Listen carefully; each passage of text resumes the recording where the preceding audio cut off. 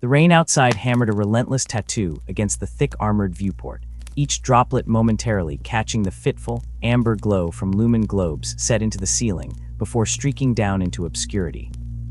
Beyond the diamond drainforce struts and lowered adamantine shutters, the view was a churning void of dark water and darker rock, hundreds of feet below, where furious storm waves sent plumes of crystalline spray exploding against unyielding black cliffs, only to be instantly shredded by the gale into mist. Here on this desolate, ever-rain-swept leg of Terminus Obscura, far from the feeble warmth of the equatorial zone, the storms were a constant companion, an unending symphony of wind and water that resonated deep within the bones of the isolated structure clinging precariously to the cliff face. It was a ceaseless, almost peaceful drone to archivist Morin Vogue, a meditative counterpoint to the dangerous whispers of history unfolding beneath his scarred hands. He ran fingers, calloused from decades of handling forbidden texts and worn metal, through the coarse tangle of his beard, its once-rich chestnut hue now washed away by the relentless passage of years and worry into dull silver. 16 years he'd haunted this forsaken rock, a self-imposed tomb for a mind consumed. The small cervical hovering near his right shoulder gave a soft, grinding whir as it minutely adjusted its position, its single blood-red lens tightening focus on the expanse of yellowed, chemically treated parchment spread across his desk. Smooth, polished curves belonged to Magasina, his final fleeting touch of true kinship in a universe gone increasingly cold, her remains now bound into loyal service, digitizing his illicit thoughts, etching them into crystalline lattices for a future that likely had no place for them. Begin new entry, Vogue rasped, the words scraping against a throat unaccustomed to conversation save for these grim recitations. The red lens pulsed brighter for an instant, an unblinking mechanical acknowledgement. I'm Morin Vull, former Adeptus Historica Section Chief, Terran Sub-Archivum Gamma Phi 7, resume this unsanctioned chronicle of the 14th Astartes Legion. A pause, heavy as the atmosphere outside. The rain slammed harder, a sudden gust shaking the skeletal frame of the ancient spires. The rain, it falls heavy tonight. Thick ropes of it lash the shields. It makes the glass shake with a rhythm that echoes another downpour. Hydraxis Prime, year 8912M41, I was 9. He lifted a small, chipped ceramic cup to his cracked lips. The recaf within was dark and cold, bitter dregs long stripped of any comforting warmth. He swallowed the cold tar. Such discomforts were mere whispers to a man who had walled himself in the cavern of his own exile. That day, vivid as a fresh wound beneath the skin of memory, he'd been pressed against the grimy plexiglass of the Habunit Tower, frozen, watching shapes move through the boulevard canopy. Not the glorious angels of him on Terra he'd prayed to nightly. These were perversions, bloated, rust-scabbed things encased in ceramite that moved with horrible inevitability, and the rain that fell with them, it wasn't rain. It streamed down thick and vile, yellowish green, coating the cleaner plascrete streets in a slick of putrescence. He saw it strike an old vendor woman seeking shelter. Saw the pustules bloom instantly across her shrill terror, the liquefying screams choked into gurgles as the flesh itself slewed away where the foul torrent touched. The terrifying crescendo of those shrieks still clawed at the rafters of his sleep, a memory symphony of agony conducted by pestilence.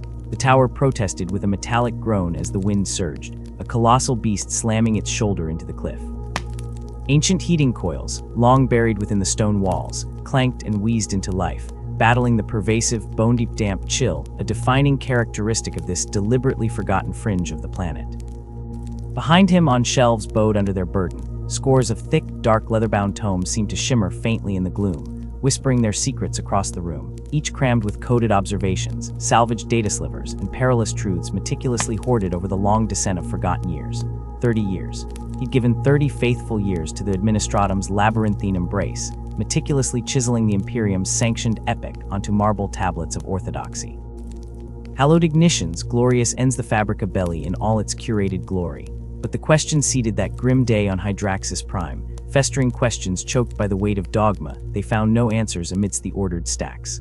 How does a legion forged from the God Emperor's own will, humanity's stalwart bulwark, plummet into such unfathomable degradation? What insidious rot could transform the stoic Death Guard, the shields who weathered storms of plasma and psychic fire, into emissaries of decay and limitless suffering? The sanctioned chronicles offered only barren platitudes. Treason infects the weak, the soul falters. But it was a sterile explanation. It evaporated before the stench of melting cities, the sound of billion-throated agony, lies or vast omissions. Pieces of the puzzle were missing, deliberately hidden foundational pieces crucial to comprehending the sheer scale of the betrayal. There was more. Always there was more. His gaze, half-lidded, drifted across the worn surface of his desk to the sealed stasis unit occupying its corner. Through the slightly fogged crystal viewport, he could make out the shape within, a massive, severely rusted shoulder plate, its ceramic thick and brutal. A few flakes of pitted enamel, the faded ghost of the Death Guard Legion crest, a trio of skulls radiating decay, was barely discernible beneath layers of corrosion and the lingering, impossibly ancient taint of battle. This artifact was pre-heresy, pre-Nurgle. It had cost him dearly, 3 folds of administratum minions bribed with fortunes he no longer possessed, and one obstinate Prefectus Archivus found with his throat neatly perforated by a monoknife under a flickering lumen in sublevel Sigma. The man's life, a negligible sum traded for a shard of immutable truth from the fires of the Great Crusade. Next to the desk, in a small, bronze brazier carved with faded pestilential warding symbols, a bundle of old Terran herbs known only to silenced apothecaries smoldered low.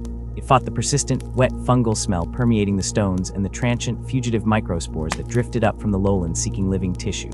The sweet, sharp, almost cloying smell of the smoke was a frail shield, a fleeting comfort in a place steeped in the ambient memory of decay. To comprehend your foe is to grasp the first stone to dash against his skull.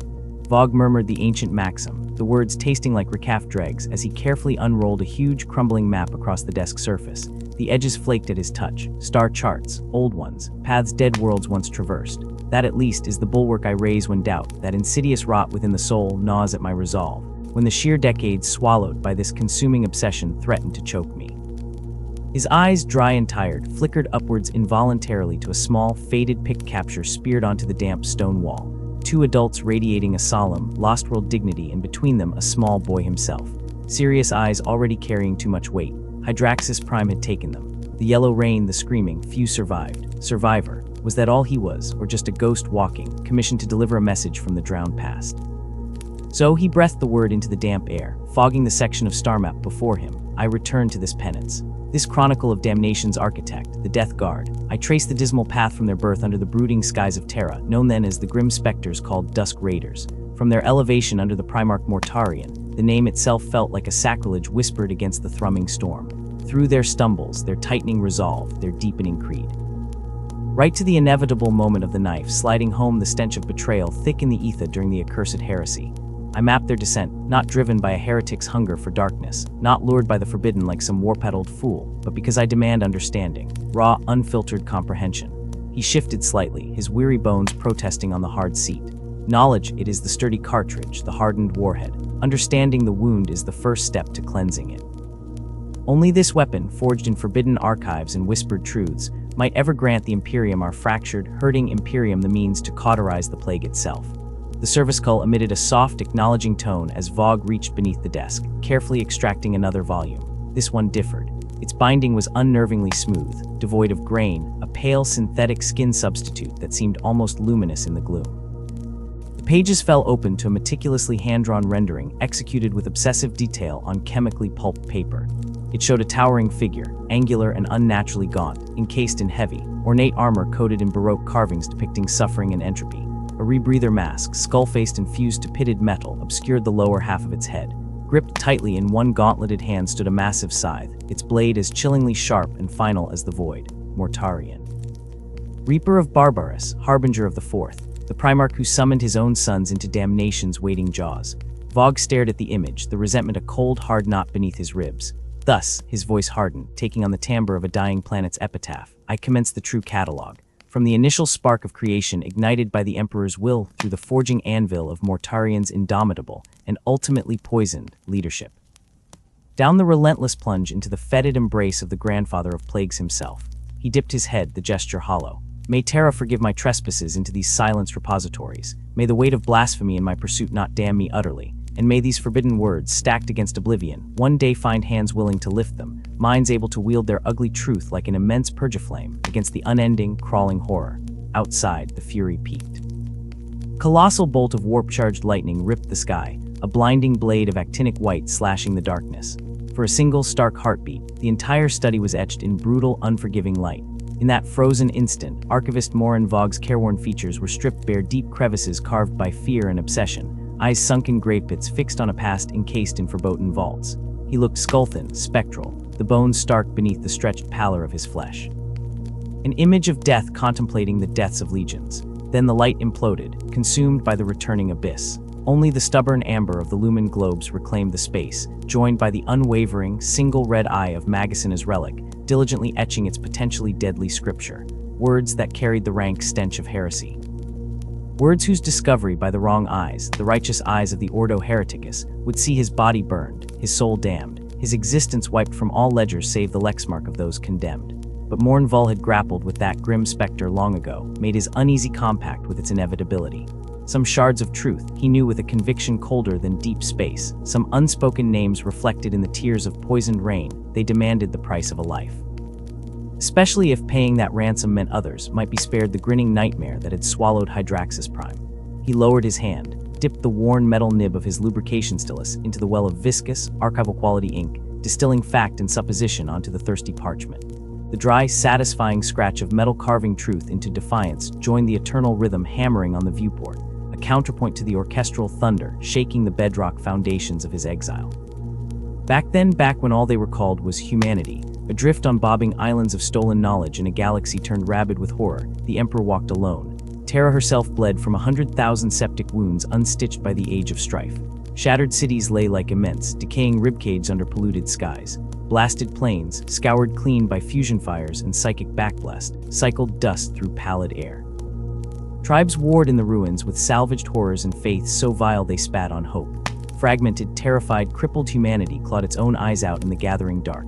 It was into this apocalypse's middle stanza the master of mankind strode. His purpose, unification, heresy writ large, a violent mending. Gather the squabbling remnants choking on radioactive ash. Bind them beneath the Aquila's shadow, singing the hymn of terror reforged.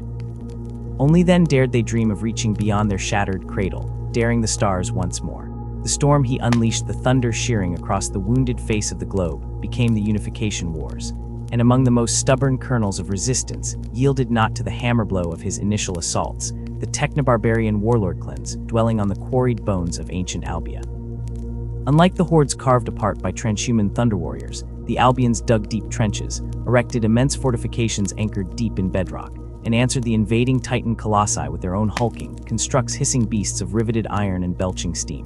Their warriors, clad head to toe in layered, archaic plate dubbed Ironsides, held trench lines where others dissolved into fleeing chaos, relentless, enduring, driven by a fierce warrior pride resonant of older Terran ghosts. The casualties piled deep, earthworks becoming ossuaries, stalemate threatening endless, gnawing conflict staining the Emperor's nascent dream in a tide of attritional red.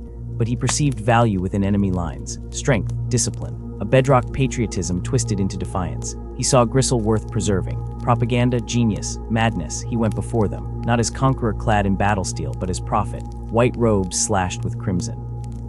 Unarmed within the echoing chamber of their assembled warlord parliament beneath Mount Albia, he spoke, not of annihilation but unity, not of chains, but chains shaken off together, chains of old night strangling them all. He painted pictures on the smoke-thick air, a humanity reunited, unchained, lifting its head to reclaim the heavens. Brothers laying down weapons against brothers. To the gasps and muttered curses of many, the Albion lords bowed.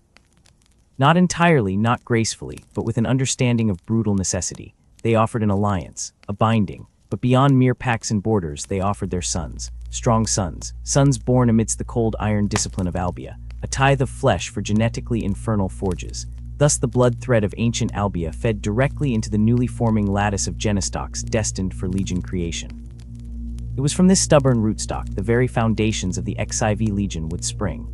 Those who received the genoseed derived from Albion stock carried within them the indomitable, silent spirit patient as mud settling to stone, undisturbed by shock, unmoved by withering fire, disciplined beyond mundane reason, an implacable seawall against the storm tide. Where other legions might dance, shattering foes with rapid bladework, the 14th became the very concept of the grinding flux. They were the endlessly turning screw, the immovable rock, the meticulously planned avalanche of destruction rolled out in methodical waves. Their greatest weapon was their will, forged into an anchor of resolve. War became a dreadful metronome against which the aggressor's own strength shattered like glass. As his fury rolled outwards across the bleeding continents of Terra, pacifying and executing his vision with brutal majesty, the nascent XIV honed its signature voice, the Dusk Attack. Screaming defensive lines, dug deep and braced against daylight assaults, found their resolve crumbling as the sun sank towards the toxic horizon. Crimson dusk times uncertain hour. Glares faded, perimeters blurred into shifting, deceptive shapes. Noises distorted, whispers became moving targets. It was then they struck. Silently, implacably, their gray armor merging with the twilight like tomb shadows, their movements concealed, a tide of disciplined death emerging from nowhere. Bam. They were across the wire before remote sensors could register heat blooms. Bam. Flanks were collapsing as unheard detonations ripped holes. Soon the mere pronouncement of approaching nightfall became a command for enemy desertion. Soldiers, commandos, even hardened mercenaries abandoned weapons into the mud to flee the coming darkness rather than face the nameless dread promised by long shadows. Their plate remained loyal to Terran practicality, functional gray ceramic, thick, unadorned heavy plating, designed as mobile fortifications for genetically enhanced bones and muscle. But one stark break in the monochrome existed. The right shoulder pauldron and vambrace were lacquered the deep, profound crimson of blood losing its sheen to dryness. Identified, marked. Once this color served the unspeakable excesses of the Pan-Pacific Empire, screaming death from the hand of a despot who ground nations to husks. Now appropriated, reforged, it proclaimed the Legion as nothing less and nothing more than the Emperor's red right hand. Justice would fall, judgment would crush. Irresistibility was their creed. They kept capitulation agreements offered beneath white flags, if given by opponents containing valuable human stock worthy of imperial accession. Mutants. Degenerates, Xenos swimming in forests beyond Terran dreams. Only the cleansing flame of extermination answered their existence. For 80 years of campaign, they were the thunder in the slow roll. Leaving Terra's scarred breast, they pushed into the interstellar void with the Great Crusade, anchoring worlds to his nascent imperium with countless examples of their grim, purposeful indifference. While other legions rang their names across star systems upon finding joyous reunification with their genetically amplified fathers, the Primarchs scattered across the night like improbable seeds. The 14th remained fatherless, orphaned. They built their own identity, brick by bloody brick, hauling acknowledgement not via blood ties but through achievement bought in rivers of alien blood and the sweat of worlds crushed under heel. This enforced self-reliance forged a bitter alloy within them, a profound, unspoken pride fierce as Albion steel and cooled in the vacuum of recognition. They were known across compliance fleets for tenacity bordering on the inhuman. They held positions against environmental catastrophes that melted transhuman forms and psychic assaults that shattered lesser souls. Their prosecutions of war were characterized by a cold, methodical certainty, detonations sequenced with chronometric precision, lines swept clear with absolute finality. Ask them, they merely lined up for the next deployment. Ask them for anything beyond the privilege of service, unthinkable. Recognition was irrelevant. Only the task, the grim duty, the inevitable outcome sanctioned by Terra endured. Perhaps it was this core of humble, stubborn, unwavering duty that rendered the horror of their eventual corruption an agony transcending mere violence.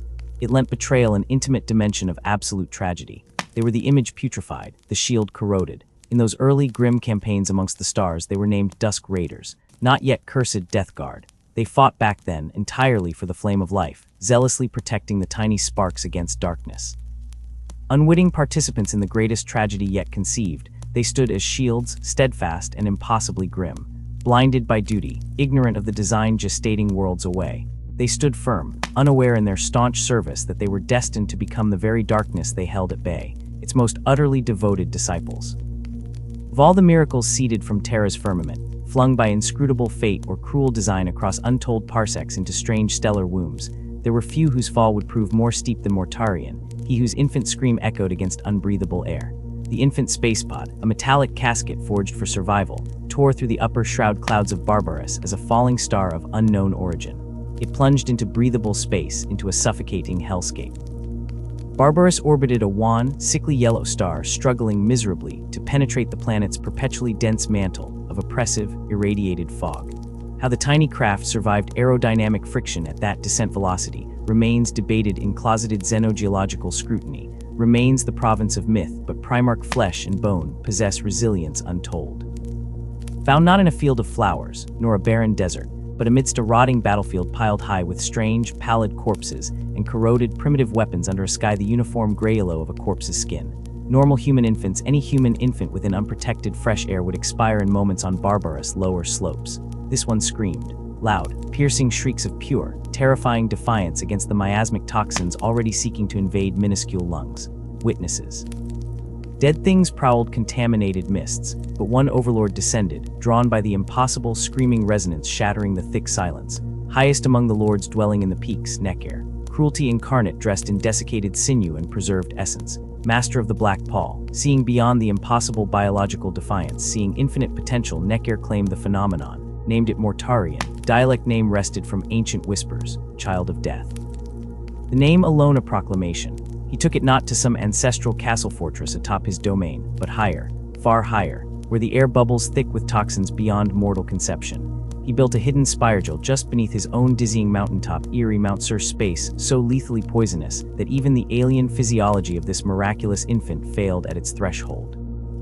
Here, amidst suffocating vapors lingering at the very bleeding edge of the infant Primarch's ultimate tolerance, raised in suffocating isolation, the entity called Mortarion grew. Tutelage, lessons carved in agony. Vile battlecraft designed for hunting men became weapons handling. Dark alchemy brewed from suffering transmuted into arcane knowledge distilled for pure destruction. He learned the deep language of suffering, as Necker's favored weapon learned blade handling, offered forbiddance.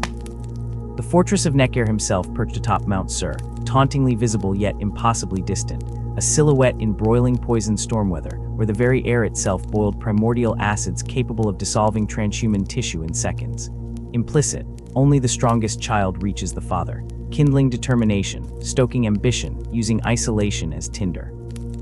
Through countless seasons under skies perpetually choked with yellow-grey sickness, the young Primarch, trapped high above and utterly alone save for the sustenance and brutal instruction provided at intervals that felt like forever in between, underwent profound transformation. The screams of fury became layers of resilience hardened against perpetual agony. The nightmare lessons became hardwired compliance. He learned everything his patient tormentor would allow him to comprehend. Knowing always the final, insurmountable peak loomed above. Driven by the cold protocols of his tower existence, Mortarion absorbed Necker's teachings with a frighteningly sharp intellect, a mind honed in isolation that devoured knowledge like parched ground drinks poison rain. Yet, as his towering form filled out within the fortress' claustrophobic stone, his questions, once purely analytical, began to probe forbidden territories. The pitiful, fleeting things that struggled and screamed in the murk far below, hunted by Necker's kin, they obsessed him.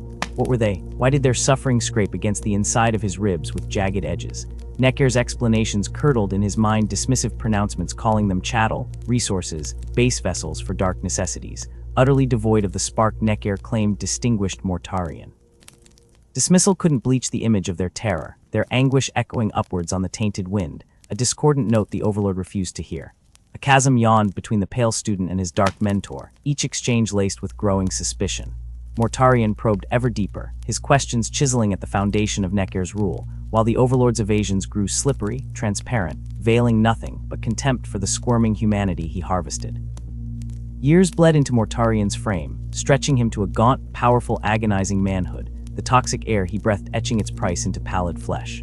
Bound by the stone and servitude of his upbringing, yet driven by a burgeoning fury against invisible chains, the decision crystallized one suffocating night: freedom or death.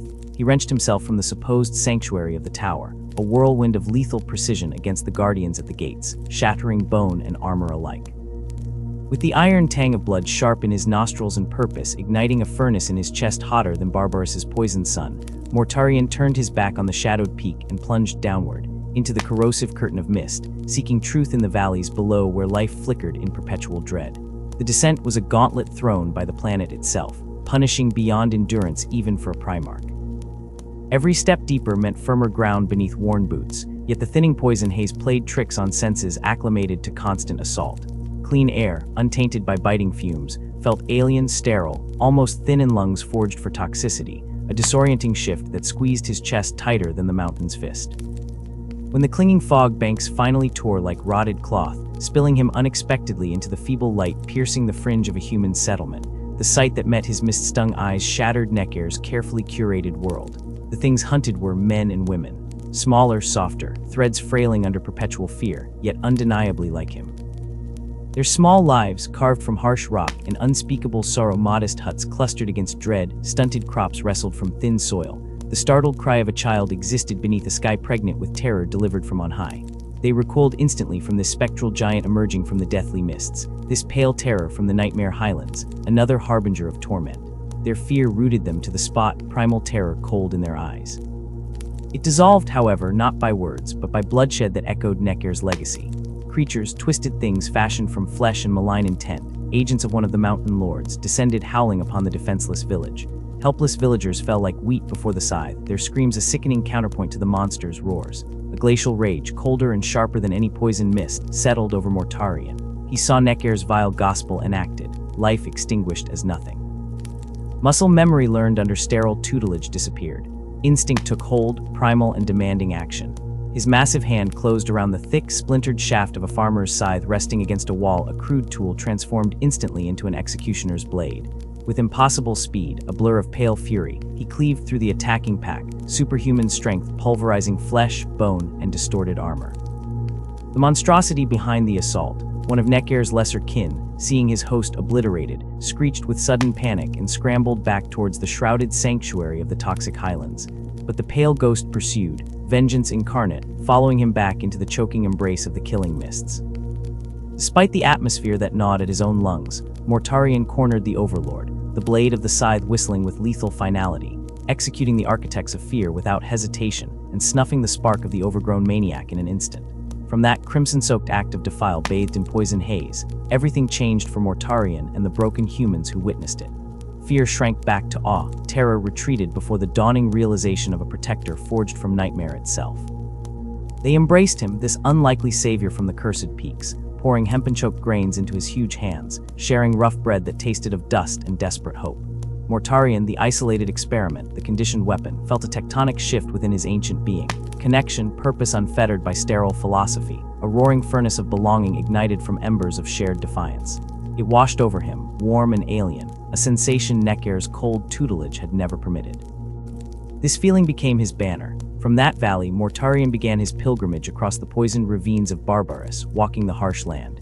He sought out settlements clinging to existence beneath the fog line. He identified the hardest among them, the survivors with fire still smoldering behind haunted eyes. He became their relentless tutor, teaching the brutal arithmetic of survival, turning desperation into disciplined violence. Survival, not just defense. He huddled with grim-faced artisans whose crafts had long been confined to plowshare and pestle, laboring through sweat-blinded nights.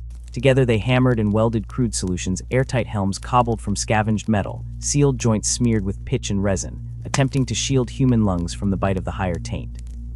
Costly trial in skirmish and ambush against the overlords descending like vultures, each brutal lesson sunk in laborious increments. For every engagement against Nekir's grotesque servants, a field test soured by agony and overloaded filters, a head lugged back to the smithy's reeking forge. The crude breathing sacks evolved valves slicked to reduce stickiness, tanks reforged to resist corrosive condensation, leather replaced by vulcanized gutta-percha aching into tight form. They would push higher, valley by contested valley, poisoning air thin as blood-streaked phlegm choked inside failing apparatus before retreating, only to hammer metal brighter again, driven relentlessly by the gaunt Primarch's burning will. The Death Guard emerged not as a name decreed, but whispered across liberated outposts with both terror and fierce pride.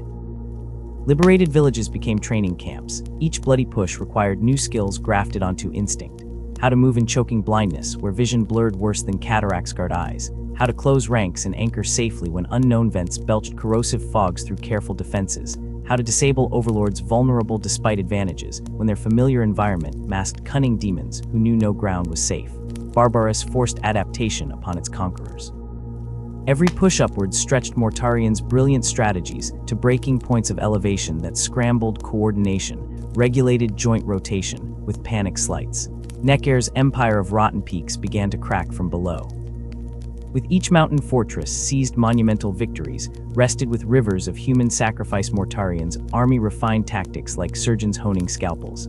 Isolates paths up sheer slopes choked with miasma were scouted, routes defined solely by geological vent placements, overlaying clean air tunnels through valleys of ochre haze. Scaffolds anchored with desperate prayer into frights, rope ladders vanished upwards into fog above exhausted armies stretching for fresh heights as fortresses swallowed hard fatal rock. As seasons unraveled into years, Mortarion's rebellion carved order from chaotic terrain. Fortified points arose throughout ever-climbing liberated zones, surreal concrete townships built resolutely within war survivors to house brutal training squat structures that honeycombed into sheer cliffs, impenetrable havens away nightmare skies, and a base to launch offensives ever deeper into Overlord's territory driven higher into thinning air amidst poisoned fog banks thick as gray sludge.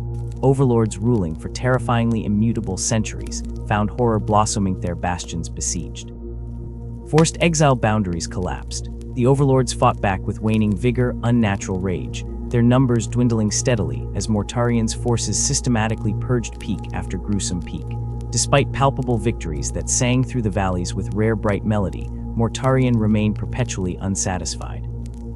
Each conquest brought them fractionally closer to that final, unconquered summit, teasing contact edges of Nekir's domain, whilst brutally challenging fragile limits of those precious suits that strained every pact with survival. Humans died pushing gear past design tolerances, trying to breach altitudes the atmosphere poisoned deeper than perception itself. For every overlord thrown from his perch with impossible effort, for every fortress painstakingly depopulated in ferocious combat through choking gloom, Mortarian drove his death guard harder, demanded more, push, higher, closer. Every advance demanded newer refinements, strained backbreaker tank valves, traded for double-walled tank reservoirs, cooled by costly radiating fins, crafted with desperate inventions stolen from forbidden vaults. Rebreather units the size of men carried like skeletal pack frames sucking poison, filtered for precious seconds of survival time amidst hellish heights where normal outdoors prognosticators miserably failed. His obsession, clearer than clean air should be but battered by Barbaros's shroud, was fixed on that highest peak, piercing the rusted veil of poisonous skies like a broken fang. Nekir awaited at its summit the architect of this suffering, his manipulative jailer, his false father. Once unprecedented heights became merely stepping stones upon a path leading inexorably towards that ultimate citadel and final reckoning.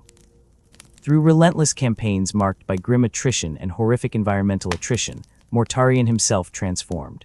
The youthful intellect breaking from confinement had solidified into implacable, flinthard determination. His pale countenance became cragged landmark for freed humanity, an icon of liberation sculpted of will and endurance. But steeled beneath that stony, impassive exterior, he grew increasingly fatalistic, stark line drawing ever-enlarging scorched voids, where villages once stood proudly liberated now bled bone heal. To sustain warfare, migration up higher peaks became inevitable negotiation terms, with cold statistics written on mounting casualty rolls. His philosophy hardened as much as his flesh. Freedom demanded steel sacrifice. Victory consumed fuel bodies. Its cost was anguish-born, stoically less collapse prove worse alternatives. The death guard forged here embodied him. Quiet endurance became doctrine. Pride grew less in offense, born to starved opponents measured by stamina, tested to psychopathic extent against physical erosion beyond man or machine. Soldier termed enduring, alongside Primarch, accepted casually sacrifice impossible cold, because freedom required such bitter payment. Decades-long struggle culminated.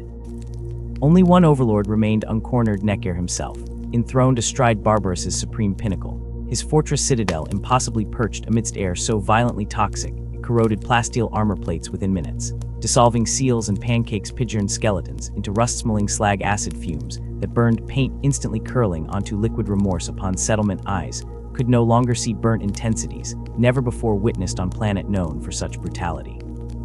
Mortarian stood gazing upwards from margins deemed inhabitable by his own augmented physiology, days hard march away from summit, now a distant shadow deep within swirling yellowish gases, promising obliteration to anything foolish enough ingress deeper, past shade threshold, hauntingly clear edge defining life from terminal exposure within mere meters traversed higher.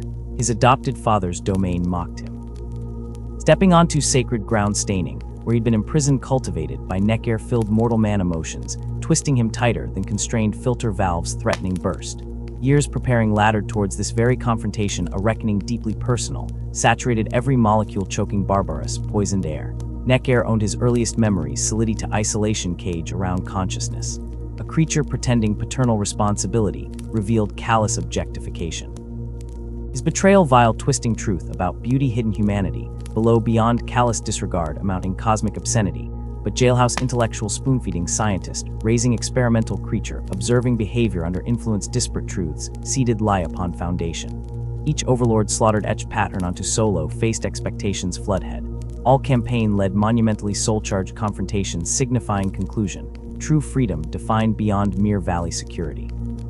Before that, fortress symbol power built upon suffering, complex currents eddied inside Mortarian, doubt sodden as saturated chemtrencher boot leather churned against indomitable will.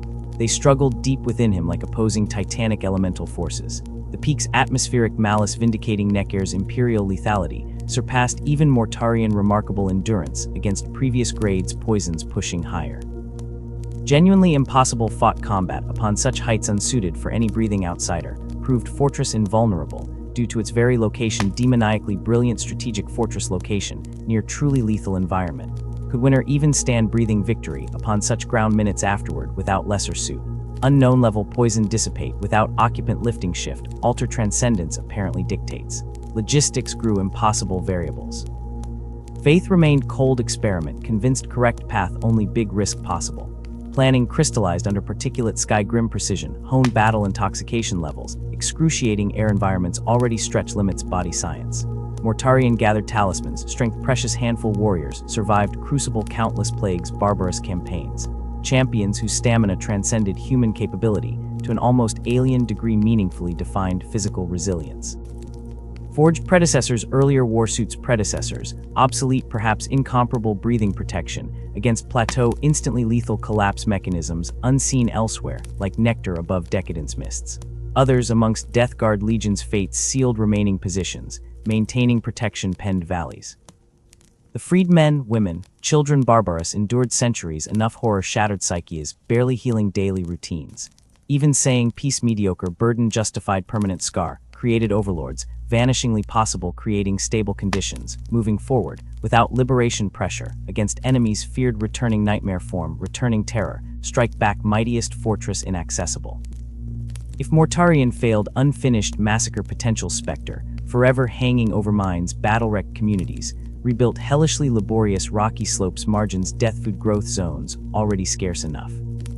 People deserved preternatural calm fragile bubble tranquility, possible victorious aftermath, regardless outcome imminent attempt impossible climb conquer absolute summit guarded by capital overlord personally, and vapor clouds utterly unbreathable solutions necessary science, pushed beyond reasonable trajectory success odds plummet sharply.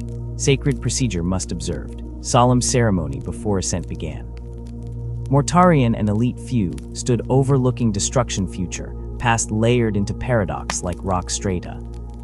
Each donned exquisitely over-engineered suits, armor pinnacle generations, refinement horrific testing conditions, battlefields dying soldiers feedbacks, implemented improved via artisans engineers master mechanics borderline insane dedication innovation, focused singular oppressive, require breathable air higher lethal mists, where light bends unnervingly falling death silently misstep survival calculation.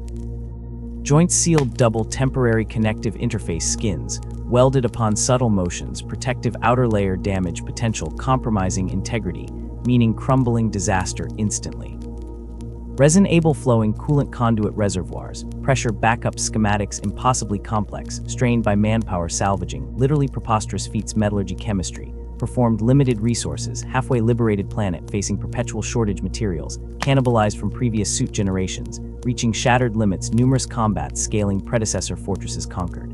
Eyes met through reinforced plasteel visors, no words exchanged beyond faintest nod. They knew perhaps none, perhaps one, perhaps not even Mortarian could reach summit fighting condition viable murder, certainly none descend physically intact enough survival worth celebrating. Logic dictated madness, yet purpose dictated action. Under starless blanket tangible murk promising suffocating embrace, Mortarian led ascendancy. Darkness obscured path treacherous footing, swirling smog thickened progressive altitudes, rendering topography impossibly alien unfamiliar blurred shadow world peril. Towering walls stone looming, unexpectedly forcing detour to late unexpected orifice breathes, concentrated corrosive venom vaporous mass impossible, resist seeping past seal inevitable sometimes ending climbers instantly crumpled sucking skin, melted upon contact sudden accident unpredictable droplets, acid rainfall liquefying without warning suit integrity, its lifeline tenuous bargain. Higher climbing crawled, assault against suit components increasingly crippling. Joints began visibly seizing relentless chemical conspiracy, penetrating microscopic protection, layer failure points, breached increasing frequency rhythmic clicking, became grating friction unworkable struggle steel forward momentum unnatural effort heightening fatigue, burden breaking morale driving desperation, lost rhythm focus vital survival technique discipline, hard-learned brutal campaigns beneath now below depths, shelved comfortably survivable standard suits, comparably now trivial heights scale. Adopted routine breathing apparatus heaved tortured mechanical wheezes, filters choking overload particulate matter clog ultrafine penetration, molecular, attacks passive external armor layers, slowly disintegrating scale-like shedding metallic dander, leaving vulnerable skins. Beneath exposed compromised spots, inevitable accident onto exposed skin, instantly blistering black and oxidization. Disseminated explosively devastating consequence, indecipherably localized poison storm effect pure. Concentration spot, lacking intelligence, merciful apathetic degradation physics, laboring risk ridiculousness. Warriors faltered, dropping one brutal increment time impossible ignore physiology, finally taxed beyond superhuman breaking point, enhanced flesh could endure. Collapse came sudden muscle seizure, internal overwhelm imminent cardiac collapse lungs dissolving cancerous cellular erosion, accelerating degradation, inevitable resting, stance immobility death trap, meaninglessly delaying inevitable crumpling dissolution body, willingly offering environment consumption, feebly resisting winds. Mortarion witnessed every loss, honored fallen stoic pause, acknowledging monumental sacrifice towards impossible task, each comrade falling proximity fortress gates bringing agonizing inch closer. Soon only skeletal loyalist gathered ragged advance climbing, trudged silently resigned fate immolated cause, saw Primarch impossible climb, continuing upward upon a lone timeframe dust, departing collapsing forces atmosphere, claimed upon their weak point strategic withdrawal ordered feasible escape, offered yet punishable flight, impossible acceptably moral burden abandoning Jinninganeered master destined summit alone, or die trying final pet project scarring memory, forevermore barring oblivion depth.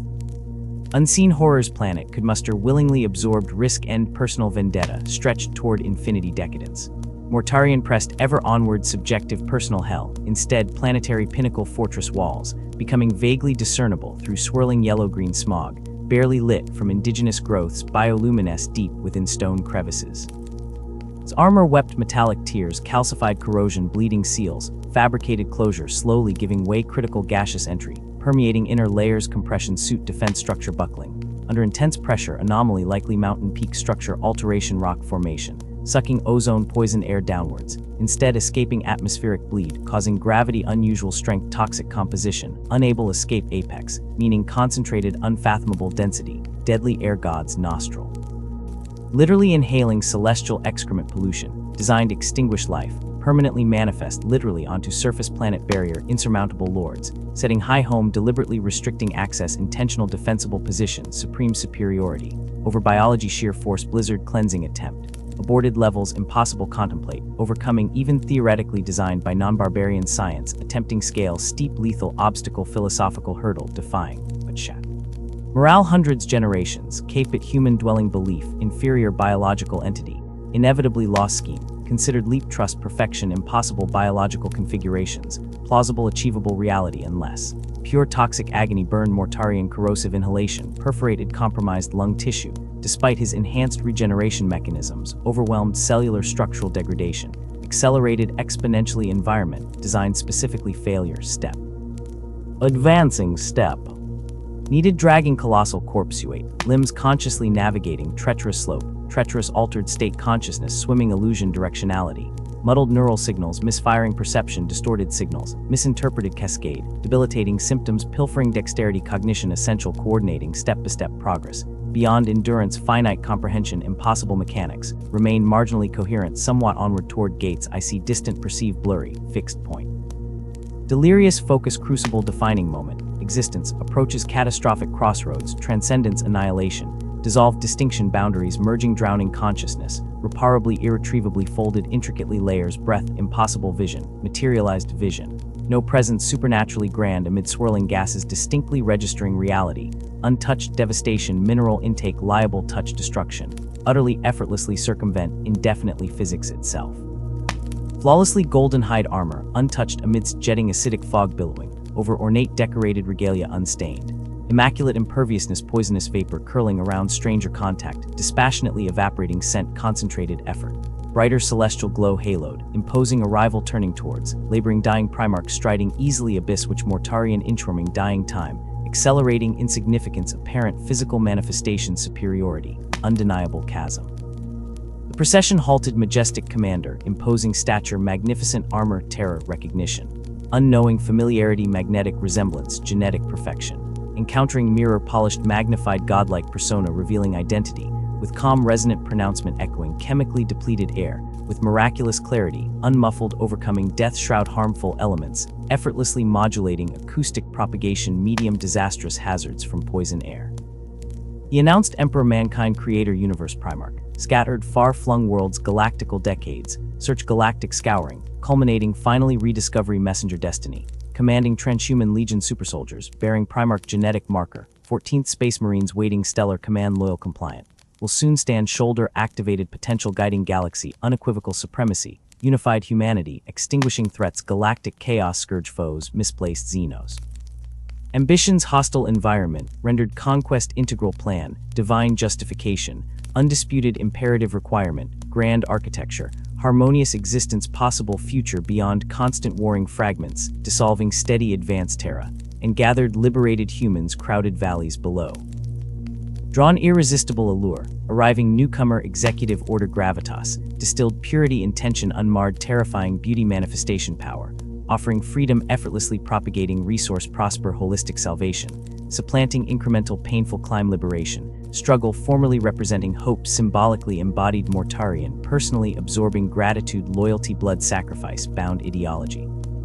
Swiftly devoid telepathic transmissions, rumor propagating thrill messianic arrival transcendent soul luxury planet, experiencing calculated benevolence, immediate uplifting horizon destiny gentler path, toward future unimaginable prosperity governed absolute wise governance, offered alternative perilous permanent marginal existence perpetual borderline, collapse biological fragility incompatible planetary lethality preference, invite dominant leader, offering genuine escape. Atmosphere sanity, collaborative enterprise unity yielding collective salvation, templated carefully designed systemic advancement, removing inherent struggle necessary, demanding bloody repayment, elevating humanity glorified benefactor, willing, acceptantly imperial gifted wonderland. Whispers grew cries adulation, rising valley slopes, deadened sickness breaths, drowned exultant fervency, embracing savior conjured miracles easily replacing warrior, tyrant expensively gained battlefield inch by bloody metric inch dragged unwilling horror destroying planetary surface life, fighting tooth nail compromise survival daily constant sacrifice, never fully escaping stench reservoir despair perfection rulership, delivered celestial governing archetype, brother gods promise perfection. Galvanizing increasingly restless crowds, shifting focus sky-seeking empires arrival, looking far beyond Mortarian achievements. Subtle yet profound abandonment pierce Primarch mind despite drowning poisons within sensory deprivation, rapid brain activity collapse, unable fight gravitational effort prevent, falling knees watching peasants, embrassive alternative superior alternative. Division deeper wound invisible blade, severing purpose validating deepest insecurity planted generations. Prior instrumented neck-air complex mind games psychological warfare, using attachment towards dismissed inferior species, later discovered real brothers sisters, whose value undermined father indoctrination isolation, teaching rejection human fraternity condition suppression, empathy irrelevant footnote preliminary stage of maturation, superseded transcendent state achievable attained. Once proven worthy tutorial hell environment simulation, purposed unready ascension, whatever rationalized neck-air motivations, prince's unknowable courts ritual knowledge, excluded mortals' interpretation transcend biological limitations, restrained minds incapable processing concepts, superseding survival matrix incomprehensible. Now emperor imposing future replacing Mortarian, proven inadequate unable secure planetary freedom, single-handedly sheer physics dictates constraints molecular exchange poisoning build-up plateau impossible concentrations, mutations immune system failing impossible pressures, dispose mutant warlord neck-air, ensconced within private atmosphere inimical life, itself barrier absolute physiological defined shape speed context differently. The fury ignited pride burning poison stripped him bare agony gore, seeping eyes mouth unable halt crimson tear flow, wounded else beyond pain humiliation, swallowed dignity conscious cowardice, refused offered assistance. Instead proposal challenge flung defiant between gasped breaths lungs, searing lava-soaked battlefield, chemically induced improvisation negotiation table, decimated ground zero, limit personal powers equivalency measurement, surviving attempts define worth comparing god-slaying ability, representing self-sufficiency dependence, mortal duel. If I slay neck-air alone you depart barbarous leave planet governance, myself people freedom determined, invest earned. If failure obvious mortality claims defeat inevitable satisfaction, hollowed yet pledged loyalty onto Emperor Command Legion, without hesitancy bind eternal chain acceptance destiny, despite resistance contrary, imperative predetermined alignment, manifesting momentarily delayed avatar paternal order paramount, the master mankind. Taciturn acceptance motion gesture scarcely perceptible beneath masterful control, barely hinting knowing irony impossible task physics, stacked objective probability, astronomically negligible, allowing pride dictate downfall convenient oversight, perhaps predetermined teaching moment engineered perception personal impossibility, except divine intervention demonstrating necessity hierarchy inherent cosmic structure, inevitably dictating loyalty established superior entities understanding. Wider vision essential paradise, engineered necessary hardship, reveals fallible mere tools, greater purpose, wielded perfectly aligned force salvation species, bound servitor, requiring guidance navigational control system, predefined coordinated interrelatedness. Emperor accepted the terms on manifesting physically tangible movement, indicating assent conspiratorial knowingness, deeply buried impossible decipher Mortarian condition, beyond coherency immediate understanding rent layers consciousness fighting poison, converging climbing neck-air gateway, literally moments away prove grotesquely overconfident idiot refusing temporary employer form, ultimately ruler everything willing bow under sword promised mastery victory, disgusting bargain knowingly. Undertaken ego demand fuel, heaving physical desperation driving movement upwards impossible renewed determination, surged agonizing limbs battling simultaneous poison onslaught ceaseless torment, escalating exponentially around fortress imposing walls, nestled grotesquely within downtown poisonous clouds tendrils, curling against high stone battlements, dissolving mortar grotesque stalactites, toxic residue weeping walls, clumsily carved neck-air insignia surround. Steprise impossible impossibly achieved, while pushing past established biological sovereignty spark ignited defiance, flare-consuming mind-sourcing fountains, despair harvesting determination, sport abyssal mind games, neck-air delighted perpetrated since infancy, inevitably overriding logically defined survival mechanisms, preposterous probability defiance, death notice linger moment monarch, helm grotesque percentile self-dispersion, ultimately incapable overcoming denizen apex predator planet. Gladly soaking death toll generations internal corruption, void growl landlords receiving sentient tool, scheduled replacement unit, outstaying meant expiration date romantic fodder foolish experiment, concluded premature detonation complexity, good riddance replaced design simpler predictable utilitarianism, council lords commissars. Mortarian pushed transcendently through thickest soup physically intolerable immersion thick substance impossible continual dozing undermined consciousness hardening, resolve crystallized diamond glint purpose, achieved victory against nature declaring defiance dissolving soft hostile universe resistance, chosen stance impossible spite yielding, inch reconciliatory peace blessings, emperor representative outside terrifying command neighborhood cosmological rings, terrifying insight frightened collapsing history. Reveals impossible became, attainable, then shattered, collapsed. Knees impacted cracked stone scree bleeding, meshed volcanic crag shale, fragments stabbed joints armor peeled, dissolving fragile seals compromised structural weakness, exploited momentum impact piercing integrated seals, vaporizing internal pressure differential implosive collapse mechanism, triggered final warning alarm shrilling, unnoticed neural network meltstance coma probability rising probability scale, momentarily suspended override attempt neurological misfire conscious effort. Reestablish motor control failing, spinal synapse misfire cascading shutdown primary organ function, approaching irrecoverable cascade, collapsed.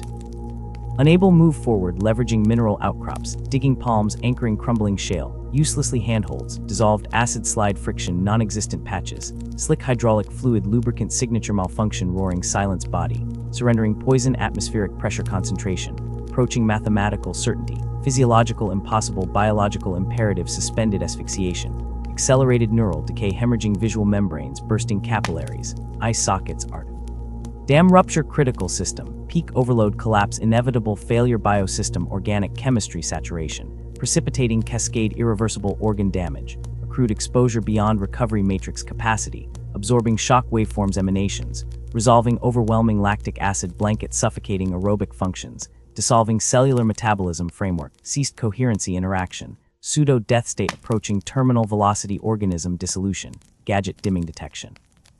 Vision blurred hearing distorted auditory harmonic wind shrilled, hissing nothing gurgle rhythmic pulse nearing silence pumping consciousness, increasingly sluggish signal transmission degradation relative time frame, approaching subjective infinity milliseconds, stretched fracturing transcendental dimension, meaningless barometric gradients collapsing bodily integrity internal systems, collapse repeated shutdown declaration, automatic distress signal, repeating primary fleet rescue universe message impossible. Planet borderline moot pressing cancelled permanently logout sequence, terminating active reinforcement, visible meltdown, imminent staggering conviction, impossible crushed realization, seeing fortress gate opening, neck air, strode effortlessly uncorrupted, poison-wreathed winds, peaceful surroundings, productive habitat hosting comfortable existence, commanding dominion, explored happily selected genetic attributes, foundation, fostering disrespectful traitorous project, malfunction, disposal necessary. Eyes locked mockingly, pitiful wounded animal chained, agony treatment, malfunction, uncaring lord, contemptuous acceptance, intervention, execution, inevitable. Weapon raised, ritual dismissal, designed accumulate psychological torment, prolonging inevitable downward strike, satisfaction, derive contribution, cathartic release, preparation, obliterate defective prototype, genocide, contamination, risk removing painful memory, failure, delete existence, permanently clear record, cleansing venture, new improved iteration, design implementing lessons, learned major behavioral flaw, susceptibility, emotional engagement, outside perfect logic, overlord, perspective. Detached ownership, genetic assets, assigned management, cultivating optimal advantageous outcomes, scouring, blade descended towards, neck Mortarian, immobile, paralyzed, microseconds, suspended, finite, slow evaporation, consciousness, swirling, dissolving air tastes, iron tang, gathering momentum, strike, caught, amplified, deafening silence, frozen tableau, majestic divinity, imposingly barges, intervening conflict, mere voyeurism, escalated property reclamation.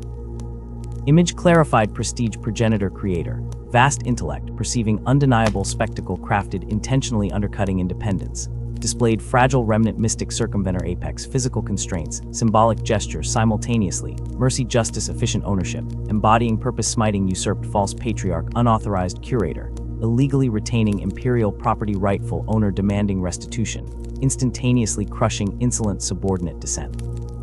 Manifesting physical barrier, insolent blade impact, snuff, intended trajectory, contemptuous dismissal, reprobate minder, unworthy handling, superior technology, imperial primarch, rediscovered, emperor, appeared between combatants, moving faster, perceptibility, shattered, universal constant, frozen frame, bypassing causality, tangential thought. One single dismissive gesture, unleashed raw psionic power, indomitable, concentrated, instantaneous ontological removal. Necker ceased, exist, structurally disentangled, physically optics, resonance, displaced reality, consequence, implosion, quantum, vacuum, winking existence, disappeared sands, residue, cosmic accounting, adjustment, apparent disappearance, vacuum filling, soundless pulse wave, radiating mountain, rattling stone, pebble, displacement, adjustment, Necker gone, dissolved, annihilated, nothingness, reclaim, lone space matter, occupying fractional eternity, reason appearing justified, non-continuous apparition, reappearing midst. War ended, unevolved larva, imago, abortive conclusion, predetermined anti-climax, theft, vengeance, stage, deus ex machina, spectacularly underwhelming personal quest, unresolved, dissolved margins, authorship, expert stagecraft manipulation, behind misconception, uncanny timing, disturbing, conclusively uncanny coincidence, plausible deniability, possible, plausible, deny, association, impossibility, denying personal injury, manufactured through circumstantial irony, disastrous timing. Coincidence, monumentally unlikely, plausible deniability, accepted registry, behind protocols, denying responsibility, managed transparent fabrication, acceptable truth, reconciliation, inevitable loyalty, pledge, binding, contractual obligation, dignity, dissolve, compound humiliation, witnessing raw political maneuvering, podium, staged conclusion, grand plan, instrumental pawn, manipulated, predictable parameters, desperate need, final approval, judged. Mortarian, unable gesture, gnashing teeth, silently screaming rage, impotence, absolute internal meltdown, consuming dignity, facing emperor. Bode conscious effort, pack, a protocol program, implemented ingrained biological module, implanted cultural reference, genetic lineage, triggered automatic observance, acknowledging paramount authority, biological imperative surpassed, psychological betrayal, floodgate, restraining hold, disintegrated, knelt, pledged service, commanded 14th Legion. Outwardly poised stoicism, iceberg, floating polar seas, bitter turbidity, dark, undercurrents, rage, betrayal, unresolved trauma, meticulously cultivated nesting heart, undergoing metamorphosis, putrescent blight. Seed festered, personally intolerable nuances, composition, fashion, complex structure, increasingly inseparable, identifiable, multifaceted aversion, concentrated betrayal, experience, transformative efficiency, witness, supreme replacement, effortless worthworthiness, personal sacrifice, easily supplanted, unimaginable power disparity, emphasized cosmic scale, insignificance, Mortarian achievement, theoretically laughable galactic perspective, trivial planetary wargame concerning primitive feudal. Vicious World barely recognized significant galactic milestone benchmark, borderline, parochial significance allocation, resources marginal military significance, recategorized simply intelligence, gathering preliminary recon, illegitimate implantation scola, progenium assimilation, footage galactic register acquisition, aftermath dispellation. Subtle displacement adoration, locals infinitely painful scarring, deeper echo necker, teaching inevitable abandonment, reinforcement, fear, isolation, conquer, pride, replace, stable thing, purpose shattered, experiencing similar psychological pattern, betrayal, paternal figure, appearing, offering better future alternatives, discard, imitation, outdated model, unable, compete, updated specifications, designed obsolescence, built, systemic variance, evolutionary branch, unfit, dominant genetic footprint.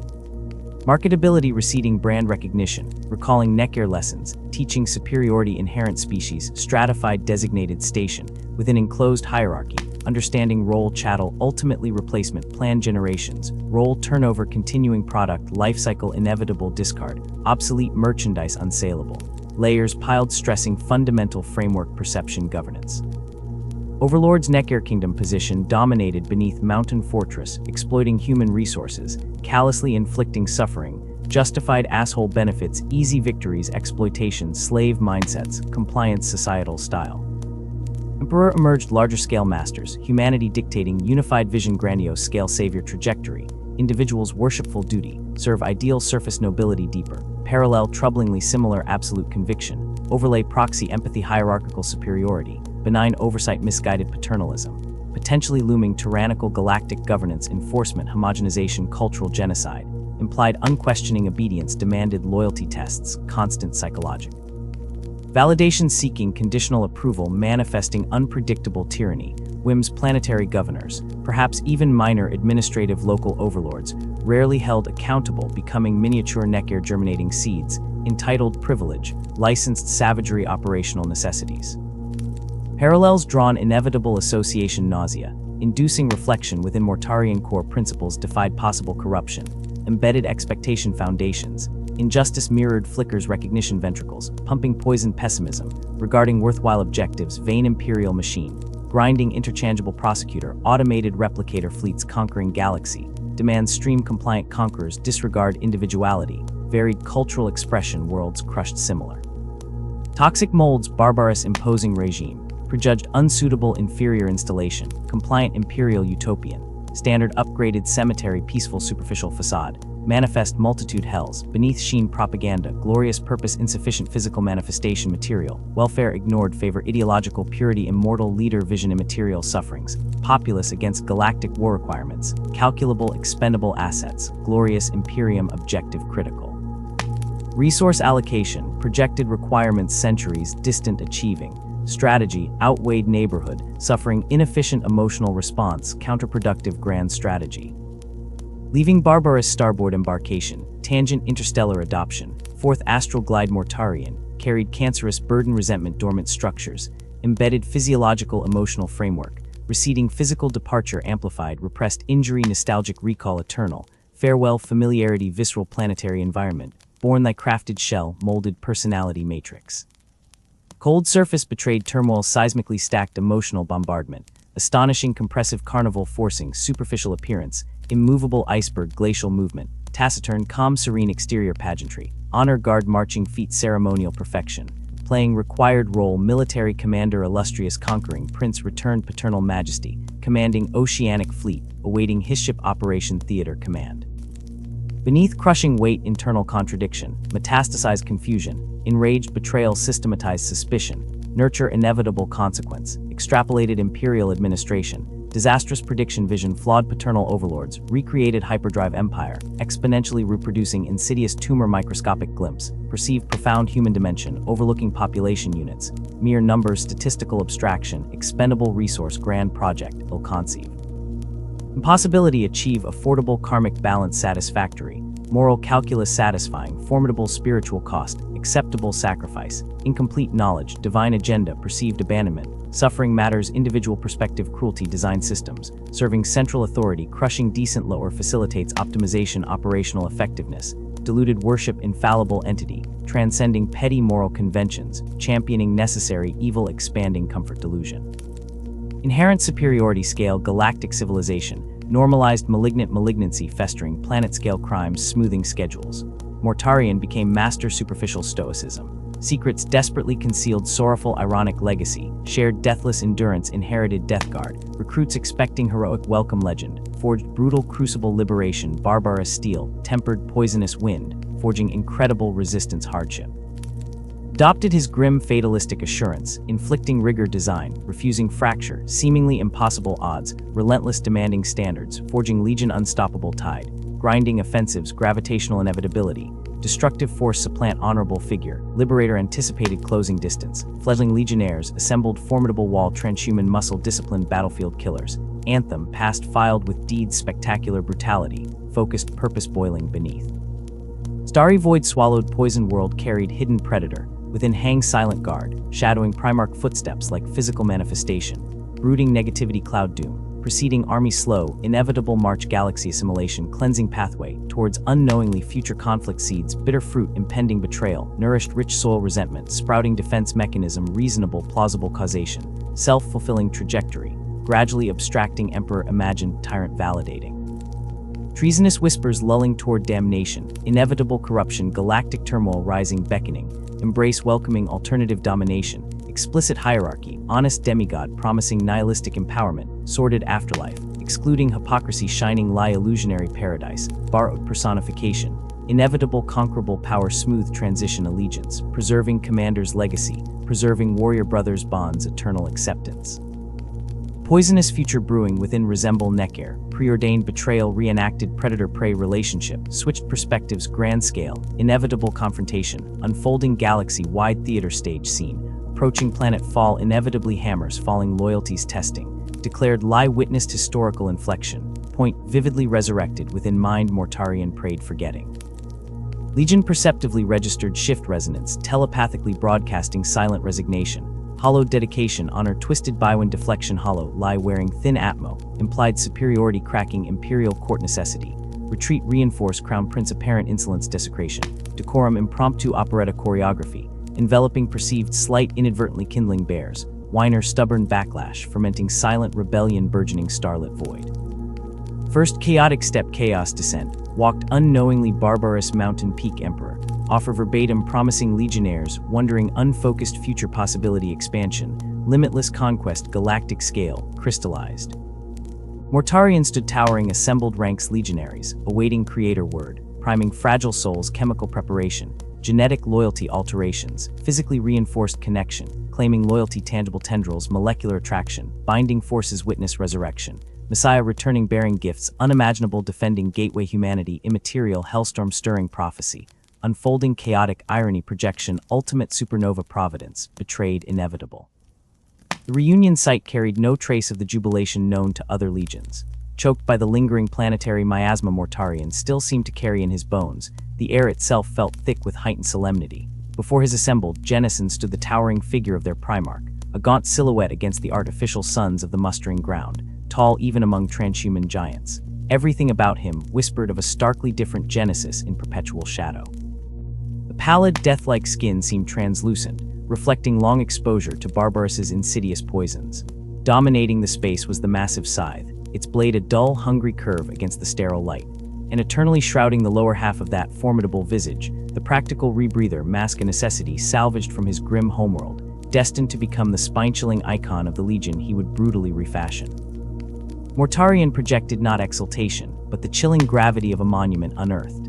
The Dusk Raiders themselves were a stoic legion of granite-faced warriors, their creed carved in deeds, not wasted whispers. The greeting was startlingly direct, stripping away all pretense. Where others sought familial warmth, Mortarion unfurled a stark manifesto for their shared future.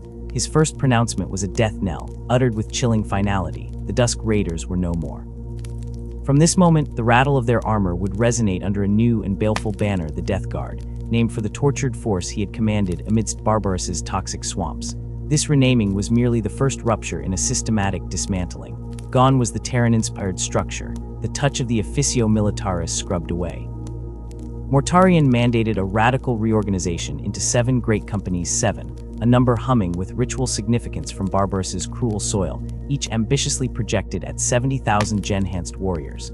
7 became the grim cornerstone, a numerical scar interwoven into the very fabric and rituals of the emerging legion. The transformation saturated their very appearance. The slate-grey plates of Terra dissolved beneath Mortarian's decree, replaced by unpainted armor, the sickly, porous hue of sun-bleached bone.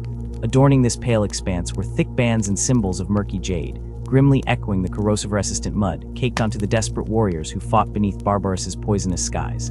The singular flash of the dusk raiders the defiantly crimson right arm. Their ancient beacon vanished entirely, pried away like a severed nerve. Another chord to Terran identity, cauterized by Mortarian's uncompromising vision. Far deeper doctrines shifted under the Pale King's remorseless gaze. While the raw material of the 14th Legion had always possessed a foundational resilience, Mortarian honed this into an unyielding theological cornerstone of warcraft.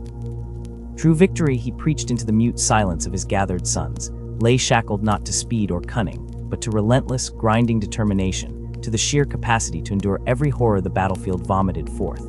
His death guard would embody the unmovable anvil shattering enemies upon their defiant presence, or the crushing hammer descending with inexorable, soul-breaking force. This creed permeated every punishing level of Legion training, Mortarian enacted regimens surpassing brutal. His warriors endured systematic immersion into worlds of poison, gases swirling mockeries of Barbaros's own cloying death. They trained snarling through searing heat and soul-etching cold, drilled relentlessly until their hands bled and their muscles screamed, taught to fight not merely when wounded, but through pulped organs and shattered limbs. Counter to the specialized paths other legions trod, Mortarian demanded absolute, universal mastery. Each Death Guard Marine, down to the rawest initiate, must seamlessly transition from tactical strategist calculating firefights in one engagement to the implacable engine behind a heavy bolter in the next. Infantry warfare formed their entire crucible, their sole expression. The recruits conscripted wholesale from Barbaros proved terrifying catalysts for this cultural conflagration. These people, forged in toxic genesis, possessed a terrifying physiological resilience woven into their poisoned evolution, a gruesome birthright making them terrifyingly ideal vessels for Astartes' conversion, perfectly suited to Mortarian's doctrine of suffering and endurance. Soon, the ranks swelled almost exclusively with Barbaros-born warriors, the trickle from other worlds dwindling into deliberate insignificance. These new sons arrived encrusted with the grim fatalism and alien traditions of their dying world, invaluable solvents dissolving the remaining Terran bedrock that survived the Legion's founding. Mortarian actively nurtured this invasion, savoring the annihilation of imperial norms. He witnessed his fractured childhood vision solidifying, a legion sculpted wholly in the stark, unforgiving image of Barbaros and its liberator, not the distant, arguably suspect ideals of Golden Terra. The defiant spirit of old Albia, once the Legion's marrow, corroded away like rust on neglected steel, replaced entirely by a bleak, silent acceptance of pain and duty, the stoic resignation to oblivion only Barbaros could truly impart. The most profound severance emerged from Mortarian's psyches. His eventual abolishment of the Librarius was a brutal act forged in profound personal trauma. On Barbaros, the torment he endured witnessing the overlords wield warp-fueled torment against mortals had seared into him a visceral, near-pathological hatred of psychic powers. This was not caution but potent revulsion. It was the same occult malignancy he had battled, merely wearing a golden eagle. Despite the proven combat applications librarians offered the tactical precognition, the telekinetic barriers, the mind-scarring blasts Mortarian's revulsion overruled necessity. This witchery, this fundamental chaos pollution, could have no abode within his legion. It was violently purged, exorcised like a recurring nightmare, stripping the death guard of sanctioned psychers entirely. This relentless metamorphosis generated profound friction, tectonic plates of identity grinding deep within the Legion's core. The Terran veterans, warriors who had fought beneath the standard of the Dusk Raiders since the Great Crusade's earliest dawn blazed, found themselves inexorably displaced. These were the architects of the Legion's initial bloody reputation, decades of loyal service etched into their battle-scarred signatures. Now, they were unwilling spectators as Mortarian's implement systematically dismantled every tradition they held sacred, replacing it with customs as alien and incomprehensible as Barbaros's toxic fogs. Loyalty, that iron chains forged over fire, compelled initial obedience. Terrans remained Astartes, shrouding their disquiet in discipline. They learned the new command structures, the altered signifiers, the unfamiliar doctrines, fought alongside their Barbaros brothers with the grim effectiveness that defined them. Yet attrition inexorably thinned their ranks, year upon grinding year. The losses weren't replaced by Terrans, but by the ceaseless tide from Barbaros's poisoned crucible. The weakening Terrans clung to isolated companies, barrack lodges, squad unities wherever possible, fiercely hoarding fragmented shards of their founding identity like precious heirlooms. Their hearts remained loyal to the Imperium's sweeping vista, the Emperor's grand unification beneath reason's banner, the imperial truth as shining scripture. Conversely, the Barbarosborn harbored a singular, consuming devotion, unquestioning fealty to Mortarion above all. To them he transcended Genefather. He remained their liberator king from the nightmare before ever knowing Terra's heir. Their allegiance flowed beyond the Legion itself, a dedicated current that barely registered the distant emperor as a figure of diminishing relevance. This ideological schism manifested constantly: debates over tactical nuance, clashes over battlefield precedents, the weight assigned to Legion heritage versus primarchal command. Terrans quietly ached for the multifaceted warfare disciplines once defining the Dusk Raiders, while Barbarous recruits embraced wholesale the Legion's new face, toxic saturation warfare, and the Primarch's relentless infantry dogma. Veterans maintained frayed ties with Imperial institutions, fostered relationships with other legions, clinging to a broader sense of identity. Barbarous looked inward, draining the Death Guard into near-total isolation, sealed away by mutual contempt and differing devotions. As the Great Crusade's fires scorched galaxy edges, these tensions curdled into palpable, unignorable division. By the time the terrible heresy beckoned like a spreading plague star, the 14th Legion writhed as two forces sharing only badge and battle plate: a dwindling, stubborn core of Terran veterans clutching the ghost of the Dusk Raiders, and the crushing, dominant multitude of Barbarous ascendancy rendering primary loyalty solely to Mortarion, Legion loyalty secondary, Imperial fealty an abstract, near-forgotten concept. This fracture, meticulously widening for decades, proved the deathblow in the moment of final choice. When Mortarion declared for Horus, compelled by chains forged earlier, the Terran's spine within cracked. Perhaps a full third of the Legion remnants resisted their Primarch's betrayal. Their deepest roots, loyalty to the Emperor, forged in Terra's heart, outweighed even their foundational bond to their sire. The brutal purges that followed were a final, bloody terminus. The last fragile connections to the Legion's founding soul were obliterated. With that, Mortarion's grim transformation reached its horrifying zenith. The Death Guard emerging was a grotesque reflection, utterly indomitable, implacably enduring, suffocatingly loyal to their death-shrouded Primarch. His scarred vision stood incarnate. Yet in wholly adopting this ghoulish identity, they swallowed the tainted shadows nesting deep within Mortarion's own broken heart. His gnawing resentment, his profound isolation, his corrosive suspicion of any authority save his own cruel vision, all these dark inheritances poisoned the Legion's soul.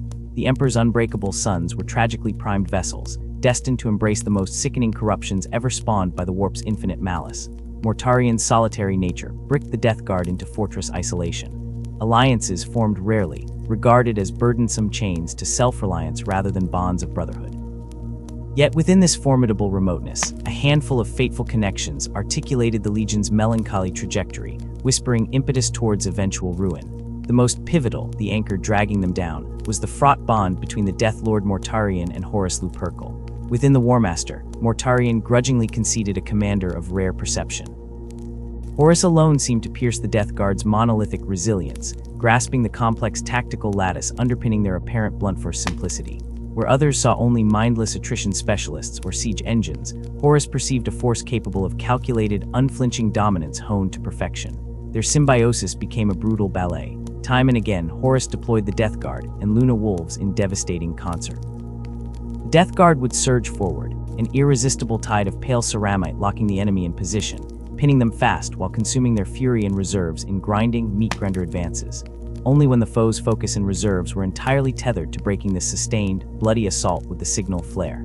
The blistering counterstroke of white-armored Luna Wolves erupted like lightning from unexpected vectors, shattering the compromised defenders, applying lethally precise, unstoppable force. Shared annihilation of worlds bred mutual, if reserved, respect. The Death Guard acknowledged the startling, fluid cunning of the Wolves' Werngin. The Lunar Wolves harbored genuine admiration for that immovable grit making Mortarion's sons such unshakable linchpins. Crucially, Mortarion himself garnered a brittle trust foundation for Horus rarely extended. In the Warmaster, he saw something alien: recognition. Horus lifted his eye beyond mere utility. He saw the Legion's intrinsic, terrible worth. Beyond the battle plans, Horus exerted effort to bridge Mortarion's own profound, ice-filled remoteness, seeing through the Primarch's repellent exterior where others shied away. As Horus listened, genuinely attended to Mortarian's guttural complaints, acknowledged the dour perspectives the Death Lord clung to, dignity settled upon Mortarian where before existed only perceived slights. Horus became an unforeseen anchor, an elder brother exemplifying leadership stripped of the Emperor's chilling aloofness. Thus, when shadows began to darken Horus's thoughts, subverting whispers turning his loyalty to questions, Mortarian's ear attuned with a uniquely susceptible intensity. His own visceral mistrust of Imperial stratagems, his pathological skepticism towards Terra's distant Supreme Commander, found venomous, articulate reciprocation in the Warmaster's mounting disquiet. As Horus tightened this ill-starred bond, Mortarian's connection to the Emperor eroded into glacial indifference punctuated by cold fury. The initial trauma beneath the green-black skies of Barbaros, the Emperor's seizure of his victory over Nessir, never scabbed over it deepened into festering, radiating resentment. Fuel was heaped perpetually onto this inner fire, the Emperor's apparent orbit primarily warming favored sons like Horus, Sanguinius, Rogel Dorn, a luminous court excluding the Pale King far into a peripheries of neglect. Mortarian tallied each perceived slight the Emperor's absence on the Death Guard battlefields, the muted receptions praising their rare victories, the infrequency of his counsel sought at Legion level. Each instance reinforced the poisonous narrative, consolidating in his mind, undervalued, disregarded, ultimately misunderstood. The Emperor's very blueprint for unity brought Mortarian queasy doubts. Had not Barbaros taught him rebellion against monstrous overlords? Had he not believed the Great Crusade was that same righteous cleansing enacted galaxy-wide for humanity's ascendance? Yet watching Imperium ascendancy unfold subtle claws of control benign repression, instead of Xeno's brutality perhaps, yet mechanisms fundamentally denying true sovereignty returned seeds took root. Was this liberation, or merely exchanging one parasitic master for another, however gilded? The Council of Nicaea crystallized disaffection into dangerous formation. Initially applauding the Emperor's restrictions upon librarious powers, Mortarian's approval curdled swiftly. The utter abolition Mortarian demanded, annihilation mirroring his absolute conviction, became compromised. Instead, the Emperor delivered restrictions containment instead of destruction. This perceived failure to annihilate the witchcraft in their midst proved irrefutable proof, to Mortarian, that the Emperor fundamentally misunderstood even aligned with the deep perils emanating from the warp. Steam vented in sharp breaths against Mortarian's rebreather filter as he saw Nicaea reconfirm terrifying negligence. He and the Death Guard became the stoic few acknowledging grim certainties the Emperor hid from, willing to enact brutal necessities the throne was too lofty, too innocent, to mandate. Mortarian's dealings with other brothers typically mirrored this icy detachment. Jagatai Khan of the White Scars viewed Mortarian's relentless doctrine as plodding tedium bereft of creativity, while Mortarian perceived Khan's emphasis on velocity and fluidity as flamboyant, irresponsible indulgence. The strategist Primarch Robout Gilliman leaned upon regulation, and tactical templates like crutches-worthy discipline corrupted into stifling rigidity to Mortarian's merciless gaze. Ferdinand of the Emperor's Children embodied frivolous pursuit of fleeting artistry when Mortarian intuited survival demanded hardening against collapse.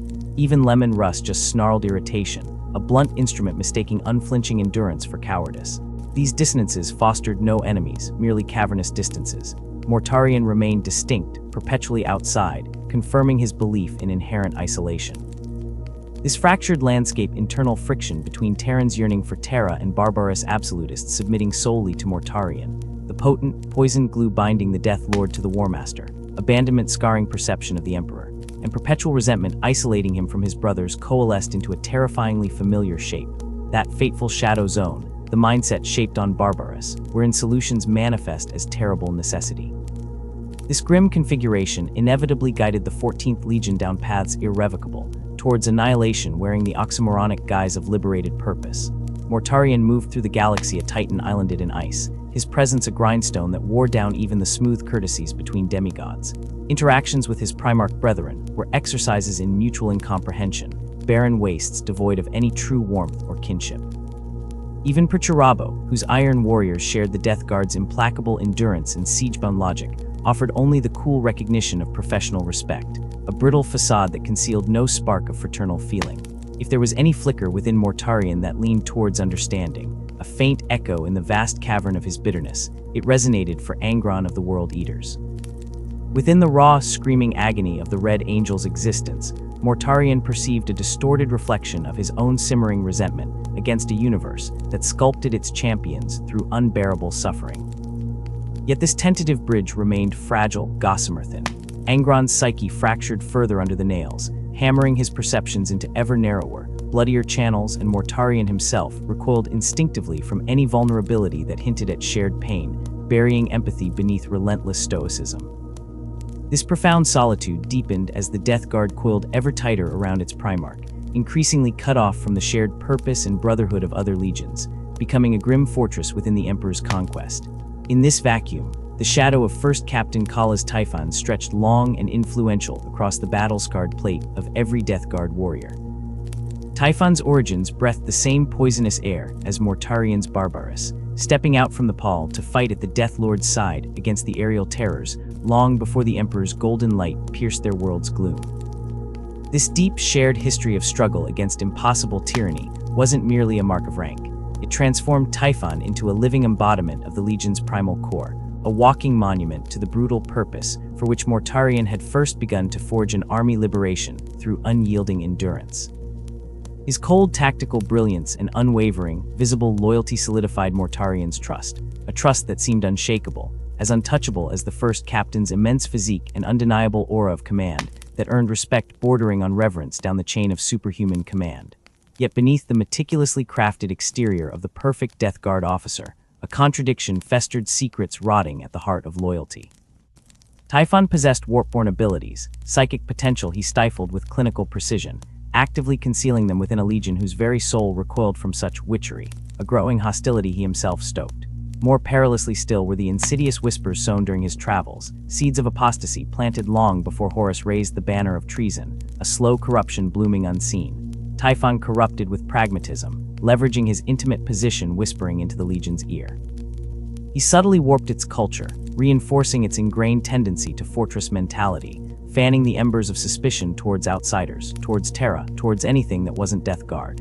He expertly magnified Mortarion's burgeoning disillusionment, taking every perceived Imperial oversight, every distant echo of Terra's complex politics, and twisting it into a deliberate insult, stoking banked fires of resentment into an enduring glow.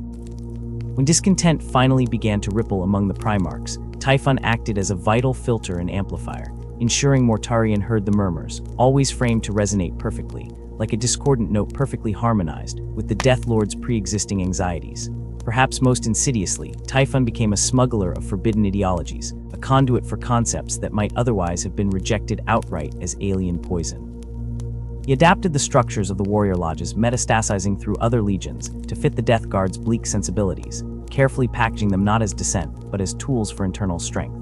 These hidden forums created shadow architectures of loyalty outside the official chain. Spaces where doubts the Primarch might instinctively crush could instead be cautiously aired, where alternative interpretations of duty could be explored, all presented dutifully, purportedly serving Legion unity and resilience. Yet their true purpose was preparative. They subtly softened doctrinal rigidity, readying the ground for a truly seismic shift in allegiance. As the Great Crusade ground towards its crescendo, these complex currents within the Death Guard placed them on a knife edge. Their operational ties to Horus and the vibrant lunar wolves created a natural vector for alignment when the War Master's concerns began to curdle into opposition. The long simmering distance, psychological and literal, separating them from the Emperor's light and the camaraderie of other legions weakened countervailing loyalties. Typhon's relentless, subtle manipulation ensured that when the inevitable moment of crisis arrived, the Legion's momentum would flow irrevocably towards a specific choice. Yet beneath this seeming inevitability, the path remained contingent, dependent on 1,000 agonizingly small decisions and omissions.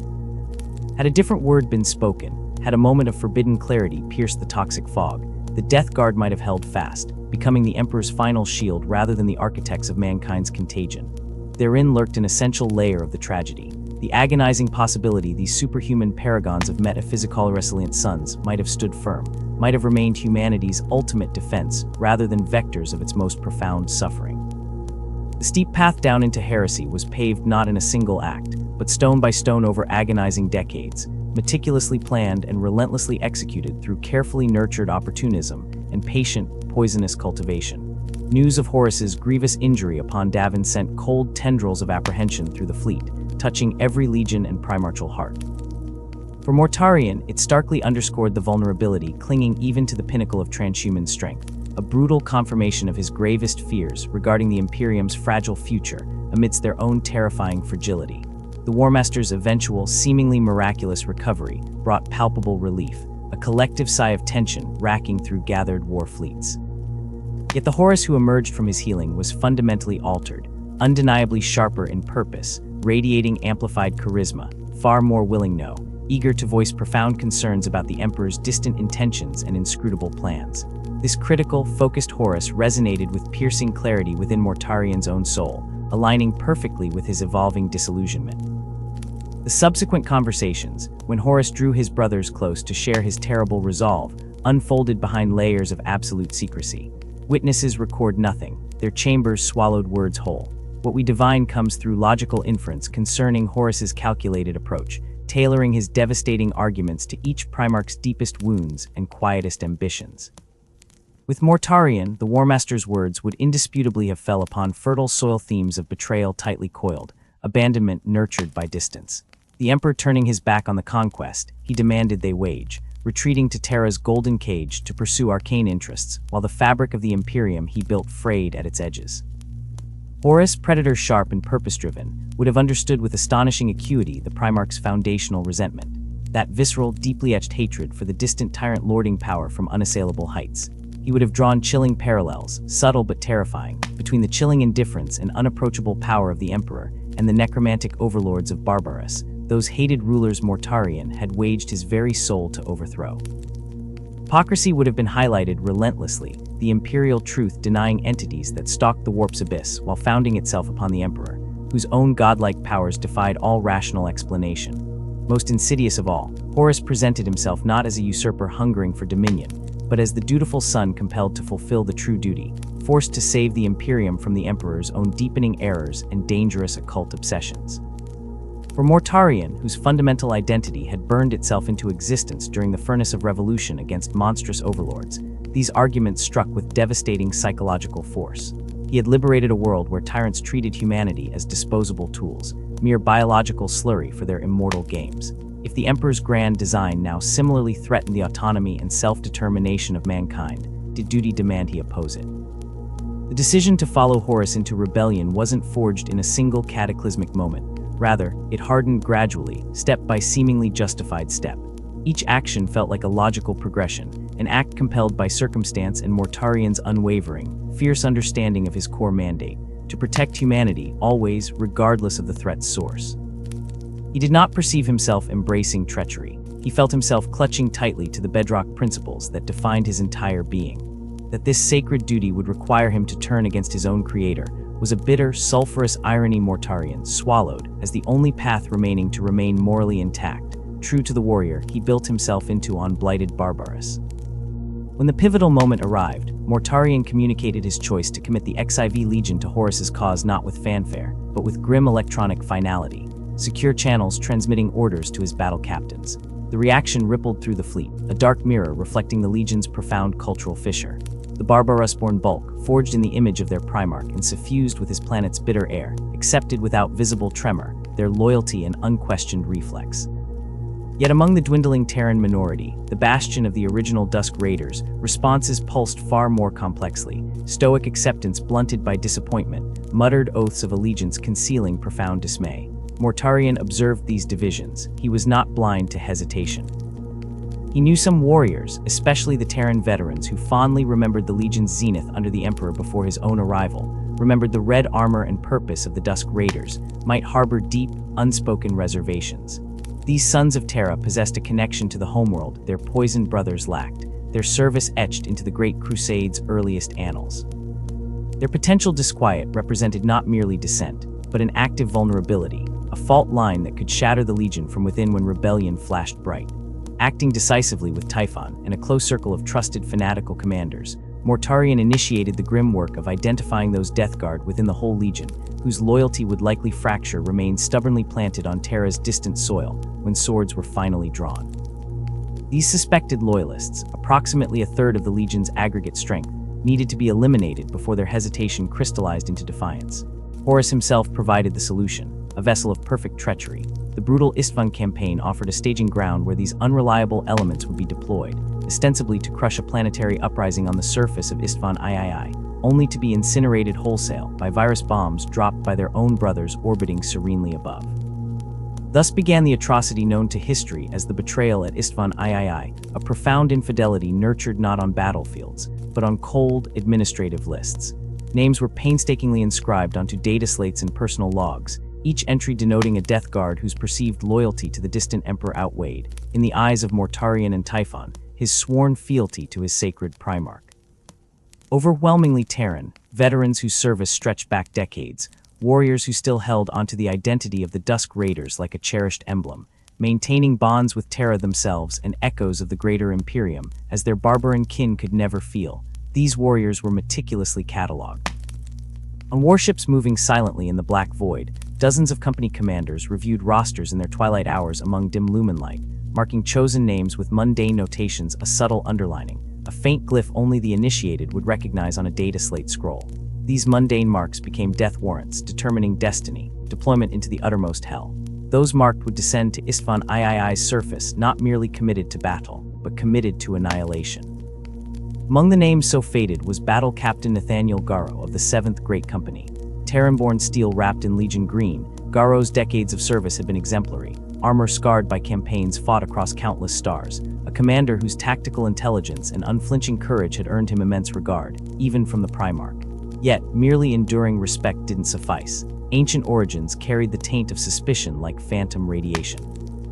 Garro's enduring reverence for the Emperor, a tangible presence beyond pious formula, his reticence about fully embracing Barbaros's crueler rituals, and critically, his maintenance of collegial ties with warriors of other legions, quietly branded him as suspect, untrustworthy as the Legion plunged into darkness.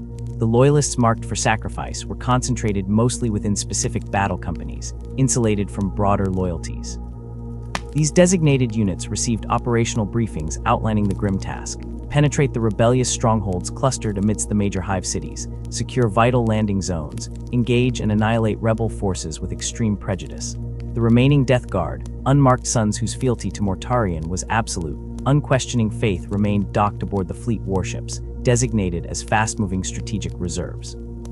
Their vital purpose, however, was more sinister: bear witness from orbit to the absolute obliteration of brothers deemed potentially treasonous, reinforcing compliance and extinguishing any nascent doubt through grim object lesson.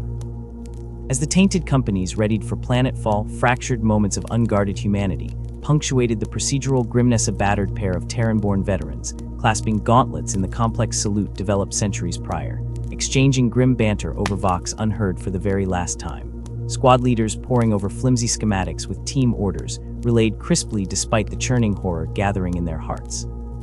Medusi inert within diazepam haze, while trembling crucifs sealed armor seals on doomed marines.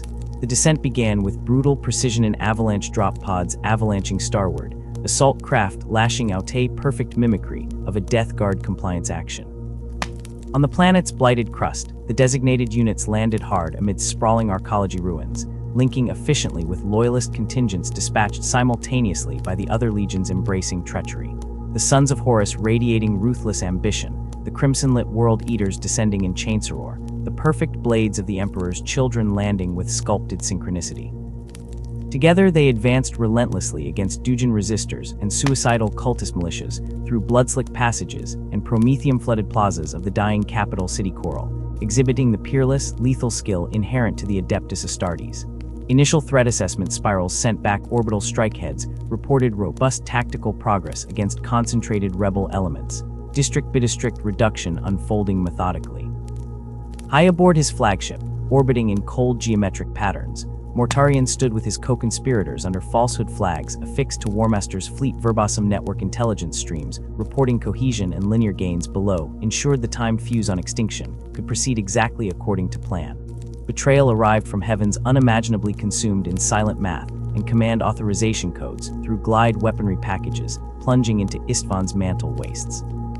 Virus bombs, brilliant as tainted stars, struck Metropolis-wide, inserting ruptures, immense biological gravitational collapse. Warp-enhanced plague vectors vomited omniphagic death across flattened urban tracts, engulfing engines of destruction firing abandoned. Life-eater algorithms released onto field armies, standing alongside trenches, momentarily occupied battle zone. Triumphal earthshakes echoes gone under landslide biological force, wingbeat microscopic mandibles, reducing all cellular structure into violently rapid disassembly, converted to flammable biomass. Not biological death, remorseless molecular deconstruction into base digestive slurry, superheated into ignition, every bulkhead, every structure, every armed warrior, epidermal fiber, muscle, tendon, lung, cluster, piston, fin, heart, ceasing biological, grammatical, entire hive world, became atmospheric pyre, engulfing itself kilometers, high clouds, ashes, convective cores, former thoroughfares. Yet annihilation wasn't absolute. Surviving fragments dwelled deep, hardened shelter interiors on buried bunker networks, left unvaporized complex weave valuable minutes, sharing consciousness chambers, miraculous interception, rung horror mere moments before atmospheric detonations, Thunderid be Captain Saul Tarvitz of III Legion fighting contagion, through main Vox altering estimated millions trapped inside construction. Warned barely harassed, tangled kneeling near impenetrable defense, shielding multiple legions clustered together, via desperate commendable initiative surviving intact in rendered blanks desert sunder settlement, ephemeral intact pockets survivors emerged, few remained. Nathaniel Garrow counted himself among nightmare-spawned survivors decompression seals, locking on ruined transhuman indomitability, preserving horrors witnessed biological forests, hung arteries, molten steel surfaces, steaming across incandescent hydrocarbon fumes, catastrophic silence, sheer scope massacre planet, disemboweled prosecution team bolts, ejected unsheathed naked survivors, stumbling rubble towers, fused silicon glassform comprehending, uncomprehendable impossibility betrayal. Magnitude smiting hearts eternally glowing beneath claxons begun stopping burnt oxygen, lungs gaping curses, ashen tegument armor masks, adrift betrayals magnitudes devised atop the warm stratosphere meat grinding, orbitally decided computed incineration dispassionate strategy, inevitably illegal orders unfold beyond denial, betrayed personally Primarch Genephaether Legion comrades, genetically sworn forced grasping betrayal angelic figures, smothered stepped naked out nuclear winter. Doubt's crashing turmoil mutation interstellar immensity stared unrecognizable terraformed pits. The revelation transformed ground itself. An insane theater staged initiated, helped execute became infinitely much worse.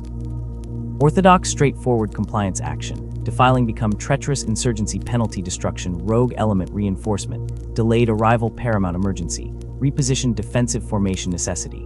Astartes fighting Astartes brother against Meropolis brother, differed externally only factional icon hastily obscured under chemical grime annihilation debris caught skirmishes, erupting devastated defense line positions, hastily improvised amongst shattered plasteel ruins. Legionaries flown conquest territory worlds, encountered identical assembly weapons, tactics, mark armor, across churned geological fault line pornographic. The Death Guard loyalists pent beneath orbital, barrage biological scent betrayal imprint, upon optics immersion grave, reality's traitorous brothers, exchanging carefully aimed volleys born same ancient genocide manufactorums, alongside elements world eaters emperors children converging surround pockets, resistance simultaneously struggling solely theatrical treachery, unimaginable personal disintegration, impossible loyalty, impossible surviving impossible existence, primarily mentally shattered. Conviction collapsing enigma orders, impossible simultaneously safeguarding psychological collapse foundational trust superstellar, cracked irreparably remade shattered polarized utterly irrevocable nihilism, witnessed firsthand extinction level, events securely constant bombardment. Meanwhile, amid this cannibalistic holocaust grinding below, board frigate Eisenstein events terrifying consequence, simultaneously reach maturation terror orbit fractured reality space system, itself barely contained vessel grim historic destiny, begin violently unfolding engines rotating pulse energies magnitude potential uprising courage, finely timed immaterial storm gathering nearby astropathic choir fingernails scraping skeins reality, differential countdown ticking deafening acceleration, needed Garrow maintained mantling obsidian ship handful.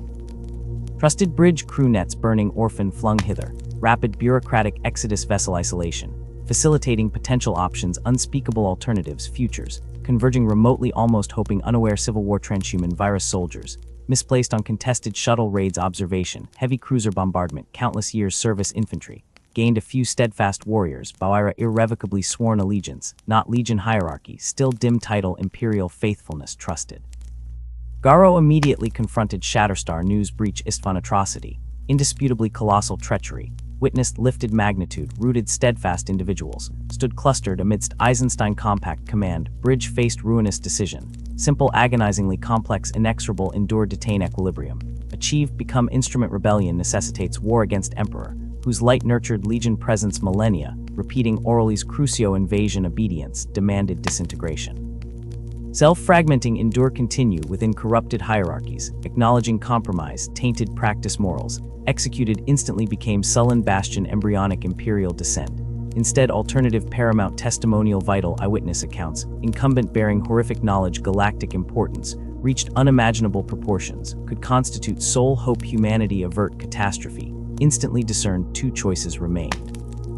Integrate executed Tratorius finding perverted peace, amongst legions garbed familiar plate, marching perverted burgeoning chaos aiding, destroy all rational civilization versus heretically seizing their vessel against impossible odds, pronounce unsanctioned internecine war declaring themselves champion of terra competitors, broadcast beacon horrors, witnessed wing beats, fast approaching judgment, reconstituting imperial authority, mobilizing defenses before vengeful fleets swept unguarded corridor. Straight towards Sol system embrace acting tipping scales billions worlds collapsing Garo chose resistance path righteousness, over brotherhood assuming mantle burden hope terrible cost I inevitable violence, needed helping leverage aboard namely fervent believer iconoclast cult, survivor former sanctioned itrant preacher Euphrates Keeler notorious psychic catalyst extraordinary charisma shown forcefully brittle radiance, alongside lunar wolves fleet captain Iacton Kuruz, isolated outspoken trimmed white.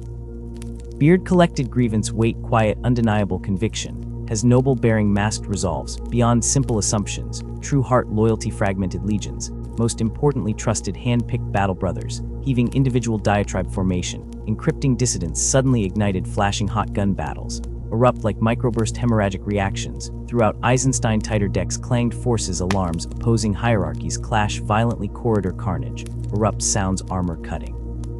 Detonations suddenly suppress defenses, start failing desperately accelerating within gravfield escape vectors, locked improbable achievement immediate goal break orbit, passing macro-scale defensive perimeter accuracy cloud solution, birthed amongst Warmaster's forces slip through planetary sensor nets warp away thoroughly shattered system, carrying burden witness impossible crossing realities, held initial dead zone boundaries, whilst below Istvan structural cavern monstrous betrayal continued igniting.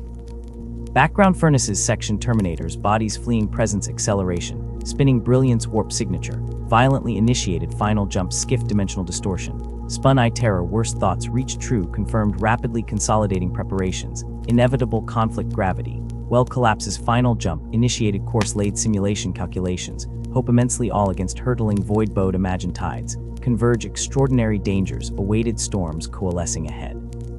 Singular imperative burning urgency warning, sovereign ribbon must survive carried salvation, sacrifice countless sons downburnt soil, paid absolute penalty necessity, extinct faction witness nascent heresy, flames reach heights unimaginable before Eisenstein blinked path becoming final redoubt flickering aspiration, macroscopic ultimate sacrifice requisite shaking vessel, violently surges translation warp wine, drowns screams conscious gravity death grip crushing machinery, groan tearing at rivets.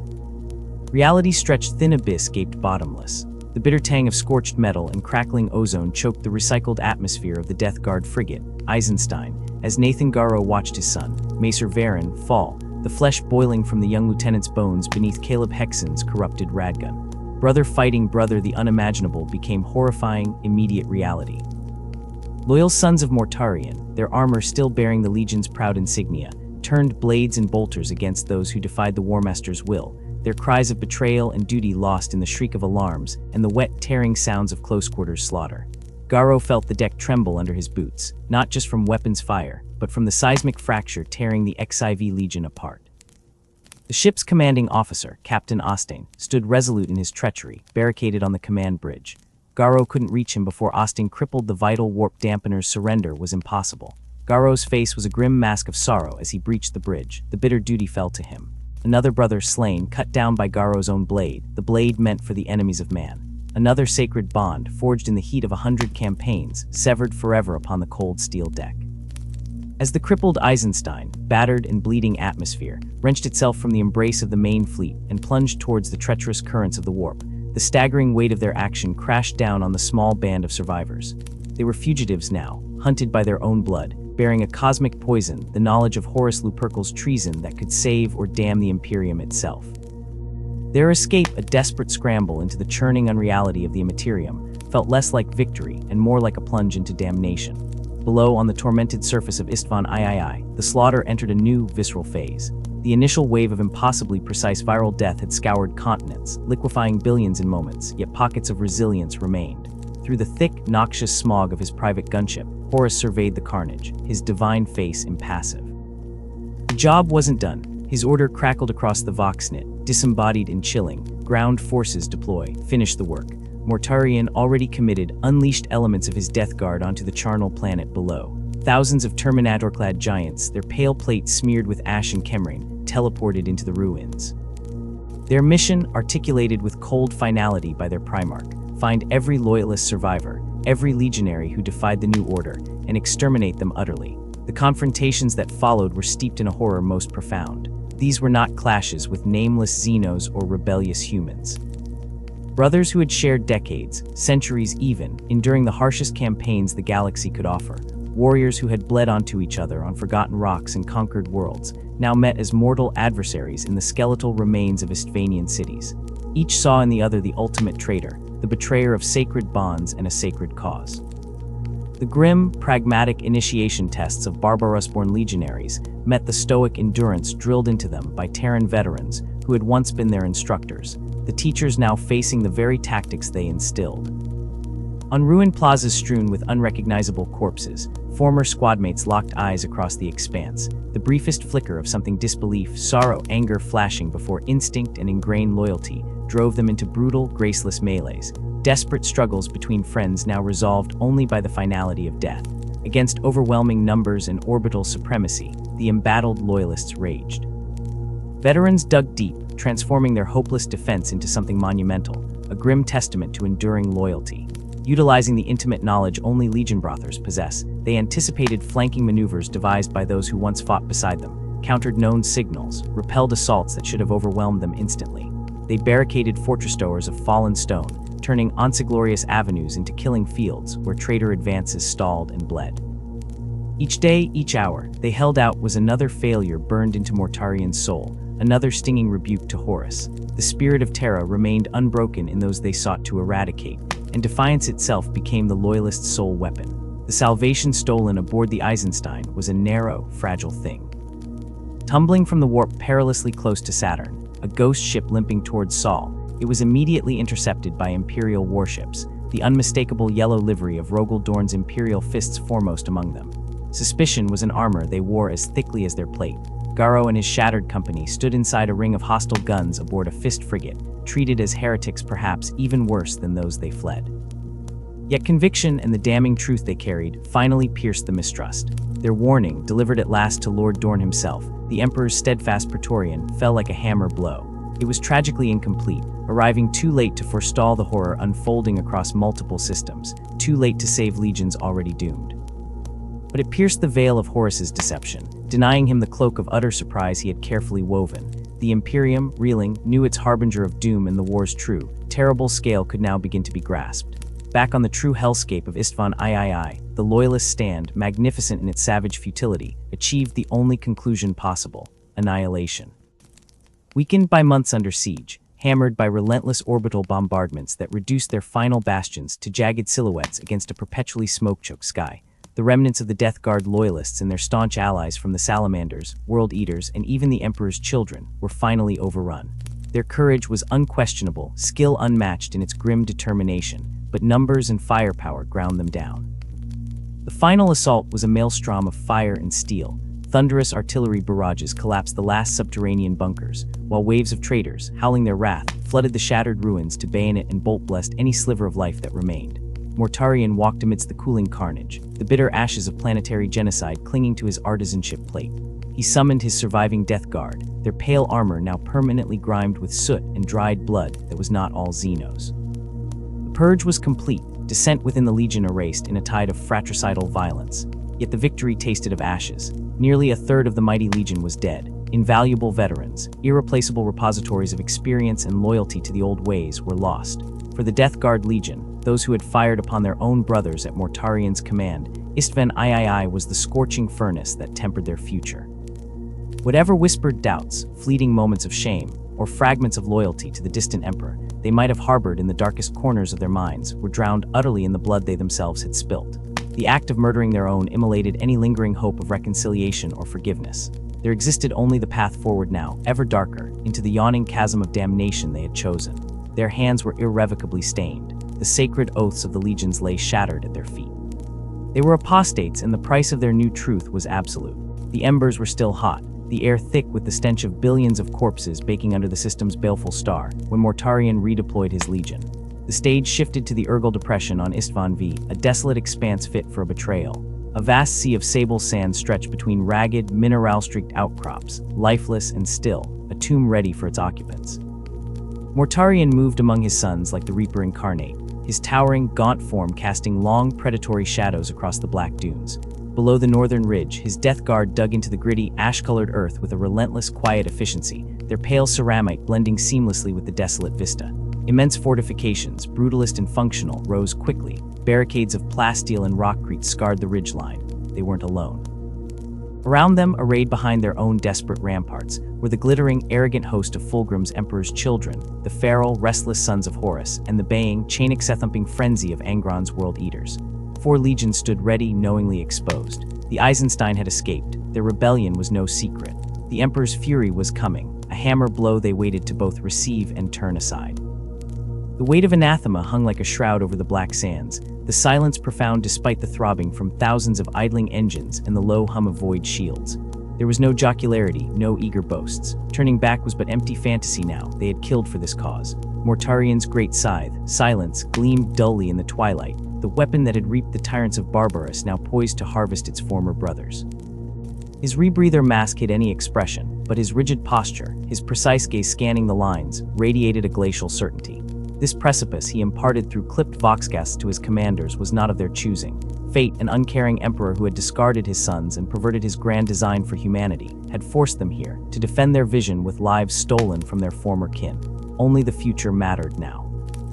They came not with fanfare, but with terrible, righteous promise. Distant flares in the high atmosphere signaled the arrival of imperial vengeance. Legion ships, grand in their arcane fury, breached orbit. The Nurgle Depression became a killing jar. Drop pods screamed down like meteors of retribution. Gunships roared low over the dunes, deploying armored phalanxes. 3 legions descended into the trap. The implacable Iron Hands led by grim Ferrus Manus, the stoic Artisans of Flame, the Salamanders commanded by Vulcan, and the Shadowkin Raven Guard under stoic Corvus Corax. Blind to the fathomless treachery awaiting them, righteous anger their banner, they deployed to crush the rebellion where it stood. On the northern ridge, amidst the traitor legions, no cheers met the descending assault. No bloodthirsty cries echoed Death Guard positions. Only the steady clicking of bolter checks, the hiss of pressurizing flamer tanks, the low thrum of powered weapons humming with restrained malice. Resolve, not frenzy, knotted the traitor ranks, a chilling certainty born of legion discipline and the grim acceptance of their unholy task. Among Mortarion's sons, a somber gravity settled. They were about to unleash hell not upon alien horrors, but upon scions of the same emperor, warriors crafted from the same genetic perfection, brothers by blood and battle history, separated only by the chasm of loyalty their primarchs had dug. The loyalist charge began, a mighty avalanche of righteous fury aimed at the ridge. Tanks churned the black sand into choking clouds. Astartes advanced in relentless lockstep across the vast depression, their defiance a tangible roar.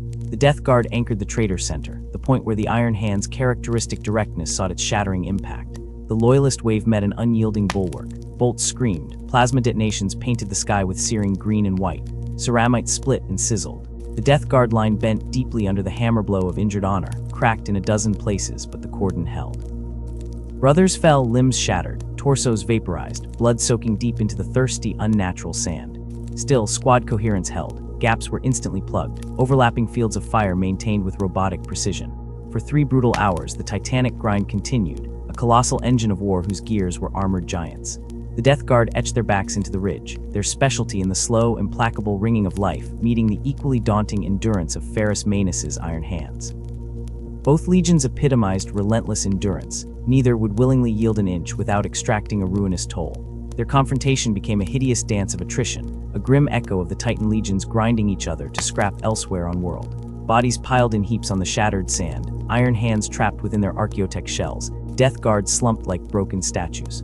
Yet amidst the macro-conflict, a microcosm of the entire heresy unfolded.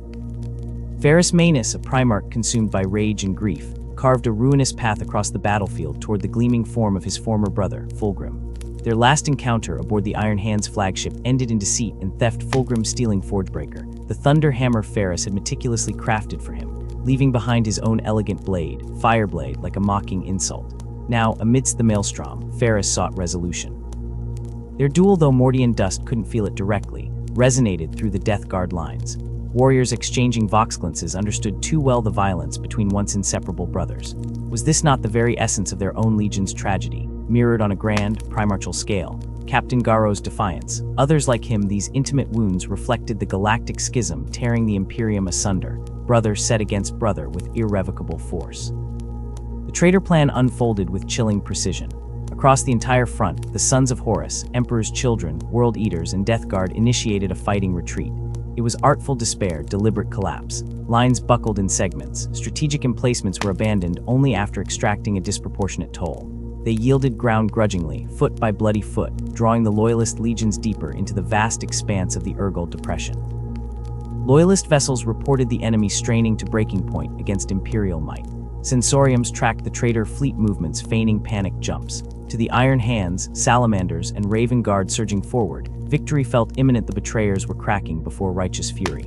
This calculated withdrawal, masterminded by the serpentine intellect of Horus, fragmented the Loyalist advance. Separate legion elements became isolated amidst the treacherous terrain of dunes and rocky outcrops. Lines of communication thinned under ferocious counter-barrages. Hidden beneath the din of war, Death Guard sergeants constantly tapped chronometers. Vox bursts veiled in static carried precise code phrases. They counted the seconds to oblivion. Meanwhile, the skies above Istvan V witnessed a second descent. 4 more legions decoded from adjacent systems arrived. The Night Lords and their chilling war cries, the Alpha Legion, a phantom menace, the siege-broken Iron Warriors, and the zealous Wordbearers. Logicals aboard Loyalist command ships sighed in relief. Horus's gamble for surprise had failed. Reinforcements would now crush the traitors against their pinned forward brethren. Above the Trennet Plateau, orbital calculations synchronized as the designated vessels hit atmosphere. Instead of turning their guns upon Mortarian's Dujin Death Guard or the collapsing traitor flanks alongside Angron, the legions designated as loyal reinforcement plunged into insertion vectors, bringing them directly behind the Salamanders and Raven Guard rear echelons. Their drop ships roared over traitor positions without firing. Mortarian's skeletal fingers tightened on silence. The moment, pregnant and vile, arrived just as the second wave secured landing zones amidst the Loyalist naval pickets covering positions. Shock radiated across the entire Loyalist command, net like a concussive wave, the instant the Iron Warriors unleashed their devastating opening barrage directly into the back ranks of the Salamanders, or when Alpha Legion raiders materialized from stealth to butcher Raven Guard outriders. The trap didn't just close, it exploded. Chaos became tangible. Loyalist elements embroiled against the supposed breaking traitors suddenly found themselves attacked ferociously from their unprotected flanks and rear by warriors bearing Imperial livery. The grinding confidence of the previous 3 hours dissolved instantly into a maelstrom of panic, desperate counterordering, and brutal melees against unexpected assailants. What had been a challenging but coherent battle dissolved into snarling pockets of terrified resistance, facing annihilation on all sides. For the Death Guard, bathed in the sudden silence where the pressure had been most intense, discipline transmuted into relentless, fatal momentum. Mortarian issued a single Vox command. The controlled retreat stopped dead. Along the entire Death Guard front, seasoned battle brothers who had spent 3 bloody hours absorbing unimaginable punishment simply leveled their bolters, raised chain bayonets, and advanced. Simultaneous with the Iron Warrior blitz hitting their front from behind, the Death Guard counteroffensive struck the Iron Hands like a godhammer shattering stone. Ferrus Manus's legion, caught in the vice between Mortarian's implacable march and the brutal fresh legions of Perturabo, disintegrated as an organized force. Discipline and chain of command evaporated under the sudden geometry of betrayal.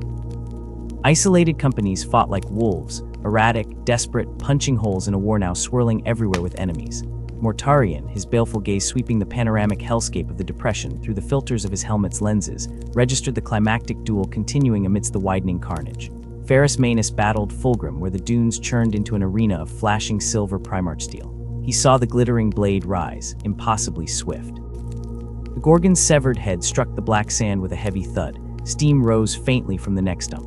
Mortarian felt neither triumph nor loss, merely the icy weight of witnessing a universe altering irrevocably. Threshold crossed, bond severed, reprieve impossible. With Ferrus fallen, the heart went out of the Iron Hands' resistance, any cohesion remaining vaporized into individual fights to the death. Veterans of Mortarian's legion now hunted with cold professionalism, the warriors their own experience had largely shaped. The fight became a grim equation of isolation and destruction. Elsewhere, salamanders, desperately regrouping under learning orders from their embattled Primarch Vulcan near the Low Highlands, staged a ferocious but doomed breakout towards a broken causeway. Raven Guard squads attempted ghosting withdrawals alongside the western fringes pursued relentlessly by the harrowing warp-tinted shrieks of Night Lord phantoms. A trickle escaped. Legends spoke of mere hundreds clawing their way onto scattered escape craft or vanishing into the subterranean passages known only to themselves. Most who fought that day perished in that black bowl. This final phase ceased being a battle before sunset had fully choked out the bloody twilight. It became mechanized butchers' work and execution conducted on a planetary scale.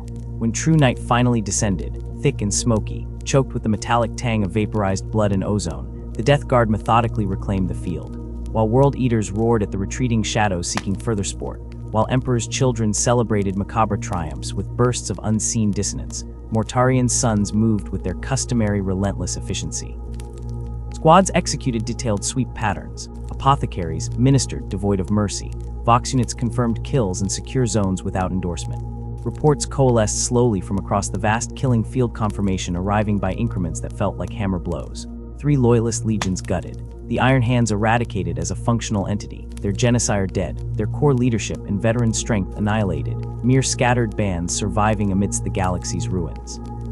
Salamanders and Raven Guard battlefield effectiveness utterly shattered, their primarchs vanished, presumed slain amidst the apocalyptic debris. This was a victory not measured in ground taken but in destruction sown, blood price beyond reckoning. The days following brought logistics, not relief, consolidation, not celebration. As the Death Guard repaired armor, tended weapons, honored fallen comrades killed by yesterday's kin, the gravity of the Nurgle depression settled upon them like ash after a volcanic winter. The titanic, system-shaking scale of treason sharpened into impossible focus. This was more than rebellion, more than a challenge to the Emperor's distant throne after Monarchia. They had stood in that vast grave pit. They had watched fellow legions who answered Terra's call be lured to their violent apocalypse. They had marched their stiff, brutal counteroffensives into loyalist flanks. They had watched another Primarch die by Fulgrim's connived hand. They had participated in the deliberate, premeditated destruction of 3 legions of mankind. Traitors they were, and the appellation became cemented and undeniable the moment the Iron Warrior's shells tore into Vulcan's sons. This affected each warrior differently. For some, the recognition brought existential liberation, shedding chains, binding them to a flawed, decaying emperor who betrayed his vision for mankind, promised revolution and emancipation under Horus. Others remained stoic, pragmatic, their actions unsavory, tragic necessities on the grimmest path towards humanity's ultimate preservation from darker fates whispered by their rebellious primarchs. A hunted few buried deepest within themselves, nursed fallen drops of abiding doubt keen as Istven's volcanic glass, forever concealed beneath ceramite and practiced silence. For Mortarian, gazing westward across star charts now plotting the course towards Holy Terra, an eerie symmetry resonated. Istvan V was culmination. Barbarous marked the beginning, fighting oppressive forces with potent toxins and unquestioned resolve once deemed noble. That fight ended on Istvan, not against the inhuman overlords of his poisonous youth, but against the most powerful physical expression of the Emperor himself, bundled in the legions formed by his hand. From liberator to rebel, from loyal son to hated adversary, the journey closed its ponderous arc upon live fields fertilized by his warriors' blood. Forward remained only one conceivable path. The fleet gathered nearly 70 cruisers forged for void war, hundreds of escort vessels swarming like iron hornets around the immense superstructure of Mortarian's flagship. Stores were loaded, ammunition hoisted into cavernous magazines, weapon arrays tested and retested. The Death Lord personally oversaw the preparations aboard the battle barge designated his command, a vast floating necropolis of guns and armor. Squad tactics were drilled in the echoing assault bays, void security sweeps ran constantly. The preparations were executed with mind-numbing efficiency, every contingency pre-planned, every weakness reinforced. Mortarian moved through the echoing corridors, his colossal presence imposing order amidst the intricate clockwork of mobilization, his attention fixed on battle plans for the inevitable siege of Terra and the hollow vindication awaiting them. Yet for all his strategic foresight, honed across centuries of warfare, Mortarian could perceive no tangible threat waiting amidst the sterile void beyond Istven's dead sky. He, like his legion, stared into the infinite darkness, cold, determined, irrevocable, utterly unaware of the specific, whispering horror coalescing unseen within the warp, preparing its embrace for Captain Typhon and the entire fleet as it translated towards the Terran system. Biological nightmares, formless and hungry, slowly folding themselves around the battle barge's gellar field perimeter like malevolent fog, sensing vessels pregnant with souls despairing enough, hollow enough, to welcome the irresistible release of decay, viscous spores gathering momentum in the fleet's slipstreams. The great plague barge Endurance sliced through the roiling unreality, a leviathan tomb adrift in the seething tides of the immaterium. Its master, First Captain Kala's Typhon, Mortarian's iron fist and closest in council, stood embedded in the command nexus, orchestrating the Death Guard's perilous voyage into monstrous revelation. His grasp on the fleet's navigation was absolute, a grim necessity as the warp itself convulsed in sympathy with the galaxy-wide agony of the heresy, its once partially charted currents now treacherous whirlpools and immeasurable voids screaming with nascent horrors. The skill of the Legion's navigators burned like desperate stars in that blackness, their third eyes piercing the storm, guiding the fleet towards its dark rendezvous at Terra. With a shudder that transcended pure physics, the collection of warship's grandfather's nails, the Reaper's scythe, lesser carriers fuming toxic gas slipped deeper, swallowed by the warp like foul things slinking into primordial ooze. For a time, a semblance of order prevailed. The navigators held formation despite the screaming tides of unreality battering their psychic senses, a precarious ballet of ceramite beasts against impossible tides. Yet beneath this false calm, Typhon enacted his ultimate treachery, a betrayal seeded across decades of conquest. The Primarch, righteous in his hatred of witchery, remained utterly blind to the abominable secret Typhon had harbored since the Crusade's zenith. Not merely the carefully concealed psychic spark within him, anathema to the Death Guard's hardening dogma, but the far deeper communion he had forged with entities waiting beyond the thin skin of reality-whispering powers that showed him visions, obscene and seductive, revealing a destiny where the 14th Legion would transcend mortal frailty through a warp-born immortality unknown to other Astartes. Deeper into the Empyrean's guts the fleet plunged, and Typhon let slip the poison. Amidst the command decks thick with the sour sweat of Heresiperena, where betrayal was the air they breathed in trust of forgotten luxury, he seeded vicious lies. The navigators, he hissed, ruthlessly slandered, treacherous links to Terra's loyalists, channeling fleet positions, plotting interception. The hooks sank deep into fertile ground. Mortarian grimaced, the stench of suspicion fouler than any battlefield miasma, and gave reluctant assent. At Typhon's command, the purge was executed with cold efficiency. On deck slick with caustic residue beneath grime-streaked lumens, the essential navigators were butchered. Poisons-filled vents, bolters barked execution chokes, blades scraped bone. Typhon reassured his Primarch, the lying tongue coated in reason. Purged rot ensured security, alternative guidance was secured. He withheld the darkest truth, the mantle of First Captain draped over a nascent sorcerer, whose own tainted gifts, he boasted, would shepherd them through the tempest. The lie unraveled instantly. Bereft of their psychopilots, the Death Guard fleet disintegrated in the formless hell. Ships collided in ghostly silence, drifted apart into starless gulfs, crewmen succumbing to disorientation as reality frayed around them like rotten cloth. The fleet's rattling hulls, consumed by whispering unreality, strayed deeper, hopelessly lost within a nightmare region of the warp where caused divorced effect, and time died screaming. Typhon, architect of the disaster, let them drift his promised guidance a cruel illusion, another calculated layer of annihilation. Mortarian, the air thick with the psychic stench of fear and confusion bleeding from a fleet adrift, stormed towards his first captain, demands like hammer blows. Typhon's answers writhed, feeble excuses offering less substance than the vapor hanging over Barbarus. Finally, the charade collapsed. Stranded. No, delivered. Delivered directly into the open, putrescent embrace of a primordial annihilator that had waited millennia for this legion, watching, coveting their singular endurance. The presence of the Plague Lord manifested not as thunderclap, but as a creeping, undiagnosed vileness flickering through lower decks. Initial reports spoke of common afflictions, fevers easily manageable by the skilled shipboard medici. Days bled into a horrifying realization. This was no simple contagion. It defied taxonomy, its symptoms metamorphosing with maddening caprice. Fevers ignited flesh from within, liquefying organs in grotesque cooking sacks of meat and bone. Skin erupted with pustules like obscene volcanic fields while paradoxically withering into gray leather, then bloating taut and weeping slick pus. Pain became a sacred fire offered endlessly to the converted. Victims remained agonizingly conscious, trapped within prisons of flesh that warped and mutated beyond recognition, denied the final sanctuary of oblivion. This was the destroyer plague, the unholy caress of Nurgle, grandfather of pestilence. His specific gaze fell upon the Death Guard. Their history of grim endurance, their defiance against toxins, became the cornerstone of their damnation. The bitter irony curdled the screams.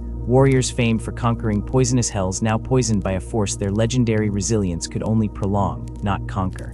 Quarantine protocols, breach seals hurriedly welded, proved tragically porous, loved meat sliding through rotten fingers. The very toughness meant to shield them became their agonizer. Their hyper-evolved biology fought the corruption desperately, prolonging suffering far beyond natural limits, transforming death into a macabre, unobtainable prize. Instead of glorious oblivion, they endured countless microdeaths, perpetually dissolving yet never fully consumed, bodies monuments to decay without cessation. Discipline, forged under Mortarion on fog-choked Barbarous and tempered through the Crusade, fragmented like desiccated bone across the plagued ships. Infected warriors clawed themselves into shadowed corners, weeping acidic tears of humiliation as their forms distorted. Sanguinary priests and uninitiated brethren formed desperate makeshift triages, probing with scalpels and purged flame at flesh that only sprouted new, weeping tumors beneath their ministrations. Shipboard apothecaries, faces etched with horror behind cracked rebreathers, turned to forbidden biogenetics texts, resorting to procedures that burned clean bone but only seemed to feed the rot faster. Medici bays became sacred torture chambers resonating with an unending choir of moans, pleas, and gurgling coughs, their constant drone eroding sanity like a corrosive fog. Upon the flagship Terminus Est, Kala's Typhon reached his apotheosis. His mighty form began to distend, his battle plate groaning, then melding impossibly into flesh turning monstrously pliant. Great, pustulant vents ruptured from his back like blooming plague flowers formed of bone and sinew, inviting unimaginable vectors. Billions of Nurgle's tiny, buzzing emissaries plague flies fattened on raw entropy poured into these gateways, consuming Typhon from within with horrific intimacy. Quickly nothing remained of Astartes' Captain Kala's Typhon, only a hollowed vessel animated by teeming corruption, a cathedral of disease. In its pulpit now resided Typhus, host of the destroyer hive, herald of decay. Even Mortarion fell. The gill-slung Primarch, survivor of Barbarous' most corrosive fumes, confronted a pathogen beyond comprehension. Lachrymose pus seeped from sores opening across pallid skin that had resisted acidic mists. His immense lungs, evolutionary triumphs against all known poisons, drowned in rancid fluids that made each inhalation a liquid nightmare. His battered Terminator plate, scarred witness to unnumbered victories, began to sag and dissolve, fusing wetly with the liquefying meat beneath, becoming an inseparable shell of agony. Days stretched into bread, weeks coagulated into viscous months as suffering transcended mere description, entering the realm of cosmic blasphemy. Space Marines, legendary for enduring the battlefield's pyre, now wept pus-tinged trails, begging for an end denied. Their collective anguish resonated psychically through the very writhing substance surrounding them, a siren song announcing their torment to the architect of their misery. Nurgle beheld his nascent creations from his verdant gardens, their resistance magnificent, their refusal to yield promptly magnificent. This display of stubborn resolve made them infinitely desirable vessels. Lesser mortals embraced his gifts, weeping with gratitude. The Death Guard fought, and in that futile, magnificent struggle, Nurgle found exquisite perfection.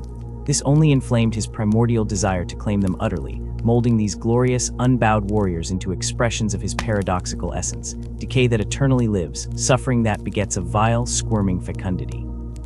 When the weight of his son's unending torment became an anvil on his dissolving soul, Mortarion reached his unimaginable breaking point. Driven by despair, vanity, and infinite and twisted loyalty, the motivation lay buried beneath mountains of rotting flesh and psychic anguish. His consciousness, thrashing in the putrescent murk within his fused armor, cast a desperate plea into the saturating chaos around him himself. His legion, offered enthralled to anything that would silence their dreadful chorus.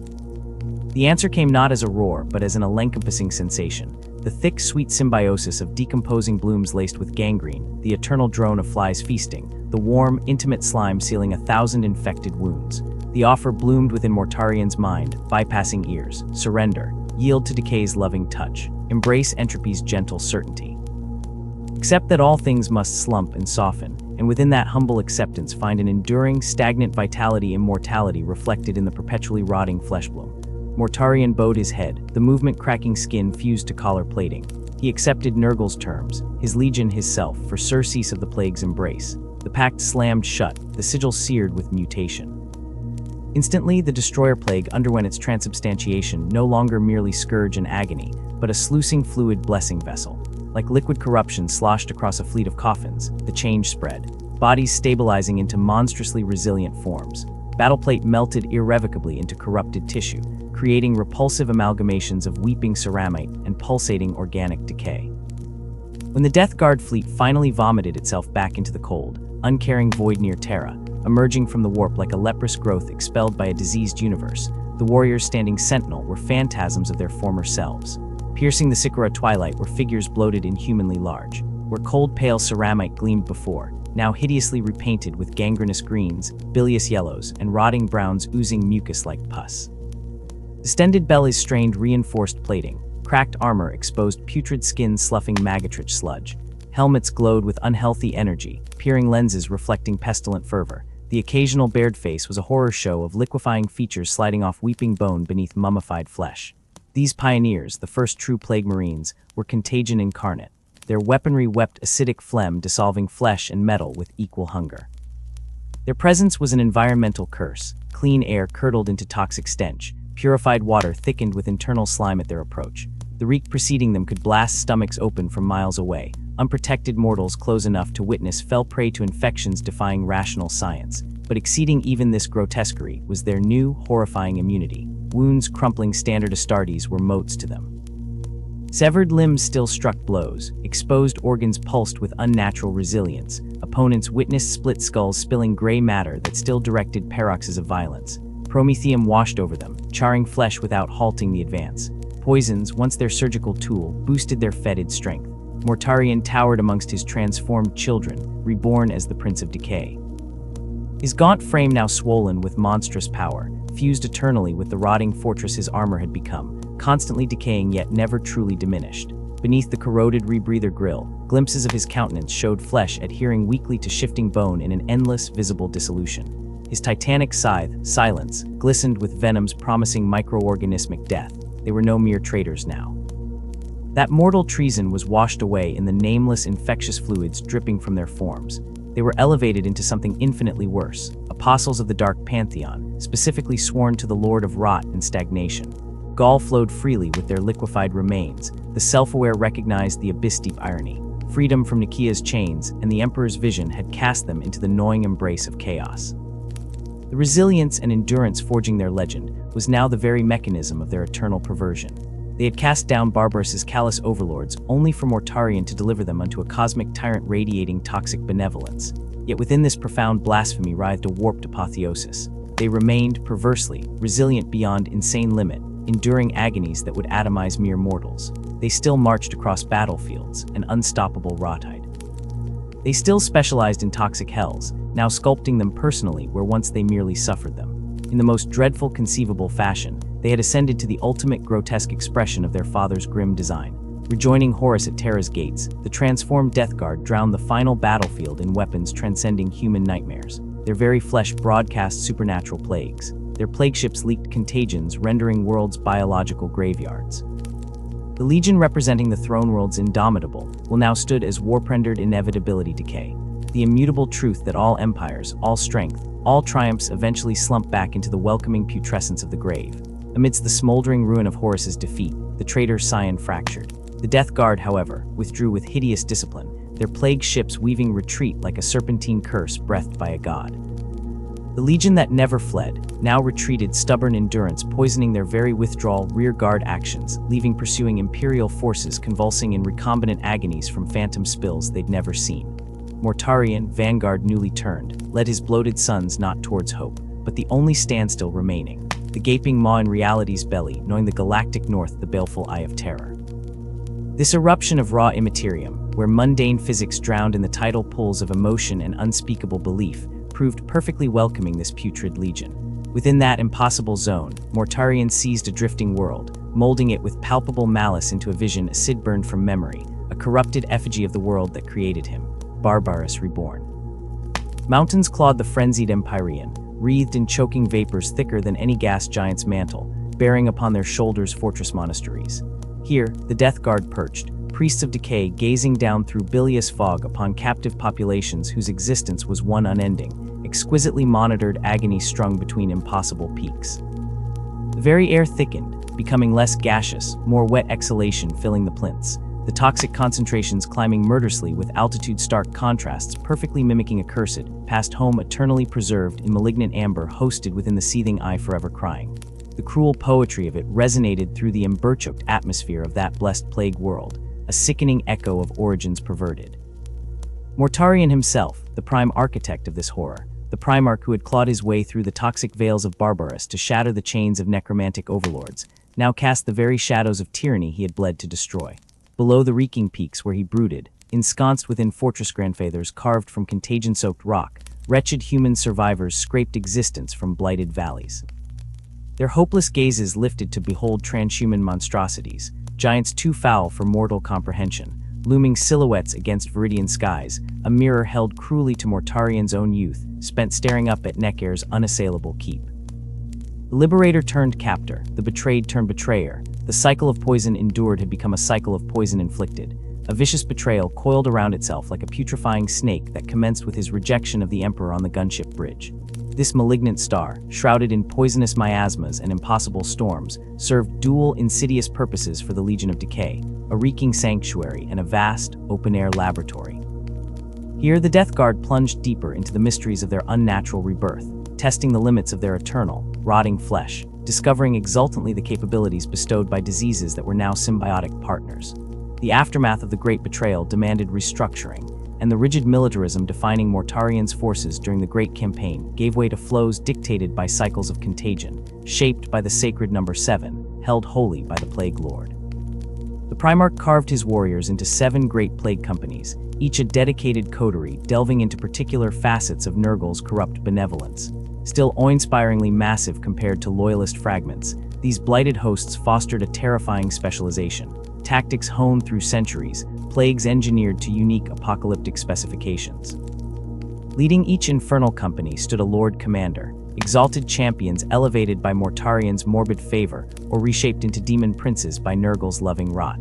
These commanders became sacred vessels, bloated cathedrals of flesh housing the grandfather's most potent diseases. Their forms were living crucibles, where cataclysmic contagions fermented before release upon the uncaring universe.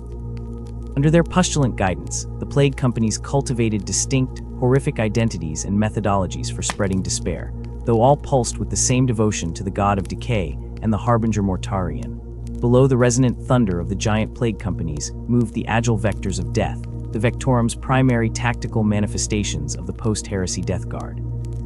These loathsome warbands were knots of dreadful loyalty, coagulating around singularly potent champions, warlords radiating charisma distilled from pestilence or martial mastery, forged in endless, fetid warfare. Size and foul constitution varied wildly, but their autonomy was vast, granting them dreadful liberty to seep across the galaxy like a stinking tide, prosecuting private campaigns of despair, while remaining dark tributaries flowing back to command when the plague companies summoned them for larger crusades. This supple, adaptive architecture allowed the diminished legion, though shattered, their numbers never again approximating the Great Crusade zenith, to maintain a baleful, ubiquitous presence, a cancerous network spanning battlefields. Their supernatural endurance rendered each plague marine a walking atomic ruin, equivalent to legions of lesser soldiers. A single determined Vectorum, given time in the shadows, could blight an entire world beyond redemption, elevating the Death Guard's threat exponentially beyond mere headcount. Through 10,000 blighted years, the Death Guard oozed outwards in ceaseless, pus-filled trickles into Imperial space. Most emanated from the heart of decay, the plague planet, Vectorum sliding like virulent contagion through the dwindling light of the Cadia, gate to strike vulnerable territories before withdrawing into the swirling madness of the eye. Their patterns were grotesque koans, orbits plotted by lunatics whispering portents only to the Flylord, targets chosen not by strategic logic, but by unfathomable decaying whims. Sometimes the goal was seeding a specific, carefully crafted plague, other times harvesting rare biological horrors from virtually dead worlds, or testing newly-birthed afflictions against the ramshackle defenses of Imperial bulwarks. Typhus, once Kala's Typhon, scourge rider and architect of the Warpoint Leap to Damnation, moved upon his own necrotic currents aboard the cursed vessel Terminus Est. He charted a course independent of his estranged Primarch, a perpetual, unstaunchable ooze through segmentum after segmentum, raining blessings of perpetual torment. His favored implements became fetid waves of reanimation, the zombie plague, a gift turning the honored dead into shambling, plague-spewing horrors. Whole planetary populations, infected, served as both psychological warheads, shattering defenders forced to raise blades against loved ones, resurrected as grotesqueries and brutally efficient, self-replenishing combat swarms. This slow-motion apocalypse, this incremental drowning of stars in muculent decay, persisted for millennia, spreading Nurgle's joyous entropy across the galaxy, while the Death Guard generally sidestepped clashes with massed Imperial might. This leprous status quo ruptured spectacularly with the Galaxy's Scream, the birth pangs of the Great Rift, the weeping cicatrix maledictum spanning reality itself, sundering the Imperium and offering the ruinous powers jugular access hewn from the stars.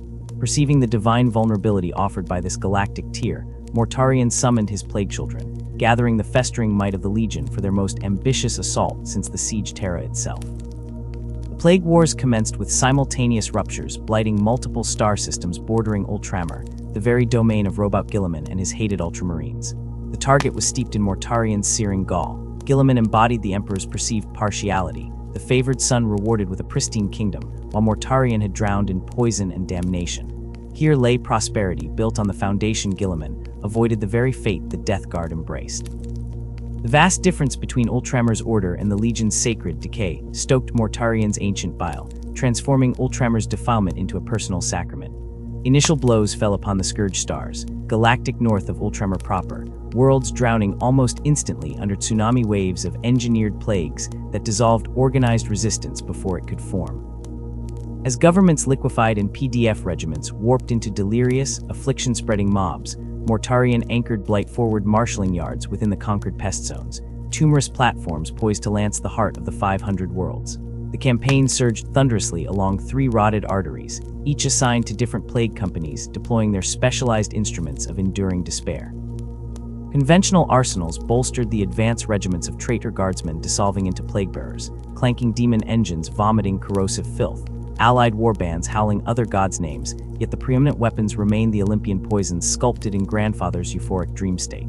These were contagions beyond mere biology, targeting not just humans, but the very soil, water, and air of worlds meticulously curated for 10 millennia, entropy expressed as strategy. Defenders rose, mortal and Astartes Alec, showcasing courage written in blood across crumbling plazas. Yet resistance inevitably crumbled. Though the Death Guard's pus rollers advanced with the glacial patience of geological erosion, they seemed unstoppable, a tide of putrefaction rising inch by inevitable inch. Worlds nurtured by Guilliman's detached governance, bastions of imperial hope, now writhed under the intimate, suffocating attention of Nurgle, populations melting by the billions into precursors of rot.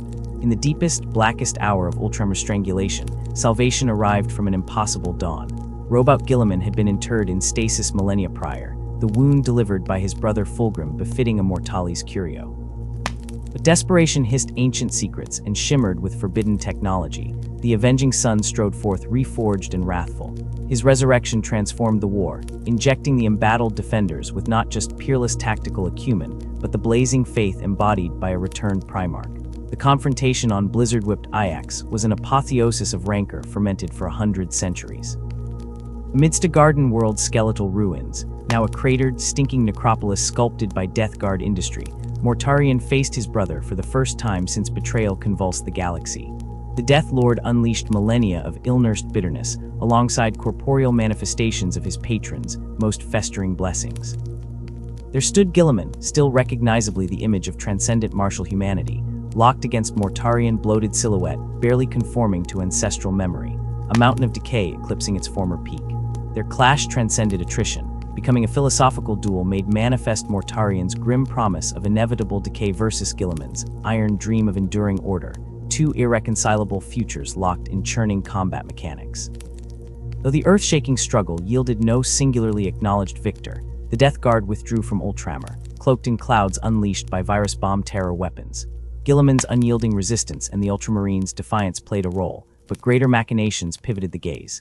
Deep within the cancerous vortex of the eye, the godslaves of Khorne sharpened blades against the rusted gates of Nurgle's own realm, a dramatic check in the eternal game that demanded Mortarion's presence. Consolidating within their fetid domains following the Plague Wars, the Sons of Mortarion coiled back into ominous readiness, ever poised to strike when fresh weaknesses bloomed across the Imperium's rotten core. Their Vectorums persisted, like necrotic spores drifting endlessly, conducting smaller raids and psychic probes, testing Imperial resilience, forever spreading the joyful entropy. And upon the plague planet itself, within halls echoing with liquid phlegm and buzzing flies, the Death Lord oversaw the relentless engine of innovation. New diseases gestating in ruptured wombs, new torturous tactics fermented in kettles of thought, perpetually preparing for the next grand crescendo of dissolution.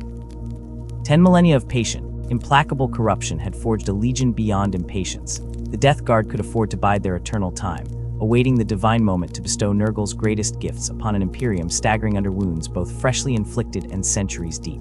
In this timeless rhythm of raid, corruption, and morbid gestation, the Death Guard coiled around a purpose profound and chilling. They warred no more for ephemeral liberation or territorial conquest understood by mortals.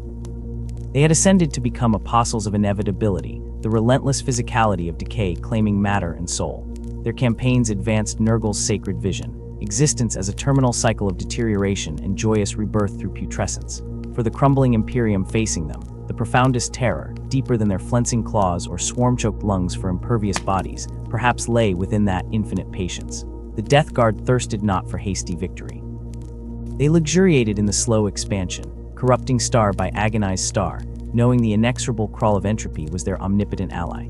Transfigured utterly, liberated from the frantic cadence of mortal striving, they embodied only the slow, grinding decomposition awaiting every spark of life. A truth unassailable, a process impossible to conquer, merely postponed in flickering, futile defiance. The final glyph inscribed into the frosty datum slate shimmered briefly, then dulled. Jarnef Fauci's monumental chronicle stood finished atop the scuffed, recintriated wood of his desk, drying whispers settling within the amber haze of his isolated study. Outside, the perpetual tempest encasing Terminus Obscurus raged with renewed, terrifying intensity. Monstrous windcaptins slammed rain like hurled gravel against the synthglass, percussive sheets drumming the structure. A cyclopean lance of white fire shattered the bruised heavens, briefly etching the churning chaos of the ocean hundreds of fathoms beneath his clifftop refuge onto his retinas. Mountainous waves detonated against primordial black teeth of rock in concussive bloom. Inside, however, an oasis of focused quiet. Ancient radiant filaments woven into the habunet's stone skeleton emitted a subsonic hum, repelling the sodden coastal chill, tightening its grip as darkness deepened. Near his encrusted writing perch, a small, crimson-glowing brazier exhaled the murmured fragrance of consuming weeds, desiccated lavender from offworld mixed pungently with tough local cliff sage, a desperate alchemy combating the inescapable musty dampness that inevitably claimed any structure on this storm-shocked planet. Jarnef leaned backwards, his vertebrae releasing tension through leather creaking, perfectly warped to his scholar's spine by nigh on 2 decades of strenuous contemplation. The vital perfume of vellum and cheap recaf mingled his third pot of the bitter brew, cooling now at his elbow. The silent service cull hovered patiently nearby, its red ocular sensor throttled low, a muted ember adding comfort, no distraction to the study's intimate pools of radiance. Its impassive eye had completed the monumentally ingrained record of his final entry, capturing the last strokes of an endeavor devouring half a lifetime. Shadows cavorted grotesquely across wallowing shelves as the gale outside spiked, stealing breath from the hearth's small, defiant flame. Those shelves stood as imposing witnesses to obsession, weighed down by hundreds of folios, scroll cases, and gently humming data slates, fragments of forbidden lore gathered at immeasurable risk. Each revenant triumph spawned in vaults, battlefield charnel fields, heretics' pulpits. Their spines created a mosaic of imperial Gothic, technolingua, and tongues older than stars, tangible proof of sacrosanct boundaries shredded in pursuit of a cure through understanding. Jarnef's gnarled fingers drifted towards the plain wooden box in the desk corner.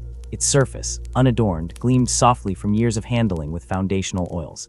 Inside coiled his most precious, most lethally cursed possession, an archaic data crystal humming with the encrypted totality of his research. He'd woven the encryption skein himself, ensuring only those bearing the ultimate seals of the Holy Ordos, true inheritors of that dread mandate, could unlock its poisonous fruits. As he lifted it, the crystal felt unnaturally cool, trapping and refracting the low light with mesmerizing internal geometries. The weight of completion settled over him like cerements. The relentless chase, risking soul and sanity, to comprehend an enemy few dared scrutinize beyond blast range. From the bleak dawn as dusk raiders upon ancient Terra, plunging into the Cancer's fearful jaws, culminating in their apotheosis as grandfather's most cherished rotten children, he had mapped the Death Guard's millennia of dissolution with mortifying proximity. Intelligence potent enough, perhaps, to deliver worlds from the inevitable flood. His gaze drifted, attracted by the modest shrine tucked in the deepest study corner. There a small synth-gold image of the God Emperor stood vigil, seeming almost animate as firelight wove shadows across its stern, yet paradoxically compassionate countenance. Daily prayers had echoed here throughout his imposed solitude, seeking absolution for necessary transgressions, desperate guidance sanctioning knowledge purchased with near heresy. With movements calibrated for silence, he slotted the data crystal into the purpose-built transmitter, secreted beneath a false panel within the desk's depths. Its origins clung to the memory of Magos Urana, bones dissolving somewhere amidst alien sands. Her sacred modifications before oblivion now allowed it to pulse his life's work outwards on frequencies reserved solely for the Holy Ordos, heavily scrambled paths only trodden by the handful of former colleagues maintaining contact beneath the shroud of his official exile. They would catch the signal, these clandestine watchkeepers. They would receive the anathema gland and the terrible, slow certainty now flooding the void. The transmitter hummed, a low, vibrating drone that shattered the years of deep silence. Its machine spirit stirred reluctantly from dormancy, status runes flickering, then glowing a steady viridian as ancient encryption protocols whirred to life, authenticating pathways towards distant imperial bastions. Like fine threads spun through the void, the transmission began its laborious journey, snaking across unknown light years via multiple relays, each hop a vital step to cloak its perilous origin point. Morin understood the impossible gamble. No labyrinthine deception could entirely erase the trail of such dangerous knowledge. Hunters of unrelenting purpose would inevitably scent the quarry. A monstrous gale hammered the viewport with furious intensity, wrenching his gaze outward. Sudden, blinding lightning seared the study to stark, colorless clarity before plunging it back into near darkness, the warm hearthlight now stark eyes in the gloom. For an instant, his own gaunt reflection peered back from the glass, a soldier scholar's face etched deep by relentless seasons, the silver tracing his neat beard a testament to accumulated wisdom, though his eyes, beneath weary lids, retained a sharp, unwavering focus. The small brass chronometer on his desk confirmed the encroaching hour, its precise, crackling ticks marching irrevocably toward midnight. Motion was a protest as he rose from his worn chair, bones and sinews stiff from stillness. His boots scuffed softly on the solid stone floor as he crossed to the spare kitchenette niche carved into the study's wall. The ritual was ingrained, filling the kettle, scooping coarse recaf grounds, the comforting sputter as water heated, releasing steam and a strong, bittersweet aroma that fought the chill, damp air. The vapor ghosted across a nearby pane, briefly whiting out the view of the churning ocean. That moment of imposed blindness resonated deeply with him, a stark metaphor for the Imperium's desperate struggle against the suffocating fog of ignorance. His entire life's work was a single torch flame in that fog, a desperate bid to carve out clarity before unseen threats breached every defense. Cradling the hot mug, he returned to his command post, the desk now dominated by the physical manuscript that mirrored the data now fleeing his sanctuary across the stars. Volumes inked meticulously in his own hand, diagrams dense with impossible detail, observations and perilous conclusions drawn from decades scouring, communiques both sanctioned and forbidden, nothing less than a near-heretical history of the Death Guard. A weapon forged from dark truths that might vanish into limbo, yet one that could preserve countless billions if it reached precise, receptive minds. A muted change gripped the transmitter. The status runes cycled from cool green to an insistent, pulsing amber. The current was flowing now. No reprieves, no recalls. His life's accumulated revelation was unleashed upon the Imperium's shadowed networks. He felt the crushing weight of its creation lift, only for another, colder pressure to settle deep within the immense, gnawing uncertainty of its reception. Would his sacrifice be hailed as critical intelligence, or decried as unspeakable heresy? Would its truths fortify the bulwarks of mankind, or be condemned to perpetual blackness within some Arbite's vault, judged too toxic even for the initiated? Though his path had brushed against forbidden shadows, Morin's loyalty remained bedrock solid. Every boundary transgressed, every dangerous archive consulted, every law bent, was solely to arm humanity against the endless predatory horrors straining at the void's edge. The transmission would steal the night, whispering his culmination across stellar gulfs to faceless comrades perhaps long thinking him dead. Verification would follow, intense scrutiny, comparison against orthodoxy, the final judgment rendered elsewhere a judgment he knew he must flee long before its pronouncement could ever reach this storm-lashed refuge. As the chronometer clicked past the midnight threshold, the chronicler closed his eyes, surrendering to a sliver of hard-won stillness before abandoning sanctuary. The hearth's warmth embraced him like a farewell comfort, a stolen pocket of peace preciously rare in the unkind galaxy he would soon re-enter. Whether fleeing as a most wanted heretic or departing as a laureled scholar mattered less now than the certainty resonating within him. He'd done it. He distilled bitter, hard-won understanding of the enemy into a potential weapon for mankind's arsenal. Bathed in the flickering light, rain drumming its frantic tattoo against the armored glass, his life's work streaming silently into the infinite dark, Morin found the rarest treasure conceivable in the grim millennia, purpose fulfilled. The morning rain drummed softly against the armored glass, a gentle rhythm that reminded Valdris of distant hoof-beats across the plains of Chagorius. He had never actually heard such sounds with his own ears. His feet had never touched the sacred soil of the White Scar's home world, but the stories had been told to him so many times that sometimes the memories felt like his own. In the quiet solitude of his study, Valdris dipped his quill into a small pot of ink. The rising sun cast long golden fingers through the reinforced windows, illuminating moires of dust that danced in the air like tiny spirits. The warm glow bathed his desk in amber light, revealing stacks of parchment, dogered books, and scrolls that curled at their edges like living things. 376 years, he had served as keeper of the chronicles for this small outpost of the White Scars chapter. 376 years of recording their battles, their losses, and their triumphs. His body, once strong enough to serve in the Imperial Guard, was now wizened and bent, sustained by the ministrations of the fortress's apothecaries and the rejuvenate treatments they occasionally granted him. The scent of incense lingered in the air, mingling with the musty odor of old parchment. From somewhere deep within the fortress came the distant, rhythmic sound of warriors at their morning training, the clash of practiced blades and the muffled reports of bolter fire in the underground ranges. Valdris straightened his back, wincing at the familiar pain, and gazed at the empty parchment before him. This would be his life's work, a complete history of the White Scars, from their earliest days as the Star Hunters' Legion to their current glory. Not since the writings of the blessed remembrance of Carpinus had anyone attempted such a comprehensive chronicle. Outside his window, the endless grasslands of Come Outreach stretched toward the horizon, so similar to the plains of distant Chorus that the 50 battle brothers stationed here seemed more at ease than they did on many other worlds. The moon's temperate climate and rolling lowlands provided an ideal environment for their fast attack drills and traditional riding exercises. His fingers, knotted with age, but still steady, traced the chapter's lightning bolt symbol embossed on the leather cover of his journal. The White Scars had saved him during the orc invasion of his home world when he was just a child. They had appeared as if from nowhere, their white armor streaked with the blood of greenkins, moving faster than his young eyes could track. Now, in the twilight of his life, he would repay that debt with ink and memory. As he remembered the past, the fortress around him was coming awake. Servitors shuffled down stone hallways, their mechanical movements creating a soft background hum. The 100-odd Imperial Guard soldiers who provided support for the estate's garrison were beginning their morning routines.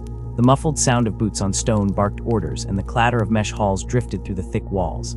Valdris breathed deeply, feeling the damp, cool air fill his lungs. To capture the essence of the sons of Jagatai Khan, to put into mere words their speed and fury, their honor and tradition. It seemed almost blasphemous to attempt, yet it must be done. The galaxy grew darker with each passing year. The great rift had torn reality under. Ancient threats stirred. The knowledge of what had come before, the legacy of the great Khen and his warriors must be preserved.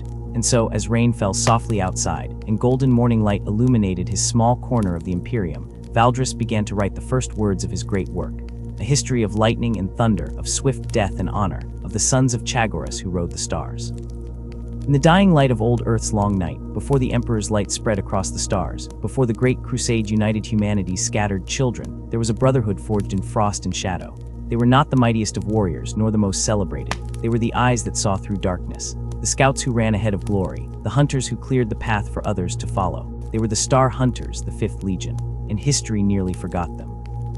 When the Emperor first began his wars of unification on ancient terror, he needed more than his thunder warriors or the brute strength of his early legions.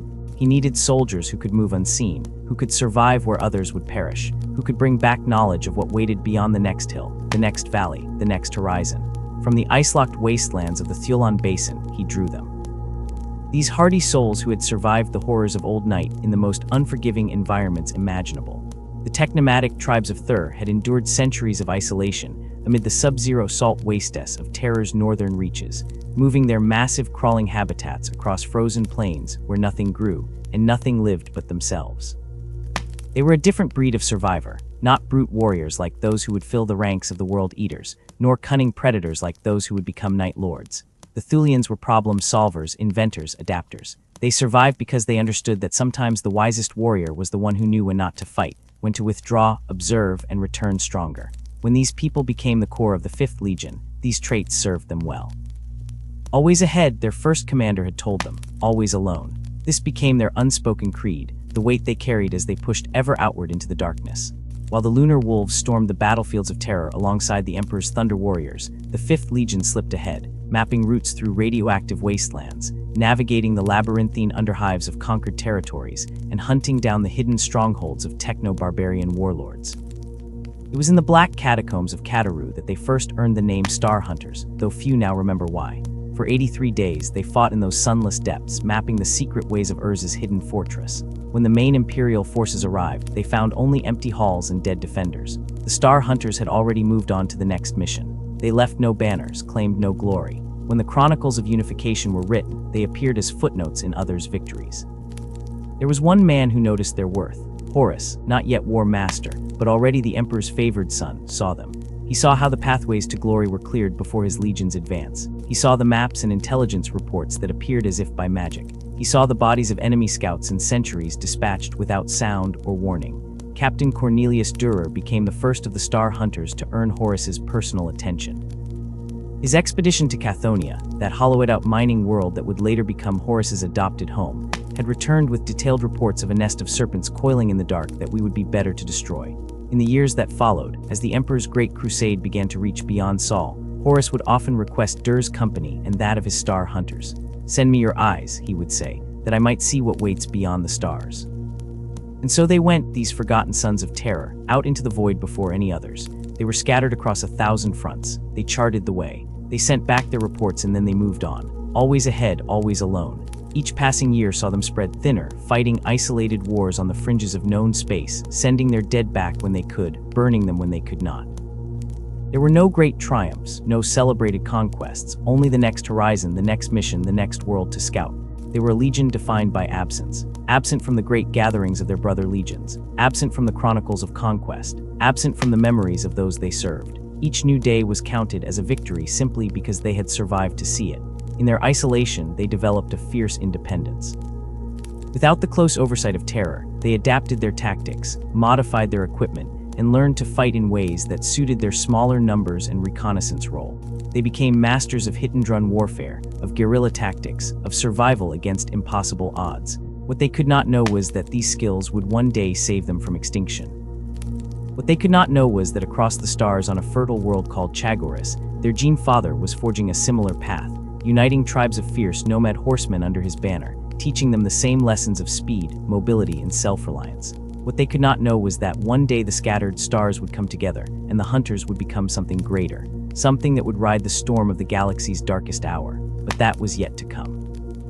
For now, they were simply the forgotten sons of terror, the Star Hunters, the 5th Legion, clearing the path for others to follow. As the Great Crusade pushed beyond the Terran system, the 5th Legion fractured into countless pioneer companies that sailed the currents of the void.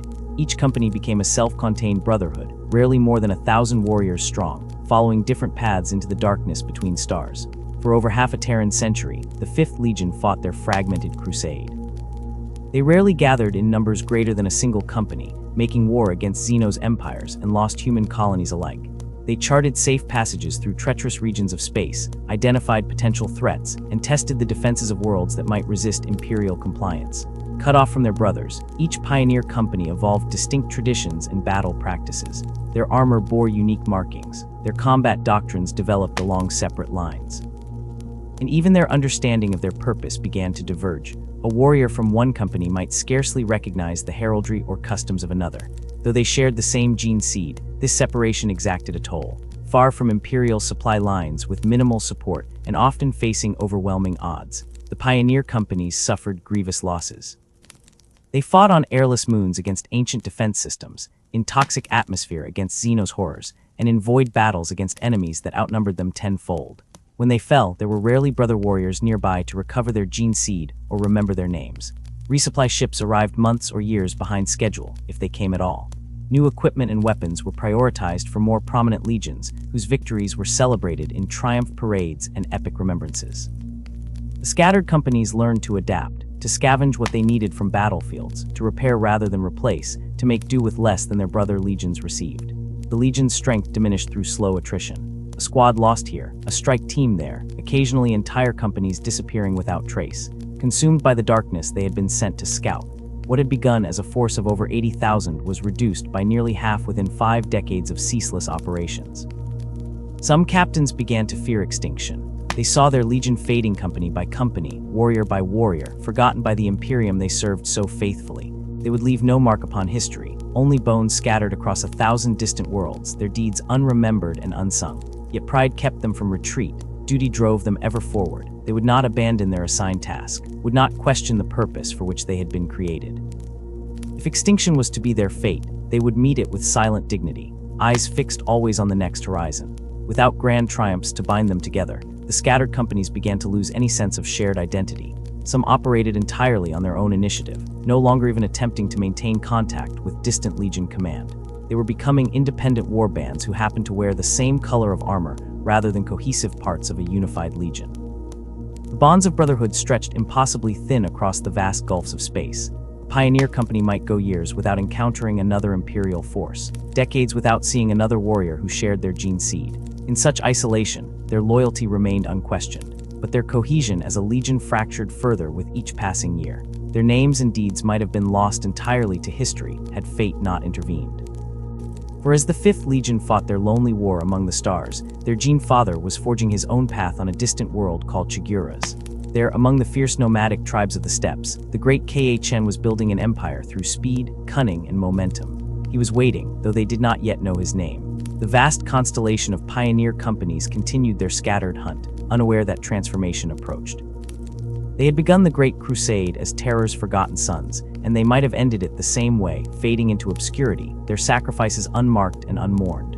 But the wheel of fate was turning, bringing the KHN of Khans ever closer to his lost children. Soon, the Star Hunters would hear the call to gather, to unite under a new banner. Soon, they would cease to be fragments and become a legion once again. Soon they would find their true identity as the White Scars, the swift hunters of the Emperor's wrath. The history of the Astartes is filled with moments of transformation, but few were as notable as the reunion between the 5th Legion and their Primarch. What had been a slow descent toward extinction became a rebirth, a rediscovery of purpose that would change them forever. In the 865th year of the 30th millennium, the scattered stars of the 5th Legion began to feel a pull homeward.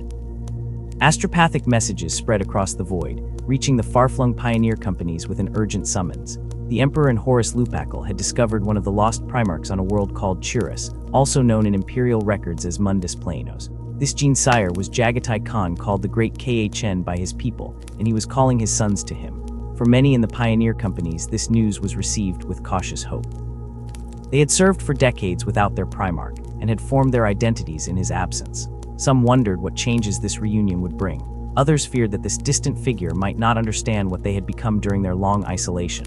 But all felt the pull of genetic kinship, the yearning to meet the one whose essence flowed in their veins. The journey to Chorus took many years for some of the more distant companies. The warp was treacherous, and many were stationed in the farthest reaches of the expanding Imperium. Some never received the message at all, continuing their lonely hunts in ignorance. But gradually, over the course of nearly a decade, the scattered fragments of the 5th Legion made their way to the world their Primarch had conquered. Chagorus was a world of vast open steppes where fierce nomadic tribes rode on horseback beneath the endless sky. It was a place where speed and mobility determined survival, where hit-and-run tactics were a way of life. In many ways, the culture of Chorus mirrored the combat doctrine the 5th Legion had developed during their years as pathfinders. Yet the differences were equally stark. The nomads of Chagorius were bound by complex codes of honor, by rituals and traditions that seemed alien to many of the Terran-born Astartes. They marked their faces with ritual scars, spoke in a language of poetic complexity, and followed shamanic beliefs that seemed at odds with the secular imperial truth. At the heart of this culture stood Jagatai Khan. He had united the tribes, overthrown the oppressive empire of the Palatine, and conquered an entire world through speed, ferocity, and tactical brilliance. Now he turned his attention to reforging his legion. The great Khn saw immediately what his sons had become during their years of separation. Not a unified legion, but a collection of independent hunters, each with their own traditions and battle honors. Rather than imposing uniformity, he chose to embrace this diversity while binding it to the traditions of Chorus. On the wide plains of the empty quarter, the Primarch gathered his scattered sons. There, beneath the open sky, he instituted the ritual of the blooding. Warriors cut their faces with ritual blades, marking themselves with scars that proclaimed their new loyalty. They discarded their old names and chose new ones from Korean mythology, symbolically setting aside their past identities to embrace a shared future.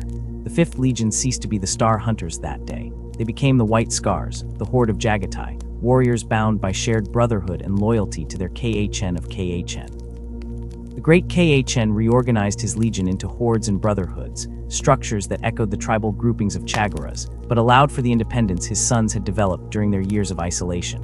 He encouraged the study of what he called the noble pursuits, calligraphy, poetry, and the telling of ancient tales alongside the arts of war. Most importantly, he gave them something they had lacked for decades, a sense of belonging.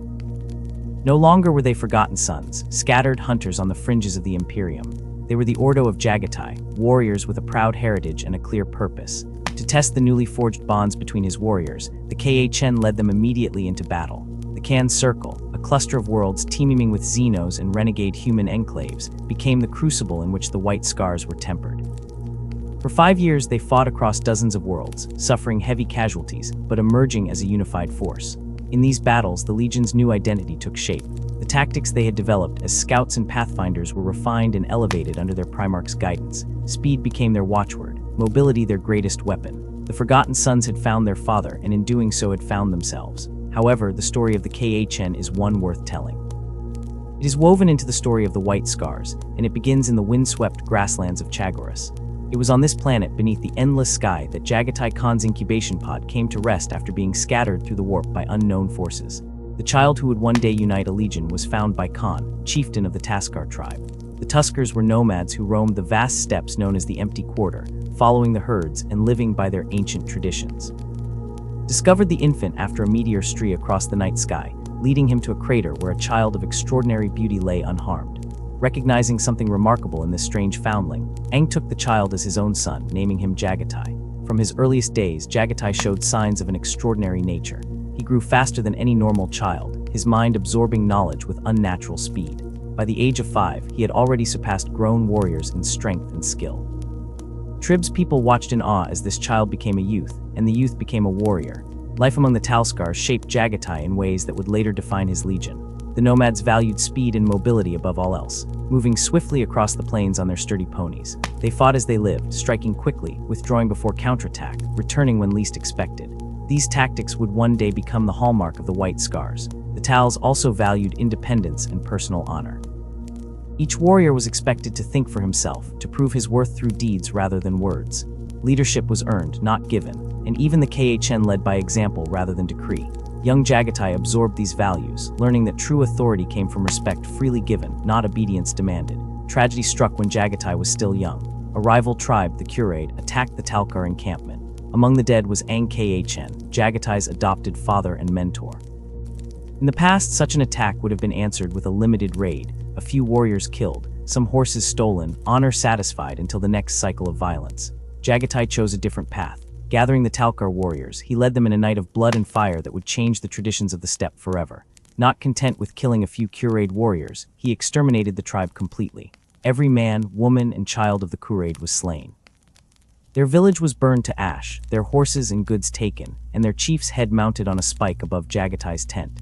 This brutal vengeance shocked the other tribes, but it also established Jagatai as a leader. He was elected Khen of the Talkars and immediately declared his intention to unite all the tribes of the Empty Quarter under his rule. It would be unity or death. There would be no middle ground. Tribe after tribe faced this choice. Jadai would arrive with his growing army, offer once to accept their submission, and then attack with overwhelming force if refused. Those who submitted freely were treated with honor. Their warriors incorporated into his own forces, their best riders elevated to his personal guard. Those who resisted were destroyed utterly, their names erased from memory. With each victory, his forces grew stronger. He mixed warriors from different tribes together, breaking down old rivalries and creating new bonds of loyalty. Military service in his army became mandatory, and talent was rewarded regardless of tribal origin. A warrior from the humblest clan could rise to command thousands if he proved his worth. Within a few decades, Jagatai had achieved what no one had thought possible. He had united the feuding tribes of the Empty Quarter. They called him the Khen of Khen, and they followed him not out of fear, but out of genuine loyalty.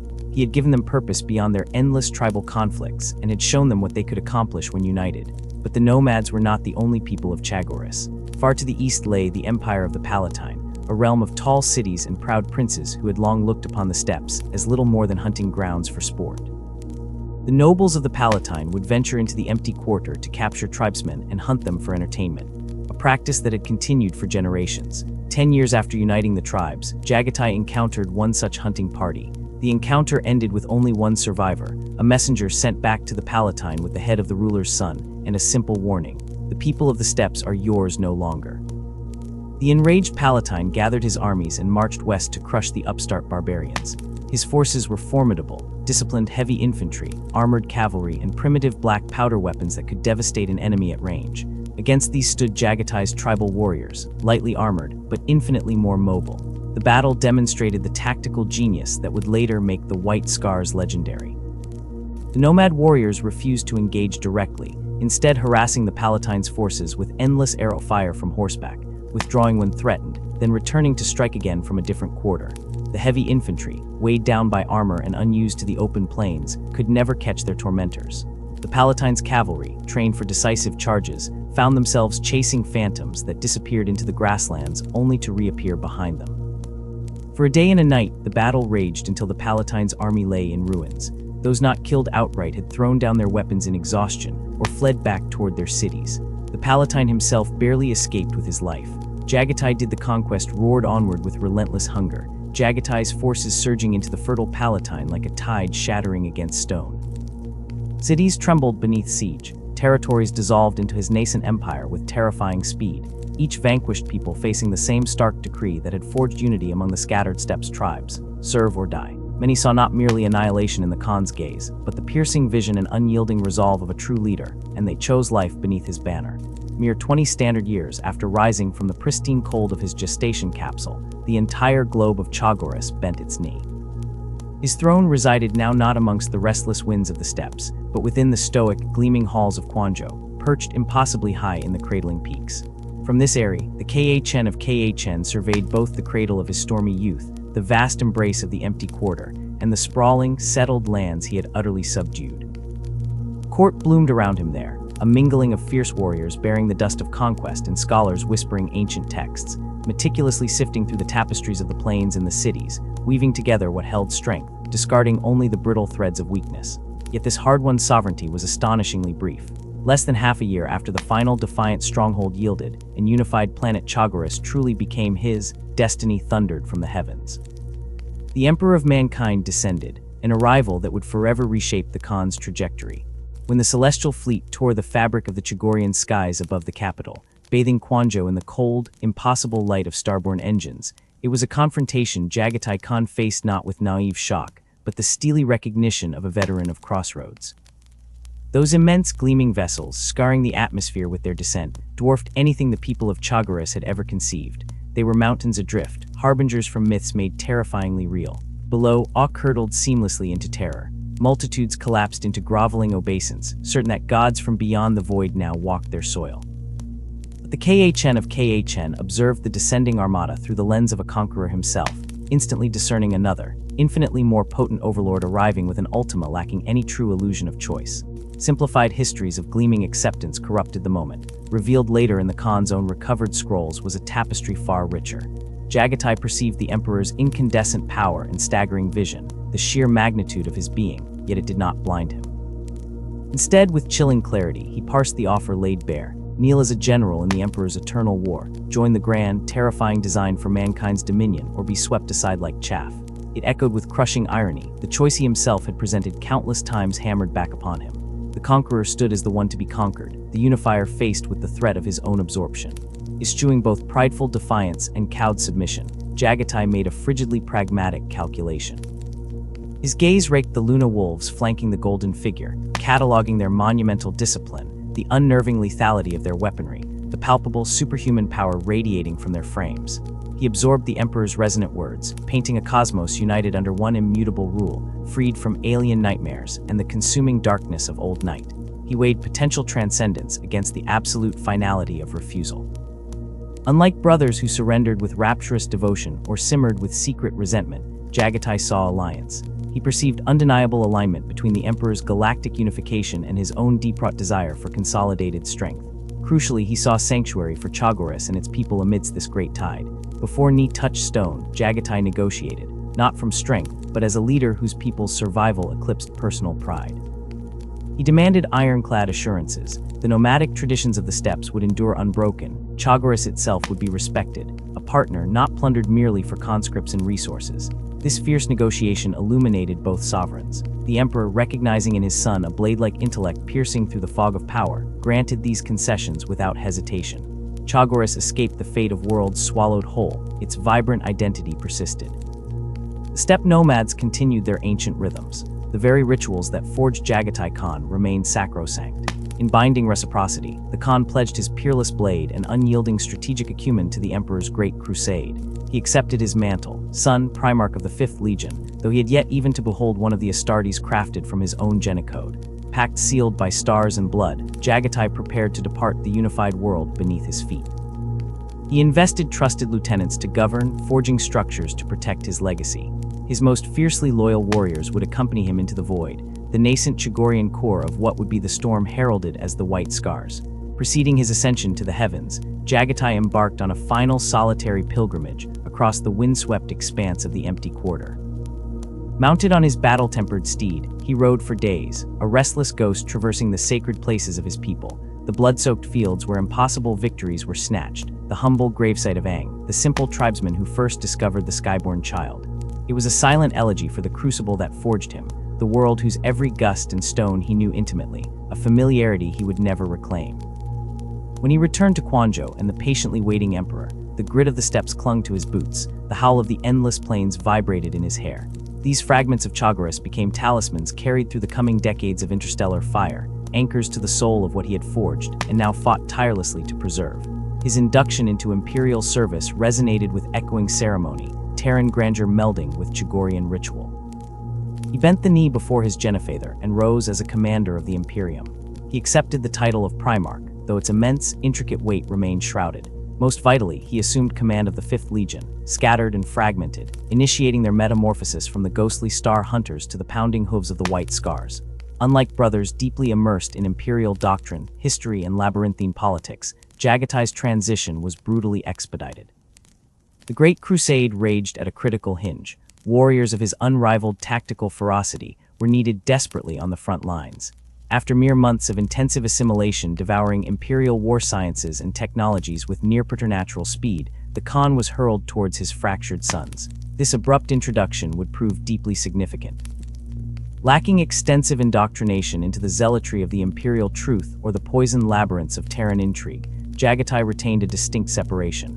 He perceived the Imperium as a practical necessity, a formidable tool, not the sacred end state. This profoundly shaped his legion's identity and his navigation of the complex, rivalrous bonds between his Primarch brethren. As voidswimmers vaulted him away from Chagorus aboard the Emperor's great flagship, the Khan carried internally the hard, timeless wisdom of the steppes. True unity wasn't the smothering of difference, but the binding of diverse strengths through shared, driving purpose. This core philosophy faced imminent trial as he confronted the monumental challenge of forging cohesion within a legion scattered as wildly as the tribal bands he once rallied across the empty quarter. The Emperor gained a formidable son, yet one whose eyes forever viewed the cosmos through the prism of boundless plains. The Imperium gained a strategic mastermind, his loyalty honed on the sharp edge of critical judgment. And the 5th Legion scattered, unknowing, gained a Primarch who would utterly redefine their being while embracing, preparing to unleash, the resilient power forged utterly in his absence. The metamorphosis of the fragmented 5th Legion into the unified White Scars ignited when summons pulsed through the warp, reverberating across scattered stars. Astropathic voices, thin and resonant, called out to the farthest-flung pioneer companies, commanding them to converge upon Chagorus, a world alien to many, to stand before the myth-made flesh, their recovered Primarch. For warriors accustomed only to isolated decades, operating as phantom fragments, this command resonated with the profound shock of the utterly unimagined. Reintegration seemed a possibility at last. Their response unfolded not with uniformity but grim compliance. Over almost a decade, the skeletal remnants of the Legion coalesced above Chagorus, descending like meteor fragments drawn back to their source. The Great Khan observed their fragmented state, not with punitive anger, but with stark, understanding clarity. Resistance to crude uniformity, he instead chose a path embodying both profound respect for their independent evolution and an unwavering drive to forge a fierce new solidarity. He summoned every warrior, every disparate band, onto the sweeping, windswept plains of the empty quarter itself, hallowed ground where the nomadic tribes had once pledged irrevocable loyalty.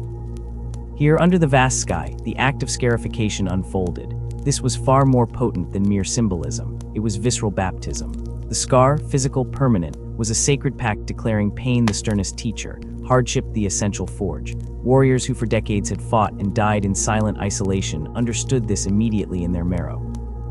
Their scars, etched deep onto flesh, became luminous badges of defiance and fidelity, undeniable declarations of commitment to their Primarch and to the emergent soul of the Legion. The Khan also reshaped their structure, honoring their isolated past while carving a path forward. Eschewing the rigid frameworks compelling the Principia Bellicose, he built fluid formations, the adaptable hordes, the intensely bonded brotherhoods. These could swell or shrink, shift and flow like currents, pooling disparate strengths into overwhelming strategic coherence without crushing identity. He dispersed his proven Chagorian brothers through the whole fabric of the Legion thread by woven thread, embedding them within every existing company to embody the principles, teach the hard-won wisdom of the steps, and ultimately lead through intractable example. They became the lightning rods, sparking the transformation, bridging the cultural chasm between the weathered Terran veterans and the vital, fiery wave of new Chagorian recruits flooding the ranks during this long reforging. By the time the final defiant Sept world within the Kalina Circle crumpled beneath the Legion's wheels, the metamorphosis was utterly complete.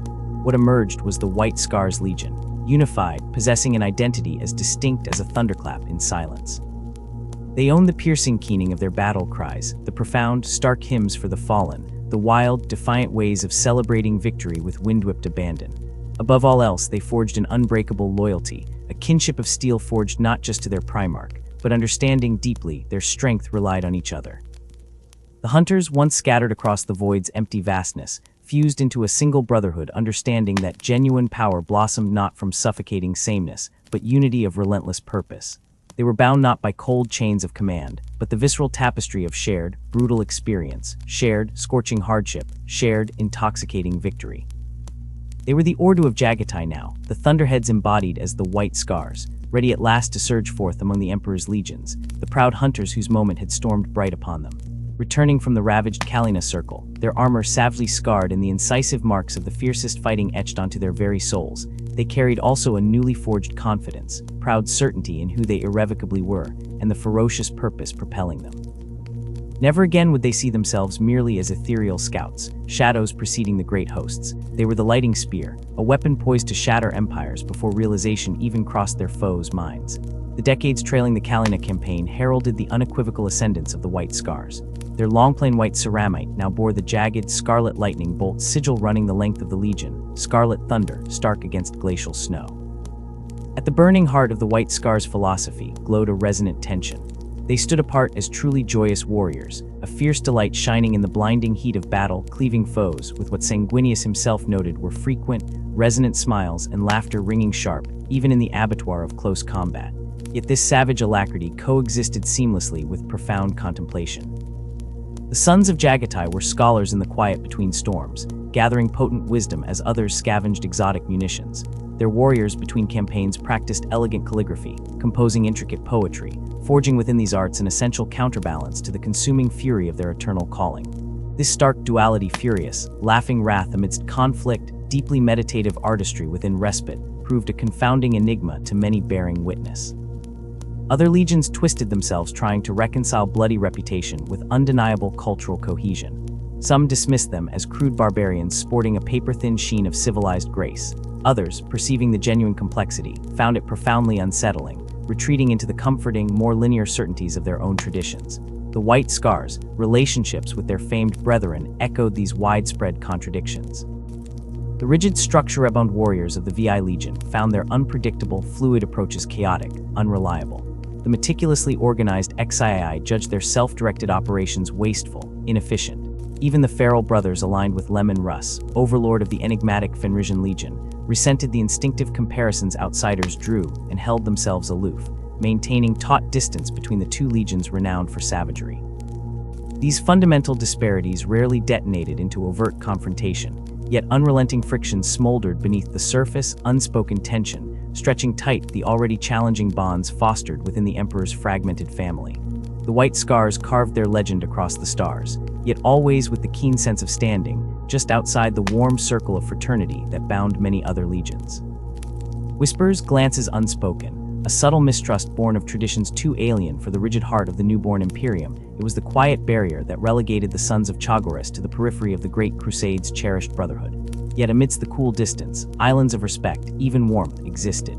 With the shadow-slipping Raven Guard, they found a natural synergy, the precise, silent blow complementing their own devastating, thunderous strike. The Blood Angels, warriors who felt the fierce joy of battle singing in their blood as the White Scars did, offered nods of hard-won respect, a fellowship perhaps not deep but genuine, forged in shared understanding of combat's paradoxical ecstasy. But two bonds truly anchored them, shaping their path through the turbulent galaxy. With the Thousand Suns, an unexpected kinship blossomed. Both stood apart, outsiders amidst their genetic brothers. The White Scars for their perceived barbarism, their wild ways jarring against imposed imperial order. The Thousand Suns for the very warp gifts that flowed through their veins, making them objects of suspicion and fear. Both clung fiercely to traditions utterly at odds with the Emperor's cold, secular truth. Both were led by Primarchs harboring profound, unspoken doubts about that singular vision, even while dedicating their strength to its realization. This shared understanding of isolation forged a deep, resilient respect, bridging the vast gulf between flamboyant crimson and austere white, between psychic mastery and elemental fury. The Crimson King, Magnus the Red, and the Great Khan, Jagatai Khan, cultivated an even deeper personal connection, each recognized in the other depths lacking in their other brothers. Magnus, steeped in fathomless lore, valued the Khan's unflinching honesty, his deceptive simplicity giving way to profound philosophical understanding born of nomadic wisdom. Jagatai, the ultimate pragmatist, respected Magnus's tireless quest for knowledge, his willingness to question sacred cows and pierce the veil of orthodox certainty, regardless of consequence. Their meetings, though scattered across the conquest, became oases of intense discourse, master strategist and master scholar debating the nature of the warp's currents, the ethics of expansion, even the ultimate purpose of the crusade tearing the galaxy asunder. Equally significant, yet fundamentally different, was their bond with the Lunar Wolves. Since the 5th Legion's earliest deployments, Horus Lupercal had shown them consideration, where others offered only dismissal or disdain.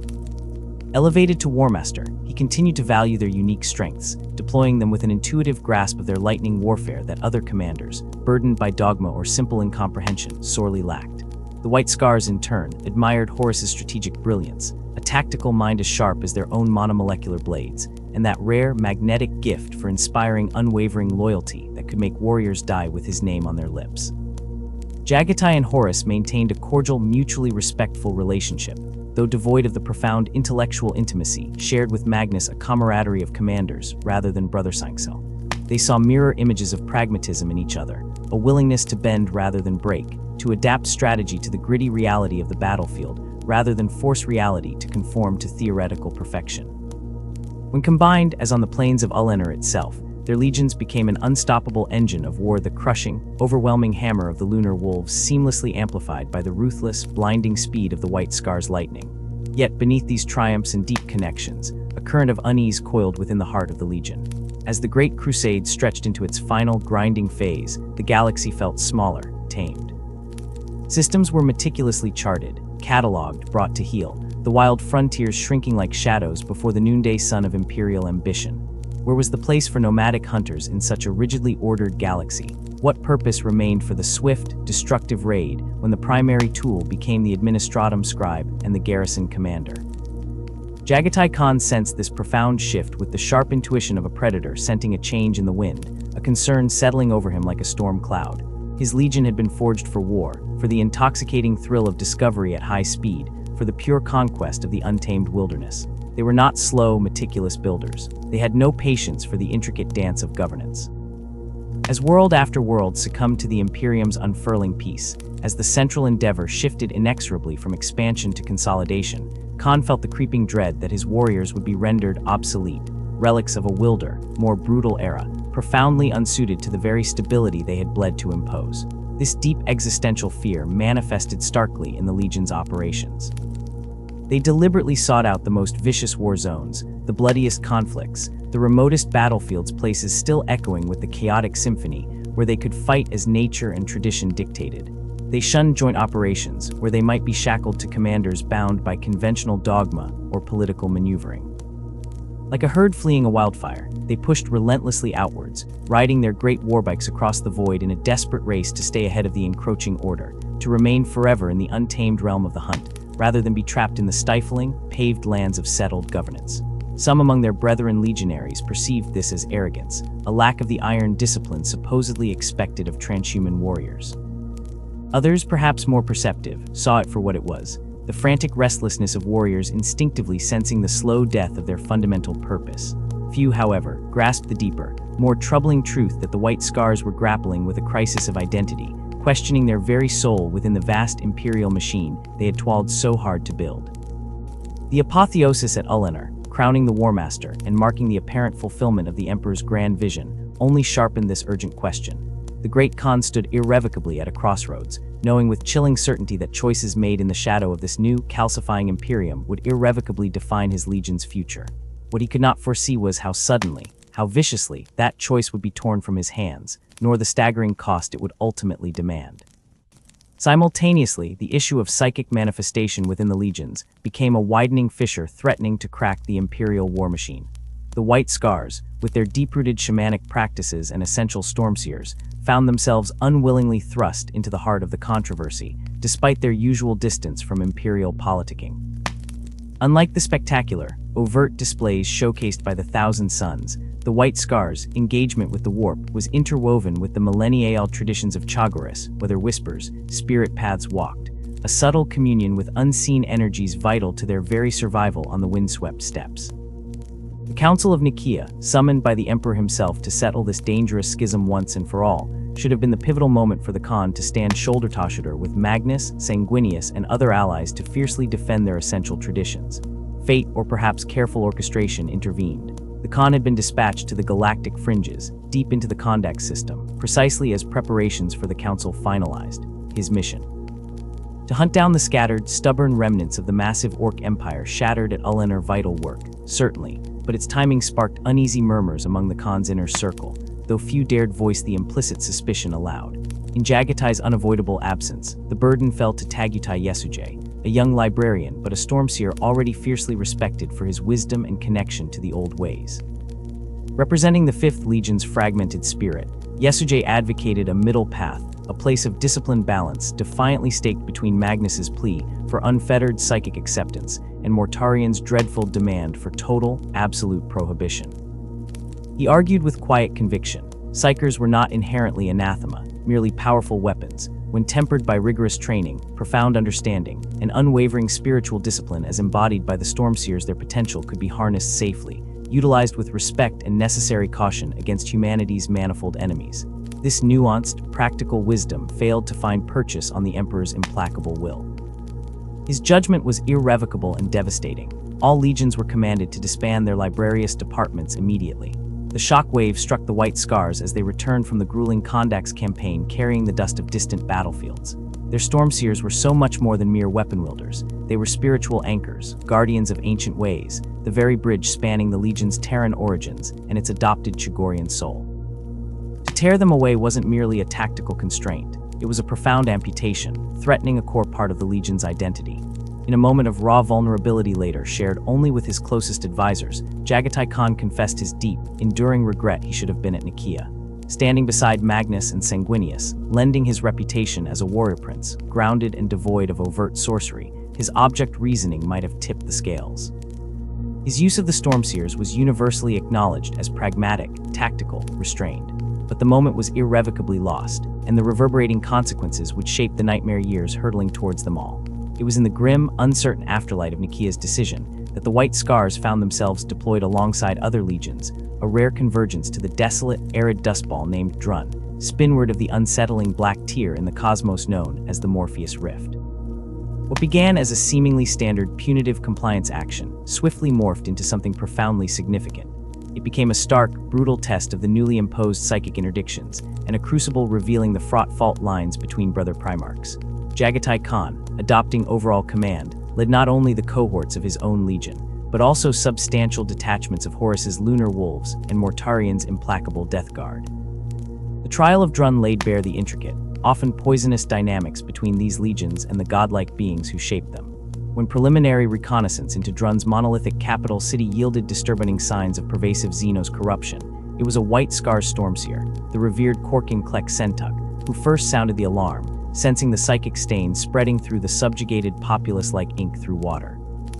Mortarian, the grim Deathlord, dismissed these warnings with unconcealed contempt, his hatred for the Psykers who had saved him and then tormented him on Barbarous burning ever hotter since Nicaea, coloring his every judgment. Horus, ever the consummate pragmatist, initially sided with Mortarian until the physical evidence grotesque biological alterations impossible devices humming with dark energies became too staggering, too undeniable to ignore. Only Jagatai accorded his Stormseer's counsel the immediate, unwavering respect handed down through generations of Chagorian shamans. This solitary trust was brutally vindicated as Drun's true, stomach-churning horror unfolded. The world was enslaved not by mere physical xenos, but by warp-born entities. Their insidious influence poured through extra-dimensional breaches, puppeteering the population into vessels of madness and despair. Victory, brutally hard won, required the combined, grinding might of 3 legions working in fractious concert, a feat scarcely imaginable otherwise. Crucially, despite the shadow of the Nicaean Edict, it was the White Scars, Stormseers, Chagorian techniques defying Terra's decree, whose unique insights pierced the entity's defenses and guided the crushing counterattack. The seismic final confrontation with the warpspawn monstrosity erupting from the primary portal tested the combined mettle of 3 demigods. Horus, paragon of martial perfection, recoiled under the sheer weight of its psychic virulence. Mortarion, the relentless embodiment of endurance, found his physical resilience disastrously meaningless against the tide of soul-rending despair. Yet it was Jagatai Khan, whose innate understanding of wild energies flowed from the very storms of his homeworld, who held fast against the psychic deluge, perceiving the ephemeral structure of the horror. With impossible speed and precision, he targeted its intrinsic vulnerability, cleaving through its unnatural essence with a strike that collapsed the screaming horror into collapsing reality. For the White Scars, the ashen air of victory on Drun tasted both sweet and bitterly affirming. Their stormborn traditions, scorned as barbaric trickery, had proven vital, indispensable. Their pragmatic flexibility adapting tactics, employing necessary tools regardless of distant bureaucratic dogma, had preserved not only their own brothers, but their rigidly orthodox allies. Yet like blood-staining water, this vindication brought its own severe cost. Tension with Mortarion, whose burning loathing for the Psyker swelled almost to madness in the face of their undeniable life-saving utility, became a sub-zero chill lingering long after the battle's roar faded. Moreover, a deeper, more corrosive seed was planted. The disquieting realization that imperial truth, proclaimed as immutable law, and imperial policy, as handed down by distant rulers with imperfect sight, could become dangerously opposed forces in the brutal theater of galactic war. This conflict between doctrine and survival eloquently seeped into one of the Legion's own most revealing myths, the tale of the Pale Emperor. Details shifted with the teller and the steppe wind, yet the chilling core remained immutable. Jagatai Khan found a tiny, defiant human starempire clinging to independence on the outermost fringe. He offered its ruler the so-called Pale Emperor resplendent yet brittle submission on imperial terms. Upon inevitable refusal, the 5th Legion descended like a cleansing firestorm, grinding every shred of resistance to bloody dust with ruthless efficiency. Only the Pale Emperor himself remained spared, often depicted as clutching frozen soil on a wasted fragment of rock. Was he left as a witness to the ruin born of foolish pride?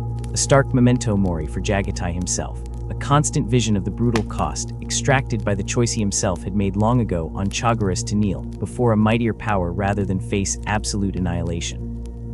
This potent duality, conquest versus choice, reflected the Legion's increasingly tangled, conflicted relationship with the Imperium they served so fiercely. On the surface, the narrative served the imperial dogma: resistance to the truth brings inevitable, devastating ruin. Beneath, it whispered of the Khan's own irrevocable bargain, his surrender of true sovereignty for survival within the crushing imperial embrace. The unsettling ambiguity of the ending hinting that Jagatai might simultaneously pity and fiercely envy the defiant emperor doomed, but free echoed the ripples of doubt, the unspoken questions that could never find voice on any imperial podium. As the Great Crusade crawled towards what history would record as its shattering climax, these doubts and tensions bubbled beneath the disciplined surface of the White Scars Legion. They fought on, fiercely loyal, their excellence in battle undimmed, worlds submitting before their wheels. Yet something fundamental had subtly shifted. A questioning, a quiet reassessment had seeded itself within their collective soul. Who were they in a galaxy shifting towards suffocating order? Were they carving its future, or mourning its passing even as they enforced its laws? The all-consuming darkness poised to devour the Imperium remained out of sight, still coiled in hidden shadows, but its chilling shade had already fallen silently across the riders of Chagoris. The declaration that Horus was anointed Warmaster, the Emperor withdrawing to Terra to pursue secret projects, was met by the Khan with stoic acceptance, the habitual mask of obedience. The simultaneous orders dispatching the Legion back to the Kondak system, tasked with the final eradication of the greenskin remnants there, were executed without hesitation. Yet beneath this seamless compliance simmered a vigilant watchfulness, a predator's awareness that events were accelerating towards an unseen, inevitable climax.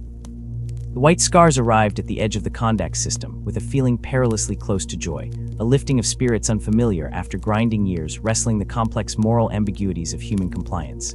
Here was pure purpose, annihilating the remnants of Warlord Erlak Urg's Orc Empire, a task clear, brutal, and untainted by doubt. It was the hunt they were born for: clean, honorable violence against an enemy universally despised. For several rotations of the Galactic Standard, the campaign unfolded perfectly, an echo of simpler founding glories. Brotherhood wings deployed, white lightning flashing across void and planetary surface. The Orcs fought with their usual savage, mindless fury, but lacked the terrifying unity Urg had imposed upon them at Ullanor. Stronghold by stronghold, their domains crumbled beneath the controlled, devastating strikes of the Khan's hunters. Final victory seemed not merely assured, but was reaching out to clasp their gauntleted hands. Then the fabric of communication frayed. Astropathic whispers, always warped by the howling currents of the Empyrean, dissolved into increasingly garbled, broken fragments. Messages materialized from the star-scattered depths like ghosts bearing contradictory portents. Terrifying words pierced the momentarily joyful silence. The Space Wolves, Rogel Dorn's stalwart executioners, declared traitor. Prospero Burning, Magnus the Red Fallen, Horus Lupercal, beloved brother, favored son, anointed warmaster, named arch-traitor, legions turned. The galaxy was tearing itself apart, and the hunt of Kondaks froze, suspended over an abyss of dizzying, world-shaking chaos, just as the final blow was poised to fall. The static-laced whispers clawed at the edges of the Warhawk's awareness, a discordant chorus of impossible claims flooding the communications arrays deep within the Swordstorm. Months-old pleas jostled with frantic hour-rolled pronouncements, a psychic river choked with conflicting debris. Cultists rose, loyal legions fell, Primarchs turned. Jagatai Khan, a towering form radiating unease, demanded clarity from his stormseers. Yet the great ocean itself rolled in torment, the warp currents churning into a vortex of falsehoods and fragmented nightmares. Even the most seasoned seer, face strained, sweat beating beneath ornate helms, could not separate the threads of truth. Visions flickered, the Emperor's golden light guttering like a dying candle one moment, Horus ascending wreathed in obscene emerald fire the next. Most jarring, most treacherous, were the fragmented glimpses of Magnus, the Crimson King whole and defiant, then a broken spirit adrift, spectral pleas echoing amidst crushing silences of unimaginable suffering.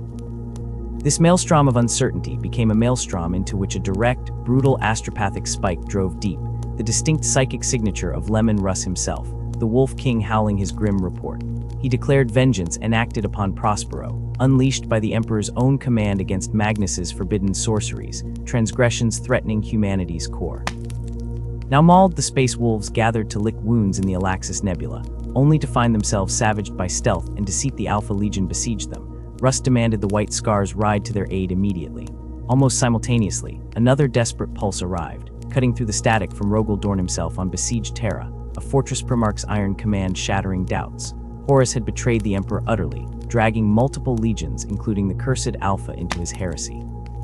Dorn's message, blunt and final, ordered Jagatai and his sons to forsake all other calls and return to Terra with ultimate haste, rallying to the Throneworld's defense. Ignore Horus, ignore his agents, defend the core. The Khan stood amidst the contradictory tides, a solitary monument trying to reconcile two irreconcilable realities, each demanding absolute allegiance at the cost of brotherhood.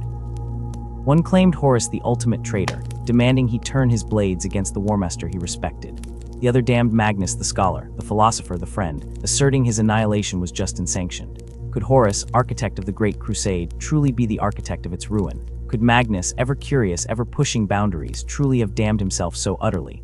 Both possibilities felt alien, poisonous, yet one must anchor this unfolding catastrophe. Before Jagatai could marshal understanding, crystallize a path through the fractal lies, the void itself shifted. Detection arrays screamed lean, predatory Alpha Legion warships coalesced from the very darkness at Kondax's periphery, emerging not with gunfire but with chilling precision. They deployed with silent, predatory grace, their positions perfectly severing the swiftest stellar avenues towards Terra and the Alaxis Nebula both. They made no overt threat, broadcast no demands, merely existed as an impassive wall of void metal, a blockade draped in unfathomable silence. The trap, exquisite in its timing, snapped shut. The Orc spore world below still required purging fire, though its spine was broken, demanding resources that could ill be spared.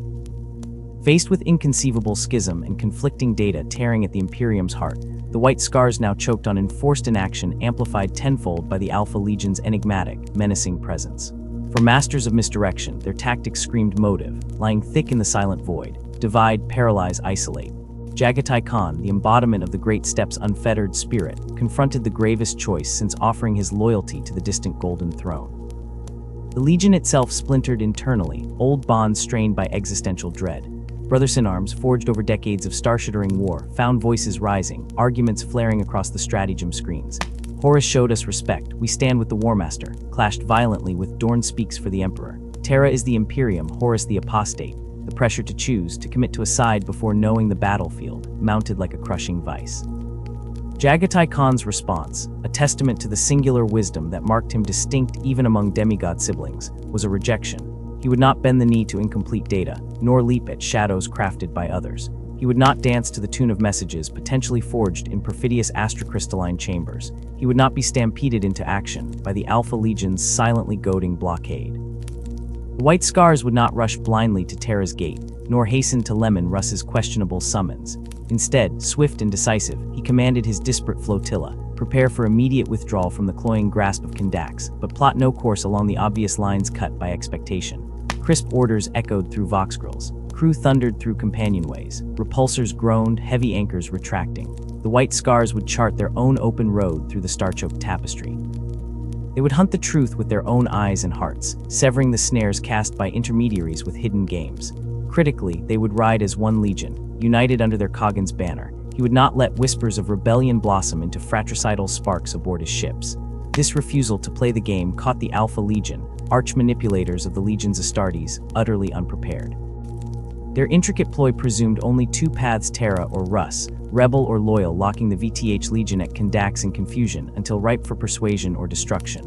The Wild Hunt, choosing the third path, the path unseen, shattered those intricate calculations. When the White Scars fleet moved, it was with the breathless coordination of a predator unleashed. Specialized drive arrays, secrets hoarded for generations, birthed white-hot stellar plasma starboard and port, heaving the disparate ships forward with velocities that tore the void asunder. The Alpha Picket ships, configured for containment, for slow maneuvers against predictable trajectories, were blindsided. Screaming proximity alarms flared across their bridges seconds before impact. A void maneuver sprung from Jagatai's strategic soul, the Chisel Formation. Ships locked into a perfect tapered wedge of adamantium power, engines howling, velocity punishing, driving straight into the heart of the blockade's meticulously arranged cordon. They punched through the startled foe like a Khan's lance through rotten wood, shattering Alpha hulls aside in gravitic detonations and shrieking tortured metal. The cost was paid in White Scars blood and blast-scarred vessels. Several proud ships died screaming in gouts of plasma, others limped away crippled by brutal broadsides as they passed through the forming jaws. Yet, weighed against the poison of eternal confinement or becoming a pawn in a galaxy-wide betrayal, such losses, though bitter, were not in vain. More vital still, the Legion remained tethered not by unanimous belief, but by unshakable trust in their Kaghan, a trust deeper than doubt, even as individual souls trembled with fear or fury about the shape of the truth they chased. As the Immaterium's unnatural colors swallowed the White Scars fleet, leaving the shocked Alpha Legion groping amidst remnants of their failed scheme, Jagatai Khan stared into the swirling warplight, plotting a course resonant with grim, inexorable logic. Not Terra, not Alaxis, but Prospero. If answers weathered the storm, they awaited upon the scorched remains of Magnus's shattered world. Only then, only by truly seeing the ruin inflicted upon his brother's dream, by Magnus's own staggering miscalculation, or Russ's frigid judgment, could Jagatai hope to unravel the interwoven knots of lies strangling his legion. They translated back into the freezing embrace of real space at the outermost drift of the Prosperine sphere. Immediate, silent dread gripped command decks. Scanners clawed hungrily across the void, probing for defiance, for survivors, for life. Nothing. Utter, desolate silence answered. No merchant ships fleeing debris, no orbital fortresses projecting defiance, no bustling patrols signifying a vibrant Legion home, only the profound soul silence of desolation and the planet hanging pale and drained ahead. Reports once described a jewel illuminating the void, learning, enlightenment, beauty wrought in crystalline architecture. Those reports lied. As the fleet plunged towards that pale orb, grief hardened into horror. Prospero spun in the vacuum like a carcass forgotten in the void. Its surface, once vibrant, was a tapestry of planetary-scale burns visible through the thinning atmosphere, a global scab. Poisoned storm systems choked entire hemispheres, obscuring further carnage below. Scanners vomited alerts. atmosphere saturated with heavy metals and exotic toxins, tectonic plates groaning under unnatural stress, residual radiological signatures screaming the song of sustained orbital devastation followed by firestorms that scoured continents bare. Jagatai commanded the Swordstorm to hold orbit above Tizca, Magnus's capital, the fallen jewel. The view left no room for denial of scale. Starlight glinting off mountains of jagged obsidian fractures where glass spires kissed heavens, flawless crystal domes, powdered glass desolation. The great libraries, sanctuaries of knowledge Magnus tended with fragile hope, consumed utterly, leaving only ash-choked craters. This was not censure. This was exterminatus aimed at a soul. Warping, dissonant energies clinging malignant to the dead world's skin choked the engines and guidance systems of drop pods and landing craft. They sputtered like dying birds. No descent was possible save the desperate plunge of teleportation. Lethal risk be damned. Donning the ornate helm etched with storm winds, Jagatai Khan stepped onto the Arc Mechanicus Thrumcatalis plate, followed by a dozen Keshig, his oath-bound guardians, chosen for courage and blades like frozen lightning. Reality warped, fractured, then slammed back into horrifying focus. They stood amidst the bones of Tizca. The air hung thick, bitterly cold yet paradoxically charged, buzzing with the psychic backlash of uncounted agonized deaths. Heat rose in waves through ceramic boot soles, radiating from soil baked by Armageddon. Tizca was an acropolis haunted by absence. Silent streets yielded only skeletal frameworks of shattered structures clawing at polluted skies. No burning wreckage, no broken bodies decorating the ruins, no survivor huddles whispering defiance. Utter emptiness swallowed them. An entire populace snatched away utterly, consumed beyond molecules, leaving only the crushing weight of void where civilization once hummed. Forcing the Keshig onward through avenues choked by spectral debris, deeper into the teeth of the cataclysm, they sought confirmation, any whisper etched in ruin. The physical devastation spoke the space wolves, tongue fluently systematic demolition, defensive positions atomized, the exhaustive grinding away of a world's culture and spirit reduced to grit under a boot heel. Yet beneath that crushing military signature, fouler currents flowed, a psychic taint no mundane bombardment could account for, a resonance that raised the hackles on even the most war-ossified space marine soul. Began unnoticed, perhaps the fallout of being watched by countless unseen eyes from cracked windows and collapsed archways. Then, distinct above the mournful wind, the chitinous buzz of immense insect wings vibrating impossible angles deep within sanity's margins. Tizca's corpse suddenly teemed with life spectral, predatory. Demonic manifestations drawn by the psychic wound bled raw across Prospero, manifesting as ghostly swarms and monstrous chimeras shimmering with insubstantial malice. Bolter shells passed harmlessly though their incorporeal shapes. Chain blades screamed through empty air. Confusion erupted into desperate retreat. Pure battle instinct drove the Keshig backwards, blades weaving defensive arcs against threats that bled psychic corrosion. And in the chaos, the unforgiving bedrock beneath the Khan himself fractured viciously. Plates of ancient marble exploded upwards as seismics tore into a concealed abyss. Before bracing hands could find purchase, Jagatai vanished downwards into absolute blackness, swallowed whole by Prospero's broken heart, Vox transmissions dying instantly in swirling miasmic interference. Alone, disconnected, hearing his brothers battling above impossibly distant, the great Khan fell through tortured darkness before impacting jarringly onto jagged subterranean rock. Dust choked his rebreathers, gravity warped perception. A journey deeper began physically into ossified magma flows formed into arches and impossible geometries by conscious intellect generations past, spiritually into Prospero's final hidden resonance chambers manifesting Magnus's immense power even in catastrophe. Every echoing footfall confirmed artificial shaping. Intricate psychic sigils, faded and fractured, coated walls deep beneath the city's shattered foundations. Endless corridors honeycombed the planetary strata, leading inevitably towards a vast central chamber lit by an eerie, fading emerald afterglow. There, amidst shattered mechanisms of impossible scale, devices designed to channel undeniable cosmic currents now lying inert and broken, sat not Magnus but an echo. A psychic imprint burning fierce within the locus of his greatest hubris, greatest agony. The silence thickened, recognition flickered in the spectral gaze. Conversation, as much emotion projected as words uttered through the corpse-rolled static, unfolded. Horus had indeed fallen, corrupted by power slumbering in unending depths between stars. Legions marched under his corrupted banners, Angron's unrelenting rage, Fulgrim's soulless perfection, Mortarian's embittered resignation, even Alphreus swirling the shadows. Prospero's destruction. Engineered meticulously by the Warmaster, twisting the Emperor's dread of Magnus' psychic mastery Magnus trying to force ignorance into sending Rus the Executioner against him. Purposeful tragedy severing another loyal son weakening Terra. Finally, the bitterest pill, Magnus's own fatal mistake driving the lever.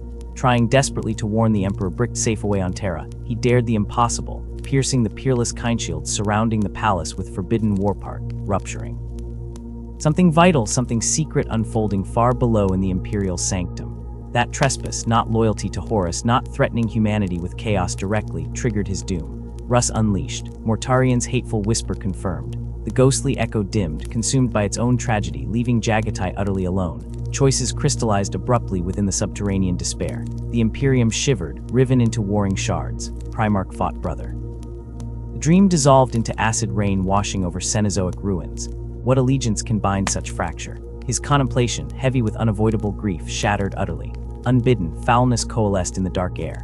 Pallid light sickly illuminated Mortarian, Death Lord of a legion now named well, stinking of pestilent certainty and bitter grievances. Offers dripped like pus. Horus gave leaders freedom from terrestrial tyranny unworthy of warriors. Liberation dawned for warriors, not fools. He dangled the white scar's cherished independence like poisoned bait. Jagatai Khan stood unmoved. The stench of corruption choking Mortarian's rhetoric choked him. This was not liberation, but slavery to newer, uglier masters exhibited within the Death Lord's own corrupted form. He would not exchange Emperor and Imperium flawed symbols, yet fragile bulwark against the galaxy's ravening entropy for chaos-choked delusion, wrapped in honeyed lies about liberty. He saw the demon coiled around Horus's heart, present even in Mortarian's casual gesture, betraying allegiance bought in rot-darkened corridors of the soul. Corrupted intentions fouled noble ends irrevocably. Never, blades clashed inseparable emotion. Khan an ascendant bolt of killing thunder, Mortarian a poisonous glacier relentlessly grinding forward. Speed shattered against endurance, respect poisoned by betrayal, loyalty hardened against corruption calcified by darkness. Destiny balanced on keen edges until Mortarian, pragmatic parasite clothed in corpse-warp armor, recognizing futility in perpetual clash, disengaged. His silent fleet recalled, retrieved him, dissolving like pestilent vapor from Prospero's haunted orbit. Yet the retreat offered no solace.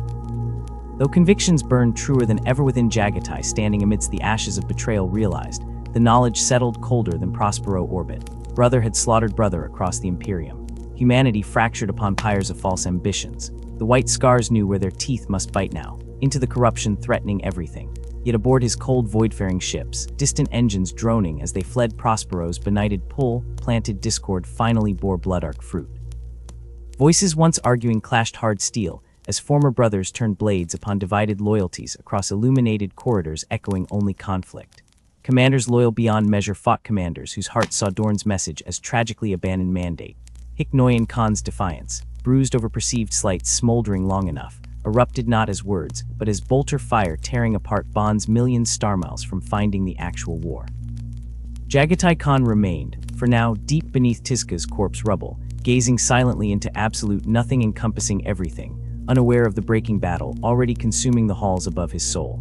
The stark, echoing vastness of the Swordstorm's bridge held a tableau of profound desecration the moment Jagatai Khan materialized into its midst. The harsh lumens beat down, unforgiving, revealing pristine white deck plates no longer immaculate, but stained dark and slick with the lifeblood of his own son's white scar killing white scar, a fragmentation echoing the galactic cataclysm tearing through humanity's soul. The air itself hung thick and choking, saturated with the bitter tang of ozone and promethium fumes from discharged bolters, and the coppery, nauseating scent of blood spilled in fratricide. Before him, warriors stood rigid, segmented weapons trembling in exhausted grips aimed at brothers they had bled beside on 100 worlds. Each faction utterly convinced their horrific act was the sole path to preserve the Legion's honor. At the heart of this carnage, centered defiantly before the command throne he had vacated, stood Hasik Noyan Khan. The sight struck the great Khan like a physical blow, a betrayal cutting deeper than any blade. Decades, centuries of shared struggle, of victories earned on distant battlefields under alien suns, of bonds forged in the impossible heat of shared sacrifice, all reduced now to this grim charade, shredded by vaulting ambition and loyalty horribly misplaced. Hasik, once a pillar of strength, a commander trusted beyond measure, now stood ringed by lodge warriors, their gazes locked on their Primarch not with reverence, but challenge, their choice made for Horus over the one who had shaped them. Potent wrath surging within Jagatai Khan was inextricably laced with an overwhelming sorrow, a crushing sense of irrevocable loss that resonated in the marrow of his ancient being. He understood the sheer gravity of betrayal with a unique, visceral clarity. Born beneath the harsh, limitless skies of the Altaic steppes, the foundation of Chagorian character had been etched into him from infancy. Oaths were the rocks upon which survival itself depended, loyalty, the unyielding steel that braced all virtue. To shatter faith, to betray the Brotherhood, was to shatter the cosmos itself. He moved not with the predatory speed he was famed for, but with the slow, deliberate tread of a man walking through a mausoleum, each step making space for the grief. His blade, Jellicat, gleamed coldly in the bridge lights, still coated with the poisoned ichor of the traitor Mortarion, a stark testament to the corruption he had witnessed firsthand. As he advanced on Hasek, the din of clashing steel, roaring bolters, and shouts of fury melted away into a suffocating silence. Warriors on both sides, their conflict momentarily arresting through sheer force of presence, lowered weapons, eyes drawn inexorably to their Primarch. Even steeped in division, his authority remained unconquerable, absolute. Hasek, perhaps hoping reason might still pierce the veil, began to argue his cause, words spilling forth tales of Horus's genuine respect eclipsing the Emperor's calculated detachment, promises of shared glory unshackled from Terra's decrees, the White Scar's true destiny lying not with a distant tyrant, but with achieving greatness unchained. The pleas washed over the Khan like smoke on stone. He carried the fresh-seared memory of Prospero within him, the undeniable stench of demonic taint carried by Horus's adherents, a sickness masquerading as liberation. Honor could never lie upon a path paved with such filth. His judgment, when it came, was a single, shattering punctuation. One fluid motion, born not from fury but absolute necessity, a surgeon excising a diseased limb to save the body. Jellicat I lanced forth with blinding speed, impaling Hasek Kor Noyan Khan through the chest, lifting the warrior bodily from the deck plating, a horrifying, undeniable demonstration of finality held aloft before the silent, bloodied ranks of his divided legion. This was not vengeance, not an act of passion, but an imperative cutting the removal of a malignancy threatening to consume the White Scar's spirit from within. As the light faded from Hasek's eyes and the last breath hissed between clenched teeth, Jagatai Khan addressed the gathered warriors, his voice iron resonating through the stunned quiet. "We are the Ordu of Jagatai. These blades you bear, this blood that marks your armor, these names you carry, you bear them solely by my word, my sanction. This truth transcends Horus. It even transcends the throne world itself. No power in this galaxy, or beyond its veil, alters that immutable bond." The death of Hasek Noyan Khan acted like a tide breaking upon ancient stone, eroding the resolve of those who had marched under his banner. Some fell to their knees instantly, weapons clattering forgotten at their feet, voices raw with pleading for mercy. Others stood defiant still, but the fire had gone out, replaced by a grim acknowledgement of their cause's utter futility, the widespread defeat crushing the spirit of rebellion. A grim few chose the void over submission, turning daggers upon themselves or charging loyalists in suicidal resolve, knowing they would be cut down but preferring that oblivion to the Khan's judgment. In the shattering aftermath, smoke coiling in the air with the metallic tang of death, the White Scars began the grim accounting. Brothers straightened armor stiff with dried blood, administered potent field dressings with hands that trembled only slightly, eyes avoiding the accusing stares of those they had fought, the carnage a brutal testament to internal fracture. The reckoning extended beyond Hasek's corpse. Other ringleaders of the plot, Gogol, Hibu Khan, Torgun, were sought out, their war gear stripped from them, powerful frames rendered symbolically naked before being confined deep within the ship's brig, their fate suspended in the chilling uncertainty of Jagatai Khan's contemplation. The ancestral laws of the Altai steppes were uncompromising. Betrayal demanded blood payment, demanded death. Yet the Khan felt the terrifying strain upon the psychogenetic bonds that knit his sons together, frayed now almost to snapping. To spill further brotherblood in judgment would be catastrophic, perhaps severing the Legion forever. Amidst this fragile, wounded stalemate, the ship's augurs blared a warning scream stark and undeniable. Multiple contacts translating into the very debris field they occupied near scarred Prospero Death Guard signatures, unmistakable and heavy with dread, Mortarion's reinforcements arriving to deliver the traitorous coup de grace denied by Jagatai Khan's intervention. The second battle of Prospero ignited in the cold dark, the White Scars suddenly thrust onto a razor's edge, their legion bleeding internally, while an implacable external foe sought their annihilation. In that searing moment, choosing between extinction and survival, the fractured Ordu found a terrifying, desperate unity. Ancient divisions melted away before the immediate mutual threat. Jagatai Khan's command bounced across vox channels cracked with static, combat formation gung-ha. Like clenched muscles suddenly coordinated beneath a Primarch's will, the fleet answered not a rigid battle line, but a flowing, coiling pattern, speed and unpredictability its signature. The frozen void surrounding the cursed planet erupted in a silent, violent ballet of annihilation. Lance batteries cut blinding scars through the eternal night, torpedoes snaked in deadly synchrony, plasma reactors screamed as adjoining void shields buckled and flared. Outnumbered but suffused with the desperate, pent-up fury of their schism grief, rage, the bitter taste of betrayal transmuted into a cold, relentless drive to endure, the White Scars hit the inevitable, grinding advance of the Death Guard fleet like bladed lightning. Though normally the sheer weight of Mortarian's numbers would have ground them into stardust, the Death Lord's trajectory was based on absorbing defecting allies, not repelling a ferocious counterstrike from a foe clinging to integration under the Khan's iron resolve. His plague ships sluggishly attempted their inexorable advance, finding themselves perpetually flanked, outmaneuvered, unable to bring their devastating armament to bear effectively against fleet, dancing opponents refusing to meet them shield to shield. For 3 brutally unceasing rotations of a broken Prospero beneath them, the void battle raged, swiftly escalating into chaotic boarding actions before breaking off to reform into effective combat groups, steadily expanding outward from the epicenter, whirling clusters twisting and turning throughout the system, as Khan refused the static confrontation his weaponry antagonists desired. Ship captains, seasoned warriors embodying their primary virtue, took initiative without priming, supported cohorts they had clashed with hours before, rebuilding fractured cohesion without precision grounding, resonating instead on a shared genetic imperative. Their fight became a vivid lesson in the core strength of the 5th Legion. Blinding speed married to chilling adaptability, individual virtuosity weaving into a unified whole surpassing simple coordination. Ultimately, facing critical shortages, sustained alongside unexpected heavy casualties, mounting against them losses Mortarian foresaw. As the cost of victory became untenable, the gritty attrition too much, even for the endurance of his reinforced plague fleet, Mortarian signaled a retreat. Like heavy cataracts receding slowly and backwards from tidal shores, the Death Guard disengaged, ponderous fortress ships carving wakes through flaming debris fields and crippled hulks, limping towards the distant Manville points to translate into oblivion. The White Scars had snatched victory, but it was Pyrrhic and Price vessels gutted and bleeding coolant, hulls scarred by phosphex burns and ramming impacts, too many honored names etched onto growing casualty dedication slabs. Standing amidst the relative quiet aboard the scarred bridge of Swordstorm, the hollow silence only broken by the groaning of stressed metal and the low hum of failing climate-controlled Jagatai Khan gathered his surviving commanders. The brutal truths laid bare on Prospero's ashes, compounded by the festering wound of the attempted coup, allowed for no further ambiguity. The moment demanded unequivocal alignment, a choice carrying the weight of extinction.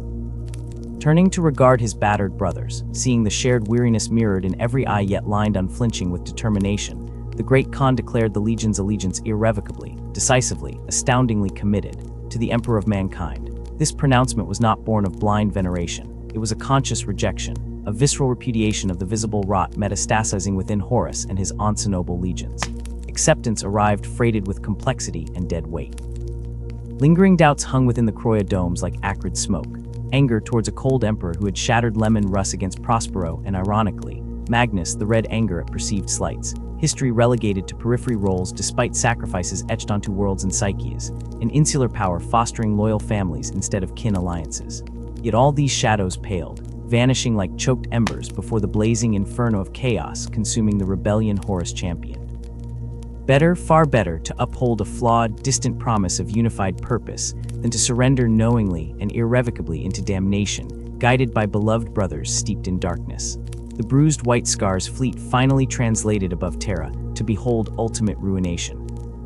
Humanity's cradle, once adorned with glinting towers piercing heavens and magnificent hivespires, now presented a horrific panorama, a world ripped apart, bleeding flame and toxic soot, wounds glowing hellishly under constant orbital bombardment. The outer bastions defending the Sanctum Imperialis itself had already crumbled before Horus's relentless onslaught.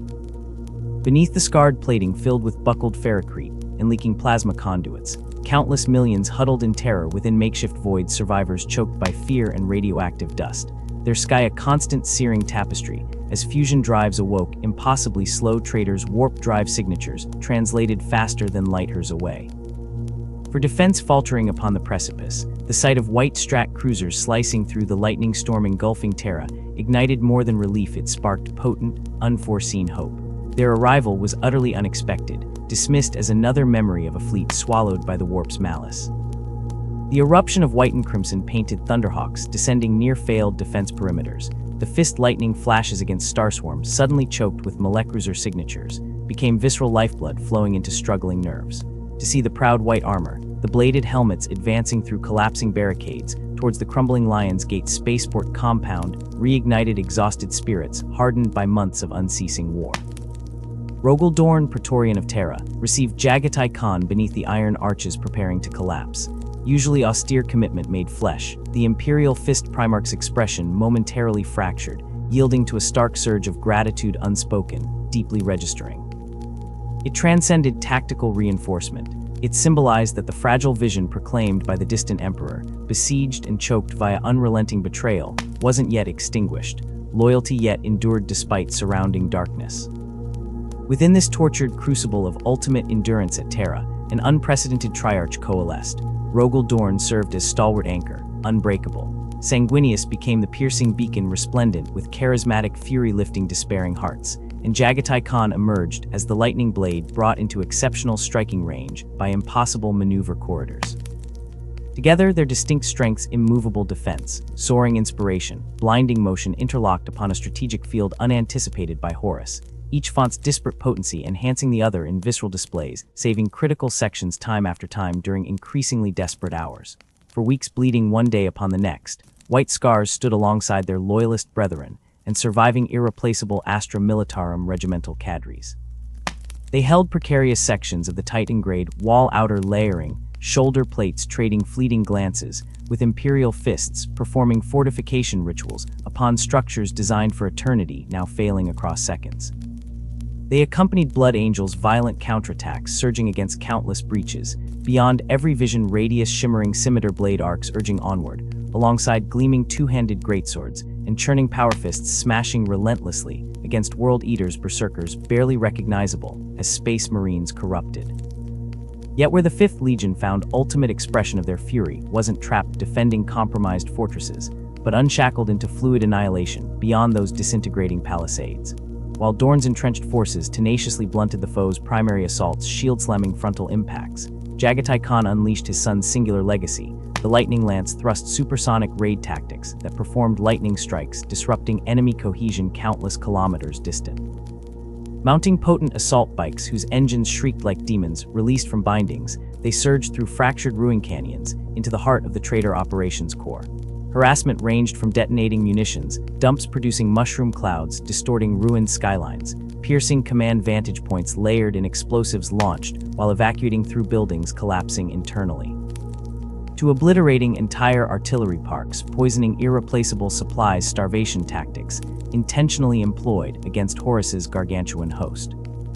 These seemingly fleeting pinpricks inflicted impossible wounds upon the Sons of Horus command structure that saw significant troop elements rerouted in futile defensive maneuvers. Traitor Astartes, forged for assault, compelled instead into static guard positions, inevitably bypassed or lethally overturned by the White Scar's hidden Druid tactics, grinding organized resistance into disorganized chaos. Entire formations loyal to the Warmaster began fraying within perceptions fraught by aid reports, failing to state known identifiable enemies' locations correctly, perpetually seeing phantom White Scar battalion spearheads advancing at angles impossible even for Astartes. Jagatai Khan led these unprecedented guerrilla warfare tactics mounted on his own battlecraft, modified barely able to withstand Primarch strength commandeered land speeders, devolving ballistic pathways tipping performance envelopes. His towering, impossible figure astride rushing machines became an icon of terror-plunging, terrorizing psychological crevices.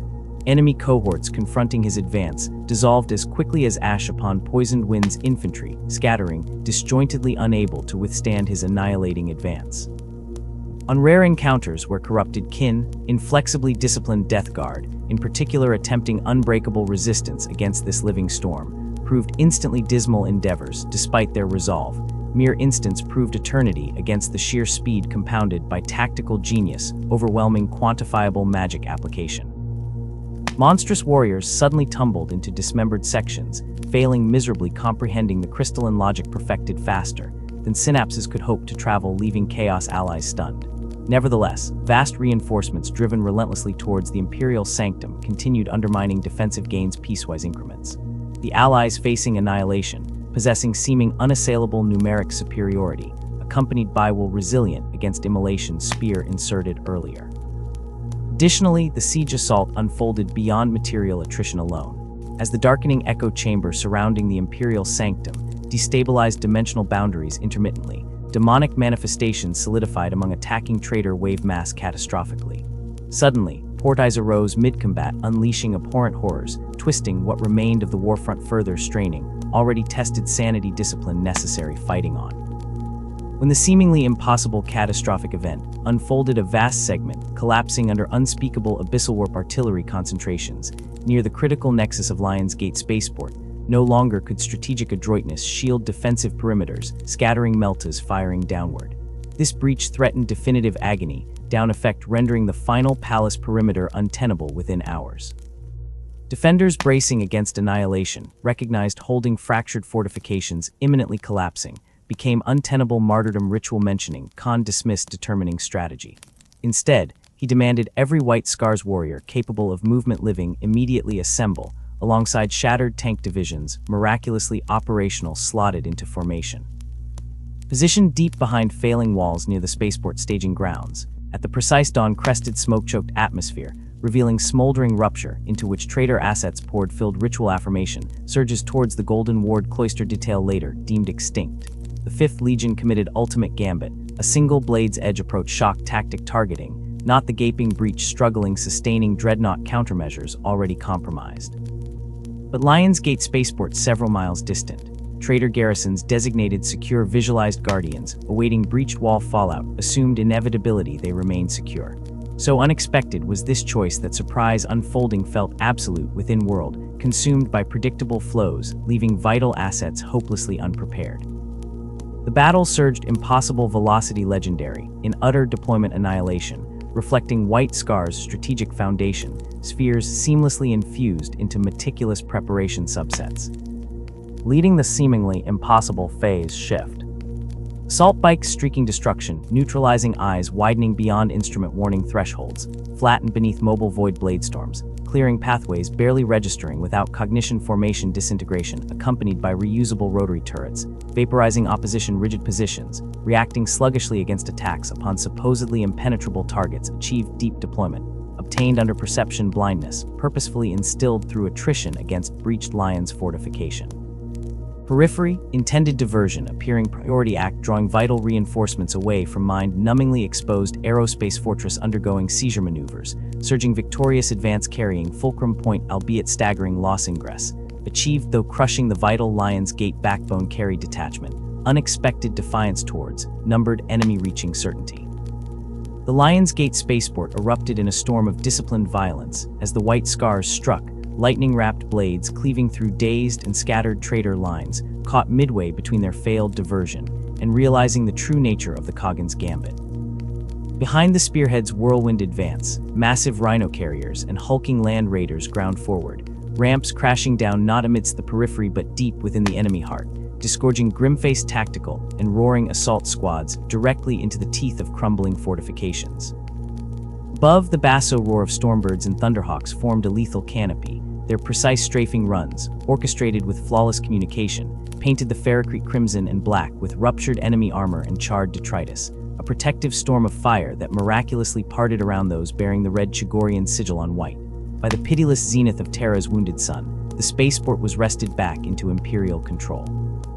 Jagatai Khan's orders were swift, sharp as his father's sword, reactivate the defensive lasers, erect a perimeter of defiance deeper than mere earthworks. What the enemy had dismissed as a tactical feint, an annoyance, was unveiled now as the master stroke that threatened to strangle Horus's ambition. Those colossal void cannons, imbued with the cold power of Terra's ancient technology, swiveled skyward, hunting lenses finding purchase on the bloated, plague-ridden dropships, and supply conveyors clumsily descending through the orbital tatters. Silent beams of focused death lanced upwards, piercing void shields like burning paper, transforming vessels trying to disgorge fresh monstrosities into drifting funeral pyres or expanding clouds of oxygenated shrapnel, severing the traitors' vital umbilical cord to the skies. Chaos erupted within the Warmaster's ranks. A howl of betrayed fury rippled back from their command nodes, translating immediately into savage, spasmodic counterthrusts. Wave upon unremitting wave of twisted Astartes, cultists whipped into suicidal ecstasy, and corrupted war machines hurled themselves against the White Scars' newly claimed ground. They crashed against disciplined bolter volleys fired from expertly constructed firing lines by warriors more accustomed to fluid movement. only to be met mid-charge, not merely with slugs of mass-reactive death, but with perfectly timed countersweeps led by Khans wreathed in crackling energy, the very embodiment of the steppe hawk in lethal descent. Legions Astartes, who had refined the art of lightning incursion for centuries, now grimly exhibited their ability to become an anvil when necessity commanded it, their incredible adaptability proving every bit as vital as their legendary speed, holding resolute amidst collapsing architecture, and howling traitors desperate to reclaim their lifeblood conduit. This unexpected fortress, this defiant rock amidst the traitors' rising tide, ignited a spark within the loyalist command. Emboldened by the Scar's defense, Imperial forces flung themselves against the Eternity Wall spaceport, only to stagger backwards broken and bleeding, hurled into retreat under savage counterfire. The traitors, bereaved of Lion's Gate, had fortified Eternity Wall into an adamantium-clad fortress. The brutal repulsion, staining the rubble with loyal blood, was a stark, sobering douse of cold reality. A single victory, however pivotal, could not eclipse the colossal shadow still stretching over Terra. Ultimate triumph remained agonizingly uncertain, purchased by the heartbeat. Grinding on through weeks of ash-choked attrition, the White Scars became a lethal pendulum, oscillating between the grim duty of digging deeper behind their conquered bulwarks, Lion's Gate demanding constant vigilance, and harrying the foe beyond the walls with devastating retour raids, slipping through ruptured hablocks to eviscerate supply depots and shatter fleeting concentrations of traitor strength. It was a relentless crucible of survival. The legion that had reached Terra, already diminished by Agadai's punishing void sacrifice and years of unceasing guerrilla war, found itself further whittled down, brother after gifted brother consumed by the Pyre's relentless hunger. This hemorrhaging of irreplaceable lives, the fading resonance of comrades forged under Chagoras's endless skies and Nova Terra's blood-drenched snows, brought a profound hollowness beneath the grim determination. Yet the living did not break. Their defiance remained hard-edged resolve, even as their number dwindled. The end, when it descended, unfolded not upon the tortured crust of Terra, but in the cold, silent vacuum above its torn mantle. Horus, sensing the tightening noose as loyalist reinforcements from Guilliman and the Lions sliced through the outer system towards Sol, enacted his final, blasphemous gamble. The traitor Primarch lowered the battle screens of the colossal vengeful spirit, a bait offered to the father he had betrayed. It succeeded. The climactic struggle aboard that doomed flagship would forever remain shrouded in myth, propaganda, and irreconcilable accounts whispered by the shattered survivors, but the brutal epilogue was carved indelibly in reality. Horus, broken angel, fell. With his essence extinguished vanished the dark, animating pulse of the rebellion. The shattered legions buckled. Retreat became a jagged, panicked scramble. Seeing the enemy host fracture into routing fragments, the White Scars unleashed one final, savage hack, the Great Hunt Incarnate. They flowed through the ravaged canyon streets in skeletal hablocks like a cleansing gale, blades flashing, bolts blasting apart abandoned armor and fleeing, stumbling silhouettes. They were harvesters of traitors' blood, ensuring no oathbreaker escaped payment. No false brother was left untouched by their fury. Alongside scarred remnants of the 1st Terran Tank Division, engines groaning in protest beneath punctured plating, they pursued, harried, and butchered, a relentless pressure driving the fleeing warbands deeper into Terra's broken heart. The hunt pushed the tattered dregs of treachery all the way to the Eternity Wall spaceport, its ferrocrete aprons slick with gore and lubricant, where the fractured survivors hurled themselves onto the last operational voidcraft, lifting skyward on pillars of desperate thrust. Victory's embrace, when its cold fingers finally closed around them, felt profoundly, achingly hollow. Terror lay eviscerated. Its mountains cracked like broken teeth, its ancient basins flooded with irradiated slag, its once teeming cities reduced to fractured skeletons under a sky perpetually bruised with unnatural hues, turned monstrous by weapons that had defiled humanity's very cradle.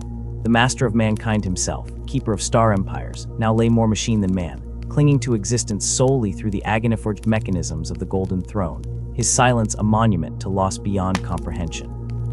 Thousands upon thousands of White Scars warriors, spirits as untamed as Chagoras's winds, who had ridden out across the stars with fierce joy to bring conquest in his name, would never feel the stallion beneath them again. Apothecaries moved like ghosts through fields of Ceramitek-led corpses, harvesting precious genocide where possible with reverence, a hopeless task where fire had wrought ultimate oblivion. They had stood.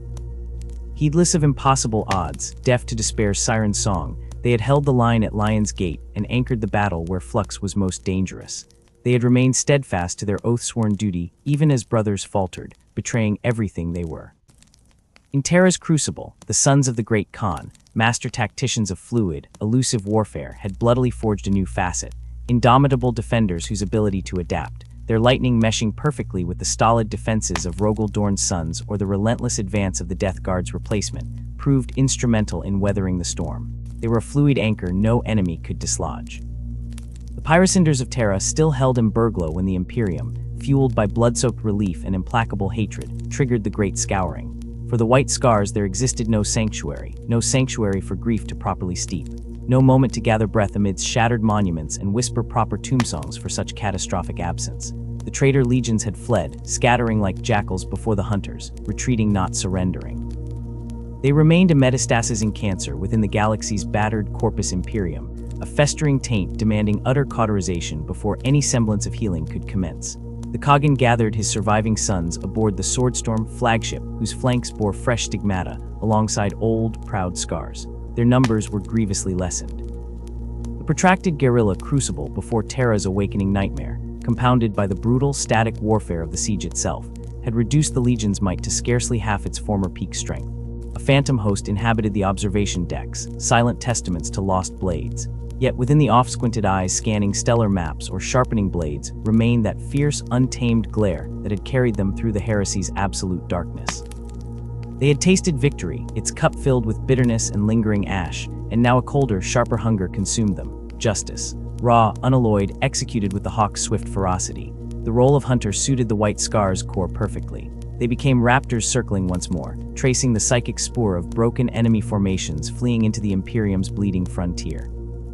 They tracked the sickly cell death trails left by retreating plague fleet vessels through diseased systems, unraveled the maddening layers of Alpha Legion obfuscation woven into civilian records and planetary defenses, exacted sudden, devastating judgment upon worlds that had once sworn fealty to the throne only to declare for Horus in his falsilite, and now scrambled cowardly to erase the mark of their betrayal. Each liberated agri-world groaning back under Imperial aegis, sentient fire purged from its soil. Each corrupted battle barge consigned to scrap and showering plasma fires amidst shattered moons. Each hidden excrescence of traitor worship rooted out from asteroid belts or deep-sunk hive underlevels became a minuscule sliver of atonement, sung in the names of brothers consumed by fire or treachery's acid kiss. Their prey proved disparate, unlike the rehearsed, grudgingly orderly retreat of iron warriors aiming for fortified clockwork citadels, or the night-shrouded disappearances of the VIAI Legion into the Imperium's shadowed pits. Many fragments of the traitor hosts scattered like chaff before the loyalist onslaught, desperate, disorganized, and utterly unpredictable. No longer did the Scars face mass spearpoints across clearly defined battle zones. Now they hunted small, lethally malicious cadres infiltrating refugee streams, isolated warbands preying on isolated forge complexes too scarred to scream, petty conquerors trying to carve feudal empires from collapsed colonization sectors. The VTH Legion adapted with characteristic alacrity. Necessity bought with their bloody victory, honed their instincts razor-sharp. They fragmented further into hunting Chinghi's packs, essentially small, self-sufficient battle groups led by supremely experienced Khans, granted wide tactical initiative to act independently beyond centralized command. These formations were lethally supple. Scout assets pinpointing prey couldn't be ignored, mobile reserves ready to plunge Beneth alien stars, potent void assets ready to interdict escape. Only then would precise strikes, typically delivered via Thunderhawk assault or teleportation flare, savage the enemy before they could harden defenses. Terrific efficiency defined their grim work. Traitor seed required uprooting swiftly, mercilessly, before it took root. Briefly, amidst ceaseless pursuit, the Khagan returned his sons to Chagoris, seeking respite and rebirth beneath its unforgiving skies. The tribes of the Endless Steppe, isolated by warp tempest and sheer cosmic distance, had largely escaped the heresy's rabid hunger. Renown untouched by galactic betrayal still clung to the name White Scars here. From these fiercely proud nomad families, born to saddle and bow long before knowing power armor, came a vital new tide of recruits. Raw-boned youths, spirits alight with ancestral fire etched by starlight tales of the great Khan's luminous deeds, and the cosmic savagery he wielded like a steppe horse lord's bow. This influx delivered vital, volcanic vigor back to the Legion's spirit. But these novices brought an unseen shadow, a potential fragmentation they arrived unblooded by the heresy's defining crucibles. They knew concepts like Emperor's Children, or Word-bearers, only as monstrous, alien enemies authored in imperial histories or blood-drenched ballads sung around dry campsite coals. It carried no bone-deep memory of shared crusade endeavors, no recollection of brotherhood shattered on Prospero's cold stones, no heavy thrum in their souls recalling that the abomination charging at them beneath tainted banners was once kin-pledged. a brother trained within the same hallowed Skalams, standing oathbound beside them under brighter stars. The grimy survivors of Istvan V, Prospero, and Terra's ultimate pyre claimed this vital duty themselves. The veterans taught aggression, speed, maneuver, yes. But beyond drills, beneath memorized tenets, they imparted deeper, clotted lessons from fields where sons bled ash. They instructed independence of thought without yielding an iota of imperial sovereignty. Maintaining fierce individuality was fundamental to surviving unpredictable tactical shifts, they lectured, yet never confused this internal freedom with abandoning absolute unity before human enslavement or alien predation.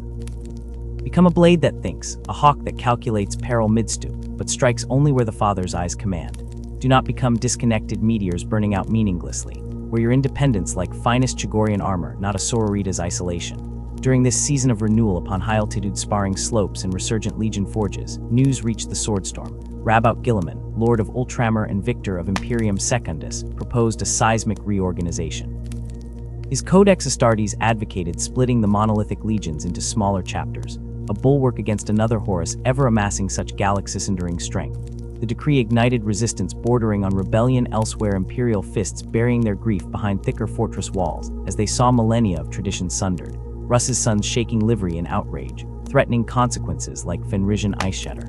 Jagatai Khan's reaction stunned observers who mistook speed for impulsiveness.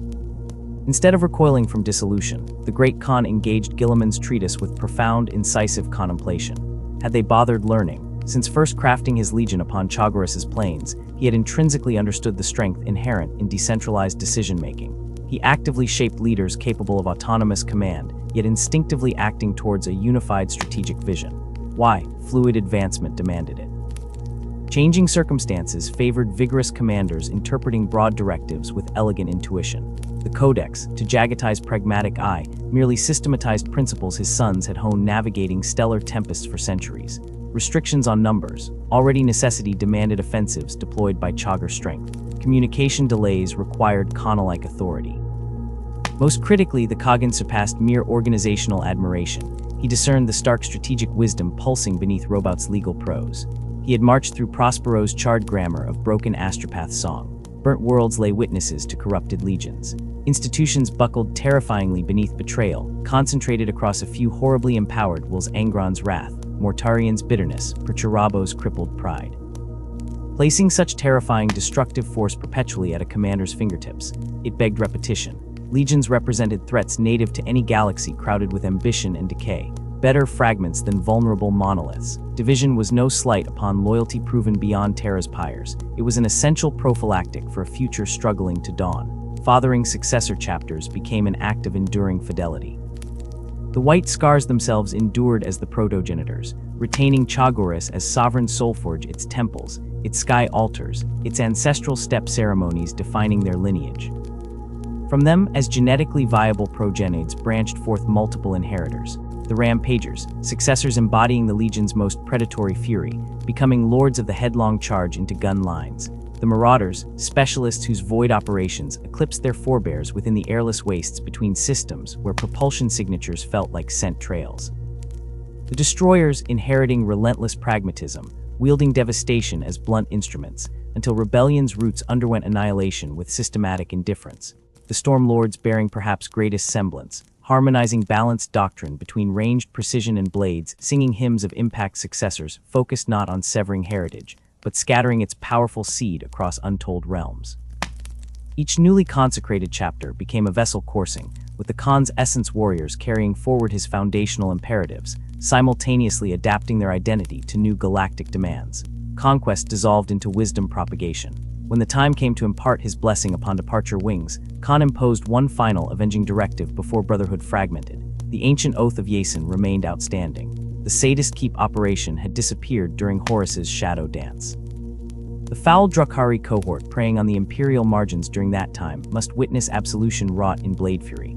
Each respecting brother captain pledged without hesitation, genetic loyalty held firm. Honor binds us unto apocalypse. Their paths diverged orbitally, their sword arms locked on allegiance forged at Chagoras's soulforge fires.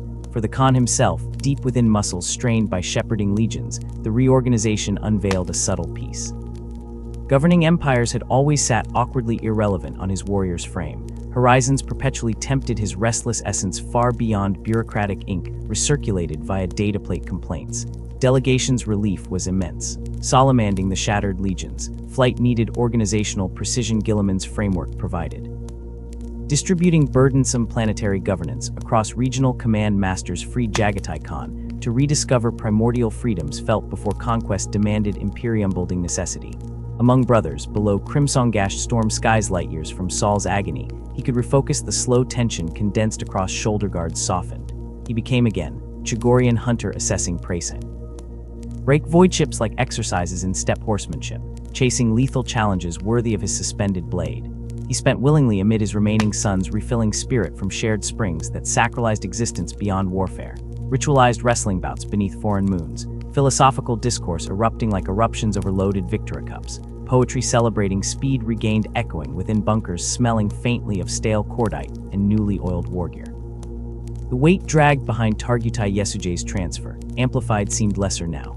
Glimmers of the Khan encountered before Horus twisted loyalty into nightmare surfaced, reminiscent of lighter traditions revered alongside battlefield thunder. Profound sorrow for unspeakable losses, Kashum among countless others fallen across devoured worlds, remained cyclonic weather patterns never damned. Yet purpose reignited, scattering seeds brought fresh meaning.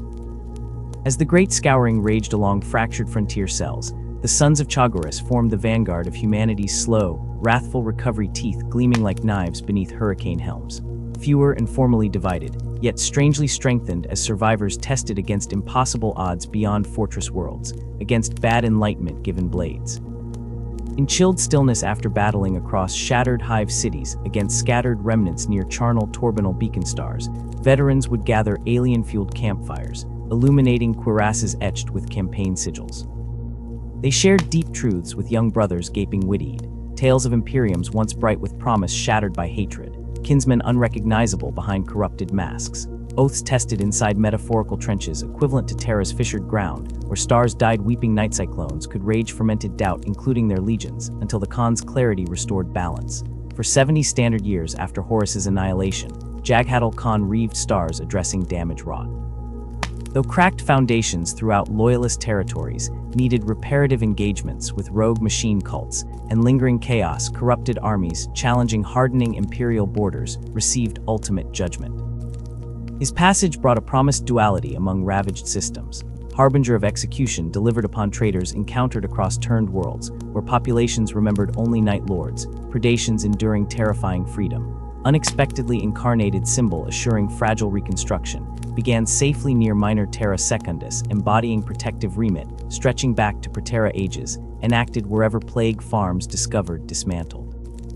His aura felt renowned among fledgling communities glimpsing servant warriors miraculous as Mythica, distant leader radiating volatile intent, sculpted by discipline merciful towards civilians, escaping rubble caves preceding his coming.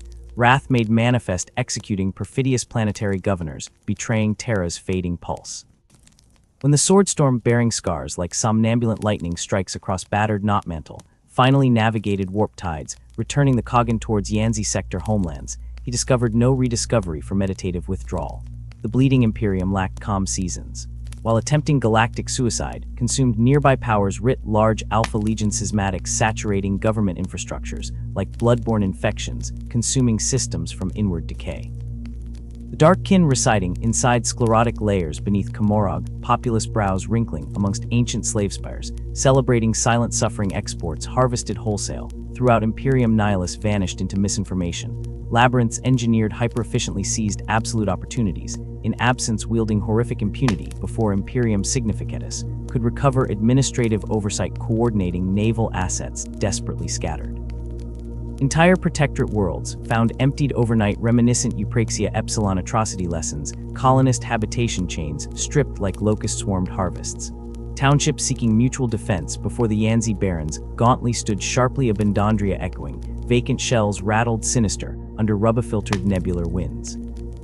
Desperate escapees gibbered uncontrollably describing half-glimpsed figuras, colliding within radiation-summoned shadows, coalescing unbearably deft impossible movements, avoiding description via human biological sensory, reaching beyond brief cognition causing enduring distress.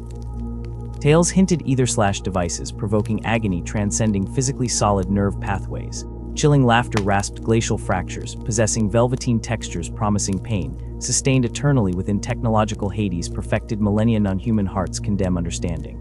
For the great Khan, inheritor of Protector's mantle instinctively, since Chagoras offered him first tribulation testimony, arrived impossible ignoring. Fundamentally, pushing outriders pursuing Drukhari to ut shadows, stems eternally establishing impenetrable guidelines surrounding his existence beautifully perfected, since stepping onto wasted Thunderhead Field's orphan banner clutched fiercely. Therefore, Primarch Chagoras gathering surviving suns calculated scale, approaching horror despite relentless campaign fatigue, covering 100 bleeding starfields ensuring ultimate payment will proceed. The outrage burned coldly within the Khan, a forge of fury stoked by the effrontery of the tormentors. To pluck so many lives from beneath his very protection, from worlds shimmering like jewels within the tapestry of his care, each bearing the unmistakable stamp of his vigilance. It was an insult carved into his Primarch's soul, a wound demanding immediate purifying fire. Thus began the Asan campaign, a silent war declared not with trumpets but with the whisper of scout craft slicing through the void. Small, lethal reconnaissance formations, ghosts in the night, insinuated themselves into the violated systems, patient hunters tracing the blood trails left by the elusive Drukhari raiders. They gathered whispers from shattered survivors, their fragmented testimonies a macabre puzzle assembled with painstaking caution, every tremor of fear, every half-remembered shadow of grotesque forms, analyzed for the hidden logic in the enemy's nightmare choreography. Sector-wide planetary defense structures underwent ruthless scrutiny and strengthening. Hard borders were forged, layered like imperial ceramite, with a suffocating emphasis on eyes that could see the killing blow coming, early warning grids expanding like nervous systems and fists clenched to strike before the blow landed, rapid response capabilities honed to a razored edge. For a fleeting moment, a flicker of vindication, several raids met the immovable object of the Khan's new will, intercepted short of their agonizing goals. Slave ships, rendered hollow, empty bellies echoing with the Khan's defiance, limped back towards their hell dimension, bearing casualties the sadistic Drukhari, for once, found too costly to bear lightly. But triumph proved as ephemeral as void smoke.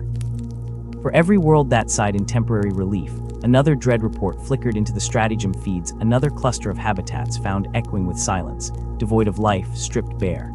The soul signs of the vanished never screamed. They only whispered in chilling ephemera, a viscous splash of alien blood staining regolith like discarded paint, a splintered dark lance power cell, the faint ozone reek of a shard carbine's discharge lingering stains of cruelty. With the focus of an apex predator analyzing displacement currents, the Khan himself perceived the subtle, sinister pattern coiling beneath the seemingly random violences.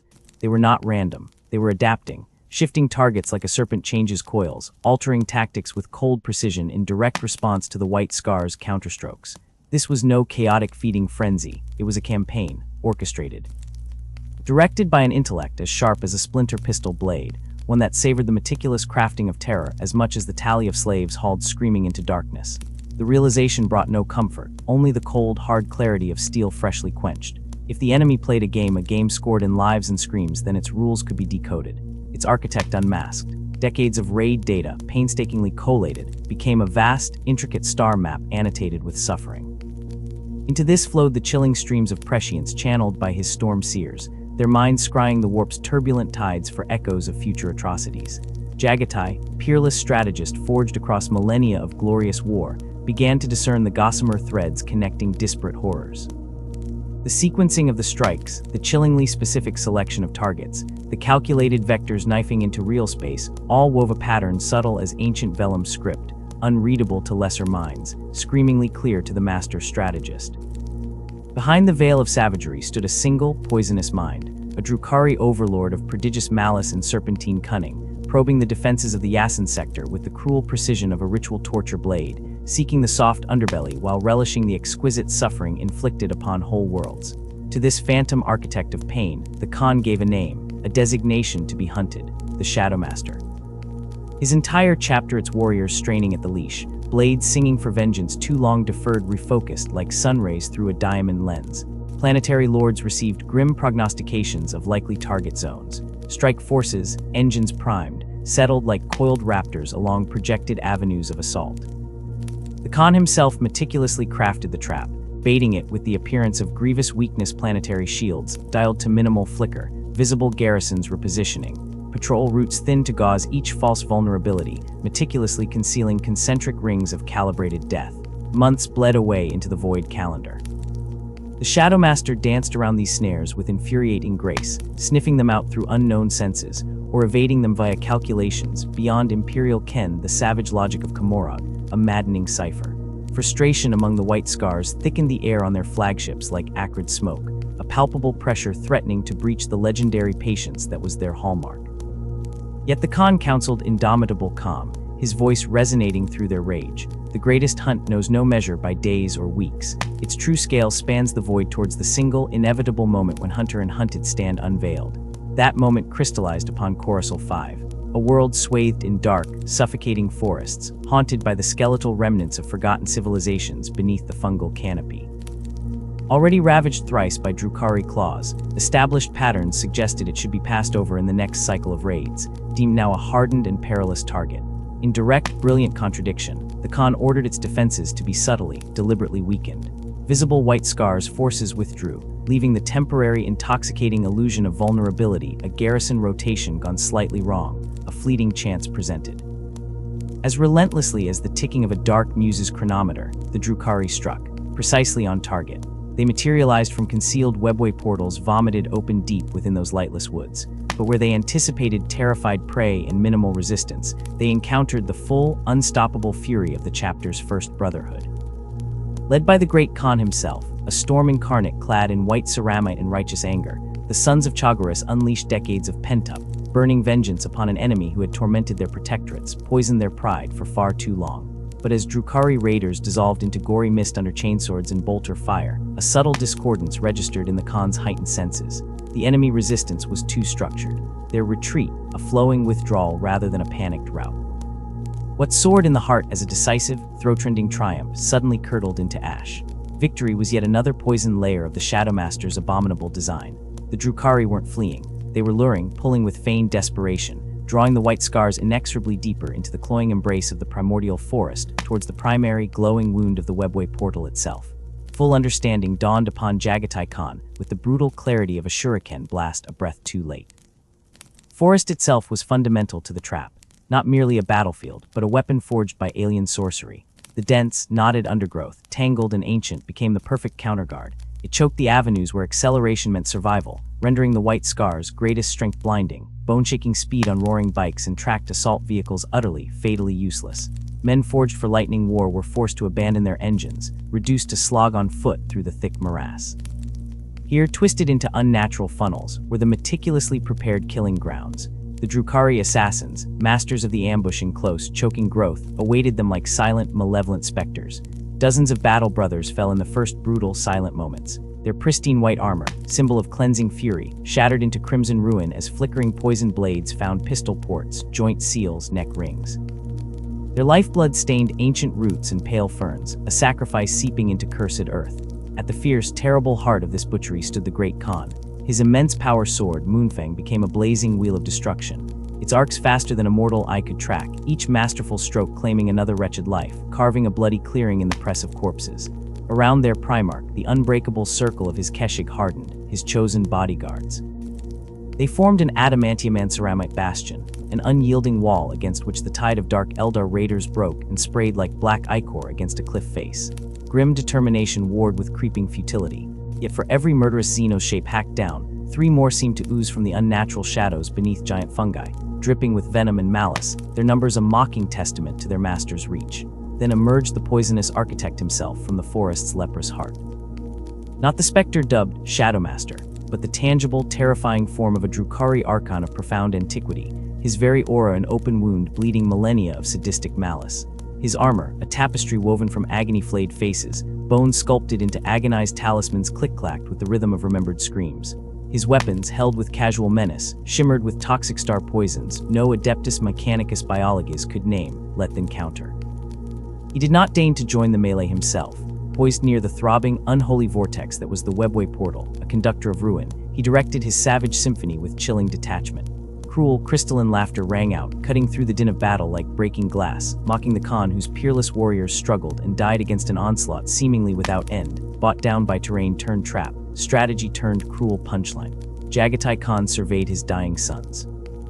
Their sacrifices marked the forest floor like fallen igneous stars against velvety darkness. His immense intellect quantified the tactical reality with devastating brevity. The battle was lost the moment they were channeled into the forest. What remained was salvage. Glory would be a pyre lit with brothers. One overwhelming imperative consumed him.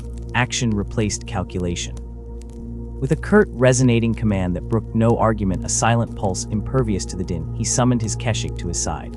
Then he turned from the dissipating circle of his bodyguards, Moonfang held high. He became a force of nature unleashed. A thunderbolt of Ceramitek-led wrath aimed directly at the Archon flickering near that shimmering portal, the spider at the center of this gory web, the author of so much suffering. The figment of retreat became impossible. He would seize this enemy's throat. Seeing the Primarch, a force of pure destruction incarnate, charging with murderous accuracy down the lethal axis towards him, a tremor of primal caution shattered the Archon's cruel amusement. He would not gamble against Jagatai Khan blade to blade. His pride dissolved instantly before that specific, utterly predictable Primarch-level wrath. He turned, a shadow retreating towards Sanctuary, plunging back through the shimmering, impossible geometry of the portal. Without pause, without a single uttered syllable of benediction or curse, the great Khan followed. The blazing doorway swallowed his monumental form, an astronaut entering a cosmic abyss. His Keshig, bound by oath deeper than bedrock, charged headlong after their Genefather into the alien light, without hesitation, into the sucking darkness that swallowed them. Whether by intentional severance from the fleeing Archon, or shattered in the chaos of the ongoing carnage around its aperture, the portal flared once with impossible light and collapsed upon itself. Snapped shut, sealed like a tomb. The remaining White Scar's battle brothers, mere yards short of the vanishing gateway, found themselves abruptly abandoned. Surrounded by Drukhari killers momentarily stunned by their masters' abrupt withdrawal, panic warring with predatory instincts. With the iron discipline forged in 1,000 hunts, the White Scars turned their grief to cold, surgical fury. They reformed the spearhead now snapped short. They disengaged with methodical brutality. They fought their way clear of the treacherous forest trap, bearing their groaning wounded and shrouding the unmoving forms of their glorious dead. A somber procession retiring to the sanctuary of their orbiting dropships, their posture radiating loss heavier than any adamantium pauldron. Decades bled into centuries, each dragging its weight of absence. Theories plumed like toxic spores. The Great Khan captured, suffering exquisite tortures interminable in a subterranean Komorog hell. The Great Khan slain, overwhelmed by monstrous shapes in the labyrinth's impossible geometries. A faint, stubborn hope whispered. The Great Khan lived still, pursuing his quarry through dimensions warped beyond imperial comprehension. The final confrontation yet awaited him somewhere in darkness beyond dark.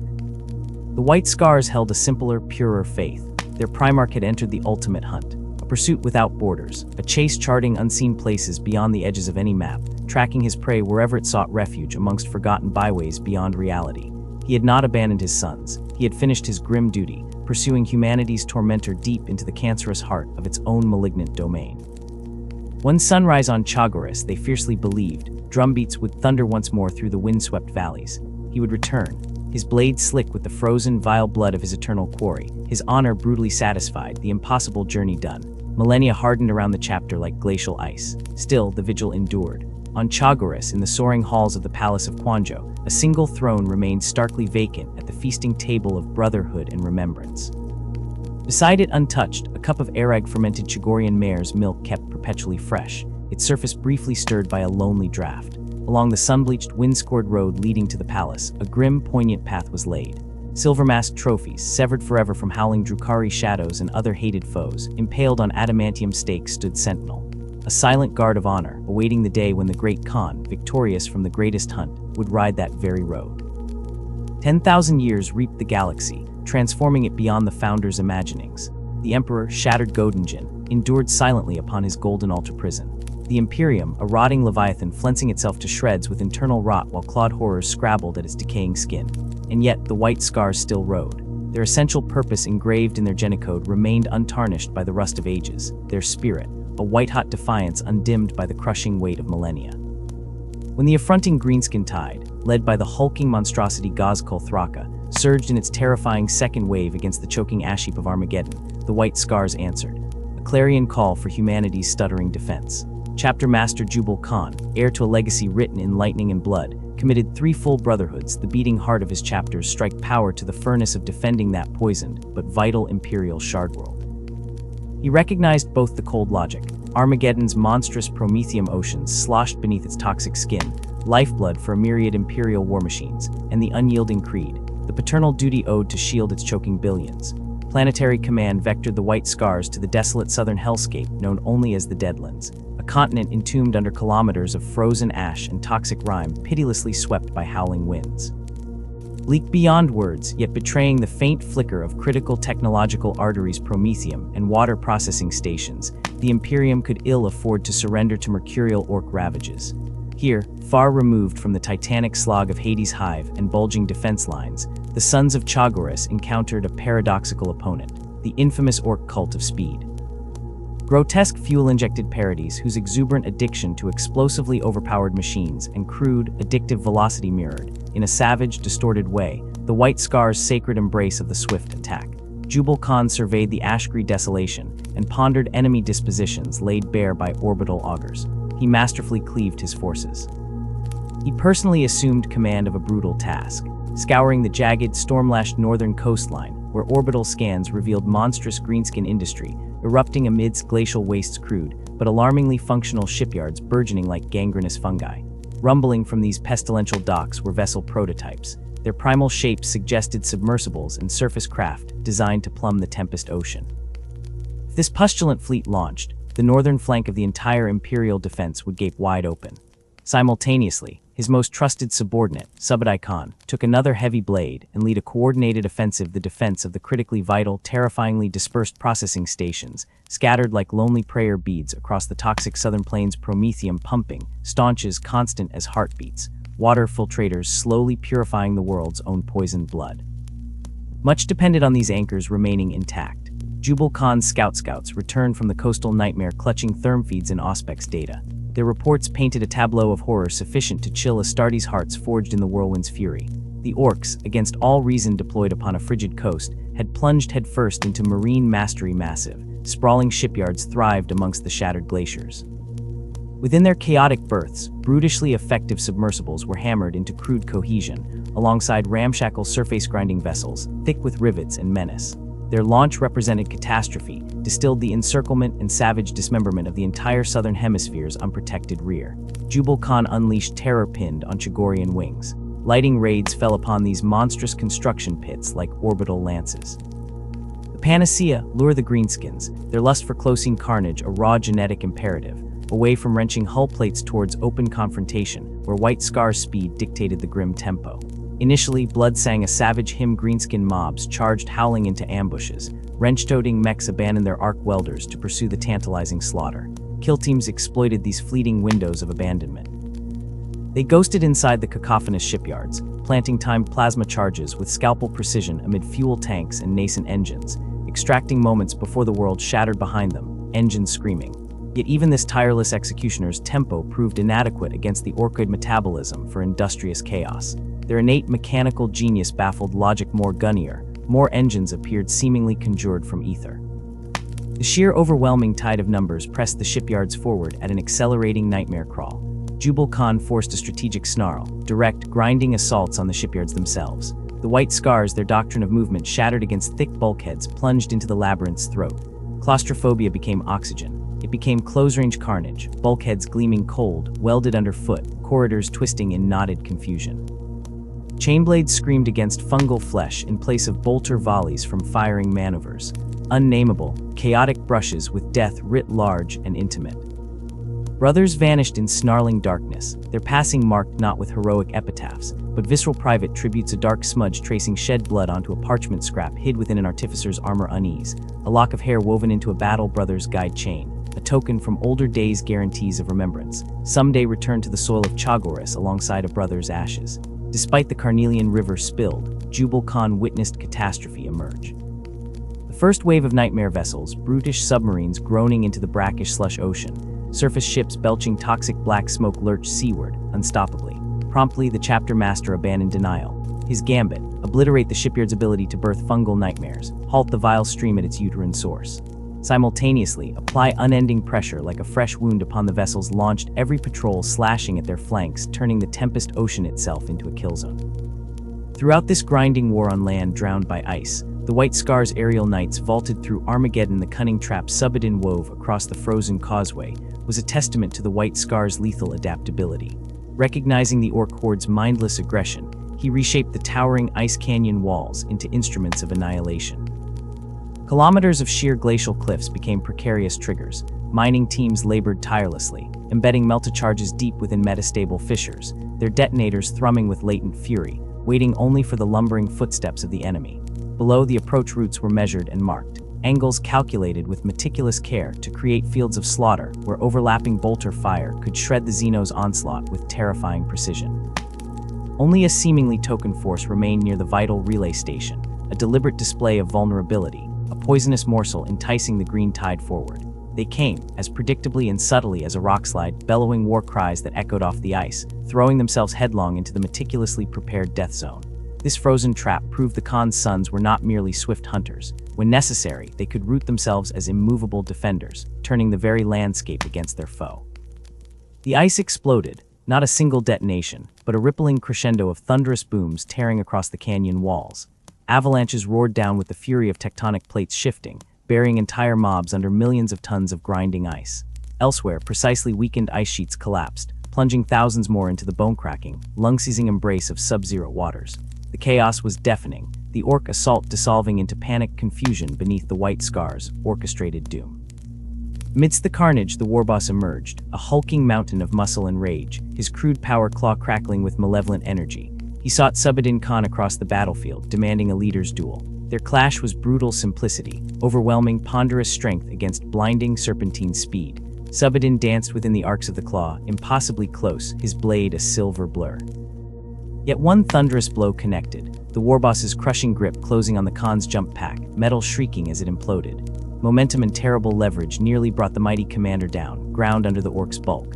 But Subadin flowed with the pull, using the brute's unbalanced lurch, twisting free even as his pack died, his sword carving a perfect terminal arc that severed the warboss's neck in a shower of green gore. The head toppled, the body swayed, and the orc assault died with its leader. Victory was theirs, yet perhaps the truest triumph lay deeper. Against the crushing homogenization demanded by the Imperium's desperate survival, the white scars clung fiercely to their unique soul. The ritual scarification that gave them their name still marked their flesh as rites of passage. They composed verses in the throes of battle, poetic echoes of lightning strikes and thundering hooves to commemorate their triumphs. They pursued calligraphy, raptor husbandry, and quiet contemplation with the same intense focus brought to war, balancing the killer's urgency with the philosopher's depth. During a rare moment of calm, gathered within the stratagem's blue-lit gloom, a grizzled Brotherhood captain stared at the holographic star map and murmured words that resonated like prophecy. Jagatai Khan himself would know his sons, even after 10 millennia lost. This unbroken thread of identity stretched back to their home world, Chagoris, a sanctuary enduring 10,000 years. Its endless steppes, kissed by snow beneath vast, unsullied skies, pulsed with primal freedom.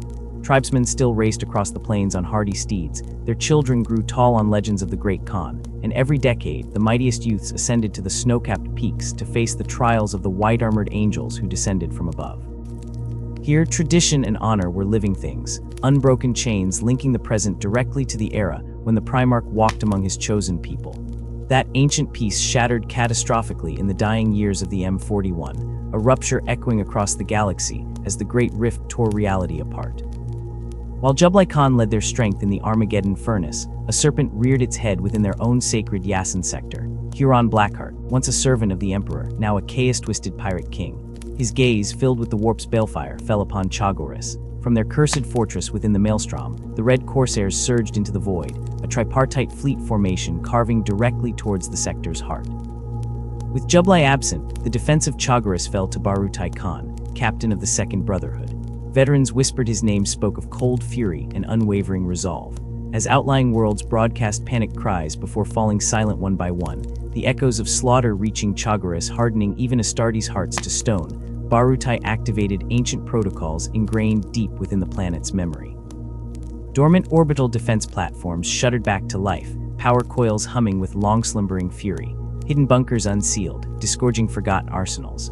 Across the empty quarter, the plains themselves seemed to stir as tribal horns blared the deep, mournful note only used for genocidal war. The warning was barely heeded before the quiet void over Chagoris became a nightmare vista.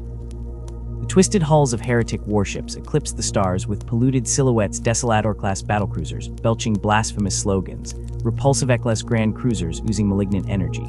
Swarms of corrupted fighter craft danced like demented insects. The hulking terror of ancient space hulks, crusted barnacles, millennia of frozen corpses and shattered craft, drifted ominously towards the glittering defenses like malevolent moons of decay. Refugees stumbling from dying worlds brought tales that curdled blood, priests nailed to cathedral doors, children sacrificed on tribal monoliths, forests seared in the image of profane sigils. Barutai Khan knew the Void War was lost before it began. The sheer, overwhelming mass of the Red Corsair blockade was too vast for the handful of White Scar's vessels stationed at home. Only ground awaited, and Barutai turned their intimate bond with the world into a weapon. The first wave of trader dropships screamed through poisoned skies, expecting blazing fire. Instead, they plunged into a planet that rejected them. Lowland valleys deliberately left open became flooded killing grounds as Barutai detonated ice dams miles away, sending torrents of glacial meltwater rushing down. Subarc dropods vanished silently into quicksand bogs disguised as plains sodden by induced rain squalls. Sudden, violent tempests whipped up by weather beacons ripped control from stolen Imperial aircraft. Canyon systems, ancient migratory paths etched by wind and water, became fatal funnels, leading armored columns perfectly into overlapping fields of fire from concealed plasma batteries or heavy bolter nests hacked from the rock. White Scar's infiltrators, moving like ghosts on camouflaged gravbikes, goaded packs of monstrously scaled native reptilian predators, called Akariks, into the rear guard of chaos cultists. Scout squads, guides unused for centuries, led tribal war parties along forgotten cliffs to leap upon unsuspecting supply trains haphazardly encamped below. Yet sheer, visceral weight of numbers pressed upon them like a closing glacier. For every raid or band blown apart in a defile, or reduced to gore beneath the whirling chainblades of White Scar's outriders erupting from blinding dust storms, a dozen more landed across the hemisphere. The painted hide tents of the empty quarter tribes burned, staining the sky for days, corpses strewn among trampled all fences, the survivors driven like hunted herds toward the desolate, icy ranges. Fortified outposts, bastions held for centuries, crumbled under sustained volcate barrage, leaving only smoldering piles of atomic slag behind. Brotherhood squads stretched impossibly thin across continents, bled personnel drop by drop in constant running skirmishes against roving warbands twice their size and lacking any restraint. Hope dwindled under the incessant tide. Against this grinding annihilation, the tribes of Chaggaris rose. Not titans, but herders on fleet-footed steppe ponies, armed with little more than lascarbines sharpened to bayonets and grandfathers steel forged before the Great Crusade. They were teeth-gnawing at the invaders' exposed jugular-hurrying colossal supply caravans, vanishing into the dried river gulches as counterattacks mustered, ferrying messages through chaos-patrolled zones with tribal whistles mimicking snowhawks. They were eyes that saw every new earthwork, ears that heard every muttered threat beneath cultist hoods. And they paid the price in crimson rivers. Returning from the hell of Armageddon's trenches, Jublai Khan brought not just Terminators, but a volatile spark back to his people. His glacier-clear gaze assessed the galactic map, and his ravaged world, igniting audacity, no more defending the ash. Ordering immediate retreat from scattered plateau holds, he concentrated every warrior, every gun, every tribe capable of bearing arms around the soaring granite spires and the white marble battlements of Quanjathair's ancient, impregnable heart nestled high in the Kumkarda mountains. It was bait thrown to the hounds. Huron Blackheart, the tyrant of Badab, rose to snap. Smelling finality, a crushing victory to cement his dread renown, he redirected his disparate, slaughtering hordes towards Quanjo like iron drawn by a celestial magnet. The scattered spearheads formed a ring of fire around the unyielding peaks. The planetary conflict collapsed upon itself, condensing into the siege of the fortress monastery. Within catacombs carved millennia ago by power drills larger than tanks, gathered the surviving plains tribes, their rhythmic chants echoing with ancestral defiance alongside the clang of void shield generators. Battle brothers stood at slitted embrasures, hands resting on multiform cannons arrayed against the climbing hordes, the final bulwark before their history became ash. It seemed the dying hour had come. Then, like elders whispered about during storms, Corswain, master of the hunt, arrived. His third brotherhood, a spectral legion, had dared the warp trauma of the dread Noctis Eterna, traversing newly birthed maelstroms where sanity fractured. The journey had been brutal, leaving many brothers only as names carved in obsidian. Yet without pause, Corswain plunged into the wastes west of Kumkarda, rallying scattered squads among the blasted ulags, gathering any tribesperson still clutching a blade or clutching anger. He forged a ragged, vengeful hammerhead from despair itself. They emerged from cloud banks, turned to 200-foot walls of impenetrable ice crystals by an artificial Chagorian tempest Corswain's own doing. With the fury of howling wind and stinging sleet blinding the foe to their existence, The white scars in their tribal retinue descended upon the unsuspecting rearguard below Quanjo like avalanche meeting dry tinder. It was pure, undiluted wrath carved from ritual scar and ancestral soul. Chaos shrieked in fury and fear as its limits suddenly evaporated. Inside Quanjo, Jubal Khan saw it unfold. Heavy gates boomed open. Lightning strike forces surged forth, not to raid, but to join. Sortie after desperate sortie roared down the switchback passes, a spearhead aimed straight at their onrushing brethren. Over 3 days beneath skies lacerated by lasfare, amidst mountainsides slick with viscera frozen solid by unnatural cold, they fought. Brothers perished within meters of reforged ranks. Voxgents mingled with dying breaths in a dissonant hymn. On the fourth dawn, armored gauntlets clasped bloody plates on the pitted slope below the looming monastery. Jubal and Corswain stood together, their vision momentarily unblinkered, surrounded by the human cost woven around shattered armor displays. Combined, they drove Blackheart center backward in a crunching, bloody retreat through the foothills. But evil casts long shadows. Chaos wasn't done. Reinforcements poured across the burning continents towards Quanjo's spire, drawn to the titanic clash like carrion creatures scenting epic ruin. The scales groaned toward the abyss until fate intruded upon Mordarion's own fields. Above Chagoris, inexplicably, the suffocating pall of the Noctis Eternus thinned. The psychic bile-poisoning reality retreated. Instability rippled through the chaotic ranks. Lesser demons blinked out of existence with whimpering squeals bound in physics again. Echoes within possessing spirits unleashed confusion. Huron Blackheart, ever opportunistic felon lord, surveyed the scene from his bale eye. He saw certainty replaced by butcher's accounting. A grim sneer beneath ruined armor. He signaled comprehensive withdrawal. Arcane drives ignited. Alongside the Pirate King, his elite corsairs disengaged cleanly, abandoning the renegade cultists and mutants to their rampages below, redeploying instantly to consolidate gains across the sector's crippled core. The invasion spear cracked. Relief tasted like smoke-laced dry corn. The utter periphery was secured by blood's price. But rebels still desecrated valleys, and the steppes wept beneath uncounted dead. Chagoris bled. It was during this ragged, devastating lull, amid blackened fields and mountain temples chipped by Fae's iron scars, that the heavens delivered something entirely unprecedented. Like spectral gods materializing from neutron static, battle group Detitus materialized above Chagoris. 2 monolithic ships of the Indomitus Crusade fleet, Tursus Resolve amongst them, possessed dimensions dwarfing any vessel the White Scars had seen in centuries. They brought warriors fundamentally familiar, yet completely alien, Primaris Marines. Scalpel-bound masters taught biology as a weapon arc mechanic Belisarius calls silent suns hatched from interstellar vaults, woven from preserved genetic splendor 10,000 years untouched. Jagatai's own sacred genome locked sacred inside their double helix. They towered head and shoulders above firstborn brothers, plate burning with Techart alchemy. Burly bolt rifles spat hurricane death beyond comprehension. Yet despite sculpted musculature fundamentally different biologically, the original cultural strand inside sang unifying chords, the Genesede heart rhythm beating strong, neural pathways resonating with ancient cravings for wind-born freedom, simple deep rhythm pulsing beneath the new anatomy binding invisible destiny to Kurchadro's dust. They carried flawlessly synthesized organs designed on Fabius Bilevat's neither brother nor foe had tread, yet they bore Chagoris, star-named fate, as inescapable truth. Here stood sons of limitless skies they'd never witnessed, brothers in lineage unblooded by tribal right, yet linked utterly unseen by blood itself more absolute than barrier reefs of spacetime. This conjugation became sacred dilemma. The White Scars' traditions were chain diagrams set by Jagatai, exact formulae for the lightning soul. Endless generations trained boys into hunters according to precise dances, fixed since the Stormcloud gathered Primarch thought. Now, starships held 30-foot men untutored in Mogs, poetry unread to them, unfletched in hunt game running till starlight bleeds feeling unmapped, retaining only genetic catechism needing education fully outside physical resemblance. Cultural extraction might extinguish uniqueness completely. The ancient rituals needed tempering without breaking. Adjustment demanded utter reverence. Experienced apothecaries, hands trembling over alien anatomy charts provided by artificer magi scrapes, analyzed metabolic thresholds of Primaris body, burnt fuel complex differently.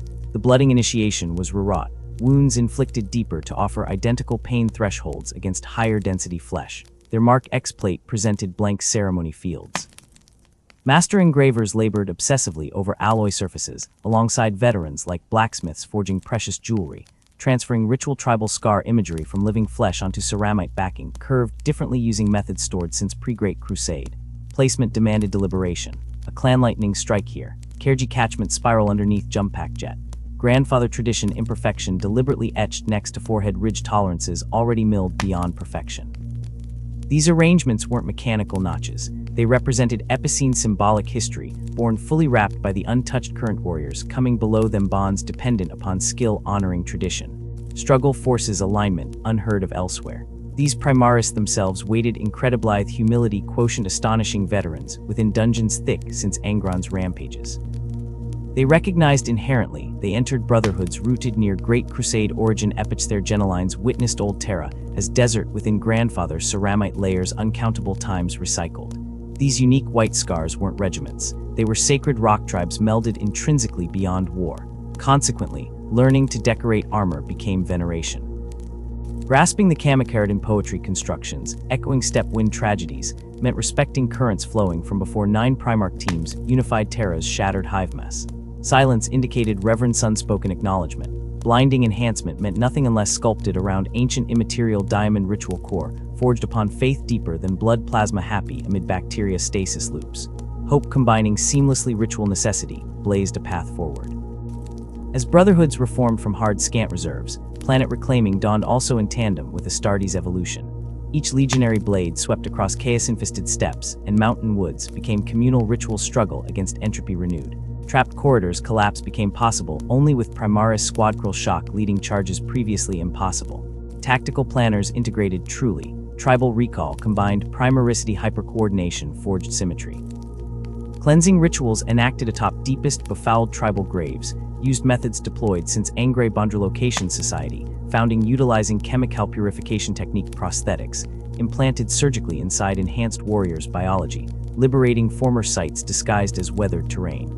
Survivors streamed home bearing unimaginable tales demanding hymns known or unrecognizable abandoned times. Simultaneously, vials of crater-thread young tribal recruits, hair lacking top-knot ritual, processed towards newly configured apothecarian conversion tanks, chanting obscure promises into injector scopes. Veterans separated only genetically sat folded leg position, alongside newer Primaris, across ancient flamebound narrative circles exchanging song verse, problems solved through ancient Platimer for precision burn-off missions, requiring specialized laser coloration techniques stored in ancient archive strips alongside Horus battles. Genetically, an unending cycle is poised at quenching stage.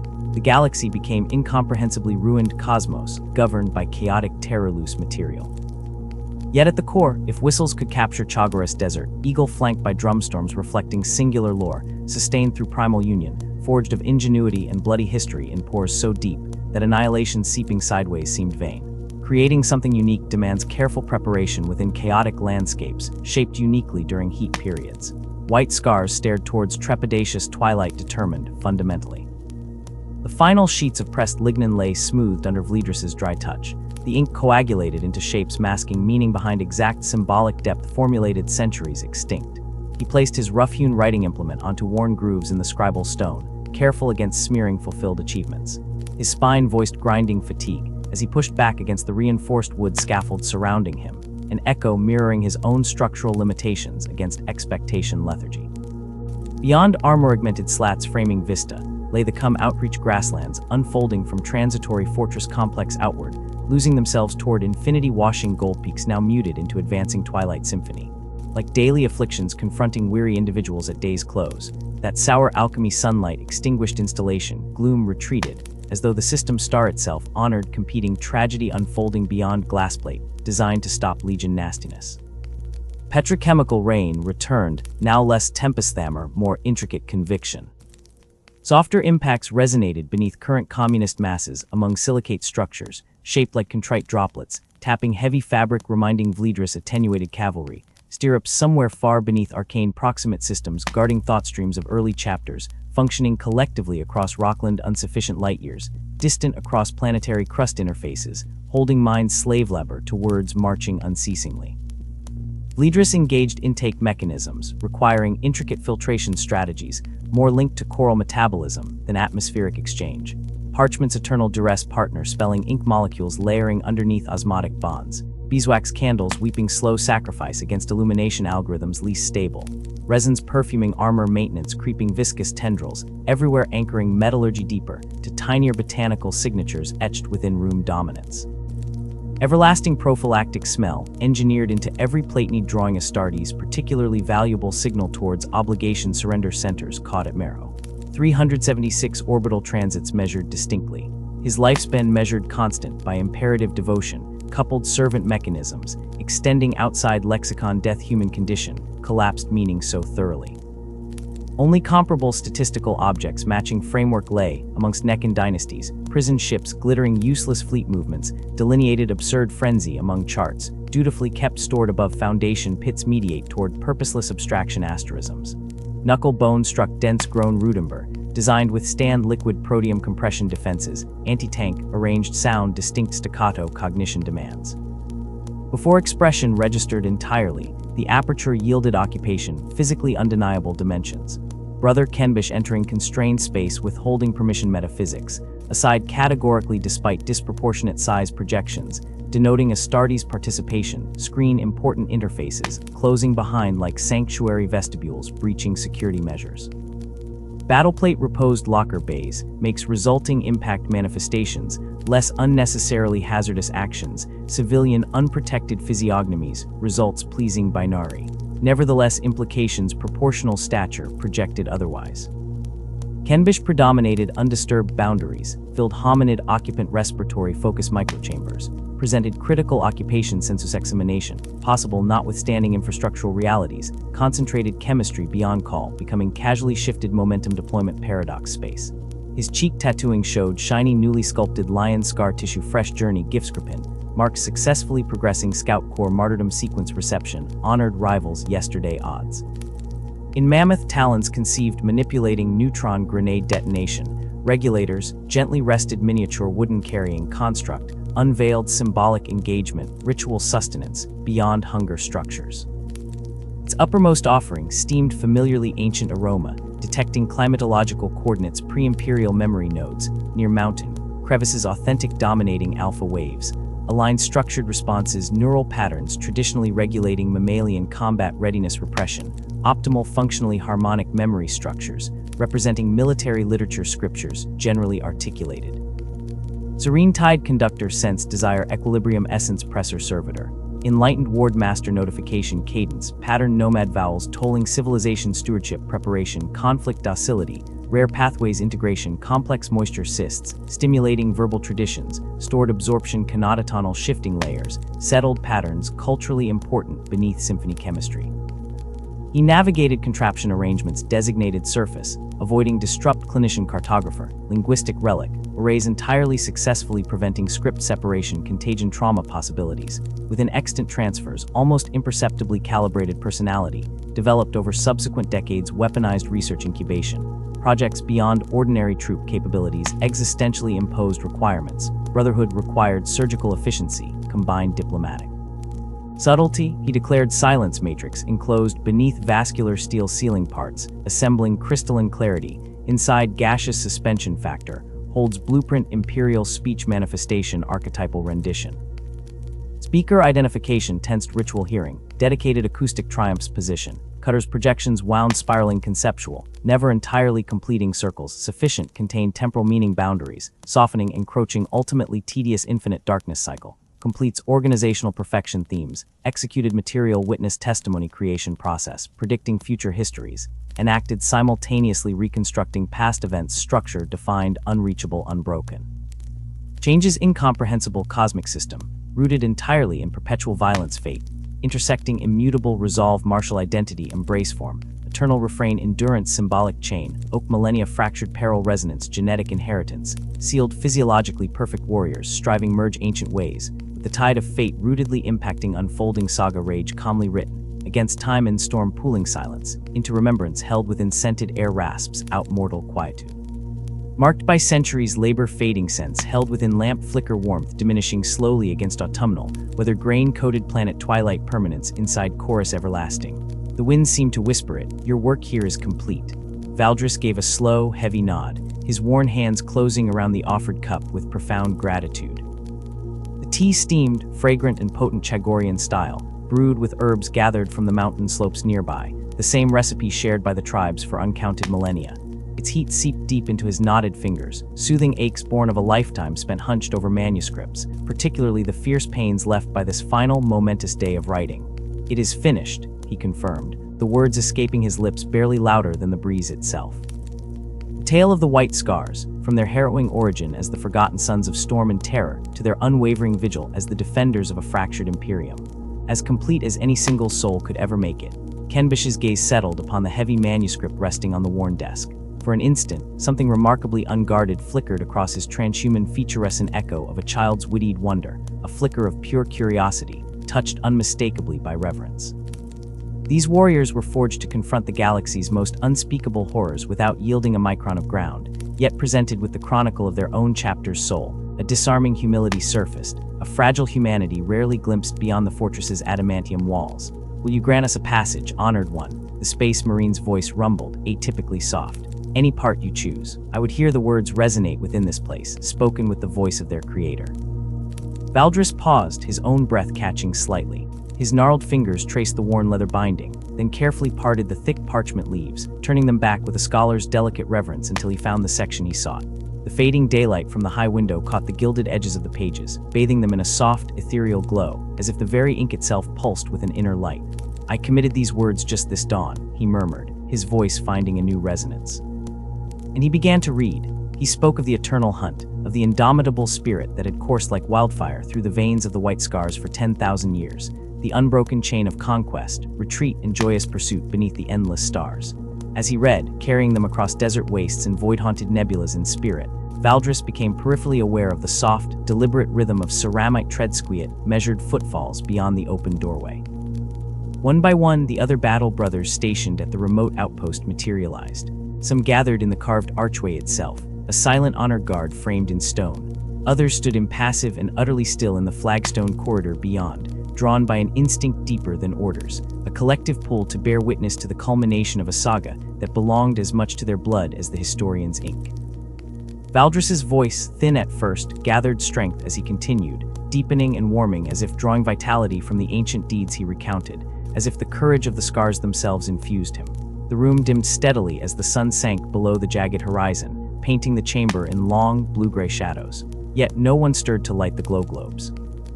Only the two stubborn candles on Valdris's desk continued their slow, faithful burn, casting guttering light that drew long, dancing silhouettes on the walls, figures swaying in silent harmony with the epic poetry of the past. When the final word left his lips and settled onto the expectant quiet, a profound silence descended upon the chamber. It held thick and absolute for several heartbeats, broken only by the gentle hiss of rain sharpening against the thick windows and the low, basso growl of thunder rolling, like a great beast stretching, across the distant Chagorian plains. Then from somewhere near the back of the gathered warriors, a single, resonant voice began to ascend. It rose low and rich, vibrating in the ancient tongue of Chagoris, a hunting song. One voice became two, then five, then the entire gathered cohort added their harmonies, deep inbred throats weaving a sound older than the Imperium, older perhaps than the stones of the mountain itself. It spoke wordlessly of endless steppes beneath eternal skies, of glorious hunts beneath alien stars, of brotherhood sealed in the sacred currencies of blood and cleansing flame. It sang of a lost father, their primarch, the great Khan who hunted still in the void's outer reaches, promised to return one day and lead his sons on the grandest hunt the galaxy would ever witness. Tears, unbidden and hot, gathered at the creased corners of Valdris's rheumy eyes. This melody was sacred currency, reserved for fallen heroes carried home on shields and for hard-won monumental victories that echoed through the ages. Yet here it was, now spilling forth for him, a stooped, fragile old man whose greatest weapon had ever been his pen. As the last resonant note faded, lingering in the charged air like incense smoke, Brother Kenbish stepped forward again. His movements held a new, almost ceremonial deliberation. With a deliberate slowness that commanded absolute stillness, he drew forth a small blade tucked into his belt, not the brutal curve of a combat knife, but a purpose-made ritual tool. Its hilt was wrapped in supple leather, dark and smooth, polished by the grip of countless White Scars warriors across millennia. "Your words have honored us, Valdris," he stated, the gravity resonating in his deep tone. "They will ride beside us into battle. They will whisper guidance to brothers yet unborn. For this service beyond measure, the chapter has decreed, you will no longer stand only as the chronicler of our lives." The young warrior stretched out the knife, presenting it with the blade turned harmlessly away, offering the dark leather hilt. "If the spirit moves you, you may take the mark of Chagoris. You have earned your place within this tale." Valdris stared, understanding crashing over him like a wave from a shoreless sea.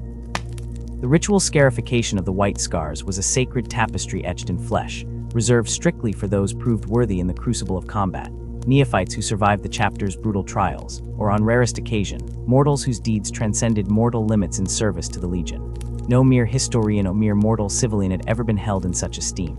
His fingers trembled, a visible palsy rooted deep in awe, as they closed around the offered leather-bound grip. The hilt's weight felt uncannily right in his grasp, fitting it like a key long sought, as if destiny had always intended his hand for this moment. Guided by Kenbish's massive hand, gentle yet unyielding, positioned over his own, Valdris drew the keen edge across the ridge of his left cheekbone. A swift, precise incision not the intricate fractal patterns adorning the faces of the Astartes, but a clean, single line, a mark nevertheless. A sigil that within these walls and unto the farthest egress would declare him as belonging to the chapter's extended fellowship, joined forever to the story. As a single, perfect crimson bead welled instantly from the cut and fell, striking the corner of the manuscript's final page-high's life's work, completing bloomed into a tiny, dark star upon the aged parchment. Valdris ceased to be merely the teller. With the scent of old paper, candle smoke, and his own vital blood mingling in the air, he had become irrevocably inked into the very chronicle he had dedicated his life to recording. His words, meticulously inscribed, would endure amidst the chapter's sacred records. But more profoundly, infinitely more precious, his spirit would now ride with them, a silent companion on the eternal hunt, woven into the tapestry of their rage and laughter. Outside, the storm claimed its dominance, wind screaming vengeance against the fortress's ancient walls, rain lashing the obsidian glass like flung stones.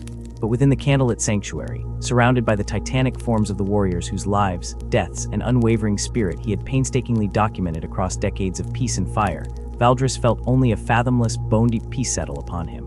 The white scars, sons of storm and speed, would endure. They would adapt, they would carve their future across the stars, forever true to their essential heart. Somewhere in the boundless dark sea of stars, the great Khan still hunted, his path winding inevitably back to this place, awaiting the culmination of fate to gather his sons once more. On the desk, the candle flames dipped wildly in an unseen draft, danced vibrant and defiant one final, ecstatic time, then steadied themselves. Burning bright, clear, and unwavering against the all-consuming darkness, pressing in from the shattered, rain-traced silver rivers down the thick ancient glass of the grand scriptorum's soaring windows, filling the hushed expanse with a rhythmic, comforting pitter-patter that seemed as much a part of the hallowed structure as the worn stone itself. That sound had been Tiberius Vex's near-constant companion for almost 60 years within these walls, a gentle counterpoint to the deeper, more profound silence of history diligently preserved, his entire existence bent towards safeguarding the Imperium's fractured memory.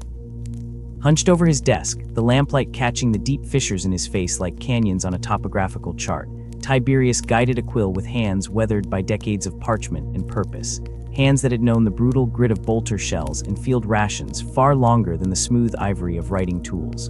Before ink, they had known service. The warm brass lamp cast a puddle of golden light on his work surface, illuminating scrolls brittle with age and books bound in leather-worn velvet soft, throwing his stark wrinkles into sharp relief, many etched there not by scholarship, but earlier, during his decades, as a lowly serf attached to the formidable Raptors chapter.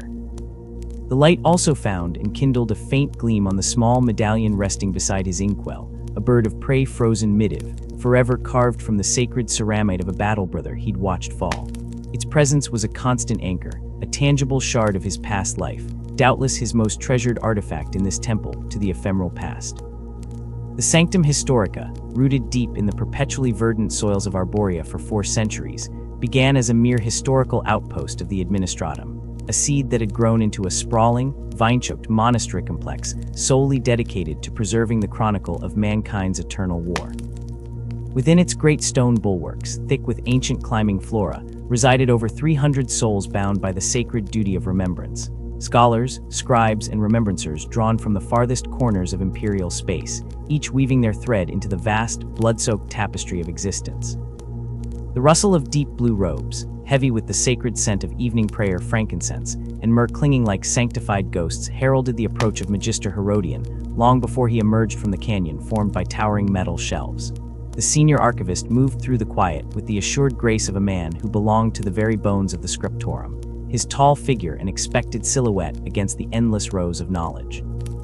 Their exchange as he neared Tiberius's secluded corner was minimal, a murmured greeting steeped in decades of shared service, a warmth forged by the constant proximity of immense responsibility. The Raptors held Tiberius fast, for the chapter had shaped him, granted him a path, a purpose. Their story had become the vital strand of history he was personally charged to capture, to save from oblivion. Beyond the intimate circle of his lamplight, the vast scriptorum thrummed with a quiet purpose. Sister Ara sat bathed in the last, failing daylight piercing a high window, her augmentic lenses glowing softly as she wrestled with ancient xenoscript etched onto burnished copper plates.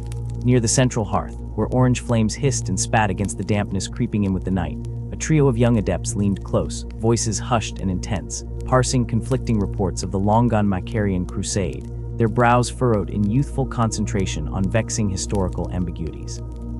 The sanctum was a unique organism, part university cloister, part monastery dedicated to memory, part armored bastion guarding the Empire's dangerous truths. Planetary defense veterans, grizzled but watchful, patrolled its outer ramparts.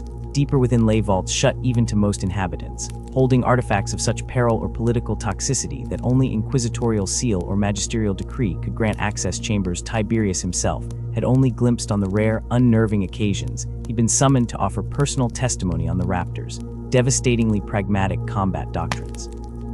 Magister Herodian's new methodical task of charting ancient fleet movements briefly diverted Tiberius's gaze 3 rows away. The task occupied the former Imperial Navy officer now, a man surrounded by constellations pinned to star charts and the dense procedural language of naval battle protocols, a different kind of history navigated on parchment seas.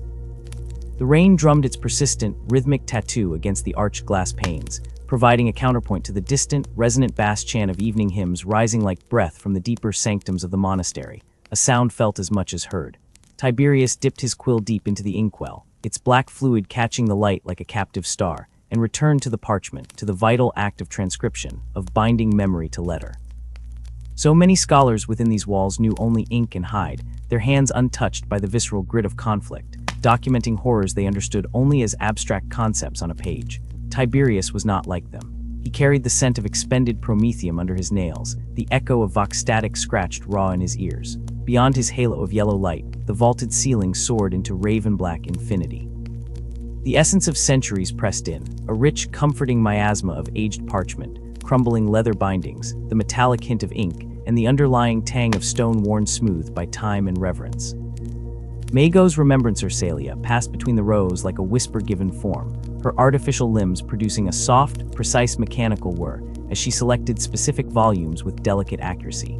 She had surrendered her organic hands to the ravening chaos on Hades' Hive Primus, dedicating her reconstructed existence solely to ensuring the memory of such nightmares survived intact, a bulwark against repetition.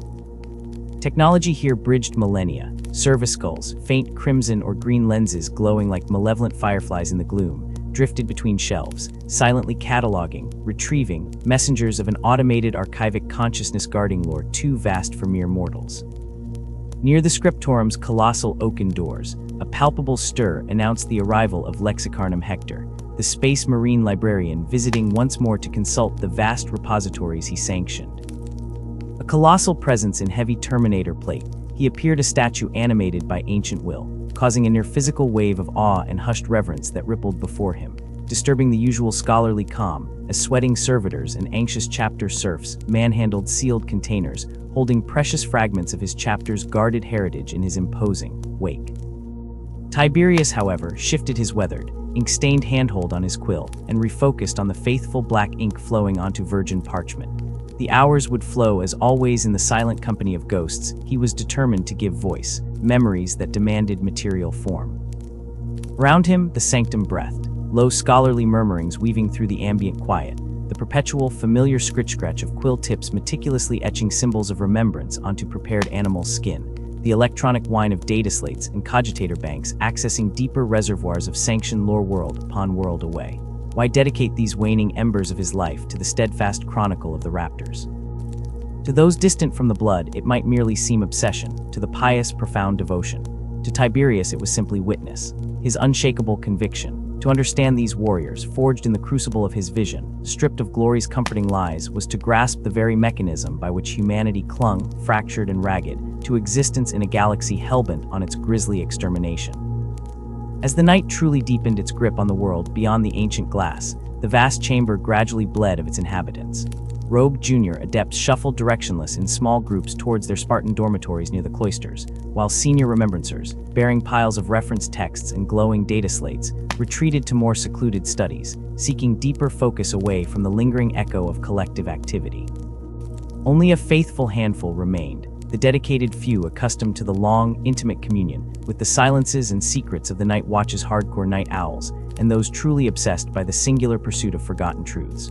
Tiberius Vex, comfortably inhabiting both categories without apology, felt the old familiar calm descend as the scriptorum settled into its deeper rhythms.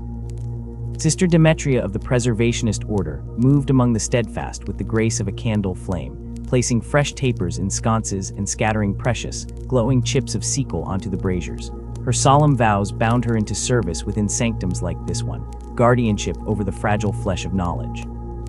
She paused near Tiberius, her hooded gaze briefly, respectfully, acknowledging his progress upon the parchment, a silent benediction before gliding onwards to quietly sustain Archivist Lorne, the renowned Crusader chronicler whose fascination maintained constant vigil until the paling dawn. Tiberius, seeking clarity in the deepening silence, reached for the small brazier warming near his elbow, adding a pinch of pungent herbs that carried sharp, almost medicinal notes of pine resin and bitterherb that slowly unfurled in the quiet air, an old soldier's cognitive defense against the creeping exhaustion of age.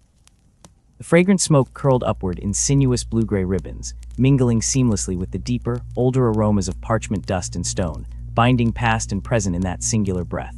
The Raptors had taught him, with quiet, relentless repetition across countless desperate engagements, that true survival meant more than just evading death's cold clasp. It meant the rigorous, unyielding maintenance of purpose against impossible odds, against the crushing pressure of despair. And so Tiberius bent to his sacred task, night after relentless night, the rhythmic counterpoint of rain washing the ancient glass, the slow bleeding down of candles the only metronome. Their story deserved infinitely more than the neat, whitewashed lines of an imperial footnote, infinitely more than devotional propaganda spewed by firebrand ecclesiarchs. It demanded truth, the unflinching, complex, contradictory narrative with all the scars and compromises laid bare. Outside, the wind picked its shuddering pace, flinging the rain harder against the thick panes, an insistent, almost urgent tapping, a whisper perhaps from the unruly universe beyond demanding entry, demanding notice. From amidst the deeper shadows near the eastern transept, Savant Hollis let out a soft, genuine chuckle, a sound like pebbles rattling in a tin cup, having doubtless unearthed some wry, bitter historical irony within the text he devoured. The sound reverberated faintly, a momentary, unexpected fleck of irony that pulled Tiberius briefly from his intense focus, and served as a rare reminder that understanding itself, even of tragedy upon tragedy, could possess moments of bleak, illuminative insight. His lamp flickered momentarily then, casting dancing, elongated shadows that leapt across his desk, distorting the familiar ink pot, the medallion, the careful, half-written words a silent reminder of impermanence. And beyond the sanctum's immense, immovable walls, the forest world of Arborea pursued its own ceaseless, effortless cycles of burgeoning life, vibrant decay, and fecund renewal, serenely, maddeningly indifferent to the crushing weight of history being methodically, painstakingly preserved within. Yet it was solely within these walls, lit by relentless zeal and fading candle flame, where pens like his dragged traces of ink across blankness that the myriad fragmented histories of mankind were given enduring shape, wrestled from the jaws of forgetfulness. Tiberius flexed his stiffened fingers, the permanent ink stain etched like a scar into his skin, leaned low once more towards the lamplight's precarious pool, and resolutely began to write. The wounds of the Horus heresy were still hemorrhaging fresh agony across the stars when the second founding cleaved the crippled legions. The Imperium bled endlessly through a million deep, unpurged cuts of planetary betrayal, while the Emperor's radiant dream lay utterly shattered, mirrored ruinously in his own shattered, throne-bound form. It was within this crucible of almost unbearable grief and grinding weakness that Robout Guilliman's rigorous codex, Astartes, fractured the mighty legions into the far smaller, more survivable form of chapters. From the grievous, near-obliterated remnants of the Xi XDH Legion, the Raven Guard, several new chapters clawed their way into warlike existence. Among this scarring ritual of rebirth were the warriors who would, much later, assume the mantle of raptors. Their very inception was stained, irrevocably, with both bitter fortune and inherited tragedy, a price demanded by their violent genesis in the heresy's malignant shadow. When the titanic Warmaster Horus unleashed his devastating betrayal upon the black sands of Istvan V, the loyal legions were caught perfectly in the jaws of annihilation they had unwittingly helped construct, only to discover the trap sprung. The Raven Guard, alongside the crippled Iron Hands and the charred Salamanders, were obliterated in the Charnel House history would remember as the Drop Site Massacre. Precious few escaped the systematic, brother-murdering fury of traitors they had mistaken as comrades under his banner. Corvus Corax, Primarch of the Raven Guard, escaped only with a pathetic, churning fragment of his legion, a broken fraction of their shattered might. According to whispered traditions, Tiberius had painstakingly pieced together from fragments in remote scholastic sanctuaries, far older even than this sanctum. The warriors who became the Raptors potentially flowed from a reserve company of fresh, unfinished initiates undergoing their brutal conditioning on the Raven Guard home moon, Deliverance, safely removed from the catastrophic killing fields of Istvan V, when that legion's fighting bulk was comprehensively butchered. Random fate's cold hand spared these warriors a brutal impromptu death on the Black Sands, and crucially, the monstrous genetic mire Corax sank into during his subsequent desperation to rapidly rebuild his ruined forces' horrific manipulations that tainted the genelegacy of others within his remaining survivor core. These few spared initiates, born survivors wading into the galaxy amidst a legion's agonizing near-death throes, emerged from that apocalypse miraculously untainted by genetic horror.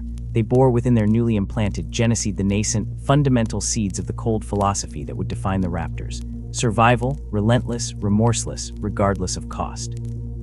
These semiformed aspirants fought with grim, burgeoning distinction throughout the brutal chaos, following the heresy's apocalyptic conclusion, hunting the shattered, rooted forces of chaos within the maelstrom called the Scouring, a shedding of traitorous flesh that cleansed worlds, though not souls. When Guilliman's monumental reformative efforts reached their war-torn sector, granting them prize chapter status, a hard-won accolade acknowledging their stoic, carnage-proven loyalty, these warriors gained an identity forged in perpetual flight. They were designated as a fleet-based chapter, possessing no stable world beneath their boots. This eternal nomadism seared its brutal necessity upon their collective soul.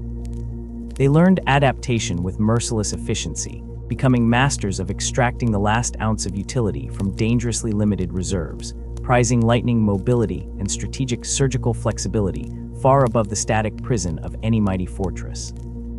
For centuries unrecorded, the fledgling chapter stalked the endless, ravenous darkness between the stars like patient void-born predators, relentlessly pursuing splintered remnants of renegade legions during that vast scouring, hunters who operated where the Astronomican's light faded into whispering oblivion.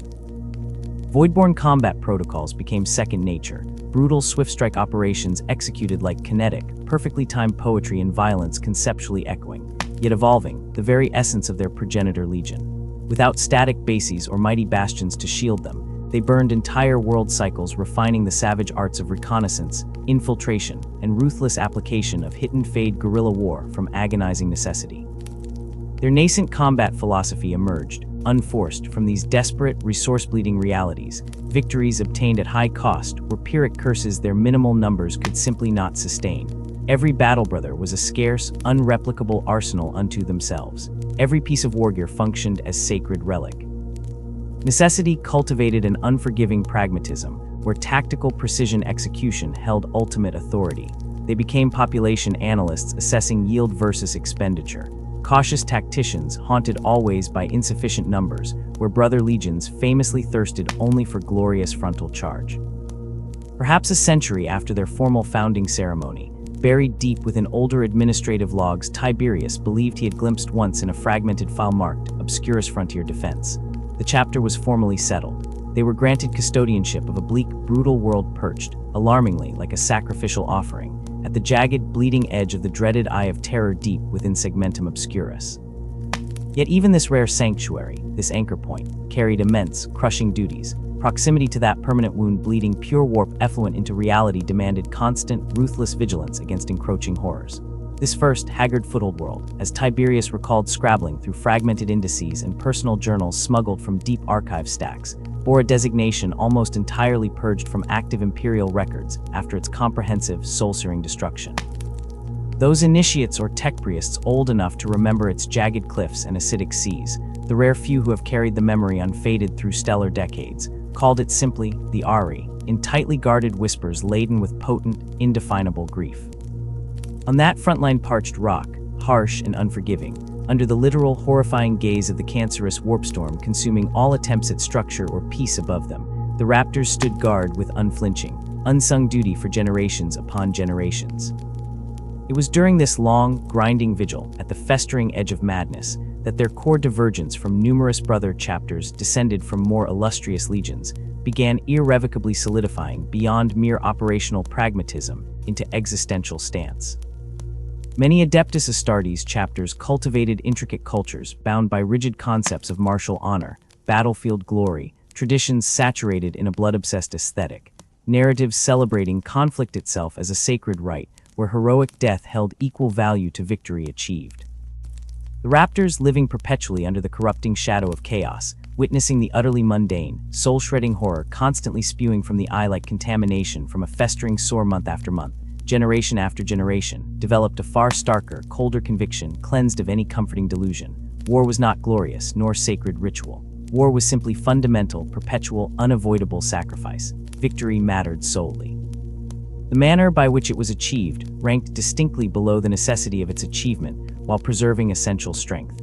This ruthlessly pragmatic operational philosophy set them glaringly apart, becoming doctrine written in the irreversible sacrifice of warriors lost needlessly to purest honor when practical observation demanded retreat. Where brother chapters might actively seek worthy foes for ritualistic duels, recounting legendary conflicts, the Raptors coldly sought efficient elimination of existential threats necessary to maintain imperial space holdings. When others might oath swear unto honored death rather than relinquish ground regarded sacred, the Raptors withdrew, strategically lured, regrouped, adapted instantly using gathered intelligence, and struck back only from positions maximizing enemy destruction while minimizing friendly loss. This consistently applied strategy earned them negligible popular acclaim when measured alongside celebrated formations centuries old. No grand devotional verse immortalized the Raptors' reportedly terrifyingly efficient purges on worlds slowly diminishing under encroaching warp miasma threatening entire subsectors. Sculptors erected no towering marble tributes recording cunning victory, extracted against literal chaos demigods, traced in destroyed artifact biologies, reports slowly going brittle in sealed archives. Yet millions of souls on countless worlds breathed another unremarked day, because this chapter existed quietly behind regional flotilla transmission. Reports marked tactical elimination of EXTRASYSTMIC hostile intelligence. Threats were ruthlessly excised, while still nascent before they attained catalyst for catastrophic contamination of entire sectors. The brittle, faltering realm endured precisely because they operated as shadow surgeons cutting diseased tissue before systemic collapse ensured. Perhaps the starkest expression of this pragmatic core philosophy, Tiberius noted as the herb smoke shivered before his eyes, resided in their profoundly functionalist relationship to the hallowed tome upheld with nereligious fervor throughout much of the Astartes Preces, Gilliman's Codex Astartes. While concerningly subversive segregationists and traditionalist extremists spouted petulant, worshipping the scroll, jargon Tiberius recalled bitterly from intelligence dispatches on intracaptor civil strife.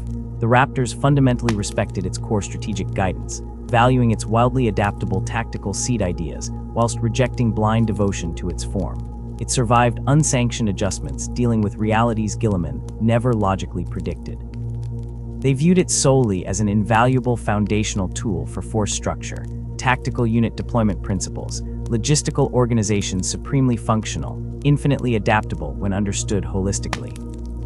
The Codex is a vessel, Chapter Master Varen Oris had reportedly declared during a restricted vessel mustering, whose transcript fragments Tiberius was confident remained deeply suppressed within puritanical inquisitorial vaults his own rank could never access, but whose sentiments perfectly captured the Raptors, manifestation perfecting centuries beyond the air's desolation, a vital tool holding guiding principles. And like any tool, its ultimate worth lay solely in the skilled hands wielding it towards essential purpose, reshaping even the finest steel when forging necessity demanded adaptation.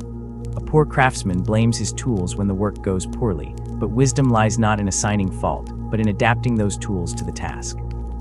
This core tenet of adaptability wasn't just an abstract ideal for the Raptors. It was etched deep in the marrow of their genocide, woven into the fundamental fabric of their being. They inherited the shadow-steeped art of unseen reconnaissance from their progenitors, the Raven Guard, yet wove into that legacy intricate new patterns of tactical flexibility, facets of ingenuity that sometimes surprised even their own genetic forebears.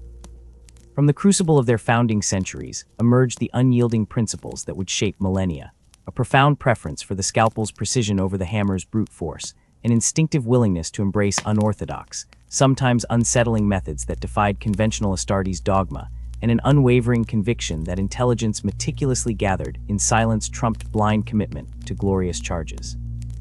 Crucially, those formative centuries instilled a starkly pragmatic understanding of mortality, unique among the Emperor's angels. Where some chapters spun inspirational sagas of glorious last stands, the Raptors reckoned cold calculations. A dead hero earned his legend in eternity, but failed utterly in his duty to shield mankind in the unforgiving present. Their culture, therefore, ossified around an unyielding creed. Victory itself was the only valid achievement, the singular purpose, sacrificing personal recognition, individual heroics, or ritualistic honor without hesitation upon its altar. Their nascent reputation bloomed as mysteriously as stealth insertion, did amidst imperial allies known as stalwart, consummately reliable partners, yet forever cloaked in an aura of cool, measured distance. They were seldom the first deafening roar into the fray, but invariably the architects of victory's quiet culmination through surgical strikes and painstakingly orchestrated maneuvers. As doctrine hardened like well-tempered steel, their mastery over wilderness warfare and deep reconnaissance solidified, unlocking the ability to wage prolonged campaigns in desolation with minimal logistical chains, ghosts moving through hostile Terran wastelands. Their preference for the deadly snap of mass-reactive rounds over the visceral tumult of blade on blade marked them as unusual amongst the Adeptus Astartes, yet perfectly aligned with their overarching strategy of minimizing risk and preserving their invaluable, irreplaceable lives. Furthermore, they cultivated a rare talent amongst their superhuman kin for seamless coordination with the teeming legions of mortal Imperial forces. While many Space Marines saw the Imperial Guard as disposable chaff, the Raptors understood the synergistic power of integrating their transhuman prowess with the Guard's overwhelming numbers. They stepped readily into command roles over human auxiliaries, deploying their Astartes brothers directly within Imperial formations like steel thread reinforcing cloth, melding divergent strengths into a single, devastatingly effective whole. Their campaigns unfurled with the meticulous choreography of a meticulously planned ambush. Weeks, sometimes months, of near-invisible reconnaissance gathering dust with patient spies. The sudden, blinding eruption of violence targeting nodes of command or supply with flawless precision, and their vanishing withdrawal back into the shadows before the bewildered enemy screamed and surged forward into a killing ground now empty save for the echoes of their victory. Mobility became their shield, preventing entrapment in grinding wars of attrition, where even a Space Marine's incredible endurance would inevitably succumb to crushing numerical disadvantage. Their legendary marksmanship, whispered by some as a quirk of their genoline, attributed by others to brutal, unrelenting drills, stood as another cornerstone of their legend. They earned dark reverence for uncanny accuracy, snuffing out high-value targets across impossible distances with a cold finality other chapters could only witness with a mixture of envy and unease. This hit-and-run doctrine necessitated a fleet characterized by speed, an unusually high proportion of snarling assault bikes, screaming landspeeders, and chattering jump packs filled their armory, enabling them to materialize with annihilating force at the critical temporal and spatial nexus, then evaporate before coherent retaliation could be formed. Such pragmatic, utterly non-ceremonial warfare inevitably bred friction in joint operations with brother Astartes. Chapters gorged on ritual honor and the glory of sacrificial stands sometimes spat accusations of cowardice or a lack of proper Astartes fervor. The Raptors met these barbs with a silence as profound as their creed quiet indifference born of absolute certainty. Survival and mission completion were the only figures tallied on the eternal ledger of their duty, millions of standard years unspooled. They served faithfully, unconventionally, their actions etching countless untold victories into the crumbling edifice of the crumbling Imperium, victories devoid of fanfare, yet indelibly shaping ongoing survival. They endured schisms and zealous upheavals within Imperial theology and governance, folding necessary adaptations into their structure like reinforcing layers, without ever compromising the adamantine core purpose that defined them. This philosophy found its starkest expression carved deep into the rock above the gate of silent vigilance, leading towards their ancient fortress monastery. Victory is silent, only defeat cries aloud. These few words encapsulated their entire martial existence and their service to the faltering dream of Terra, effective, lethal, unseen, utterly unconcerned with the hollow resonance of acclaim. yet destiny had woven a shroud of tragedy for their future. The Eye of Terror bled malignant unreality into the void, a weeping, restless cataract into nightmares given flesh. Guarding its malignant rim fell to the raptors, a watch duty binding honor and crushing burden in equal measure, executed with grim, regimented discipline enduring centuries. Their fortress monastery, a vast, shadow-cast complex hewn into the obsidian spine of their harsh, storm-lashed home world, stood like a silent, defiant sentinel against the tide of chaos that periodically boiled forth from that wound in the universe. Millennia passed in a constant drumbeat of war against shifting legions of demons and renegade Astartes. They refined specialized kill protocols against entities birthed from thought alone, secrets passed from veteran to initiate in hushed tones within dark chapels. Their librarians compiled immense archives of forbidden data concerning warp phenomena and psychic malignancies, a repository so profoundly insightful that Ordo Malleus inquisitors sometimes eyed it with poorly concealed covetousness. Yet no vigil, however potent, can render impregnability eternal against the raw, unending flood tide of darkness. When the despoiler Abaddon unfurled the banner of his Black Crusade, the Raptor Sentinel stood squarely on his chosen path of annihilation. This assault was not a roiling surge to be contained. It pulsed with singular, devastating purpose, guided by a malevolent consciousness that knew precisely where the deepest wounds could be inflicted. The onslaught against their home erupted from the void without warning. Deceived by a phantom threat, a meticulously orchestrated chaos incursion faint in a neighboring star system, the Raptor battle fleet had been drawn far from their fortress star. Only when fully committed to their distant engagement did horrifying realization shatter their formations. They had taken the calculated bait, abandoning their home. Distress signals ripped through the Voxnet, raw shrieks of orbital impacts and defensive batteries detonating under impossible strain. The Raptors broke their engagement with brutal disregard for consequence, diving engines beyond tolerance thresholds in a desperate, Wastingburn sprint back to their dying star, cerulean flames roaring from straining engine bells. Chapter Master Kayan, scarred veteran of 300 years of grim warfare, knew even as the orders shredded his throat that they would see only ruin. The vista greeting their arrival eclipsed all nightmares. Lifeless hulks of their orbital defenses painted jagged tombstones against the stars. The atmosphere itself seemed aflame below, choked with the obscene tracery of bombardment trails piercing downwards towards the fortress monastery. Knowing survival was lost before the first countersalvos fired, the Raptors flung themselves at the Chaos Fleet. The void became snarls of macro cannon fury and silent blossoms of light where mobile fortresses died, a chaotic firefight consuming reality itself. The chapter's flagship, the immense battle-barred Shadow of Deliverance, gouged terrible rents into the traitor fleet before suffering catastrophic reactor implosion, vomiting radioactive plasma into the emptiness. Kayan, seeing Annihilation's cold hand close, commanded the remaining vessels to undertake a desperate plunge planetside. There remained a sliver of possibility: recover something sacred relics, ancient archives, Geneseed, the very fragile hope of the chapter's future amidst the incandescent wreckage of their mountain fastness. Survival depended on a miracle pulled from the inferno. The few who punched through the burning sky and thundered onto blasted landing zones found desolation absolute. The fortress monastery hadn't merely been targeted, it had been stalked with hateful, meticulous malice. Not content with destruction, the pestilent legions of chaos had violated reality's bedrock beneath it. Where soaring towers had pierced storm clouds, gaping, poisonous craters pulsed, filled with bubbling, iridescent sludge that hissed and dissolved ceramite like parchment. The Apothecarian, the sanctum safeguarding their progenitor's genetic legacy, was a river of molten slag and plasteel slag.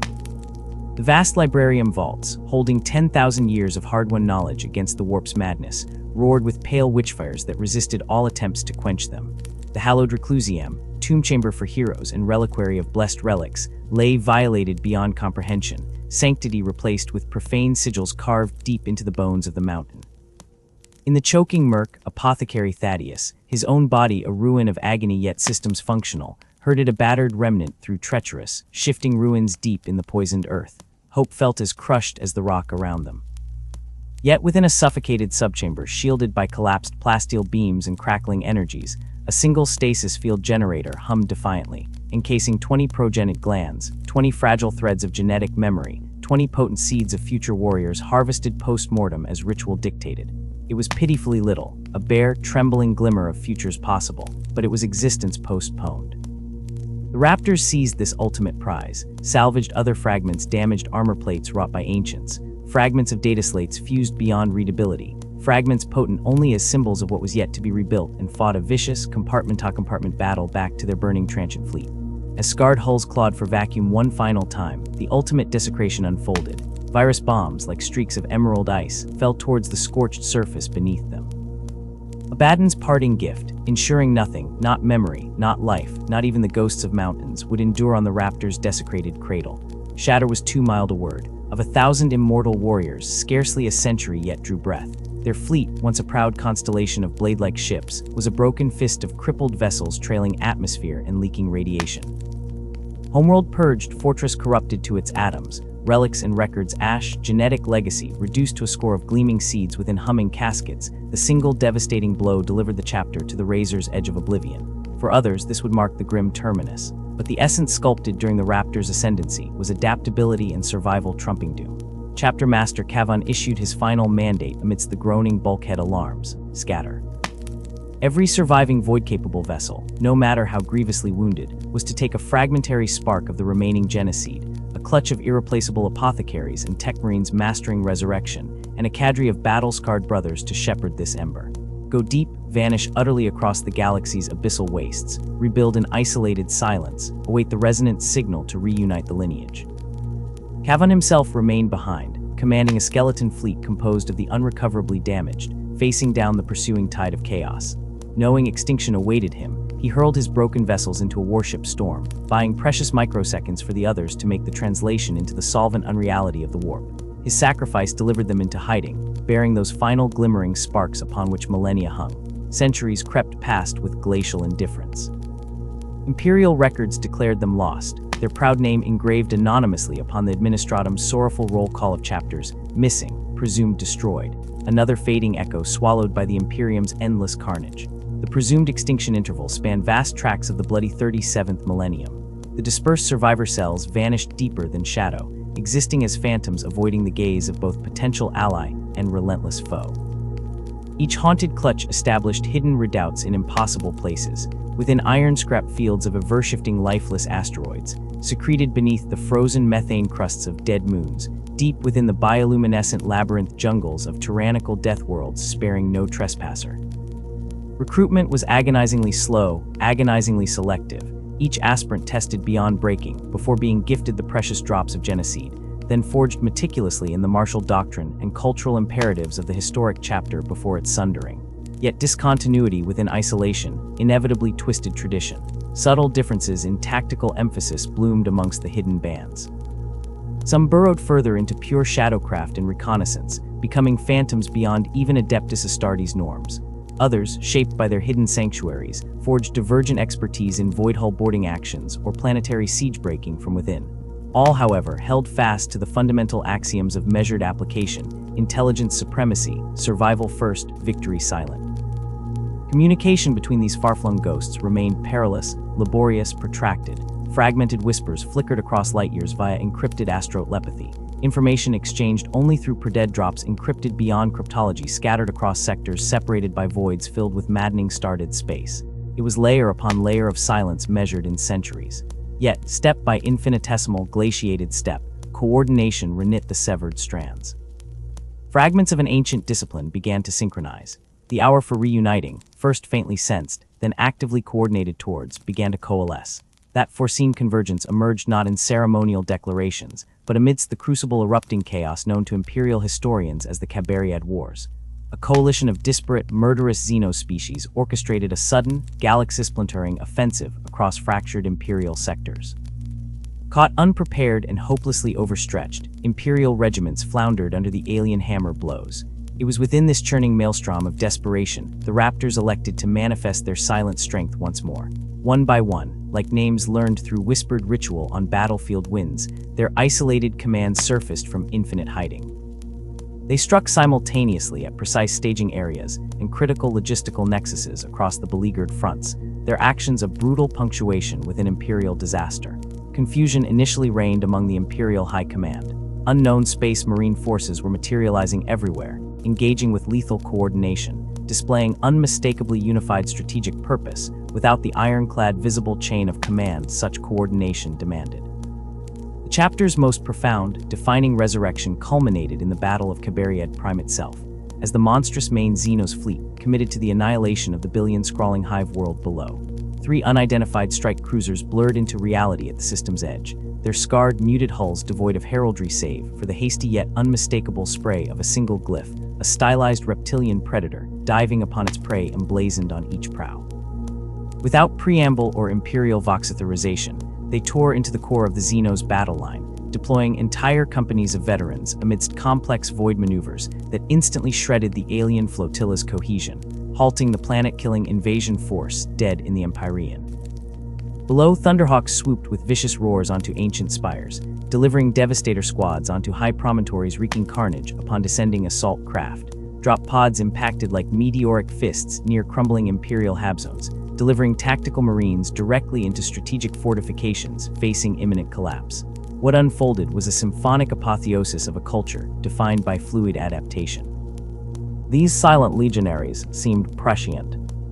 Countering every Xenos maneuver with crushing precision, strikes against nerve centers and supply arteries critical to the alien strategy, a fraction of a second before the void lit, with aliens launching unauthorized landing strati, before even being cognizant of the attack vectors formulating inside the Xenos tactical command. Node clusters targeted moments before the execution command could activate across encrypted channels that ceased existing after the precise strikes had eliminated their routing. Computers. Seamlessly, instinctively, they wove Imperial Guard troop concentrations into a living shield. The arriving enemy confronted not by chaos, but a steel-edged wall that had mysteriously found its grit, for the mysterious Astartes were already silently guiding defensive deployments from within command bunkers. Transmitting orders via secure internal chatter channels that appeared as authorized Guard tactical text feeds, bypassing all external chain scrutiny, suggesting nothing unusual even as the miraculous transformation occurred around bewildered commissars blinking up at their suddenly competent troopers. The precise, overwhelming cohesion of the miraculous, deadly savage angels appearing without banners was inexplicable, until they all noted the unassuming stenciled raptor glyph. Through the haze, survivors whispered the name long thought lost to Xeno swarm warp flame desolation. The raptors live. The thunder of ceramite boots ceased as the last traitor engine crumpled under controlled cracked missile detonations, the smoking wreckage of what had been an Imperial city now scarred and silent, but finally, brutally, cleared. Imperial Guard Colonel Voss stared out across the carnage his garrison had nearly drowned in, his gaze drawn to the impassive forms settling around the objective point. They moved with lethal economy, their gunmetal gray armor blood-splattered and scorched, lacking the heraldic splendor of chapters past. Standing before a weary but rigidly disciplined line of these warriors, Voss found himself addressing their leader, formal words of gratitude dying on his lips as the warrior's helm tilted downward. In a vox-grating baritone filtered through pure pragmatism, the Space Marine introduced himself simply, a name that echoed from half-forgotten archives and whispered reports: Raptor. Their sudden, unheralded reappearance after centuries evaporated into the void ignited immediate suspicion across the Imperium. Inquisitorial agents descended like carrion birds, demanding verification, origins, explanations for their absence. The Raptors cooperated with cold precision, submitting their genocide for scrutiny, standing silent while records were scoured, yet revealing nothing beyond the barest confirmation of their lineage. They endured the scrutiny as they endured war, patiently, resiliently, revealing only surfaces, depths forever hidden. Only when the High Lords of Terra themselves, satisfied this was no elaborate chaos deceit, no Xenos mimicry, stamped their decrees with the Aquila seal was the chapter formally recognized, Lermontov's Ninth, the Raptors, reborn into the Emperor's light. Their reward for pulling Imperiali's IV back from the abyss was tangible, a world, granted sovereign rights within the vast, obscuring embrace of the Sutter spiral nebula curling north from the Segmentum Solar. The Raptors claimed their due. The name of the planet itself became an ephemeral ghost in Imperial data slates. Numina in Logistics Manifest 77941M Sund, Ra in Navigational Hazard Addendum 17, Cordy's Pole on a century-old astrocartograph refit log, Badwater mumbled by a cadre of bewildered scriveners overheard during audit. A fog of nomenclature, artfully woven, likely by the chapter's own unseen hand, its true face. A remote, tectonically restless sphere embraced by nebular tendrils. Here, they built Prime. This fortress monastery bore no resemblance to the soaring spires and adamantium-bright battlements common to Adeptus Astartes homeworlds.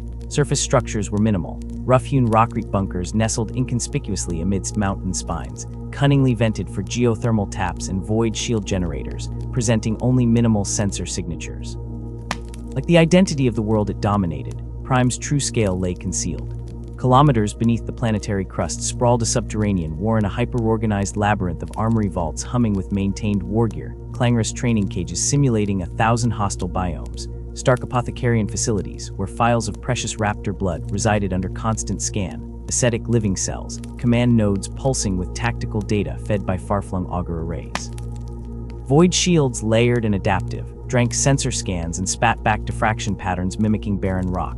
Orgus arrays whispered secrets of approach from millions of kilometers out, linked to defense lasers buried deep beneath mountain peaks, their energy accumulating unnoticed until annihilation became necessary.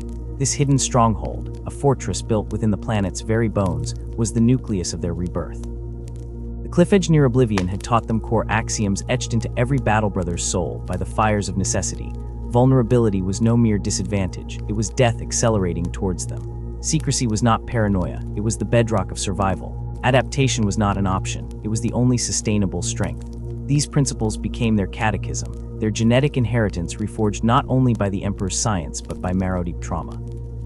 In the millennia unfolding ahead, darkness would test them repeatedly, brushing their chapter with extinction's cold breath once more, but they would meet each crucible as they had conquered all prior trials, cloaked, adaptable, surviving. On the parchment muster rolls, the Raptors presented a familiar visage conforming to the Codex Astartes. 10 companies, each 100 Battle Brothers strong, the 1st through 9th wielding specialized roles, the 10th reserved for the unblooded novitiates. Yet beneath this acceptable carapace of orthodoxy pulsed innovations born of desperation and refined over centuries of operating on the razor's edge. The 10th company stood as the starkest deviation.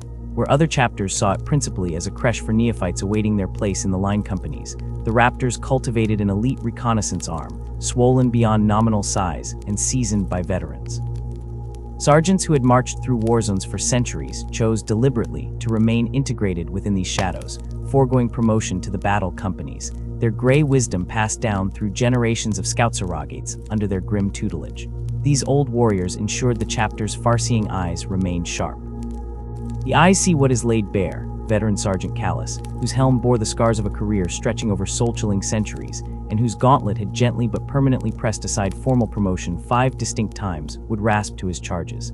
The mind sees the shadows gathering beyond sight, the shape of the blade still hidden. Trust both utterly, for death hunts the blind. This emphasis on seeing the unseen bled throughout the Raptor structure.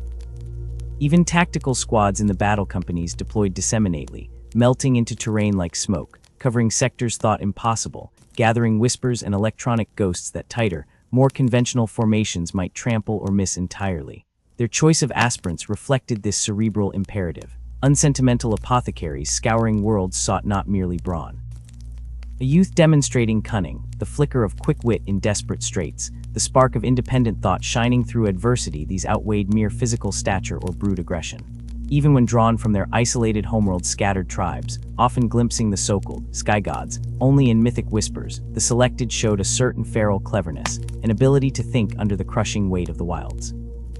Initial training forged these proto-soldiers not through mindless pounding, but through vexing puzzles wrapped in combat. Trials deliberately lacked singular solutions, demanding mental agility as much as martial prowess. The infamous labyrinth stood paramount, a vast, shifting manufactorum complex under the mountain, its corridors governed by arcane logic, reconfigured constantly by unseen servitors, seeded with environmental hazards searing steam vents, sudden chasms, vacuum zones, toxic atmospheres, and patrolled by automated combat drones. Maps rotted into uselessness moments after attempting to chart them. Defined strategies crumpled against walls actively sliding to negate them. Only observation, relentless reevaluation, and the desperate improvisation born of necessity carved a path through. We do not break the metal we find beneath the rock merely to recast it in some imagined flawlessness, explained Chief Apothecary Lares, his voice the scrape of polished bone on steel, his eyes dissecting aspirants even as he spoke. Discard such blunt instruments. We identify the spark that glimmers of adaptable cunning, of resilient ingenuity already present. In the arts of our craft, alongside the holy pains of ascension, nurture that spark, protect it, temper it, and grant it the adamantine frame within which to sustain its essential fire. What emerged from Prime were space marines with a distinct soulscape, more deliberate, more reflective than their fiery cousins of other legions. They enacted measured observation, constant tactical reassessment before committing the irrevocable. Yet beneath the quiet calculation, A shared, silent weight lingered, the pervasive melancholy of a chapter that had stared multiple times into absolute darkness and felt the chill brush its collective skin. Every single raptor carried, ingrained into his very marrow, the echoing memory of near eradication, the understanding of their existence precariously balanced on a knife-thin thread stretched over the void. This fostered an unbreakable, wordless bond. A recognition echoed silently across the century-etched faces, a kinship found less in boisterous feasting and more in the quiet rituals.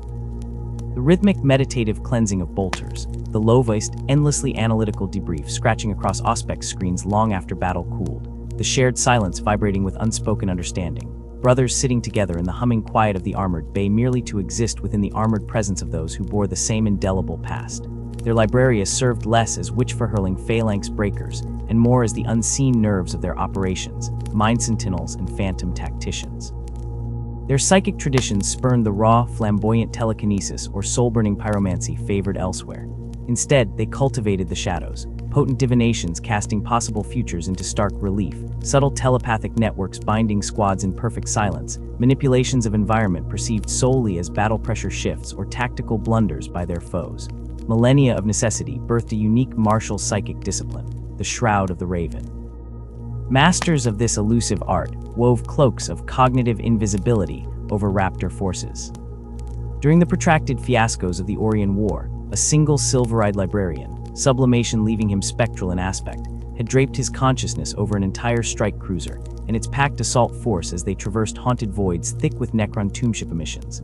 Unseen, unsensed, they fell upon an impenetrable dynastic command node like ghosts, shattering its containment protocols before any alarm or automated defense could stir. Like their progenitors of the Raven Guard many millennia prior, their connection to the Ethema often manifested in profound physical change as power solidified, skin leaching to moonpill ash, eyes drowning into seemingly pupilless pits of consuming black. Prime treated these changes not as mutations to hide, but as honor marks, distinguished emblems testifying to the psychic tithe paid to safeguard humankind's flickering flame. Within the regimented avenues and stark junctions of the subterranean Prime, where efficient lumostrips offered unwavering light and tactical holomatics overlaid key intersections, replacing grandiose murals and echoing great halls, life unfolded with quiet focus. The chapter maintained its embarrassment of space, a lethally efficient installation concealed with fanatical zeal deep within the Sutter Spiral Nebula, where the light of stars contended with stellar dust so thick it betrayed sensors and thoughts alike. From orbit, expert pilots guided by exacting encrypted coordinates revealed little. Mountain valleys offering only rock formations concealing geothermal taps and perhaps an unexpectedly reinforced bastion door or two. Below-ground reality stretched away endlessly. Even among the fractured human tribes scattered across the planet's challenging wilds, jagged peaks, thick continents, sprawling forests, relentless rivers carving deep canyons, living precursors to colonists forgotten by wider imperial history, the raptors maintained an air of distant, almost mythic separation. These tribal folk lived simply in valleys and forest clearings, largely oblivious to the giants who watched them from the shadows as a potential resource. Recruitment was selective, sparing, woven into tribal legends of mysterious spirits claiming the worthy. A glitteried skybeast carried them away. This deliberate isolation defined all interactions. Imperial traffic was forbidden without explicit, double-coded chapter clearance, encrypted down to blood-drop signatures. Settlements were non-existent beyond the necessary service drones, dwelling solely to maintain the fortress operations. Imperially mandated monitoring systems received only sanitized, perfectly timed minimal transmissions. When importunate administratum functionaries, dispatched bearing seals demanding planetary surveys, tithe reconciliations, or logistical access, arrived via some oblique route, their inquiries evaporated against diplomatic but immovable raptor resolve. Ancient charters detailing Adeptus Astartes' independence were cited with chilling finality, alongside blunt demonstrations of loyalty. Relentless campaigns waged across the stars fulfilling their obligations through blood and duty, rather than mundane accounting. It was an existence predicated entirely on the lessons of dust-blighted ruin, of millennial silence hiding regenerative fury beneath cold stone.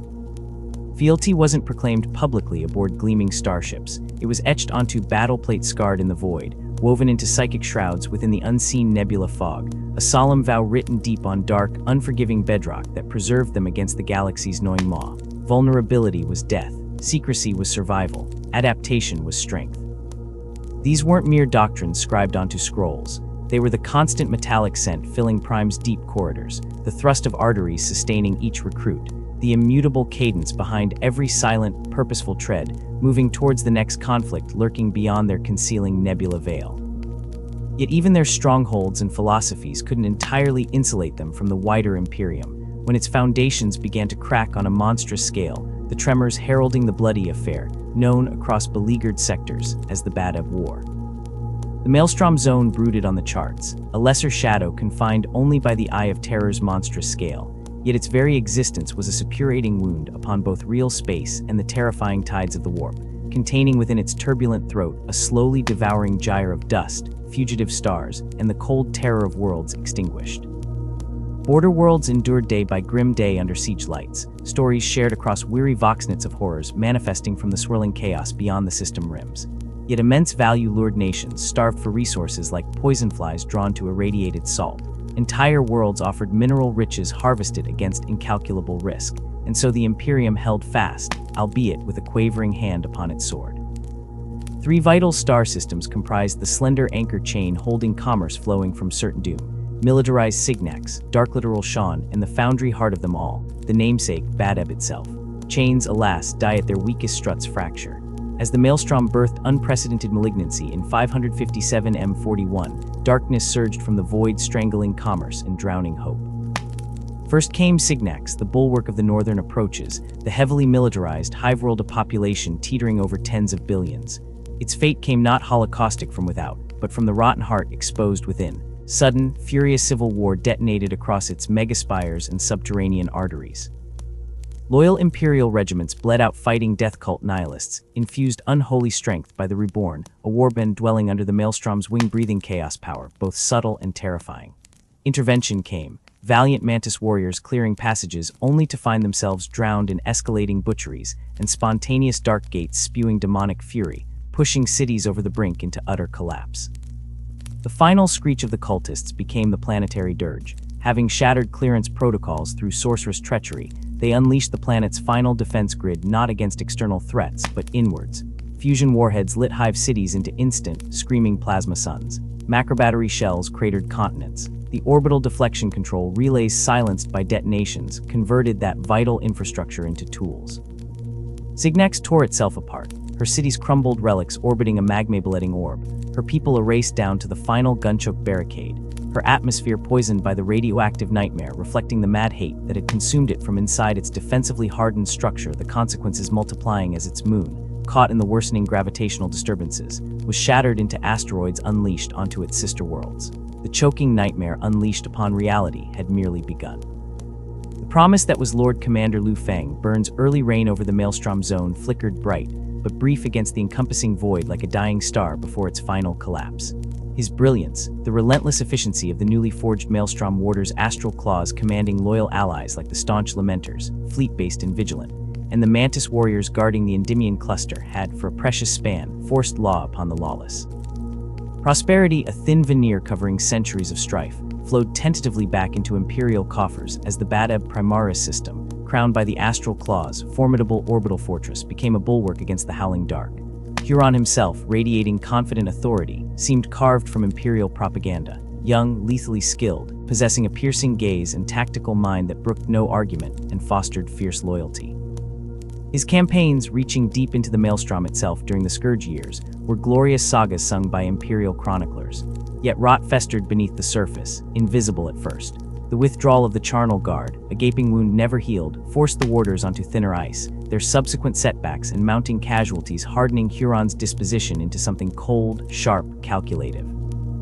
The founding chapter master Ravik Blake's desperate, fatal plunge after Orc raiders into the Maelstroms, Maw wasn't just a loss. It was a catalyst, thrusting the chapter master's mantle upon Huron at a moment when the ambitious man's vision already began curdling towards dominion. He saw not just defense, but control. The transformation was subtle, then terrifyingly swift.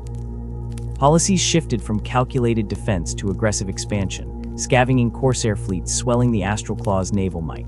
Tacit threats replaced diplomacy, scorched planet edicts and stockpiles of forbidden exterminatus-grade weaponry, signaling a willingness to cleanse rather than conquer.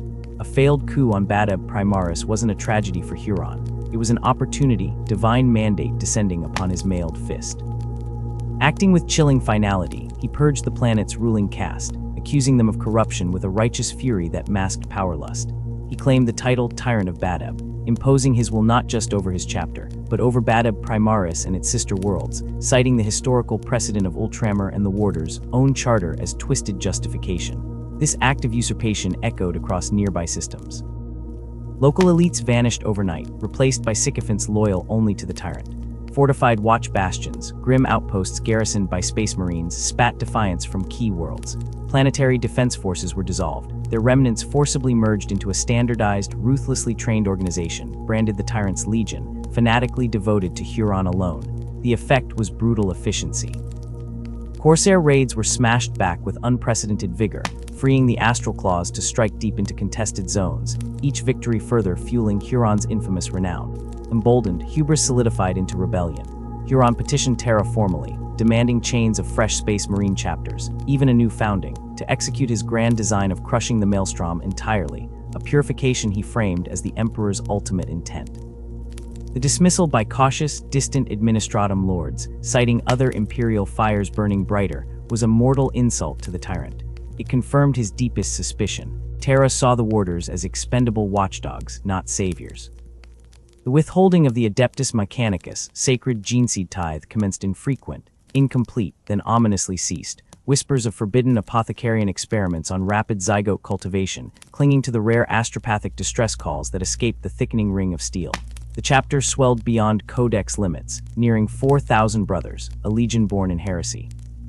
When further requisitions for regional resources were flatly denied, replaced instead by crushing tax demands from segmentum petitions, Huron committed the irrevocable sin. He withheld Badab Primaris, imperial tithe entirely.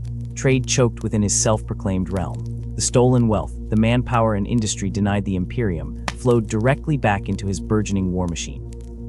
Imperial Navy detachments were absorbed, fortifications bloomed like toxic mushrooms on his vassal worlds, and the seat of his power changed hands, the old citadel razed, replaced by his grimly magnificent, sprawling palace of thorns. This open defiance, this crystallization of decades of simmering resentment and ambition, was the Badab Schism. For 150 terror-filled years, the Warders fought the Maelstrom's horrors, while Segmentum Command regarded them through telescopes of suspicion and fear, relations frozen solid. The commerce vital to the indolent Cartho sector, lapping the edge of this frozen schism and long reaping passive wealth from Maelstrom trade routes now gutted by Huron's embargo, dried up. Spoil vanished, luxury evaporated, privilege crumbled. Cartho's pleas rose from panic to hysteria. By 901 M41, their influence pushed for decisive action. An official investigation fleet, laden with administratum bureaucrats, Mechanicus genitors demanding overdue tithes, blunt Adeptus Terra delegates plunged towards Badab Primaris. They met the Ring of Steel. Huron's defiance was absolute. The fleet refused demanded protocols. What transpired next became a screaming chasm in history. Macrocannon fire, devastating lance beams, and torpedo salvos tore into Voidcraft, bravely attempting passage. 20,000 souls, scribes, adepts, naval ratings, tech priests vanished into oblivion, ejected atoms mingling with the solar wind. Huron's voice crackled across interstellar distances, cold, spare, claiming the fleet attacked lawful authority. Cartho erupted in vengeful fury. Remnant trade filaments snapped under the weight of mutual suspicion. Section governors demanded Huron's immediate arrest and trial for treachery, screaming pleas, lost in the bureaucratic morass of a crumbling imperium bleeding on infinite fronts. Cartho launched two pathetic, confused punitive fleets that stumbled into the Maelstrom and disappeared without epic hymns or transmission. Desperate Cartho lords sought longer, deadlier routes, bypassing Huron entirely, while flooding Imperial channels with desperate propaganda. Traitor, tyrant, heretic. The final crucifixion of Imperial bonds came decades later. In 903 M41, restoring to ancient statutes and the founding Imperiales edict with fanatical literalism, Huron proclaimed the Articles of Just Succession. Witnessed by the masters of the besieged Lamenters and their strange bedfellows the Mantis warriors, it formally severed the Maelstrom zone tithes to all external sectors, declaring Huron's empire a self-governing bastion according to ancient rites neglected by neglectful Terra. Cartho blustered war but had neither spear nor shield. Appeals to Segmentum naval commands and the Departamento Munitorum were flatly denied, dismissed as regrettable regional squabbles, priorities anchored elsewhere.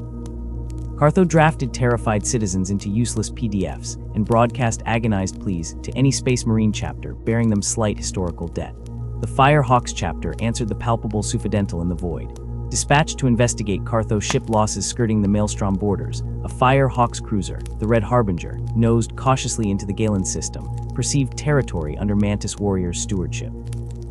Fear, anger, decades of isolation facing an unknown fleet layout in claimed space triggered catastrophe. Without parley, Mantis Warrior vessels opened devastating fire. The Red Harbinger, its void shields collapsing under savage lightning, was crippled, bleeding air and fire into the cold.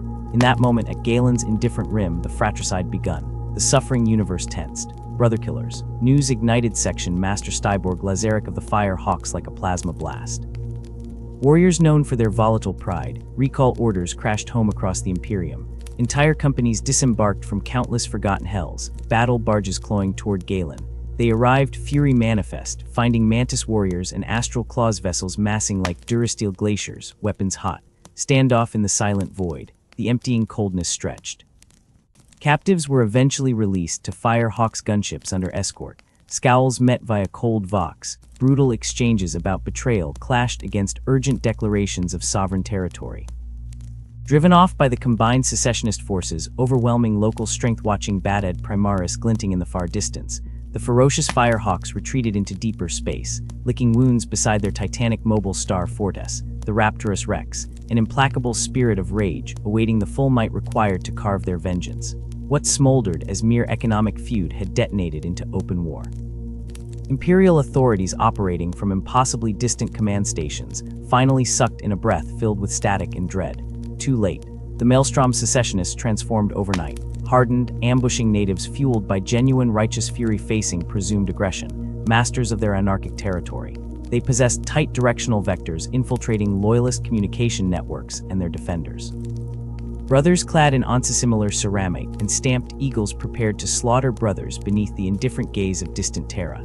Far beyond the flaming borders of the Maelstrom zone, out in the chilling darkness surrounding the primed world of Prime, the call whistled low and dangerous, not resounding fanfare but a verdict. Chapter Master Les Isidon of the Raptors received it within the cool solace of deep-chambered vaults, surrounded by the hum of ancient machinery, superintended by hooded adepts, facing his battle-hardened captains beneath Gothic arches that reeked of ashes and determination.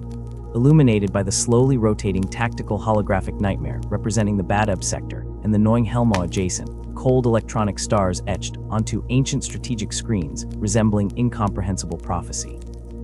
Forming doom, raise arms against our brothers, Captain Saleh growled mournfully, selectivity witnessed as atomic resignation. Isidon, with emotions locked down tight as a ruined fortress, traced several runic clusters shimmering above complex betrayal, flatly answered, his very soul traveling across the void without metaphors. They broke oaths. Loyalty would yield trust justice. No cheers, zero finest hour speeches stained in flames, this thundering quiet. A unanimous decision of grim duty etched into circuitry reality. The Raptors would answer the Imperium's plea poured across untraversable starways using ancient instruments of remarkable but impassive precision. Swift, efficient, lethal, but measured, not the whole chapter. Only 3 full companies, disciplined hunters, expert flankers, scouts, ambushers, to plunge into this unprecedented internecine madness. Reserves waited. Keen but weary against something venoming quickly beyond containment. Weeks passed elsewhere, propulsion limits sacrificed towards the spearhead emergence close to Sean III, transition shuddering into absolute disastrous chaos already painting each sensor reading.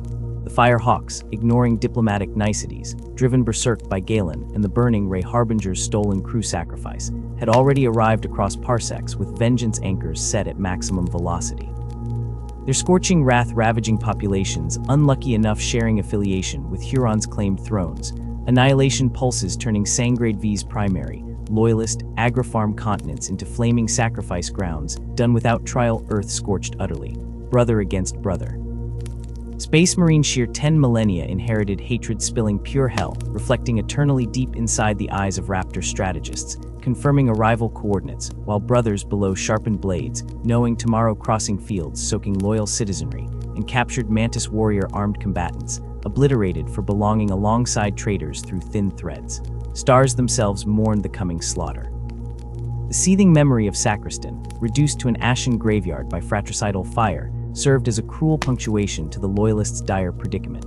The catastrophic loss of Bellerophon had hollowed out the Marines' errant. Their proud banners stood ragged over depleted ranks. Across vast sections of the broiling Maelstrom zone, secessionist colors flew unchallenged. not a glimmer of surrender, dimming the defiance radiating like heat haze from Huron's rebels, the Astral Claws. Unlike the Firehawks who roared into campaigns trailing plumes of vengeful fire, or the stoic Red Scorpions, masters of grinding attrition, the Raptors did not immediately commit. They paused, predators surveying an alien hunting ground through a lens of pure calculation. Their first act was intelligence. Scout teams became spectral presences across contested worlds, slipping through porous borders like smoke, merging into the shadows of occupied territories to meticulously catalog enemy deployments, the vital arteries of supply lines feeding rebellion, the contours and weaknesses of defensive networks carved into the flesh of former Imperial bastions. Simultaneously, within the humming vaults of Raptor starships, librarians strained their psyker senses, sifting the chaotic static of the Vox waves, reaching into the perilous ether to grasp fragments of intercepted astropathic choirs. Chapter serfs labored tirelessly beneath Voxcasters, collating mountains of data, assembling dossiers thicker than fortress walls on every known leader of the secession and the tactical thumbprint of their forces. Brother Sergeant Lasco, his boots still marked with the dust of a recently vacated reconnaissance mission on a secessionist-held mining hive, presented his findings. The Astral Claws fight as chapter excellence doctrine dictates. His voice crackled with suppressed data urgency over the briefing channel, but their numbers defy standard chapter complement. Their organization, the patterns of deployment, it speaks of strength triple what their Legions Astartes founding allows. They hurl companies forward in formations dusty even to the scrolls of the Great Crusade. It was Scout Sergeant Verrill, another shadow just returned from the periphery, who annotated the threat posed by the other rebels. The Mantis warriors remain true to their hunting heritage. Ambush is their liturgy. Strike fast, fade faster. They map every ridge, every shadowed canyon. The terrain itself is an ally forged over centuries of accretion. Grounded in this meticulously gathered knowledge, the Raptors sculpted their strategy. Where the Firehawks sought catharsis in the cleansing inferno, and the Red Scorpions demanded the crushing weight of direct assault, the Raptors honed themselves into a scalpel. Their doctrine would be frictionless precision, meticulously planned strikes against brittle points in the enemy edifice, seamless coordination woven into the broader tapestry of loyalist effort, and the pragmatic withdrawal when gravity dictated, preserving strength for the critical thrust. Lord High Commander Carib Cullen, appointed Magister Militum amidst the spectral echoes of his predecessor's demise, recognized the essential, unsung utility of this approach. While some chapters strained against assignments lacking in resonant battle glory, the Raptors embraced missions precisely aligned with their core functions. Their impact echoed first through the clamor of Kamara's liberation. As the Howling Griffins met the Astral Claws shield to shield amidst ruined manufactorums, generating thunderous noise and carnage, unseen Raptor teams were already deep in the enemy's resonant cavity. They moved with predatory silence, isolating command hubs humming with hubris, detonating ammunition silos that lit the night sky in secondary detonations miles apart, scuttling communication relays vital for coordinated secessionist defense. In a single cycle of darkness punctuated only by those silent explosions and the sudden, baffled cries of severed communication links, 3 key Astral Claws commanders ceased to exist, extinguished in their guarded chambers. Simultaneously, the planetary defense grids guiding Spirit flickered and died under a calculated tech assault. When the sun rose, the organized resistance had fractured, allowing loyalists to claim victory with minimal spilled blood. Galen presented a different arena, a proving ground against shadows within shadows. Here the Raptors met the Mantis warriors on terrain dreamt for ambush, the vast, cloying darkness of southern forests and treacherous swamplands. Battle lines dissolved into a formless, silent tableau. Squads ghosted through the perpetual twilight, the rustle of alien leaves louder than Astartes' movements, tracking spectral hints for days, sometimes weeks, without a single bolt discharged kicking up muck. Brother Thaddeus, his optic feed painting the world in muted greens and ambers, found himself locked in a deadly, intimate duel with a Mantis warrior counterpart, a mirror glimpsed fleetingly through the trees. 5 Sol Standard days became an eternity of observation, prediction, countermove. We understood each other, Thaddeus later recounted in the sterile calm of debriefing, his augmetic eye dulled for the moment. Each shot, however perfect the opportunity screamed, meant immediate displacement. False trails woven from broken branches and faked boot prints. We learned the language the wind made playing through the canopy, used territorial fauna shifting through the undergrowth as cover noise. It felt recursive. Like playing regicide blindfolded against a perfect replica of your own mind. This lethal stalemate shattered only when sharp-edged Raptor librarians, minds cast into the Empyrean like finely calibrated sensors, detected a gathering concentration of Mantis warriors massing for a thunderous counter-assault against the Fire Angel's hard-won beachhead. Captain Solaris faced a brutal calculus. Engaging the imminent ambush force head-on promised heavy raptor casualties and bloody triumph for the Fire Angels, but let the deeper infestation fester. His decision was cold steel in the spine. He let the attack unfold, the Mantis coils striking true against surprised Fire Angels, while a dedicated Raptor counterscout element exploited the enemy's commitment. They became the ultimate trackers, reversing the ambushers' path through the tangled pathways only Mantis warriors knew. Intelligence secured the precise location of a vast, subterranean supply reservoir proved instrumental. Salamander fire collided with Raptor precision in a devastating strike that vaporized the cache, consuming ammunition, medical reserves, and the vital lifeblood of resistance. Starved of sustenance, the secessionists will eroded, forcing an unpalatable withdrawal from 3 critical strategic regions. The northern hemisphere of Galen fell silent, secured without a further soul sacrificed. Yet the Raptors' definitive contribution resonated deepest during the brutal campaign for Zongrad. This ancient, fortress-bone world stood as a bastion out of time, resisting secessionist savagery desperately, but treachery from within had gnawed at its heart, crumbling half its indomitable citadels. Crucially, the teeth of its orbital defense grid remained firmly under astral claw control, their devastating guns actively shearing apart the void, halting loyalist reinforcements like a metaphysical barrier. The monumental task of reclaiming Esrad, the nexus of this defense grid, landed as a joint operation. The indomitable might of the Salamanders entrusted to draw fire as a blunt instrument, shield for the Raptor's delicate, clinical scalpel. Sergeant Taran led his squad, field-modified plates coded to minimize emission signatures into the silent void, while the Salamanders erupted into thunderous assaults, creating predictable shockwaves of retaliation across the secessionist perimeter. Taran's team infiltrated the planetary skin. They became wraiths traversing 300 kilometers of lethal terrain over 5 Nervadron nights. Radios were tombs of silence. Movement was reserved for the deepest shadows beneath alien constellations. Minefields stretched like vast, malevolent gardens, navigated by micrometer-precise scans and preplotted paths. Automated sentry guns swept predictable arcs, their targeting sensors evaded by exploiting terrain dead spots and calculated pauses. Twice, they froze during the heart-churning daylight hours, becoming hypercooled statues melting into ruins or fungal growth as patrolling astral claws stomped past mere meters away, Vox chatter picking up only the whistle of the bitter wind of Zongrad. Reaching the monolithic hulk of the primary defense complex felt like breaching a crack at the edge of reality. Structural analysis conducted premission-paid dividends. Melta charges, micro-patterned and precisely placed, didn't need brute force. They sang for critical stress points, causing entire colossal sections of rockcrete edifice to groan and yield without the devastation of a frontal siege, creating minimal collateral damage and irony against its purpose. The battle that followed within the echoing caverns of the complex was an abattoir rendered in confined geometry. Heavy casualties stained the Raptor record red, the price demanded by close-quarters savagery in corridors designed for obstruction. Yet the objective flared across their command feeds. Critical weapons silos, fine-tuned mechanisms designed to scorch orbiting void ships, deformed into slag by phased plasma leaks initiated by sabotage codes. As the oppressive shelter sphere of the defense grid flickered and died, the great engines of Imperial battle barges pierced the upper atmosphere, their bombardment cannons erupting in voices that shook the world's very roots.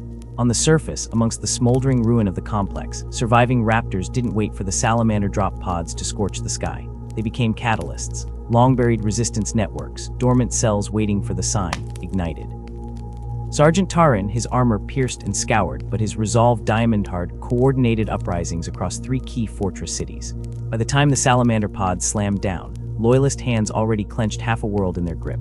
Zongrad ceased being a symbol of resistance. Its liberation cleaved the secessionist domains and bloomed as a vital staging lantern in the maelstrom's uncertain gloom. It proved the tide could turn.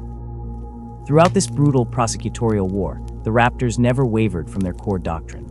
Mission integrity superseded both vainglory and the seductive poison of vengeance. The secessionists weren't objects of hate to be exorcised. They were complex tactical problems demanding efficient solutions, threats requiring neutralization protocols. This clinical detachment jarred against the tempers of allied chapters, particularly the Firehawks whose minds ran hot with blood-dripped memories.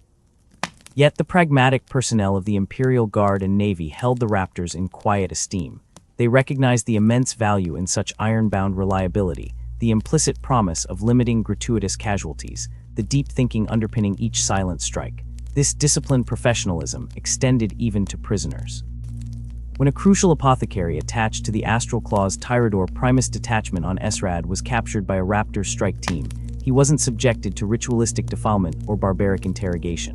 He was handled constructively, cataloged, questioned methodically, using hypnoinduction and veritatorium scans designed for precision, not agony. This yielded unexpectedly devastating intelligence.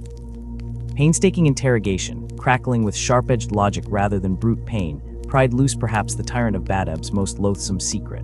The astral claws hadn't merely recruited, they had systematically, heretically absorbed the remnants of the long-extinct Tiger Claws chapter. That stolen genocide, the divine inheritance of the Emperor himself, became the forbidden foundation for Huron's monstrous ambition, the resurrection of his very own legion. This critical strategic intelligence gelded the magnitude of the heresy. It wasn't merely political dissent, a tax dispute metastasist. It was fundamental treason, striking at the genetic bedrock underpinning the Imperium's very existence. The Raptors had not only captured the apothecary, they captured the irrefutable evidence, documenting and verifying with their signature scrupulousness shell casings, biosign markers, internal vox logs citing forbidden cadres of corruption terrifying in its scale. This precise forensic account ultimately swayed High Lords still vacillating over Badab. As loyalist assault pushes gained inexorable momentum, the Raptors persisted with quiet efficacy. Their chronicles weren't sung in sagas embellished with heroic broadstrokes. Historians later, scrutinizing war logs and tactical displacement chronologies rather than panegyrics, noted the unnerving frequency. Critical loyalist breakthroughs across entire sectors, consistently clustered in the temporal wake of Raptor operations, quickly concluded and unremarked. Brother Arvin, a tactical marine facing fire in his first galactic crucible, instinctively grasped the essence of his chapter while resting during the Zaro's Secundus advance. A scarred Fire Angel veteran eyed his orphan plate, conspicuously devoid of honor scrolls or campaign badges. His voice held genuine, if blunt, incomprehension. "Brother Sergeant, why wear nothing but desert pallor? Where is evidence of your glorious service?" Arvin simply cycled the air scrubbers in his helm. He didn't gesture. His voice, when it came through the vox, held the calm resonance of explanation, not defense. "Our success gauges itself solely in objectives achieved, Brother Angel, not abstract honors accumulated. The Emperor requires our function, not our pride. There exists a world nestled deep within the Maelstrom's churning embrace named Gagatha III. Few would term it beautiful." It was a feral, forbidding orb dominated by vast tracts of lethal fens, capable of dissolving ceramite and jungles, whose verdant canopy dripped corrosive rain that stripped paint and scarred plasteel. Mineral wealth, scarce. Indigenous sapience, none. Hostile. Every centimeter radiated hostility. Yet Gagatha III held a value measured not in gold or population, but in cold celestial geometry. Its position was an astrographical linchpin, one of dreadfully few life-sustaining planets amidst the lethal stellar storms. Securing it was a priceless strategic imperative for the Loyalists, widening the fatal fissure emerging in secessionist cohesion. For Huron's forces, it meant preventing that fissure from tearing their disparate territories asunder, preserving a vital staging nexus for void operations. One outcome was inevitable. Neither side could yield it without a war soaking its poisonous bedrock. When Brother Sergeant Tenor's boots crunched onto Gagatha II's surface through his landing pod's hissing seals, the acidic fog gnawed instantly at the thick paint layers coating his armor with a quiet malice that spoke of centuries of erosion. The veteran didn't curse. The sound was unproductive. He filed away the corrosive interaction rates internally, noting adjustments required for subsequent deployments. Around him, his squad moved with the methodical deliberation of pioneers traversing quicksand, boots tested for solidity before committing weight, bolters held vertical to deflect the constant corrosive drizzle weeping from chlorophyllated canopies above. Reminds me of Tyrus IV, breathed Brother Kellen on the secure Kerwood link, youngest Vox operator in the squad, still instinctively modulating his voice low despite encrypted transmission, as if suspecting the very mist held ears. Tenor cycled an aerial atmospheric sample. Similar chemical toxins. Primary divergence. Tyrus toxins bore the greasy fingerprint of orc filth polluting biosphere primary. Here, he gestured with a gauntleted hand towards a nearby bloom resembling an organic pitcher plant, tendrils actively dissolving some scaly carcass pinned within its digestive maw. These suffering aspects evolved symbiotically. This ecosystem functions upon their efficiency. Where other Adeptus Astartes legions might classify the world's entire biosphere as an obstacle demanding pulverization or avoidance, the Raptors recognized its deadliness as an untapped weapon. Planet Gagatha III itself could become a definitive combatant against forces lacking the patience or methodology to decipher its complex lethality. Within mere souls of establishing an initial operational perimeter, the Raptors had synthesized planet-wide hazard mapping. Eastwards, gas pockets capable of dissolving adamantium-rich ceramite lay camouflaged beneath placid waters, emitting deceptive heat signatures. Central jungles pulsed with lifeforms biologically programmed to hunt electronic signatures. Wearing power armor inverted its purpose, transforming protection crate into prey beacon. Highland ridges formed intricate cave systems functioning as vast natural amplifier diffusers. Vox communications within their winding stone throats became distorted echoes waiting to betray coordinates. Every signature hazard profile dictated understanding, and adaptation shaped frustration into a tactical imperative. Raptor tech marines became alchemists of survival, endlessly modifying wargear to tolerate the poison atmosphere. Thick quartz-weave ablative plates were bonded to existing or newly forged ceramite in layered skirts. Respirator units gained triple-redundant filtration systems, humming with Chemscavinger elements. Weapons received serpentine-winding polymer skins repelling moisture, without compromising grip traversal, across dripping foliage keeping microcontaminant dust from delicate triggers' internals. Process environmental state, neutral, Captain Solaris crisped over the battalion-wide tactical Voxnet during mission deployment briefings.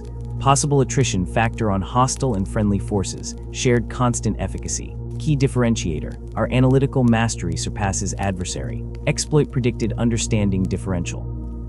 This ingrained mastery manifested during initial contact confirmation, encountering a Mantis warrior's patrol, emanating from one of Gagatha's few elevated plateau's surfaces, projecting like fractured islands above the lethal canopy lake below. Kinetic resolution remained uninitiated.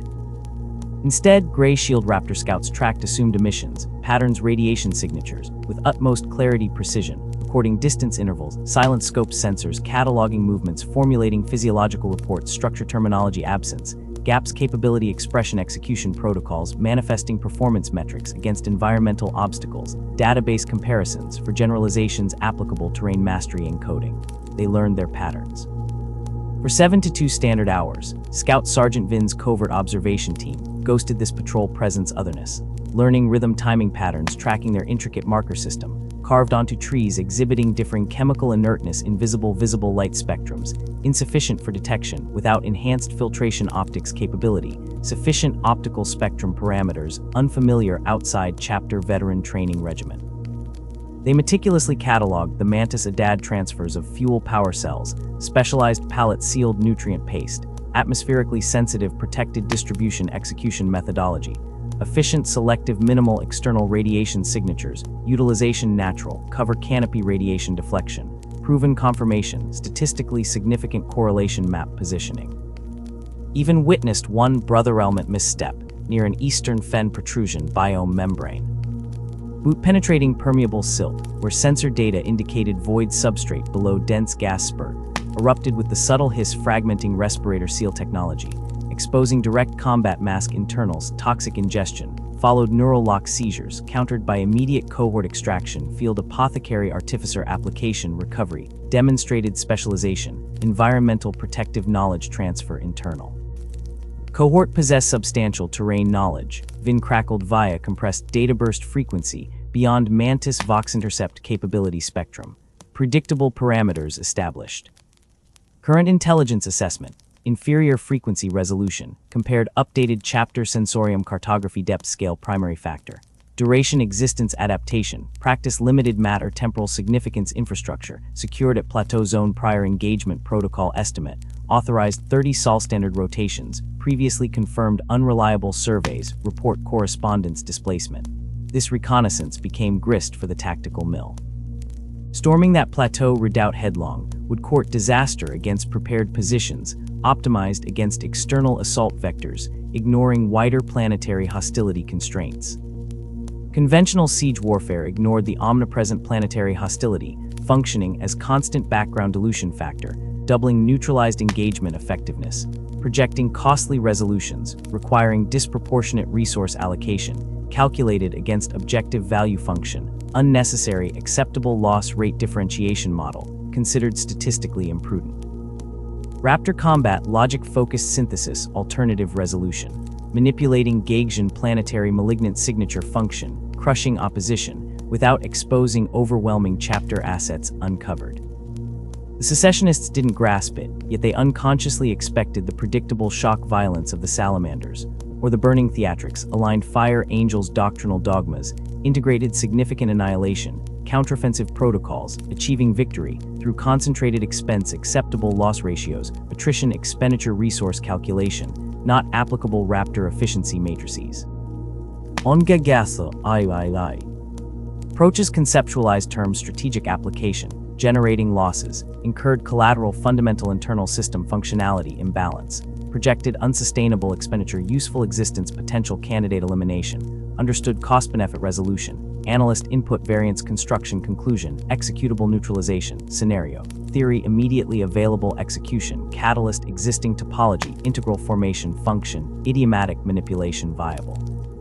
Thus the Gagatha campaign metastasized into another infinite asymmetric shadow conflict, where ambush tunnels rats attack counters geometrically multiplied disassociated border geopolitical significance, dissolved continuum, instead became quantified topographical accident map distinctions, function-producing lethal zones, gathered intelligible competing squads, hunted each other amongst prima terra unspeakable nightmarish ecosystems, ignore territory boundaries, understanding purely mortality. Conditional occurrences understanding least adjacently avoid accident, becoming intentional entropy, weapon gravitated strategic logic leverage, employed innovatively precursors. When an astral clause reconnaissance element established an improv temporary command station, garrison optimization perimeter, atop an elevated clearing distant kilometers, organized Mantis Plateau fortress. Raptors didn't stake fundamental human assets frontal subjugation, another calculation signature, emerged eliminating assault, initiated excavation, processes subtly rerouting poison slime tributaries, 1-degree spatial relocation, trench excavation, pattern 20 meters shift northwestern displacement reposition, oxidized sediment flows naturally flowing towards current astral installations, detected near thermal distinctiveness fluctuations, mapping established riverbank. Over several consecutive nights, darkness silence excavation, rerouting liquid path, shifted incremental containment reservoir, drainage subtle excavation correction, invisible external observation perception. Simultaneously Raptor scouts suppressed surface ambient noise signatures predator, calls vital acoustical reflection interference patterns, affected defensive perimeter autoreactive auditory sensors, suppressed maintaining acoustic attenuation bubble masking, intended hydraulic restructuring project without detection. Once detention basins naturally formed redirection trajectory, achieved halted previous calibrated course, now saturated geologically unstable excavated porous ground, beneath astral temporary central hub. Promised diverged assassination function, foundations softened liquefied murdered structural integrity equivalent mechanical digger, perpetrated accelerated erosion sabotage synthetic chematricides, served merely trigger latent endemic instability, already existed physiological phenomenon ironically constructed station, positioned perfectly ensure maximal substrate corrosion hydrology profile, predicted collapse schema. Days later structures telegraph pole verticality, expressed alarming angular rotations, azure degrees hemisphere sky sinking viscous liquid clay slurry grave, devised natural forces, intentionally rerouted measured thoughtful malice application, apothecary Thaddeus observed detachment, treating battle barely mild inhalation toxin spores, triggered lung rejection violet discoloration medication, well understood stabilized observations, noted combat efficiency, loss negligible sanguinary report. Self-correction, cross-compound confusion manifested structural catastrophe, panic chaos secondary injury, descending inhibitor fields shields ankle-deep watery grave, inevitably taking root arms flailing impotent rescue teams, imposing structural collapse increasing rate tertiary catastrophe sequence, begun forensic timeline conclusions, visible helpless monitor battalion position, siege cannons, inert useless witness sinking base elements. Gray shield sniper fire, displaced suddenly seemingly impossible angles concrete sinking platforms, predicted earlier safe zones, authored Raptor expeditionary scouts radically variant terrain mapping available enemy archives, outdated replacing cliffs scramble impossible positions, snapped visibility gaps airspace periodically denied indirect fire eliminate mobilization, chances critical structural injuries, methodical traversal pathway destruction, deliberate sequence trapping initiating. Localized obliteration, irrelevant conventional negotiation, points traditional warfare. Salivate predicted doctrine practical application salamander shock force unobtainable fire angels, measured pyrotechnic spectacle confirmation parameters. Thaddeus stated, simply consigning the agonized cries from the sinking ruins, flickering markers, targeting localized suppression solutions, overriding plasma diagnostic his secondary display, while needle-penetrated flesh precisely antitoxins, auto-injecting calibrated volumes matching personal body, mass genetic toxin tolerance ray. Database constant. Their cognitive modeling framework remains locked simulations, incorporating outdated strategic interaction models, unable account dissolution. Traditional deterministic planet, Gagatha, renders textbook resolution equations, tantamount algorithmic pathology, certifiable suicide. Raptor understanding grew, consuming planet parasite digest subject organism, learning language, expressed uniquely, observed native predator techniques, integration, synthesized silence lessons, learned how flora territory markers operated, chemical informational network signature observation, wind patterns, velocity vector influence, airborne toxin dispersal, atmospheric particulate frequency, observable humidity interplay, sporadic electrical storm ignitions, triggering unexpected bioluminescent surges, native fauna repellents, avoidance, personalized avoidance map integrations, recognized mineral-rich rock outcroppings, inversely correlated predator primary sensory output, impaired producing zones, effective temporary camouflage, micronscale safe, relative complex hierarchical, hazard quantification, calculus, develop intimate knowledge, translated unprecedented battlefield function strategy, tailor-made lethality, specifically GAGs, unique combat environment rule sets. Creation, analog replication, impossible external entities, lacking equivalent biological environmental simulation, dataset mesoframe integration, scalable solution implementation, instance recognizing certain bioluminescent fungi species, notorious iridescent glow signaling, reproductive phase, contain microscopic spore packets, explosively gas-propelled, triggered sudden disturbance, impacting unprotected ocular systems, temporary blindness, recovery variable depending exposure. Duration-specific fungal subtype, researched identification, became incorporated nightly operation, template specified scouts, triggering intentional inciting fungal detonation moments, preceding close melee assault spear elements, time precisely coordination, maximum effect raptors, equipped reactive light impairment lensavers, neutralizing glare, biological origin, attacking secession, forced literally sightless, staggered, disoriented, immediate percussive bolter fire, tactical solution, noted larger ape. Predator species avoided geological formations, containing trace mineral signatures, known interfere migratory navigation sensor, arrays frequency mesh biological systems, Raptor cheminalis actively mapping perfect ambush locations, echoes guaranteed no disruptive indigenous megafauna interference ambush action, guaranteed silence equivalent noise absence background enabling surgical precision, Varaneb encountered confirmation evidence foundation building part, weapon translating observables. Operational steel. The humid shroud of Gagatha's lower valleys became more than merely inhospitable terrain. It forged a sanctuary of last resort. When Astral Claw squads surged, outnumbering and overwhelming, the Loyalists learned to melt back, not in panic retreat, but into prescouted pockets of dense fungal growth and treacherous gas vents, vanishing like phantoms, forcing the enemy into exhausting, futile pursuits across ground as deadly as the defenders themselves. The true breakthrough, however, wasn't merely hiding within the jungle, but becoming a part of its ceaseless, discordant symphony.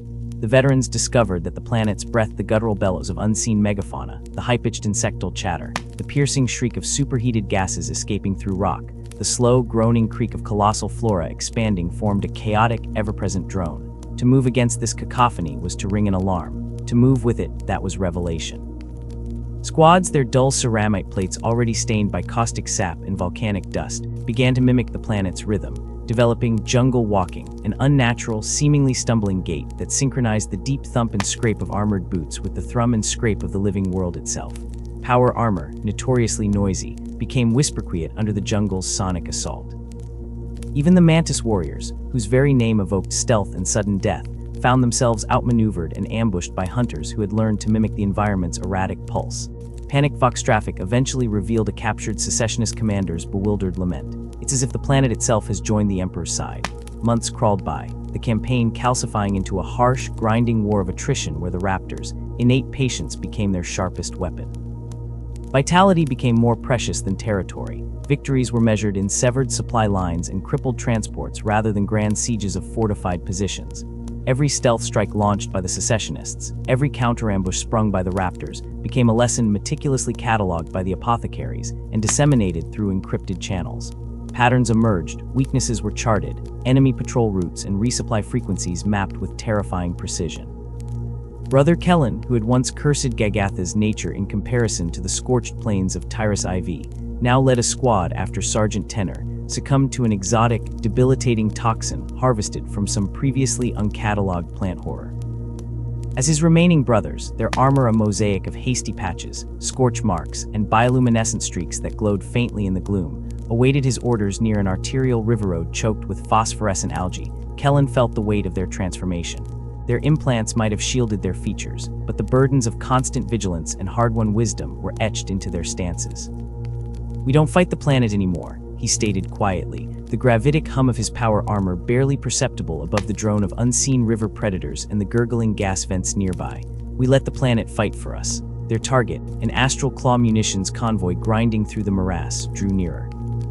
By the dying days of 900 M41, Gagatha III was secured, not with the deafening thunder of a decisive rout, but with the silent, inexorable pressure of persistence, adaptation, and the profound acceptance of turning a world's inherent lethality into a weapon against its occupiers.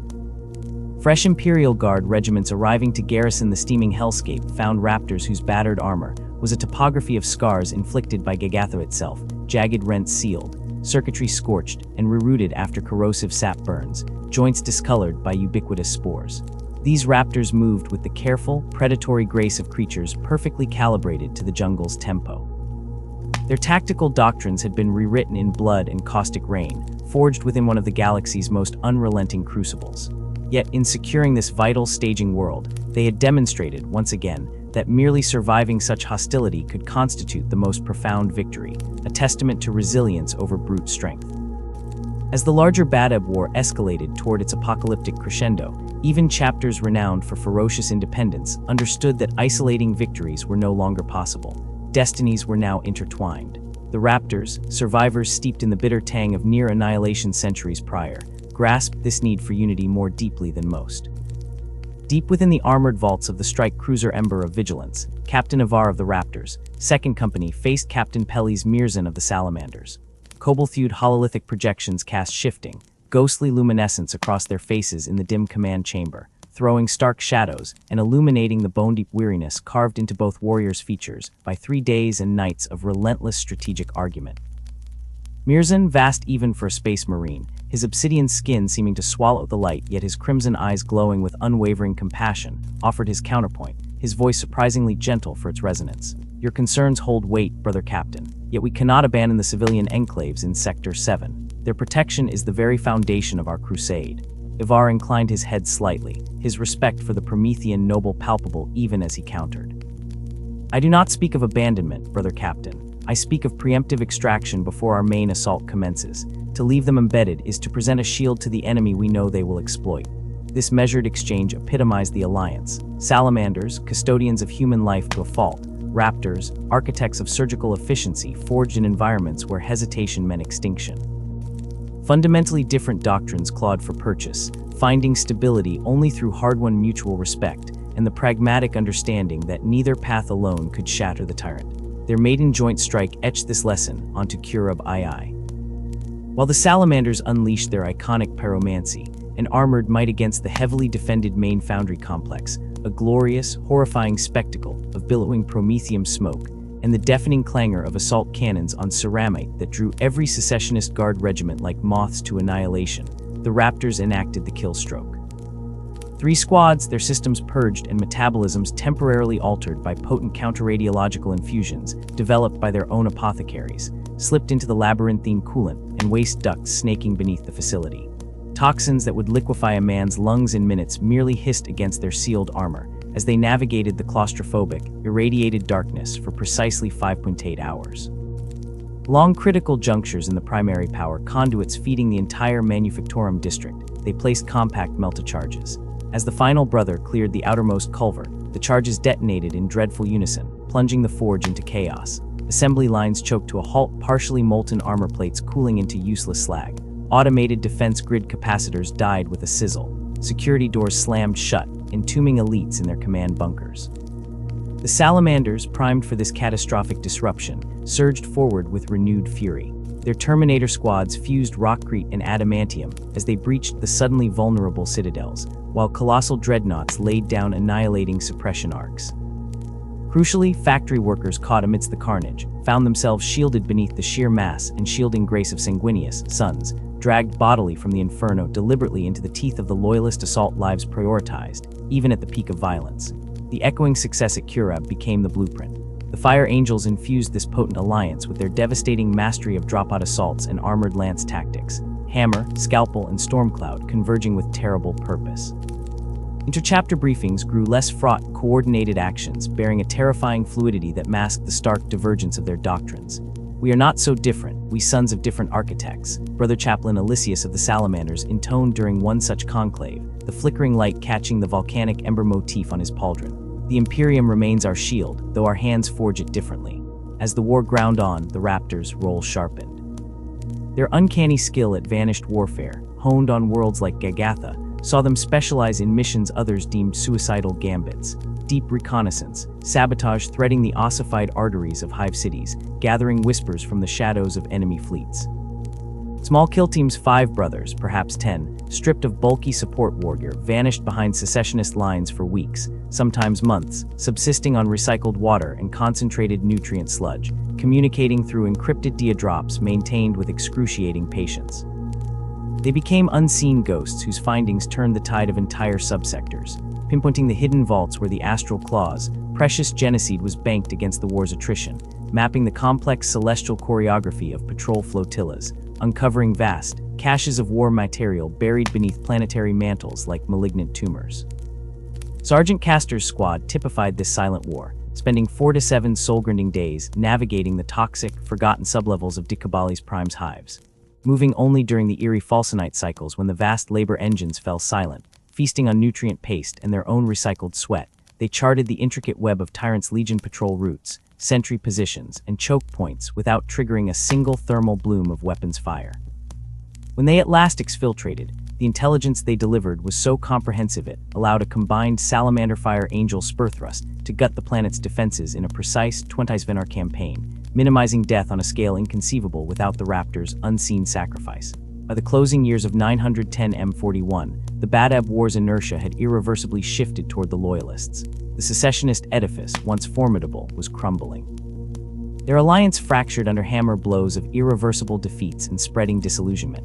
For the Raptors, this pivot toward a foretold, costly victory brought not exultation, but a profound ambivalence, as cold as the vacuum beyond their armor. Brother Arctes, silenced forever by another bearing his father's genetic imprint, whole Imperial worlds charred curse pits by those sworn to defend them, the foundational trust between chapters splintered beyond easy repair. 3 brothers. For a comms relay, Captain Saleh of the Raptors' 3rd murmured, standing on the obsidian viewing deck of the strike cruiser Vigilant Shadow, his reflection barely showing in the void-scarred armorplus. Behind him, Apothecary Thaddeus worked with mechanical precision in the triage, basewing synthskin onto Brother Carlin's shredded forearm, field lighting glinting off his Narthesium gauntlet. That array coordinated enemy fleet logistics across 3 crucial systems, the Apothecary stated flatly, his gaze never leaving his work yet his voice carrying clearly in the thin, recirculated air. Its destruction plunges them into operational blindness prior to the Gladius push. You possess this ingress data. I possess it, Saleh acknowledged, closing his eyes briefly, the faint hum of the navigator's beacon vibrating through the deck plates beneath his boots. The distant stars wheeled as the ship aligned for imminent translation. But I measure the cost with greater depth as the terminal campaign approaches. This bone-deep weariness echoed through the chapter as the final advance closed on the Badab system. Each remaining warrior understood that conquering Huron was merely the overture to a far more arduous struggle, mending the shattered bulwarks of Imperial worlds, healing psychic wounds festering in the civilian psyche, and somehow, somewhere, reforging bonds of trust between chapters who had spilled each other's sacred blood bonds vital for the galaxy's endless wars still to come. As Lord High Commander Karab Kuln marshaled the Loyalist fleet into the formation, resembling a Primarch's clenched fist aimed directly at Badab Primaris, the Raptors' role transitioned. Their deep infiltration skills were momentarily shelved. Instead, they became the patient jailers, the unglamorous watchmen deployed across the coreward approaches and adjacent systems surrounding the apocalypse poised to engulf Badab. Their mission, erect sensor nets denser than spider silk, sever communications arteries feeding the dying beast, intercept any fleeing tendrils of secessionist strength seeking sanctuary or regrouping grounds. They move quietly across frontier systems and dead moons like the ghosts of dead legions, ensuring the hammer blow strike against the tyrant's heart, couldn't be weakened or diverted by unforeseen flanking maneuvers or harrying attacks. They slowly, methodically, closed the noose with quiet, lethal patience. On the rain-lashed feudal backwater of Illas, Sergeant Karras and his patrol intercepted an elite Astral Claws unit attempting to access pre-unification technology vaults below ancient, moss-licked ruins. The battle unfolded in a torrential downpour, turning the stone-littered landscape into a treacherous maze where visibility ended 10 paces beyond your helmet optics. It became a battle of stalking shadows and sudden ambushes amidst the crashing thunder. They fight differently, Karras noted later, stripping splattered mud and gore from his gauntlets as field servitors retrieved genocide, ferociously, desperately, like rabid animals seeking one final scar upon the corpse of honor before oblivion claims them. Similar dispatches flooded in from across the shrinking warfront. The realists, facing extinction's brink, abandoned strategy for maximal carnage. Convoys laden with volatile plasma cells became flaming juggernauts aimed at population centers. Civilian habitats were methodically transformed into moats of suffering and shields of flesh. Weapon systems the Mechanicus had sealed under mountains were resurrected for fleeting tactical gain. The Raptors countered where their unique gifts enabled it. When reports emerged of secessionist saboteurs holding an entire hive, Spire's atmospheric processors hostage, threatening planetary asphyxiation, a designated kill team ghosted in through sewers saturated with neurotoxic effluents, eliminated the operatives with silent blades and microcharges, and vanished into the underhive before PDF units even realized a threat had existed. As the colossal siege fleet assembled for the strike against Badab Primaris itself, Chapter Master Lise Isidon executed a decision grounded not in fear, but profound strategic foresight. The chapter's surgical blade was blunted, their strength meticulously conserved over a decade of brutal warfare, required reshaping for the coming peace. The three heavily engaged companies, bloodied far beyond initial deployment rosters, possessed intellects and skills now infinitely more precious for stabilizing the war-devastated segmentum. Our specific purpose has concluded, Isidon stated bluntly during his encrypted exchange with Lord Culm. The tyrant is caged, his warriors fragmented and broken, his annihilation ordained. What precipice remains requires a hammer's brutal descent. We possess the surgeon's knife. Culm, recognizing the pragmatic necessity, requested only reconnaissance coverage for the final descent eyes needed for precision strikes amidst the void maelstrom. Only one squad, under the Granitehune experience of veteran Sergeant Merrick, remained attached to the Loyalist Armada, a microscopic tactical asset swallowed within the largest fleet concentration since the Siege of Terra, a fleet destined to shatter Huron's infamous Ring of Steel. The fall of Badab unfolded largely as strategists predicted. Planetary defense silos silenced by orbital lances firing Novahat salvos, troop landings facing resistance every bit as fierce as it was ultimately futile. The Raptors walked a silent path through the carnage, their role now observers mapping kill zones and structural weak points. Merrick's scans pinpointed undefended structural junctures within the Palace of Thorns, data streamed instantaneously to the fleet gunnery crews. Salvos modified microseconds later slammed into these precise coordinates. As the Tyrant's fortress collapsed in a firestorm of detonating munitions vaults and geological upheaval, as Luft Huron himself staggered from the crucible minus an arm, and swathed in ceramite fused to charred bone from Captain Jukel Andrel's lethal assault, the Raptor observers viewed the pandemonium with characteristic detachment. This holocaust, however necessary, was not their moment of glory. It was the grim punctuation mark on a tragedy, a civil cataclysm that should never have torn apart the sacred loyalty sworn by brothers. Later, as the Consecrator Court debated judgments and deemed redemption futile, the Raptors returned to Kaivar's shadowed embrace, beginning the long, silent task of restoring strength and absorbing the lessons scorched into their spirits. Their casualty lists were extensive, demanding decades of rebuilding genolines.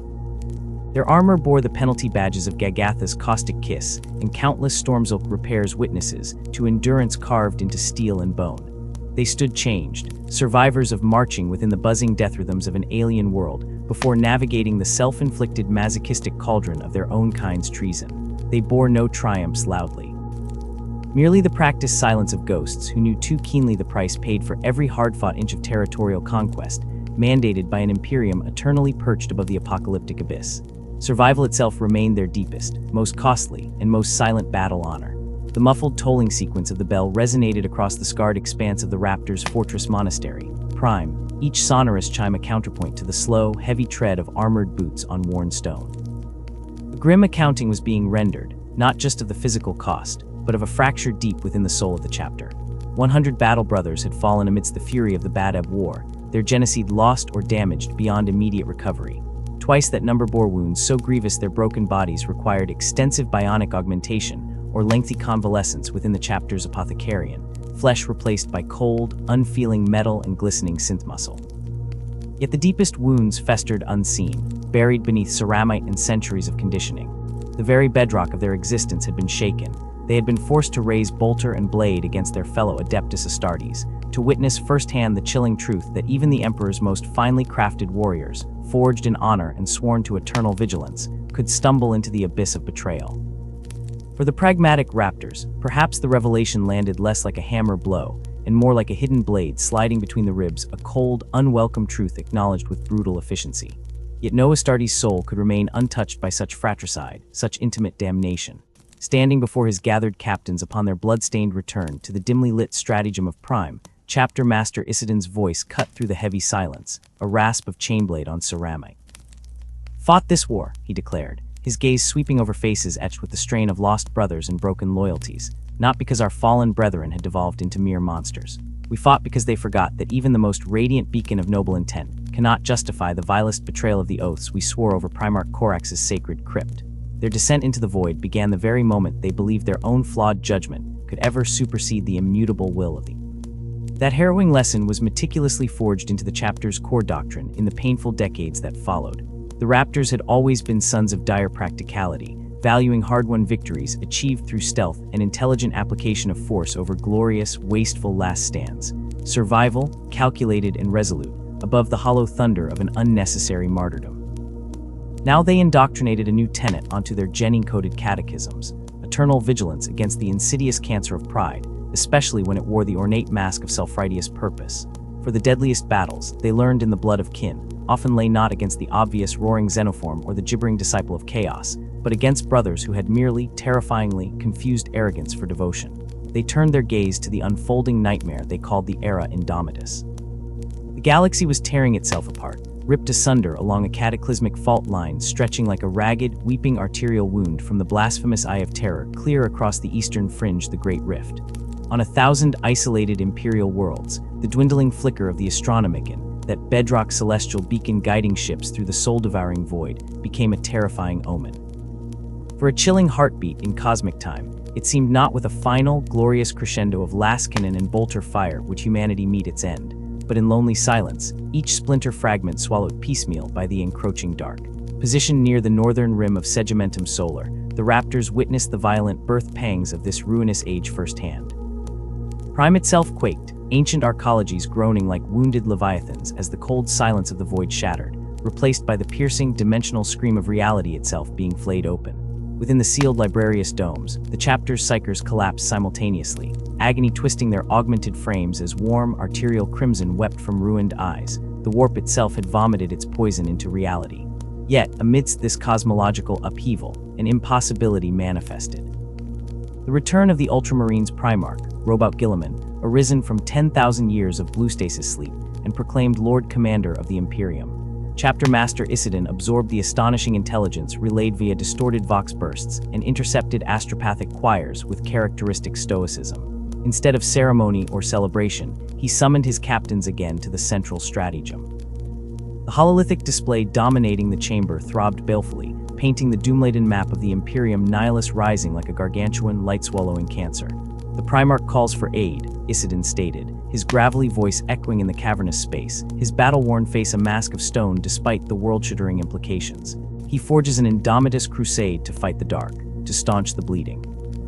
Captain Salai, his own armor bearing the deep scoring marks and patched-over voids from the Badab campaign centuries past, narrowed pale, ice-blue eyes as he scanned the strategic nightmare unfolding before him. His gauntleted finger traced a projected arc, bones clicking softly against ceramite. Our oaths hold us to the defense of this sector, our hunting grounds, our responsibility. Isidon's slow nod held the finality of tectonic plates grinding. We adapt, survival demands it. We cannot merely dogmatically guard our own perceived parcel of territory when the fundamental coherence of the Imperium frays and unravels. The question is not if we answer the Primarch's call. It is how we answer it with the most ruthless efficiency. This refusal to commit wholesale defined their entire Indomitus commitment. While brother chapters poured entire battle companies into single, monolithic crusade fleet formations, hoping for decisive hammer blows. Isidon, the master pragmatist, fragmented their strength strategically. 3 spear-pointed strike forces were meticulously tailored and detached. Fleet Primus, Fleet Secundus, Fleet Tertius, each chosen to integrate seamlessly with and enhance the capabilities of the other diverse Imperial forces already mustered around them. For many of the younger Battle Brothers, this was their baptism outside the familiar wilds and void lanes they had patrolled since Ascension. Brother Talos, barely 5 decades into his Astartes' existence, stood rigidly at the thick Auslight window of the strike cruiser Silent Hunter, his gaze locked on the chaotic swirl of iridescent madness beyond the weakening cobalt shimmer of the Gellar field as the vessel prepared translation into that chaotic miasma. The immense scale felt crushing. A gauntleted hand, heavy with centuries of service and scar tissue, settled with startling gentleness on his unarmored shoulder pauldron. "Nervous brother," Sergeant Serranis murmured, his vox grill filtering his resonant voice into something akin to the rumble of distant thunder. Talos didn't turn, his breath fogging the thick glass slightly. "Thoughtful, Sergeant. We've drilled, we've hardened. Countless scenarios pounded into us. Xenoforms, traitors, demons even. But this, the galaxy itself. Sundered, a long-dead legend made flesh. We stand at the precipice, not of a battle, but a reordering of all human history." Serranis offered only a faint, almost invisible quirk of his ruined lips beneath his helm's shadow. "History, young brother, is merely survival viewed through the long lens of time. Our task, simple, as it always was. We adapt to the terrain. We endure the storm. We protect the innocence we can reach. The stage grows vaster, the shadows deeper, but our purpose remains as constant as the void cold." The Raptor methodology quickly proved its incalculable worth. With Fleet Primus operating as part of Battle Group Orpheus, Lieutenant Serranis faced mobile, flensing attacks from Eldar Corsairs rather than a decisive line of battle. Rather than heroically charging into a messy, inconclusive engagement that might only scatter his elusive quarry into the void, Serranis orchestrated a patient, almost predatory tracking pattern. His forces clung like shadows, utilizing sensor dampeners and celestial debris, methodically documenting the Corsairs, serpentine patrol vectors through the bleeding nebula clouds. Over grueling weeks, their patients mapped the pirates' hidden supply dumps, their dormant raiding bases clinging to dead asteroids, and ultimately identified the sleek, knife-like flagship slicing through the darkness the feared vessel registered as Valenith. The moment to strike was not heralded by roaring battle cries, but a silent flicker in the tactical log. Serranis himself led the boarding action, a ghost clad in matte-black ceramite and calculated lethality, guiding his kill team through the alien vessel's twisting, organic-filling corridors. His blade moved with surgical precision, a horrific counterpoint to the alien grace of the Corsair commander moments before August Serranis ended him. With their behead wounding quick and clean, the remaining pirate strength unraveled into panic and disarray, swiftly mopped up by disciplined bolter fire. Fleet Secundus, however, brought the Raptors an alliance that seemed destined for discordant disaster, fighting alongside the zealous, fiery Black Templars' heresy. Outwardly, the pairing was starkly incongruous. The Templars' creed demanded righteous fury made manifest in direct frontal assaults, a prayer-shouted charge against their foes in roaring combat, embodying annihilation without subtlety. Against this, the Raptors operated in stark, ingrained silence, preferring targeted elimination, precision strikes, maneuver warfare conducted in shadows barely perceived before death arrived unexpectedly. Yet on the irradiated plains and chemical-desolated hive-sprawl levels of Sanctus Reach, the apparent contradiction transmogrified into devastatingly efficient synergy. The Black Templars became the thunderous hammer of the Emperor's wrath. They launched themselves alongside their equally zealous Adeptus Sororitas allies into the hard, brutal core of the heretical strongholds, chainsaw swords shrieking faith hymns, bolt rounds roaring righteous contempt. They forged a cauldron of defiance, drawing every enemy eye and gun. Meanwhile, unseen, Raptor kill teams, moving with preternatural stillness across shattered ruins and grime-coated pipelines, became the Emperor's stiletto. They slipped past brooding barricades and distracted sentries, bypassing primary kill zones to infiltrate command bunkers excavated deep within the corrupted rockcrete hive roots. Priority targets ceased broadcasting orders. Communications arrays dissolved in silent detonations. Supply depots choked off spewing toxic smoke without warning. The heretical forces, caught between the occupying, annihilating spectacle of the Black Templars' unwavering faith-fueled advance and the methodical internal hemorrhage inflicted by the invisible Raptor's blade, found their defenses disintegrating from within and without simultaneously, command splintered and supplanted by fear. The kill team, commanded by veteran Sergeant Octogerus, etched their legend particularly deeply during the slogging liberation of Daravar. As the Black Templars deliberately drew the thickest cordons of heretic fanatics, into the kinetic meat grinder of the blasted Ferrocrete plains surrounding the besieged primary hive city. Octogerus and his small handful of brothers became ghosts within the very corpse-heart of darkness. Utilizing centuries of forgotten maintenance, conduits deep below the hive's slowly collapsing lowest levels, slicing through rust-weakened metal in silence, bypassing fortified zones. Their target, the corrupted scions of House Mandrior, nobles decayed from within by chaos, though their ornate robes still carried crests of imperial history. Magnificent traitors directing planetary resistance from hidden opulence deep within their crumbling spire.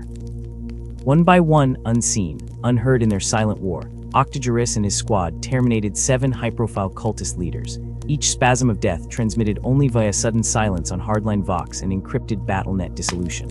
Fleet Tertius, accompanied by the largest concentration of raptors deployed from Prime under Captain Cashin of the First Company, faced elemental brutality beyond even the horrors of the Badab fields. Here, deep within the ravaged underbelly of the Segimentum Solar, they entered crusade after crusade identified by Imperial remembrancers only as slaughter campaigns. Wave after endless wave of cornate berserkers crashed against their lines roaring, hate-saturated maniacs demonically enhanced, armored in blood-crusted ceramite and chain axes thirsting for skulls. Combat was relentless, attritional, and demanded everything. Casualties bit deeply, chewing through even warriors hardened to the quick attrition logic of raptor deployments. Brother Argus, a scarred veteran who had first drawn Bolter for the Emperor 3 brutal centuries earlier, stumbled through acrid smoke over the shattered, crystallized rock underpavements of the dead mining world Keller 7. Around him lay the cooling bodies of his entire squad brotherhood, torn apart by the World Eaters, ferocious closing frenzy during the desperate defense of the vital Prometheum refinery complex bunker. Bleeding his own red-black life fluid through cracked carapace, implant warning runes flashing insanely inside his damaged helm display. Utterly isolated in the burning rubble field, Argus fulfilled the oath. He methodically rigged the command vault deep within the central bunker. Hydraulic charges hissed out their countdown, even as axe-wielding monstrosities pounded at the final blast door. His target demolished, tyrant locust severed. The vital conduits feeding the refinery's reactor blown to final oblivion was achieved. Imperial reinforcements arriving hours later, punching through the exhausted berserk remnants, found him seated back-to-back with his downed sergeant's body, leaning against his battle-worn bolter, as he quietly, formally, meticulously recited the litany of names, the full honored roll call of every fallen brother in his squad, unto his dying breath that day. Back at Prime, whilst their brothers bled across the fractured stars, the Raptors who remained with Chapter Master Isidin adapted their doctrine to secure the immediate regions spiraling around the Sutira Nebula. It became the silent shield answering crushing pleas from defenseless systems isolated nihilists. He directed surgical strikes against resource-draining Druckery raiding parties, blades moving unseen through veiled webway portals. He brought summary execution to bands of heretic Astartes renegades growing bolder daily away from distant Terra's preoccupied gaze. Isidin himself stormed frozen Voidark battles, targeting encroaching orc spore clusters blooming within the beleaguered Vordress planetary clusters. Applying lessons seared decades older onto the void-stained tiles of Sancta Angelis, he implemented precisely orchestrated doctrines designed specifically to amplify orc savagery against itself. Sabotaged warp coils made orc faster-than-light vessels implode spontaneously. Ambushes targeted specific competing warlords simultaneously, triggering brutal civil wars amidst greenskin flocks. His orders to every dispatched kill team and silent orbiting patrol were unequivocal: cause maximum disruption, undermine unstable loyalty, sabotage critical functions, force the orcs to turn their crude, brutal energies inward, splintering them before any true Wag could coalesce over the sector. Never unnecessary head-on confrontation against insane numeric disparity. Survive, make them bleed each other dry.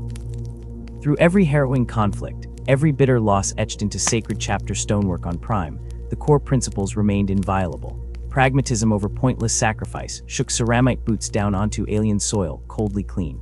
Adaptability was calibrated constantly against the shifting variables of operational reality and enemy insanity. Success was measured solely by mission parameters achieved.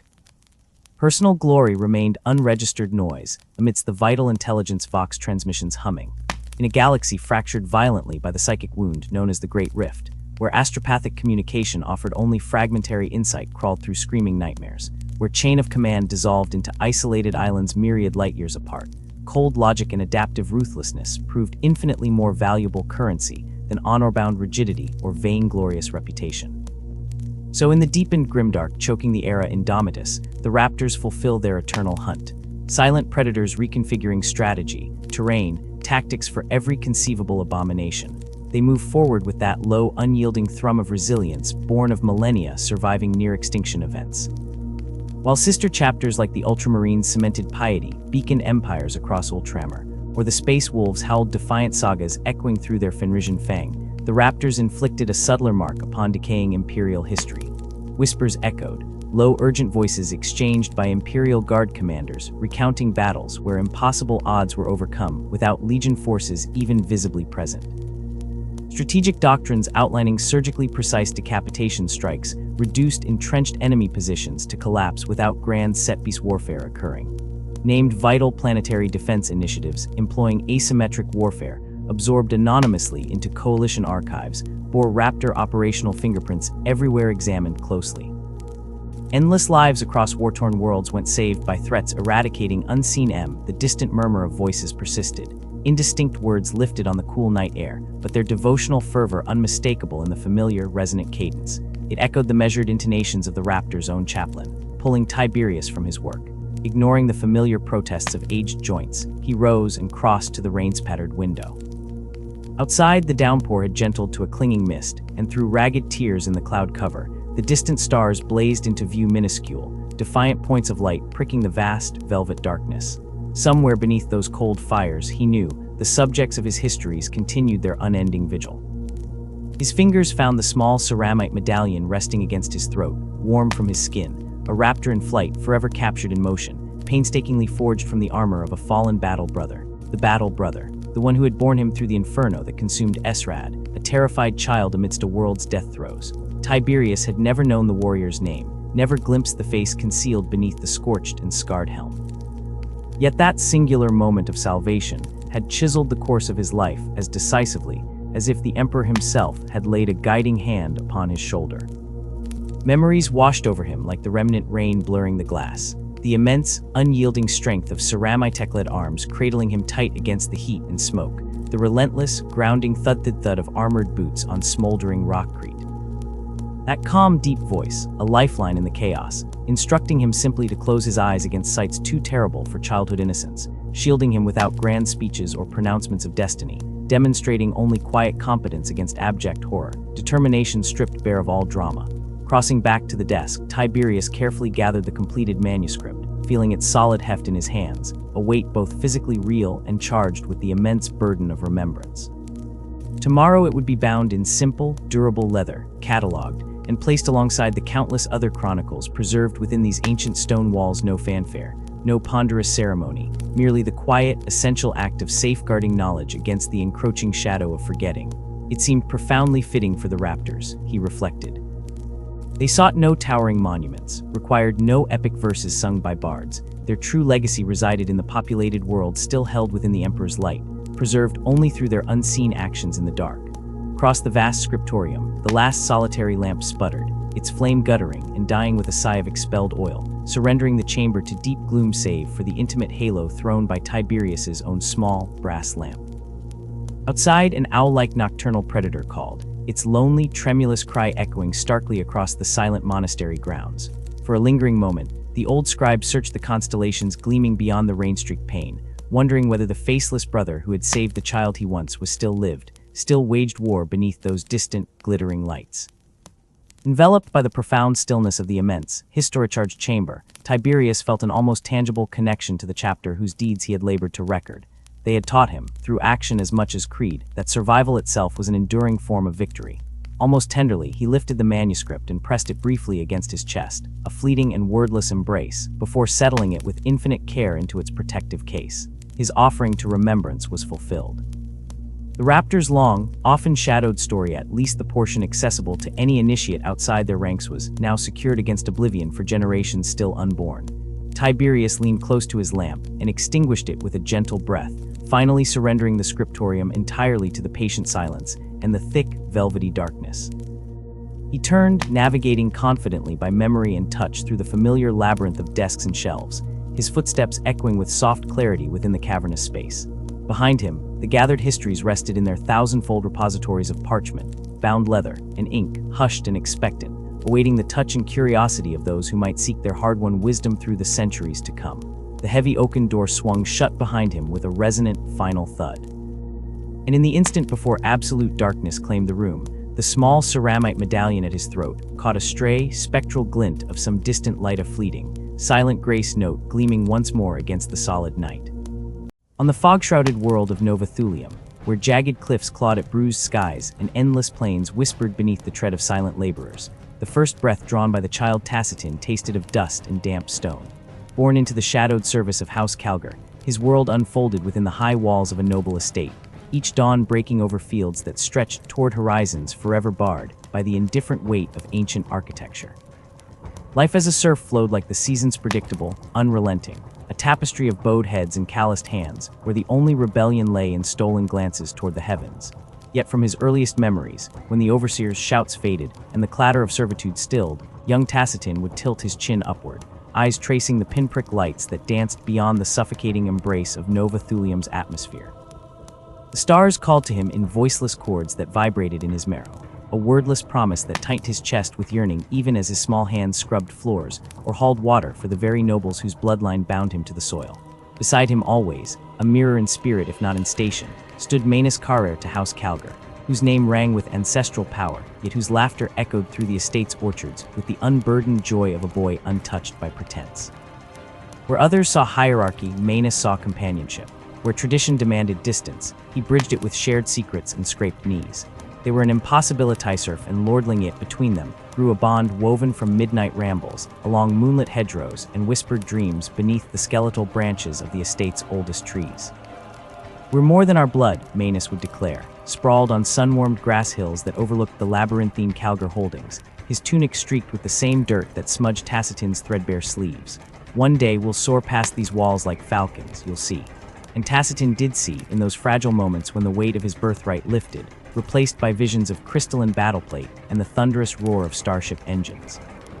To become a space marine, Manus spoke the words like a prayer, eyes alight with fervor. But for Tacitin, the dream hooked into his soul like a fishbone, sharp and inescapable.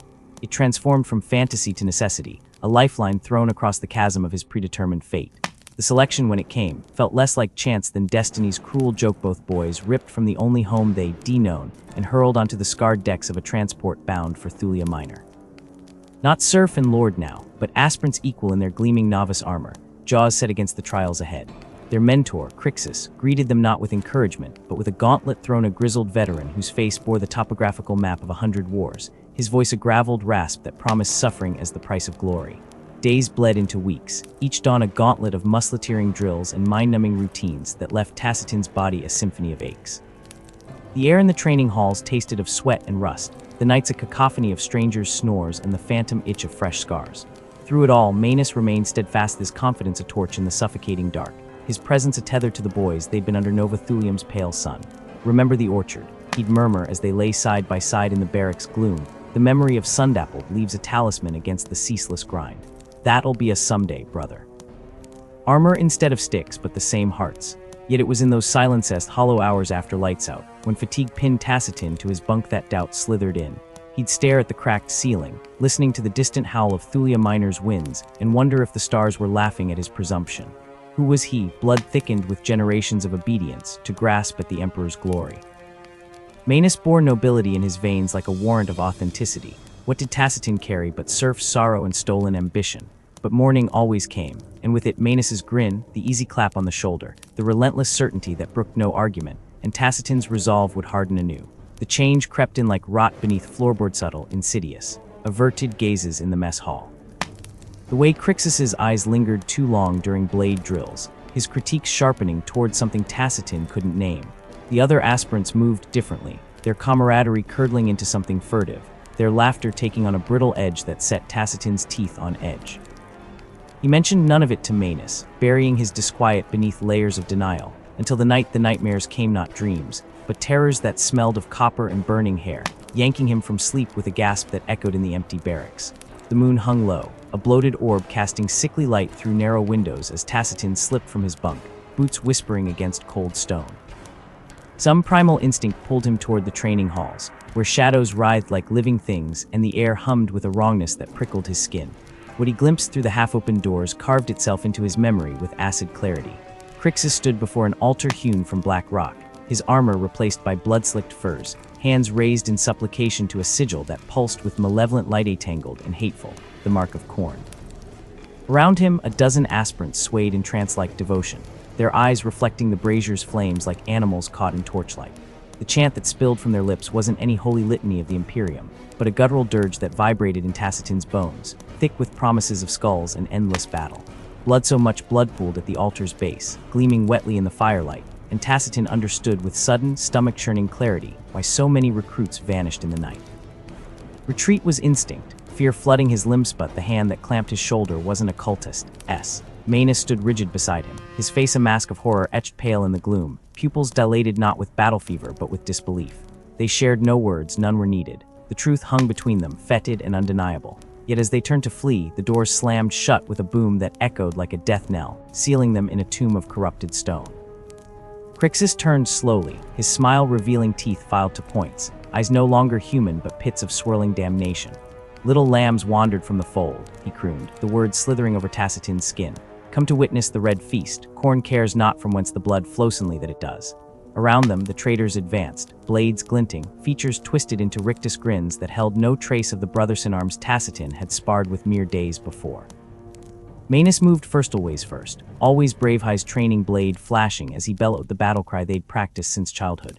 For the Emperor, the first cultist fell, throat opened in a scarlet arc, but there were too many too fast. Crixus moved like tempest given form, his axe a blur of murderous intent. Manus met the strike with a clash of steel that rang like a funeral bell, but youth and desperation shattered against centuries of corrupted skill. The axe head bit deep and time fractured. Tacitin's scream shredded his throat as Manus crumpled, lifeblood spurting across cold stone in arterial jets. The cultists descended like carrion birds, knives rising and falling in a frenzied rhythm, reducing the noble Earth Dreamer. The brother Tacitin had Chosento ruined meat. Something inside Tacitin ruptured then, not grief but a supernova of rage, igniting every nerve until his vision swam with crimson static. The training blade in his hand felt alive, humming with the need to rend and tear, to paint the walls with traitorous viscera. He barely registered his own movement's clumsy thrust that gutted the nearest cultist, the wild swing that sent another reeling. Crixus's laughter boomed, thick with mockery, as Tacitin's weapon flew from numbed fingers. The blood god claims you, boy, revel in it. But Tacitin didn't revel. He burned. The vaulted hall narrowed to a tunnel, Crixus's leering face its only exit.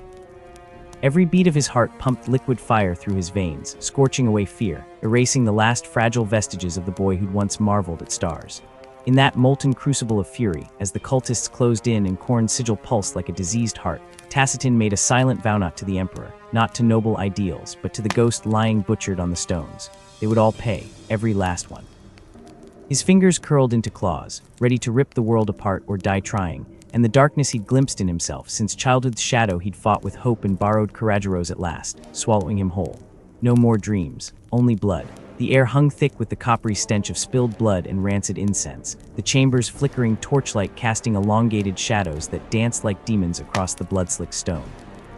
Tacin's knees pressed into the cold floor where Manus lay broken, his friend's unseeing eyes reflecting the carnage around them, cultists in ragged crimson robes, chanting guttural hymns to their dark god, their blades carving obscene sigils into the flesh of the fallen. A low growl ripped from Tacin's throat, raw and primal, as his fingers tightened around the notched hilt of his rusted sword. They didn't see Himphi's butchers drunk on slaughter, their backs turned as they dragged another thrall toward their blood-stained altar. Fools, their arrogance was a noose waiting to tighten.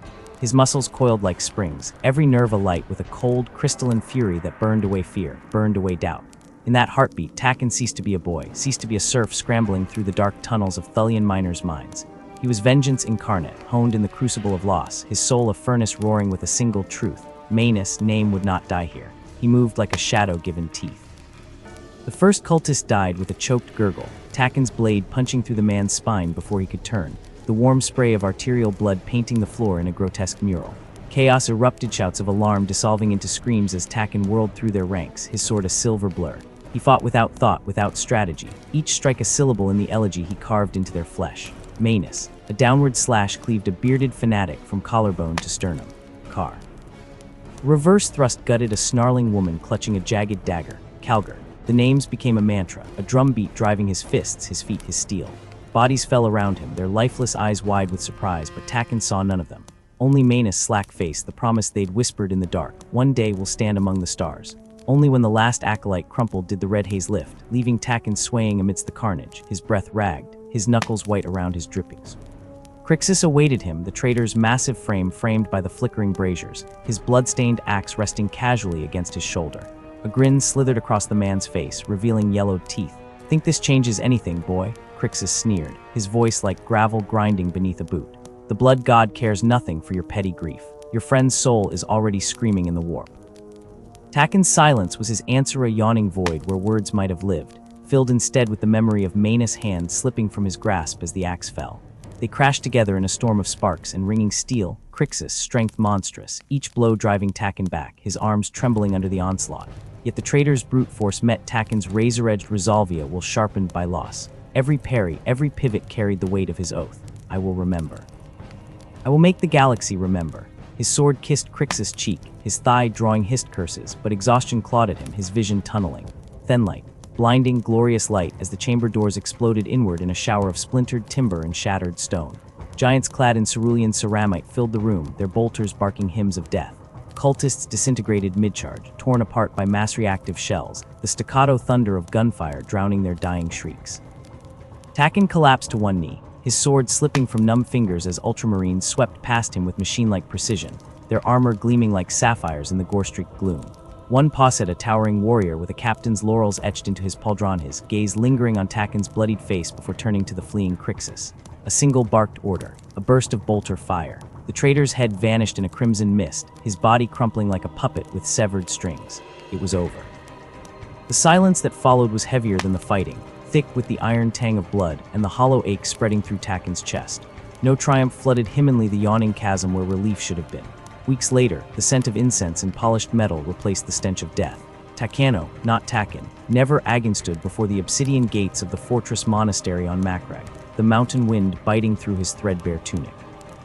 Below him, the training field sprawled like a chessboard of discipline, hundreds of ultramarines moving in flawless unison, their chainswords humming through drills, their bolters stripped and cleaned with ritual care. The weight of his new name pressed upon him, Maris Calgara mantled both shield and anchor. Captain Sarius loomed beside him, a monolith in cobalt warplate, his stern face etched with the wisdom of centuries. "Look upon them, aspirant," Sarius intoned, his voice colder than the mountain stone. "These warriors are the Emperor's will made manifest. Your past is ash, your bloodline irrelevant. Here you are nothing until you prove yourself everything." Maris let the words seep into his bones. "Your past is ash." How those words burned away the last flicker of Taken, the miner's son, the boy who'd wept over a friend's corpse. Only Manus' steadfast gaze remained, seared into his memory. Days bled into months of relentless trial. Maris ran until his lungs screamed, climbed ice-slick cliffs with fingers raw and bleeding, sparred against battle servitors whose fists could crack stone. Sarius' lessons were blades hammering him into shape. "Discipline is your shield, Calgar. Without it, rage is a wildfire, it consumes but does not cleanse." The captain's eyes missed nothing, slight tremor in Maris, sword arm after hours of drills, the hitch in his breath as he forced aching limbs to obey. Mock battles beneath the merciless Macragge sun became crucibles. Once pinned beneath a hulking aspirant's knee, dirt grinding into his cheek, Maris nearly surrendered until Manus' laugh echoed in his mind, bright and defiant. "Get up, you idiot. We've got stars to claim." He'd bucked, twisted, slammed his forehead into the brute's nose, tasting blood as he scrambled free. Sarius gave no praise, only a fractional nod that lit a fire in Maris' chest. Years folded like pages in a war journal. Maris fought on a dozen world-snarled orcs bellowing their crude war cries, heretic Astartes dripping with chaotic corruption, sleek Eldar phantoms dancing just beyond bolter range. With each campaign, the boy's fury hardened into a commander's resolve. He learned to read battles like poetry, anticipating enemy strikes before they landed, his voice rising clear above the din to direct his brothers. Yet every victory was whispered to a ghost. Before deploying, he'd traced the name etched inside his vambrace, Manus Carr, "Still here, brother." When a sniper's round punched through his left pauldron on Vulcanes, he fought on, feeling Manus' phantom grip steadying his bolter. When a plague drone's claws gouged his chest on Mortanes, the pain was a distant thing compared to the gaping wound left in a blood-soaked mining tunnel. The final rite came beneath Macragge's triple moons. Maris knelt in the Sanctum Bellator, the chamber's vaulted ceiling lost in shadow, the air thick with sacred oils and ozone. Before him, the chapter's ancient chaplain pressed a burning brand to his left pectoralis, screaming, "Eagle crowned with the Ultima." flesh seared, but Maris did not flinch. The pain was catharsis, a final pyre for Taken, the last whisper of the surf buoy's fear turning to ash. Rising, he accepted the freshly forged armor presented by Sarius, the captain's stern facade finally cracking into something resembling pride. "Stand tall, brother Calgar," Sarius murmured. "Your vigil begins." Now, thunder beneath his boots, the sky over Sheridan, rain fire, a tyrannid swarm darkening the atmosphere, their shrieks reverberating through Maris' armor.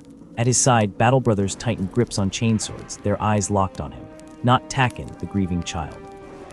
Not even the aspirant, desperate to prove himself. Maris Calgar, a name reclaimed, a promise kept. He raised his gauntlet, the cerulean plate gleaming beneath smoke-stained skies. "For Macrag," he roared, the cry echoing across the line, across the years, to a boy lying cold in the dark. "For the Emperor, for you, brother." The swarm descended, and Calgar met them with a smile sharp as his blade, ready to carve their shared name into the annals of stars. The air hung thick over Sheridan, a toxic miasma of burned promesium and ionized metal that clawed at the lungs with every breath, the very atmosphere weeping rust-colored tears from chemical-laden clouds that blotted out the sun. Below the looming shadow of the battle barge Valen shield, stretched a wasteland forged in the crucible of endless war continent-spanning trenchworks, zigzagging like suppurating scars across terrain cratered by macrocannon impacts, jagged spires of shattered hive cities clawing at the bruised sky like skeletal fingers. For 7 weeks the Ultramarines had bled for this graveyard world, 7 weeks of grinding attrition, where every inch gained was purchased in Geneforged blood and broken ceramic. Chapter Master Pythor stood motionless upon the command deck, his massive frame outlined against the panoramic viewing bay, the reflected glow of burning refineries below flickering across battle-worn armor, whose gold trim had long since been scoured to bear adamantium by orcish fury.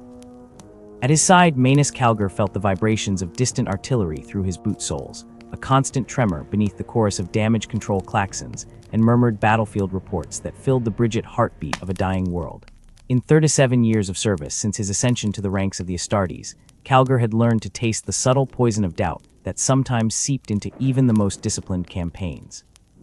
But this was different, a cold fingernail tracing his spinal column whenever the Voxnet fell silent, an uneasy shimmer in the air that made the lumen globes flicker at precise 17-second intervals unnoticed by all save him.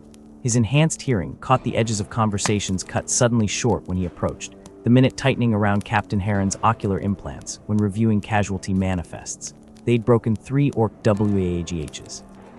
Already shattered their idols and decapitated their warbosses, yet still the savages came with unnatural cohesion, their ramshackle gargants advancing in textbook envelopment patterns that spoke of some dark intelligence guiding the usual anarchic tide. Pythor shifted, the servos of his armor purring softly as he rested both hands on the stratagem table, the hololithic displays casting his ravaged face in ghastly blue light, deep scar tissue pulling tight across his left cheek, where tyrannid bioacid had eaten through his laramens years before. "They mass in the Gorgon Valley," he rumbled, throat raw from breathing fire-retardant foam during yesterday's boarding action against the Greenskin Rock. His gauntlet traced a glowing sigil over the tactical projection, where scarlet runes pulsed like infected wounds amidst the imperial blue. Hundreds of battle wagons, siege towers tall enough to shame the titans of Legio Invicta. This isn't attrition, Manus, it's invitation. Calgar studied the readouts scrolling across his retinal display, ammunition, reserves bleeding away into the red, the telltale static fuzz encroaching from the eastern hemisphere that spoke of massive atmospheric disruptors coming online. The acrid tang of overheated circuitry mixed with the faintest whisper of something else, something that bypassed the olfactory sensors in his armor to crawl directly into the ancient reptilian core of his brainazone and spoiled meat and the copper-kissed promise of slaughter. "They're hurting us," he realized aloud, the revelation coating his tongue with bile. "All these months, letting us believe we were grinding them down when every engagement was funneling our forces toward." His armored finger stabbed at the hololith where the valley's entrance yawned like a serpent's jaws. "They want us here, need us here." A smile without warmth cracked Pythor's face, pride and sorrow warring in his leagry eyes. 10 years ago, you'd have charged headlong into that obvious trap just to spit in the architect's eye. That instinct is why Gilliman's blood flows strong in you. He straightened, the bones in his neck audibly creaking. "But you're right, the shadow behind this infestation hungers for our deaths in that valley specifically. I've reviewed the cyclonic scans. There's something buried beneath those mountains, something older than this crusade, older than the Imperium itself. The orcs are just the scalpel being used to cut us out." The chapter master's Voxspeed blinked. Crimson Signals officer Castus waited with urgent news. Pythor acknowledged with a curt nod, his entire demeanor shifting from mentor to monument as the harried voice crackled through the bridge speakers. Warboss Skullcrack himself leads the assault column. Lord, their weird boys are channeling enough psychic energy to light up the Auspex from orbit. End. Sensors detect an unidentified energy signature emerging from the valley's western ridgereeds like static swallowed the rest. Every lumen on the bridge dimmed as power rerouted to void shields, the deck plating thrumming in resonance with some deep planetary agony rising from Sheridan's burning crust. Pyther didn't hesitate. Battle stations. All ground forces to muster points Sigma and Omicron. Prepare the Spear of Macragge for deployment. He turned to Calgar, removing his artificer helm from the mag clamp at his waist. The ceremonial faceplate still bore the proud blue of Macragge's skies, rather than the scorched black of his current armor. Whatever ancient evil stirs beneath our feet, it plays a dangerous game using orcs as pawns. If we break their back here, we may rip out the puppet strings before the true enemy reveals itself. Calgar's fist crashed against his plastron in salute. By your will, Chapter Master. As he strode toward the Dropod bays, the familiar scent of sacred machine spirit oils and following death. Below in the valley, the air itself seemed distilled violence superheated by flamer bursts and concussive detonations, howling with the pottery shards whine of shock rifles and the basso profundo of charging power claws. Calgar fought in the bloody vanguard, his plasma pistol whining with each shot that turned orc knobs to vaporized silhouettes against the firestorm, his combat blade a silver blur trailing ropes of luminescent alien viscera. Through the choking smog, he saw Pyther everywhere, a golden giant wading through tides of green flesh, the relic sword Augustus Rex trailing arcs of lightning as it bisected warbikes in sprays of promethium and teeth. Yet with every decapitated orc, 3 more clambered over the twitching corpses, their warcry of WAGH, now threaded with strange cadences that buzzed against the Ultramarines' auditory implants like static locusts. It happened between heartbeats. One moment the Chapter Master stood triumphant upon the burning wreckage of a Gorkanaut, his blade raised in defiance as he roared encouragement to the 4th Company pushing through the enemy's flank. The next reality tore. Not ruptured by explosives, but unzipped along edges that screamed in colors outside human spectra. The orc war machine that manifested wasn't built. It was extruded, a cancerous sculpture of meat and iron that throbbed with internal lightning, its gunmouth belching warp-spawned fire that clung and screamed as it consumed. The blast didn't merely kill, it erased. 30 of the finest warriors in the Imperium disintegrated mid-charge, their atoms unwoven into loose clouds of quarks that glowed briefly before winking out. And Pyther fell not as legends fall, no last words, no glorious fade against a sunset. He simply ceased being vertical, crashing to the ashen earth with 2/3 of his torso missing, the marble-white bone of his spine protruding like a broken flagpole from ruins of oromite and meat. Calgar's enhanced physiology recorded the next 17 seconds with crystalline clarity, the wet slap of some detached organ hitting his boot, Sergeant Tyrus vomiting inside his helm, the acidic stink-breaching filter systems, the orc whose head he pulped without conscious thought, its claw still scrabbling at his greave as it died, the perfect cathedral silence behind the ringing in his Irsa vacuum, where the Chapter Master's booming voice should reside. Then, as neurons armed by hypno-indoctrination overrode grief, the world snapped back with physical force. His helm display lit with priority alerts, casualty reports, and a blinking golden runically active when command lineage severed without air. The weight crashed down not as burden, but as biological fact vertebrae compressing under sudden gravitational shift, breath turning to slurry in corrupted lungs. For 3.4 seconds, Calgar understood with terrifying intimacy what antimatter containment failure feels like. Then his training fortress-crystallized core rose to the surface. Survival, duty, vengeance. He inhaled pain like sacramental incense, let it scour him clean. When his vox erupted with Captain Vorlow's panicked voice, they're breaking through the eastern bulwark. Orders, sir. Calgar responded not with his own vocal cords, but with Pyther's. The timbre was all wrong, higher-pitched, yet the absolute authority that had led 100 crusades rolled through the channel like thunder. Close ranks, phalanx formation lambda. Reserve aggressors to forward position their flamers will sterilize those trenches. Brother Dace, angle your predators to enfilade the mob crossing the dry riverbed. And Vorlow, a pause filled only with chainswords meeting Zeno's bone. They will break upon us, he fought possessed. Not with Ragathat ephemeral fuel had burned away, but with the cold certainty of orbital mechanics. Every step flowed into the next, bolter patterns weaving kill zones that funneled the orcs into killboxes of overlapping fire. Where Pyther had been a blazing sun around which warriors orbited, Calgar became event horizontalant, inevitable, pulling all toward grim purpose. When the warboss emerged atop a shambling titan of riveted skulls, bellowing challenges that shook blood from dead men's eyes, it was Calgar who met him in the crater where Pyther fell. not with roaring defiance, but with glacial precision sidestepping the roaring power claw to place 3 mass-reactive shells through the same ocular lens. The ensuing explosion of psychic backlash blinded every warrior within a kilometer, but through augmetic eyes streaming crimson coolant, Calgar saw true for the first time. Threads of sickly light connecting the orc horde to some cyclopean structure, buried deep beneath Sheridan's mantle, its architecture all wrong angles and fractal geometries that burned the brain to witness. When silence finally fell, no true silence, but the relative hush of sporadic gunfire and crackling flames, Calgar stood amidst a charnel plain where 80% of his brothers lay dead. Voxtraffic confirmed the orc forces were routed, their remaining scraps fleeing into the rad wastes. Yet as the ash began to fall like gray snow, collecting in the crevices of his battle-stained armor, he felt no triumph. Only the cold seep of understanding was never about Sheridan, nor orcs, nor even Pyther's martyrdom. That throbbing abomination beneath their feet had been using the greenskins against them, testing, probing, studying Astartes' combat doctrine through a billion data points of blood and anguish. The real war was just beginning. It was Tech Marine Solon who found him, the scarlet-armored figure kneeling in reverence as he presented the remnants of Augustus Rixam melted stump of sword with Pyther's hand still clutching the hilt, fingers fused to ceramite by plasma burns. Calgar took the relic in silence, the weight of command settling into his marrow with its true gravity. He had carried the name Calgar since initiation like a too-large cloak borrowed from some greater hero. Only now, with the butchered heft of his mentor's blade in hand, did that name become flesh not inheritance but incarnation. Perhaps in another life he might have wept or raged or knelt in prayer. But in this life, Chapter Master Manus Calgar simply turned his scorched optics toward the smoking horizon where storm clouds bruised the sky, already dictating deployment orders for what remained of his battered fleet. His voice never shook. The orc threat was ended. The true enemy awaited. 73 Terran days later, the seas of Tassar witnessed his coming. The ocean boiled where drop pods breached its surface, waves crashing against cliffs that had stood since the planet's birth now crumbling under artillery bombardment. Calgar's boot sank into wet sand up to the ankle, the first chapter master to set foot on this world since Gilliman himself had consecrated its forges 11 millennia prior. Data slate in his grip displayed nothing but orcish troop movements, a tide of red sigils flooding the strategic display it in the howling wind. He tasted that same metallic foulness from Sheridan, sharp beneath the salt and cordite.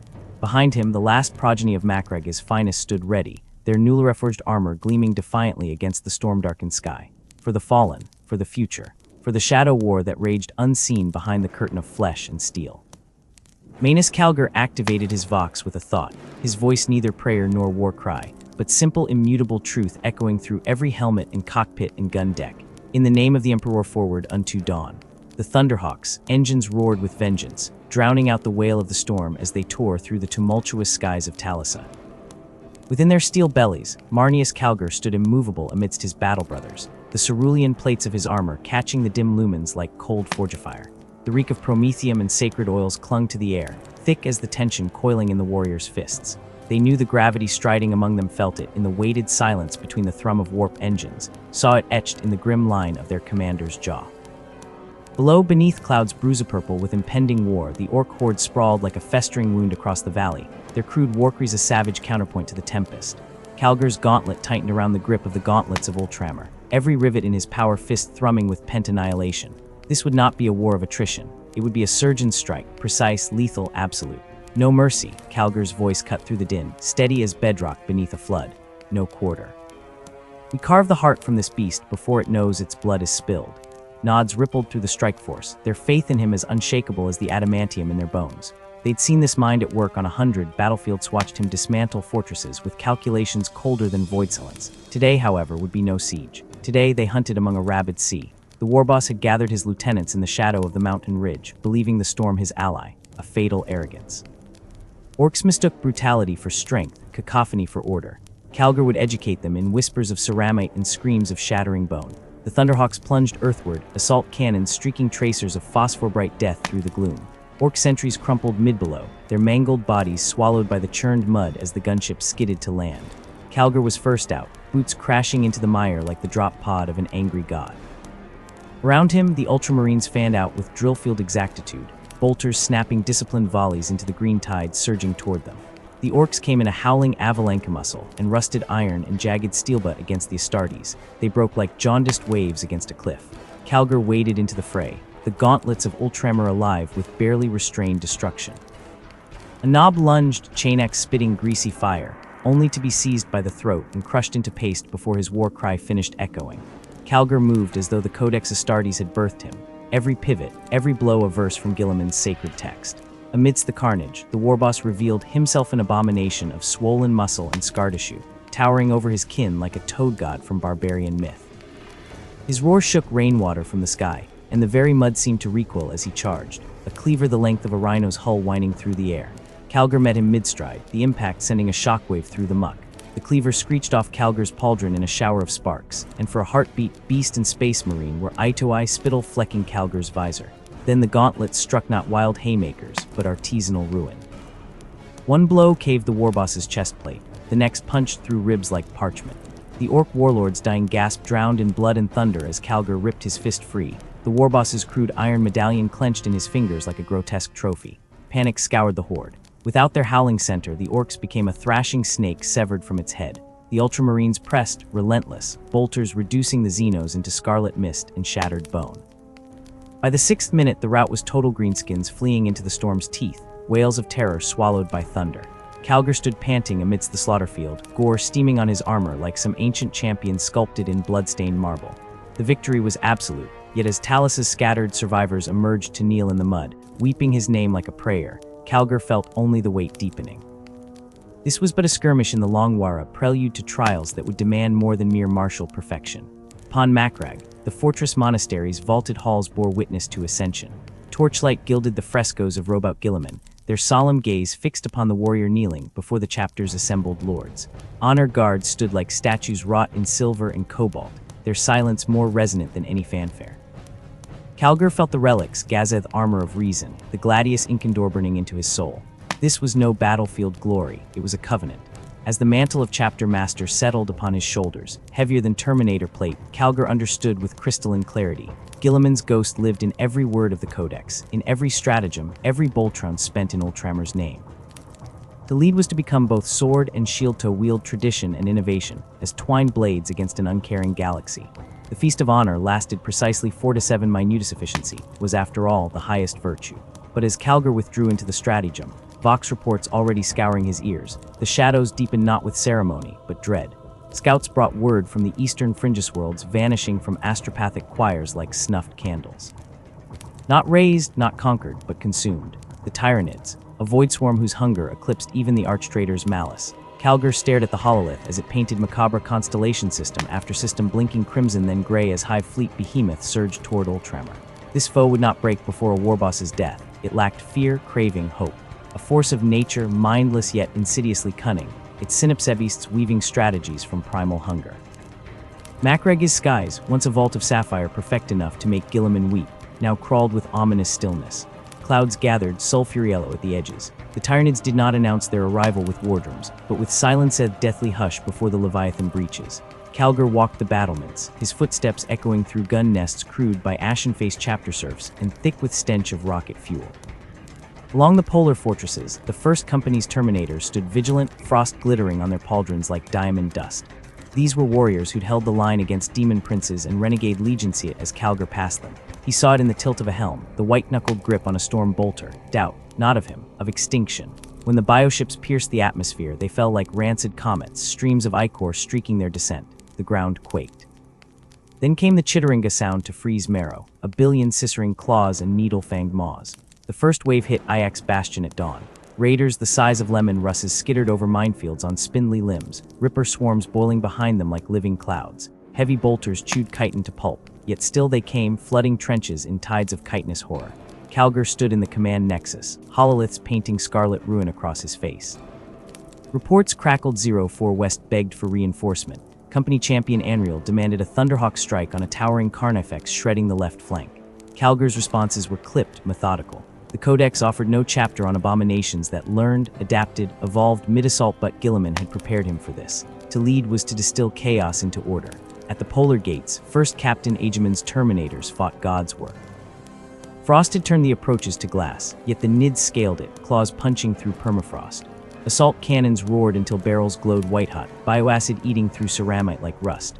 A hive tyrant breached the walls, its scythe talons reaping 3 veterans before Aegimon's power fist found its thorax. They held, not for honor, not for glory, but because failure meant the synaptic web would sever Macreg's defenses like a surgeon's knife. Calgar, watching Aegimon's last stand via grainy pict feed, silently recited the master's oath. They would hold this line or add their bones to the fortress foundations. By the 7th day, Macreg's air tasted of Dethacrid smoke, seared flesh, and the nauseating sweetness of ruptured biosacs. Tyrannid corpses piled high as the battlements, but still they came, their fallen fueling the living tide behind them. In the eye of the maelstrom, Calgar stood unbowed, thumbing a round of bolter shells engraved with his name. Around him, the fortress monastery shook as if the world itself screamed. But within, in the marrow-deep quiet where will became deed, Marneus Calgar found the same truth forged at Talisa. A chapter master's strength lay not in never bending, but in knowing that his spine, like Guilliman's legacy, could bear the weight of stars, even when the stars themselves fell. The air above Macreg's frozen plains thrummed with the grotesque symphony of war, a cacophony of tearing chitin and screaming chainswords, of bolters barking in staccato fury, and the alien screeches of the tyrannid swarm that crashed against the citadel walls like a living tide. Bodies piled high, a grisly rampart of cobalt armor and twitching biohorrors, the ice beneath slick with steaming ichor and the dark blood of ultramarines.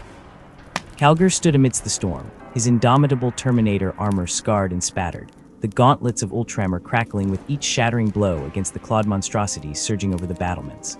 The first company fought like legends resurrected, their Terminator plate gleaming beneath gore-stained visors, power fists pulverizing Xenos forms into pulp, storm bolters roaring, until barrels glowed crimson hot. Yet for every beast slain, 10 more writhed from the shadows, a seething, endless plague that gnawed at the edges of their resolve. The Vox in Calgar's helm spat static-laced reports from the polar fortress's outer walls breached, auspex arrays dark, the last squads fighting back-to-back in crumbling corridors choked with the dead. He clenched his fist, the servo-joints whining, the weight of the slaughter settling like lead in his gut. Heroes, all of them his finest, damned to die in darkness so the rest of Ultramar might see dawn. But there was no time for grief, only the terrible calculus of survival. Beyond the stratagem table's hololith, past the flickering icons of fortress monasteries buckling under the swarm, true victory lay in the void. Calgar's voice cut through the command deck's frenzy, a blade honed by centuries of war. Break their synapse anchors, sever the beast's head. The fleet translated from the warp, Gothic-class cruisers and strike frigates sliding into formation beside the Ultramarines' battle barges, their lance batteries bathing the darkness in actinic fury as they surged toward the hive ships. Those vast, pulsating abominations hung like rotten fruit in the black, their spined hulls birthing fighter scarabs in endless streams, the very stars seeming to recoil from their corruption. Calgar watched through shuddering pict feeds as boarding torpedoes pierced chitinous hides, as cyclonic torpedoes detonated deep within the abominable gravity wombs, rupturing synaptic nexuses that shrieked across the Empyrean. Below, on Macreg's ice fields, the Tyrannids faltered at a ripple of confusion in the hitherto unstoppable horde. Warriors stumbled, claws spasming, biocannons firing wildly into their own ranks. Calgar gave the order, his voice stripped of triumph, pushed them into the sea. The counteroffensive rolled over the broken swarm, dreadnoughts stampeding through drifts of corpses, tactical squads carving disciplined kill zones in the chaos. Victory tasted of ash and frozen blood. When the last Biotitan crashed into the permafrost, the silence that followed was heavier than any bombardment. The first company was gone and not merely spent, but extinguished, their sacrifice carved into the ice-walled mausoleums now clotted with their remains. Calgar walked the ruins of the polar redoubt, boots crunching over frost-rimed helms and shattered heraldry, his breath fogging the air. They had saved Ultramar. They had paid for it in the only currency chaos, and Xenos understood the lives of the irreplaceable. Years bled away. The galaxy itself tore asunder. The great rift yawned across heaven, a festering maw that vomited forth nightmares. Reality curdled in its shadow, stars guttering like candle flames, and from its depths sailed the Death Guard, their vessels weeping rust and pus. Nurgle's rot preceded them, a whispering sickness that soured crops in the field and choked infants in their cradles, a blight that made mockery of Ultramar's noble order. Calgar met this new war on the rock-choked plains of Axonce, the Garden of Ultramar, now a necrotic parody. Rivers ran, black, bloated corpses bobbed in their currents, and the air reeked of spoiled meat and open graves. The Ultramarines advanced in locked shields, their retinal displays flickering with pathogen warnings, their armor pitted by corrosive drizzle. Plague Marines shambled towards them, flesh ballooning beneath corroded plate, chuckling wetly as bolt rounds punched through necrotic tissue only for maggots to writhe forth and knit the wounds closed. Worse were the demons' great unclean ones that rolled across the battlefield like mountains of rancid fat, trailing flies and warbling nursery rhymes in gurgling voices that liquefied resolve. Calgar felt the corruption gnawing at the edges of his own genoforged biology, his enhanced metabolism battling the fever creeping through his veins. Then came the voxhail from Macridge's orbit Mortarian's second wave, spearing toward the capital, a blade aimed at the heart. Delegating command to Sicarius, Calgar prepared to disengage, but the sky darkened, thickened, curdled. Mortarian descended on stinking wings, a miasma of despair preceding him, silenced the scythe humming with stolen souls. Marneus, the Primarchdaemon crooned, flies swirling in the gaps between words. You huddle in your corpselord's shadow while we embrace eternity. Surrender, let entropy caress you. Calgar ignited his gauntlets. I guard what you betrayed, brother. Their clash shattered the battlefield, Mortarian's scythe shearing through adamantium with warp-tinted edge, Calgar's counterblows cratering the plague-blown earth. Each impact jarred the chapter master's bones, pain flaring in old wounds, but he would not yield. Around them, Ultramarines rallied, methodically dismantling plague spires that pumped corruption into the soil. A grim calculus again victory not through annihilating the infinite, but through severing the bonds that held the corruption whole. Squad by squad, node by fetid node, the rot was cauterized. Mortarian faded into the warp, his bellows of rage shaking the ruins, leaving axe trembling but unbroken. The cost was etched in blighted earth and empty armor racks, in the lingering coughs of serfs and the ashy taste of reclaimed water. Calgar stood atop Macreg's spires, the sky clearing to fragile blue, the great rift a wound on the horizon. The dead were beyond count, their names a litany that would echo in his dreams. But Ultramar endured. Their defiance was a beacon not of untouched purity, but of resilience, a stubborn flame fed by sacrifice that refused to be snuffed. The stars might scream, the gods might howl, but here today, standing in ash and marrow-deep weariness, Marneus Calgar allowed himself one thought: we held. Tomorrow's war could wait. The silence that followed the transmission's final static was thicker than the void itself, heavy with the weight of a galaxy's unraveling. Marneus Calgar did not move. The air around him seemed to crystallize with the enormity of the report. Cadia had fallen. The words echoed in the steeline chambers of his battle barge, their truth colder than the blackness pressing against the armored viewports. For 10,000 years, Cadia's defiance had been the Imperium's shield, a burning star against which the darkness of the Eye of Terror broke and receded. Warriors had stood where others faltered, guarding the wound in reality where chaos festered like a gangrenous limb. Now that star had been snuffed out. Something primal shuddered through the Ultramarines' commander, not fear, but the visceral understanding of a foundation crumbling beneath his boots. Around him, his officers murmured like ghosts, their voices fraying at the edges. A colonel uttered the forbidden thought, half-strangled. If Cadia could fall, the unspoken despair hung like poison in the recycled air. What hope remained when even the unyielding had shattered? Calgar closed his eyes, not to escape the truth, but to let it crystallize inside him. He thought of Cadia's last stand, picturing the final fortress cracking under the despoiler's fury, the Cadian shock troops firing their last guns even as the world tore itself apart beneath them. Such courage, such waste. Cadia had not merely been a world, it had been an idea, a testament that chaos could be held at bay, that some walls would never crumble. Now the Eye of Terror yawned wide, its malice unbound, spilling warp storms and reaving fleets into systems that had never known such darkness. But where others saw the death of hope, Calgar saw duty, sharp and clear as a whetted blade. He turned from the view screen, his face a mask of glacial control, though the grief was there, buried beneath the bedrock of his will. The Emperor's light still burns, he declared, his voice a low rumble that stilled the whispers. The words were neither comfort nor defiance, but a fact as immutable as the stars outside. We will not falter. Cadia has fallen, but we will hold. Ultramar will hold. Nods answered Himgrim, resolute, but the doubt lingered in the corners of their eyes like cobwebs. They understood what the widening eye meant. The galaxy was bleeding, and Ultramar lay along its crimson trail. The days that followed were a blur of calculated haste. Calgar became a storm of purpose, his mind dissecting the threats with cold precision. The Death Guard were already clawing at the edges of Ultramar's domain. Nurgle's pestilential legions made their stench known before their ships even pierced the void. The Agriworlds would suffer first, their lush fields blighted, their rivers choked with filth before the plague ships turned their gaze toward Macreg's defiant spires. Calgar moved like a master sculptor reshaping stone, summoning his captains in a flurry of encrypted missives and priority seals. Each world, each bastion, each orbital defense grid was assessed, reinforced, woven into a lattice of resistance. The Codex Astartes was his scripture, its pages worn smooth by centuries of consultation. Gilliman's words rose in his mind like clarion calls. Adaptation is the soul of strategy. The Codex guides, it does not command. He repeated it like a mantra to his officers as holograms flickered above tactical displays, chapters deploying, fleets mustering, the vast machinery of war groaning to life. Trust the Codex, Calgar urged, his finger tracing a ragged line across the glowing star map where the ruin storm seethed. but trust your instincts more. In the quiet moments, though, beneath the weight of command, he felt the cracks in his own certainty. Cadia's fate haunted him.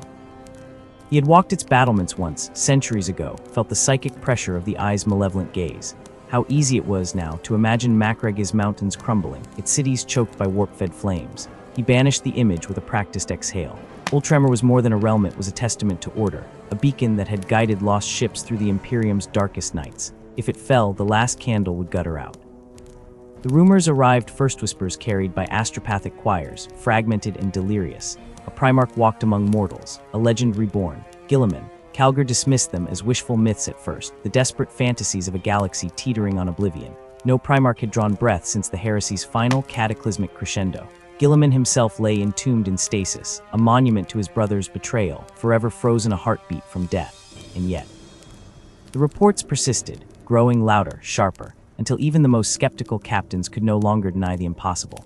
A strike force returning from the fields of Tsagualsa spoke of a golden giant leading the charge, a warrior whose ceramite gleamed under alien suns with the faded glory of Ultramar's earliest days. Then came Call's encrypted logs, a flood of data confirming the unimaginable, arcane sciences, Eldar trickery, sacrifice and resurrection woven into a miracle. Not as a memory, not as a marble effigy in the fortress of Hera. Alive, Calgar stood in his arming chamber when the final confirmation arrived, a datapad trembling imperceptibly in his grip. Around him, serfs polished his armor to a sapphire sheen, unaware of the earthquake beneath their lord's stillness. To meet one's Genesire, a living god of war whose blood ran in his veins, whose voice had shaped his every doctrinethis, was beyond protocol, beyond ceremony. It was a collision of epics. The Primarch's presence filled the stratagem chamber like a sudden shift in gravity. Every ultramarine present felt Eta subsonic hum in the bones, an instinct to kneel woven into their very DNA. Guilliman stood before the hololithic projections of the crumbling Imperium, his armor still bearing the scars of his long sleep, his eyes ancient and weary yet ablaze with undimmed purpose. When Calgar entered, the Primarch turned, and time seemed to fracture. Here was the architect of Ultramar's golden age, the author of the codex that had steered Calgar's hand through 100 campaigns. Robot Guilliman regarded his chapter master not with the disdain of a deity among mortals, but with the piercing focus of a commander assessing his most trusted lieutenant. Calgar met that gaze without flinching, centuries of discipline anchoring him. Yet beneath the surface, an unfamiliar tremor stirred something raw and profoundly human. Relief, guilt. "You held them," Guilliman said at last, his voice a resonant baritone that seemed to vibrate in the chamber's marrow. "When the walls crumbled and the night closed in, you held them." The simplicity of the acknowledgement struck deeper than any commendation. They spoke then of the galactic wounds cicatrix maledictum clawing the sky, the Death Guard's relentless putrefaction, the thousand fires burning across Ultramar's borders. Calgar detailed deployments, supply bottlenecks, the gnawing attrition in the northern sectors, his words clipped and precise. Guilliman listened, nodding at times, interjecting with questions that cut to the heart of logistical frailties Calgar himself had only begun to suspect. This was no reunion of father and son, but of two generals salvaging order from ruin. Later, walking Macreg's sun-drenched battlements, the scope of their task yawned before them. Below, the scarred plains stretched to the horizon, dotted with the jagged teeth of reconstruction scaffolds rising like skeletal hands from ruined districts, smoke hazing the air from forges working day and night. The stink of promethium and freshly turned earth mingled with the saltang of the distant sea. "They think we rebuild stone," Calgar murmured, his gauntleted hand resting on the sun-warmed parapet. "But it is their hearts that need fortifying. Every fallen beam, every poisoned well, it whispers to them that chaos cannot be stopped." Guilliman paused, his gaze distant, seeing not the rebuilding but the fragile web of belief holding Ultramar together. "Faith is the true bastion," he replied, the wind catching the edges of his words. "Not in gods or relics, in us, in the idea that men can still stand when the stars die. Show them that, and the stones will rise on their own." They did not speak again for a time, the silence filled by the distant clang of hammers and the cries of drilling provosts. The partnership unfolded with unspoken synchronicity, Calgar the unwavering executor of Guilliman's sweeping designs, the Primarch the strategist who saw galaxies as chessboards. Each fortified agri-complex, each relic tank pulled from Macreg's vaults, each shipment of grain to a starving outpost, became a stanza in a new litany of defiance. Farmers tilling fields under the armored gaze of Astartes sentries began to straighten their backs. Children in refugee camps stopped flinching at every shadow, their eyes no longer hollow voids but bright with borrowed courage. Ultramar's spirit, though scarred, was not broken. But beyond their realm, the storm worsened. The Imperium splintered with each passing cyclosectors falling silent, warp roots dissolving into madness, worlds devoured by cults that sprouted like mold in the dark. Guilliman's return was a flare in the night, yet for every ship that rallied to Macreg's beacon, a dozen more were lost to the howling void. The Primarch saw the grim arithmetics he were holding, but only just. Thus began the Indomitus Crusade's gestation, a plan so audacious it bordered on madness, not merely to defend but to claw back the darkness, to sail into the storm's heart with fire and sword. Calgar stood at Guilliman's side as the first troop dispositions etched themselves across star charts, the names of lost systems burning like brands in the gloom. The weight of it pressed down the knowledge that billions would perish, that entire chapters might be spent like currency in this gambit. Yet in the grim set of Guilliman's jaw, Calgar saw the same resolve that had forged Ultramar from wilderness 10 millennia past. "We are the Defiance," he thought, the old Cadian credo echoing through him as fresh orders cascaded to the fleet. Even in ruin, the galaxy had ended once before in fire and betrayal. Now another ending loomed. But here, in the roar of starship engines flaring to life, in the determined faces of serfs loading shells into the bellies of thunderhawks, in the cold, clear light of his Genocire's will, Calgar found not hope something fiercer.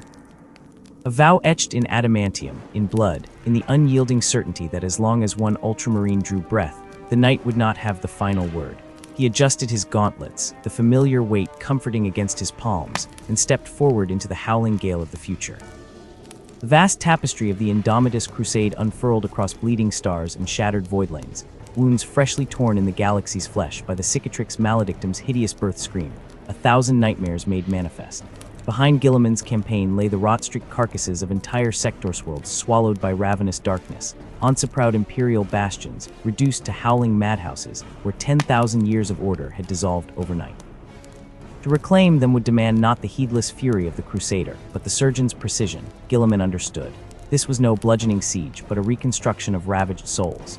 Fallen systems lay before them like broken toys discarded by petulant gods, their skies choked with warp fog and the greasy residue of dread magics, their populations mutated or massacred, their histories reduced to ash on the mocking winds of the Empyrean. And so the Primarch and his chapter master bent their wills to the task as one, iron resolve forged in the crucible of Ultramar's survival realm, whose every shining spire and bustling agri-world stood testament to that same quiet, grinding defiance that now faced the apocalypse. Calgar, weathered face-etched with the scars of blasphemous wars and the unspoken weight of command, surprised none by his ascension to Guilliman's shadow. If the Primarch was the mind charting each perilous arc through tempests of unreality, then the Lord of Macreg was the fist that struck true when malice rose to meet them. While Guilliman wove strategies in the cavernous stratagems of the Macreg's honor, fingers tracing holographic horrors across light years, Calgar became the living conduit through which those grand designs hardened into brutal, necessary reality. Upon his broad shoulders fell the deployment of the Primaris, those golden titans wrought by Khal's forbidden arts, their armor gleaming with the cold promise of a forgotten age's potential.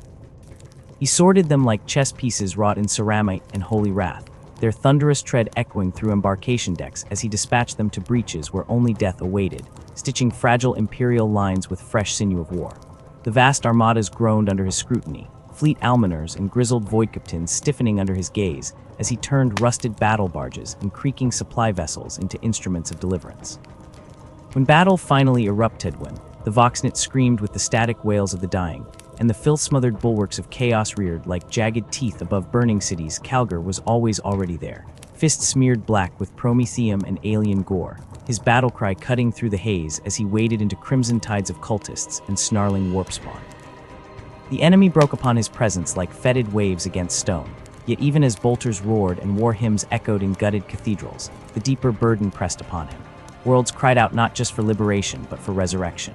Guilliman knew this truth in his ancient core victories unbuttressed by governance, where hollow illusions so, they rebuilt where they conquered, Calgar laboring with the same grim efficiency in times of false peace as he did amidst slaughter.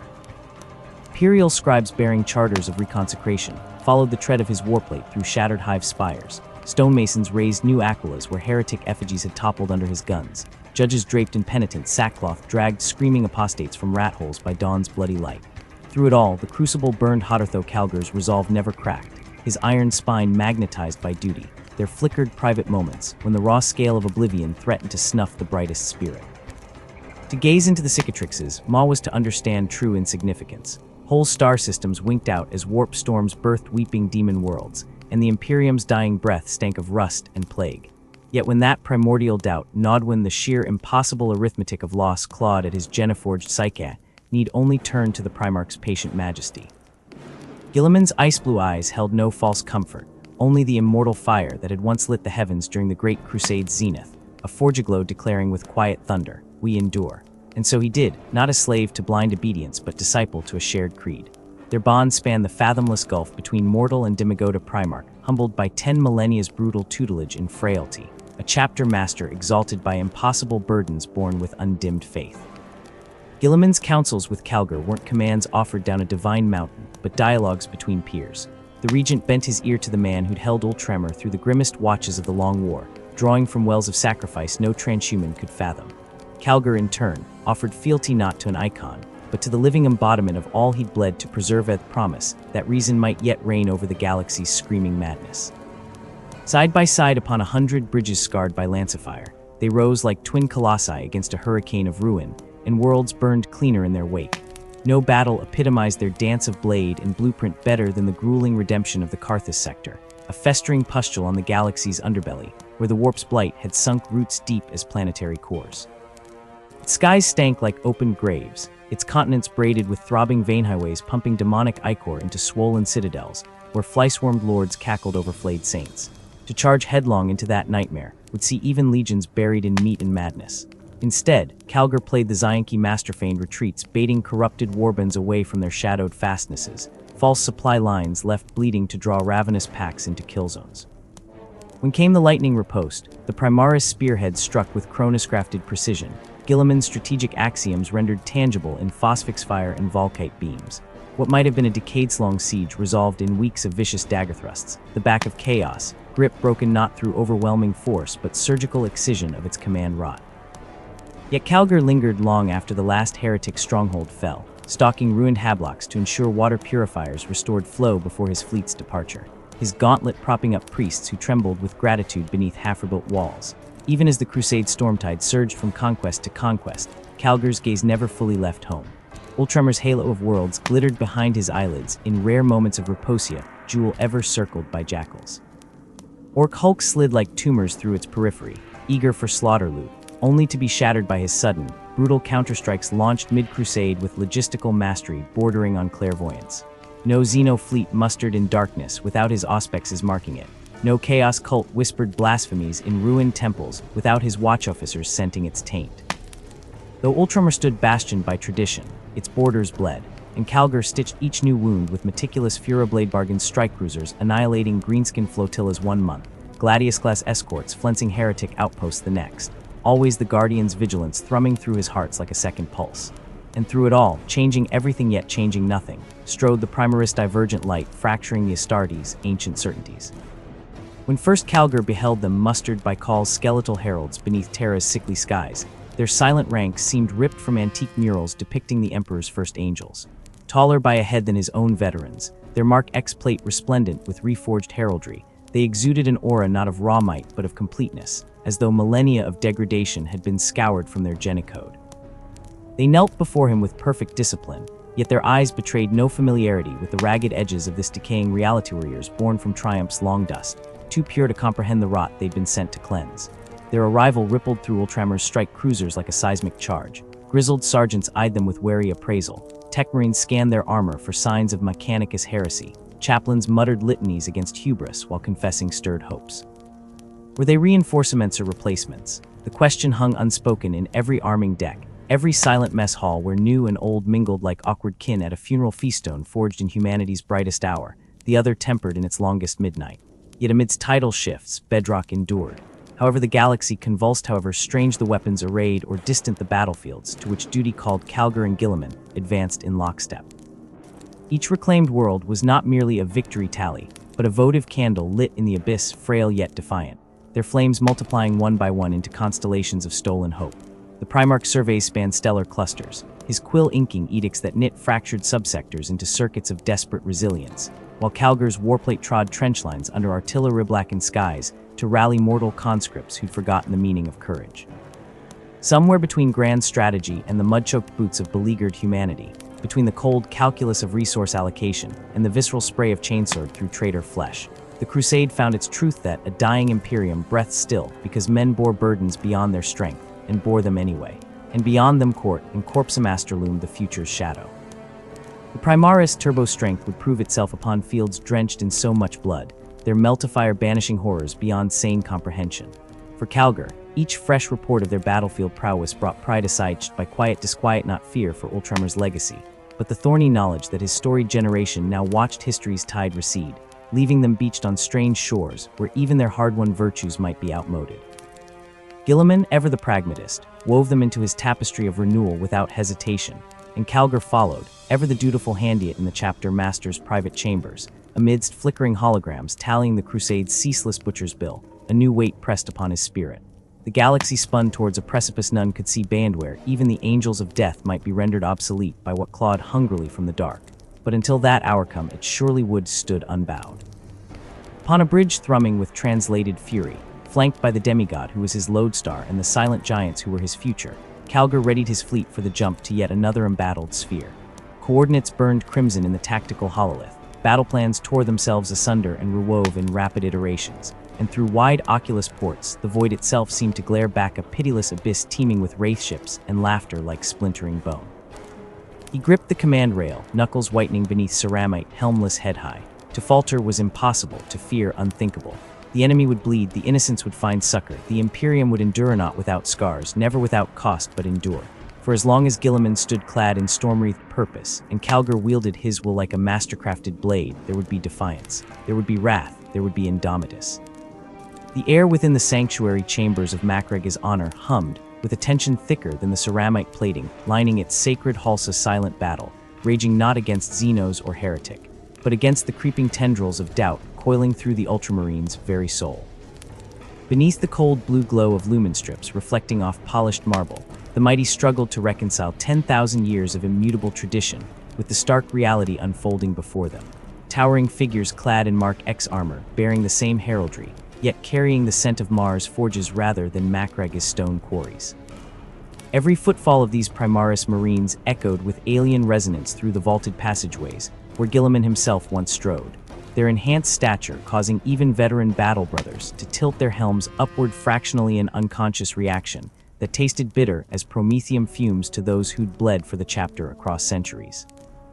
Whispers slithered through training cages and armories like venomous serpents, old warriors trading glances laced with unease as they observed neophytes sparring with reflexes bordering on precognition. The Emperor's gift, or a blade at tradition's throat, growled one grizzled sergeant during the third watch cycle, his augmetic eye whirring softly as it tracked a Primaris squad moving with uncanny synchronization through tactical drills.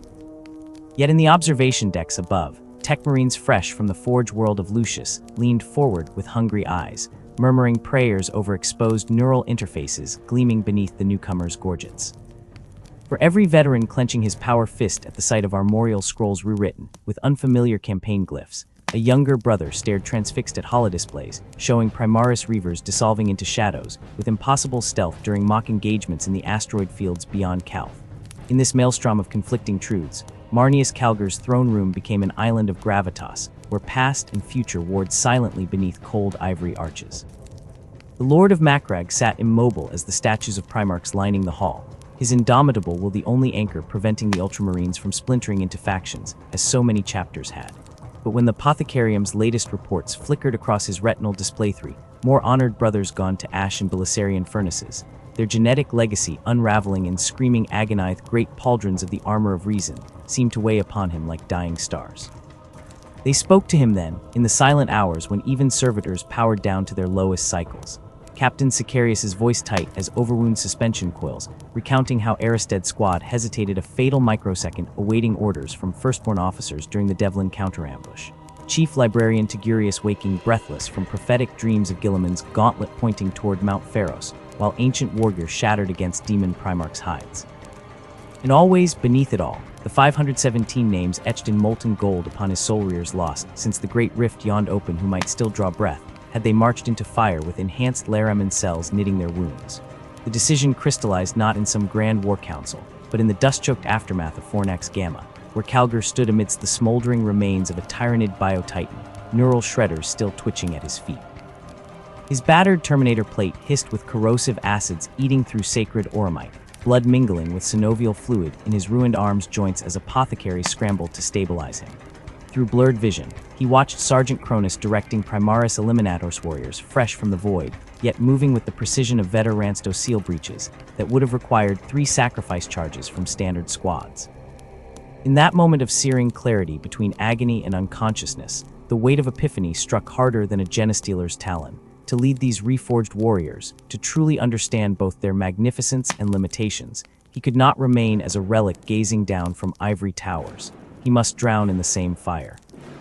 They came for him at the turning of Macreg's twin moons, crimson-robed adepts trailing mechadendrites like ceremonial incense burners, their chanted binary, a discordant counterpoint to Chaplain Cassius's booming benedictions. The apothecarian's inner sanctum swam with swirling vapors smelling of ozone and forgot, Aganya far cry from the clinical sterility of standard enhancement procedures. Ancient machinery towered around the central slab, its surfaces etched with both Aquila's and cogwheel symbology that had never been permitted to intertwine before this age. Stripped of his armor, Calgar's body told the brutal poetry of 10,000 battles, knotted tissue modeled by meltaburns fading into nervadead synthskin grafts, archaic subdermal plating fused so deeply with rib cartilage that the tech marines could only shake their helms during diagnostics. The Magos biologist's voice rasped through vox grills like grinding tectonic plates as he warned of triple redundancies failing during catalyzing, of blood viscosity factors beyond known parameters, of legacy genocide markers that might reject Belisarius Call's alchemy like poisoned water. But when the casket seals hissed shut, plunging Calgar into amniotic blackness, where even a Primarch's son became merely flesh awaiting the sculptor's chisel, it wasn't theoretical risks that tore screams from a throat unused to voicing weakness. The pain was a livia sentient force, ripping through marrow spaces, with fractal precision, molecular knives, rewriting Osmodula triggers strand by screaming strand. Somewhere between the 73rd and 74th hour, suspended in agony that dissolved time's linear flow, Calgar found himself back in the hall of Ultramar facing Robout Gilliman's stony gaze. His Genesire's greatsword gleamed coldly, as the avenging sun spoke not with lips, but through the fracturing pain itself. A chapter master does not ask his men to walk ground he fears to tread. When neural override buffers failed during the ossification phase, flooding his system with raw torment that made the black carapace implantation feel like a child's inoculation, Calgar's teeth shattered against the Bitegard, but no command phrase passed his lips to halt the procedure. They learned later that 3 monitoring servitors short-circuited attempting to process his vitals during the crucible phase, their machine's spirits fleeing the data flood like rats from torpedo breach. Emergence brought not relief but alien dislocation. Where once bulkheads had stretched tall as any cathedral's embrace, now door arches seemed to loom oppressively close despite his enhanced height.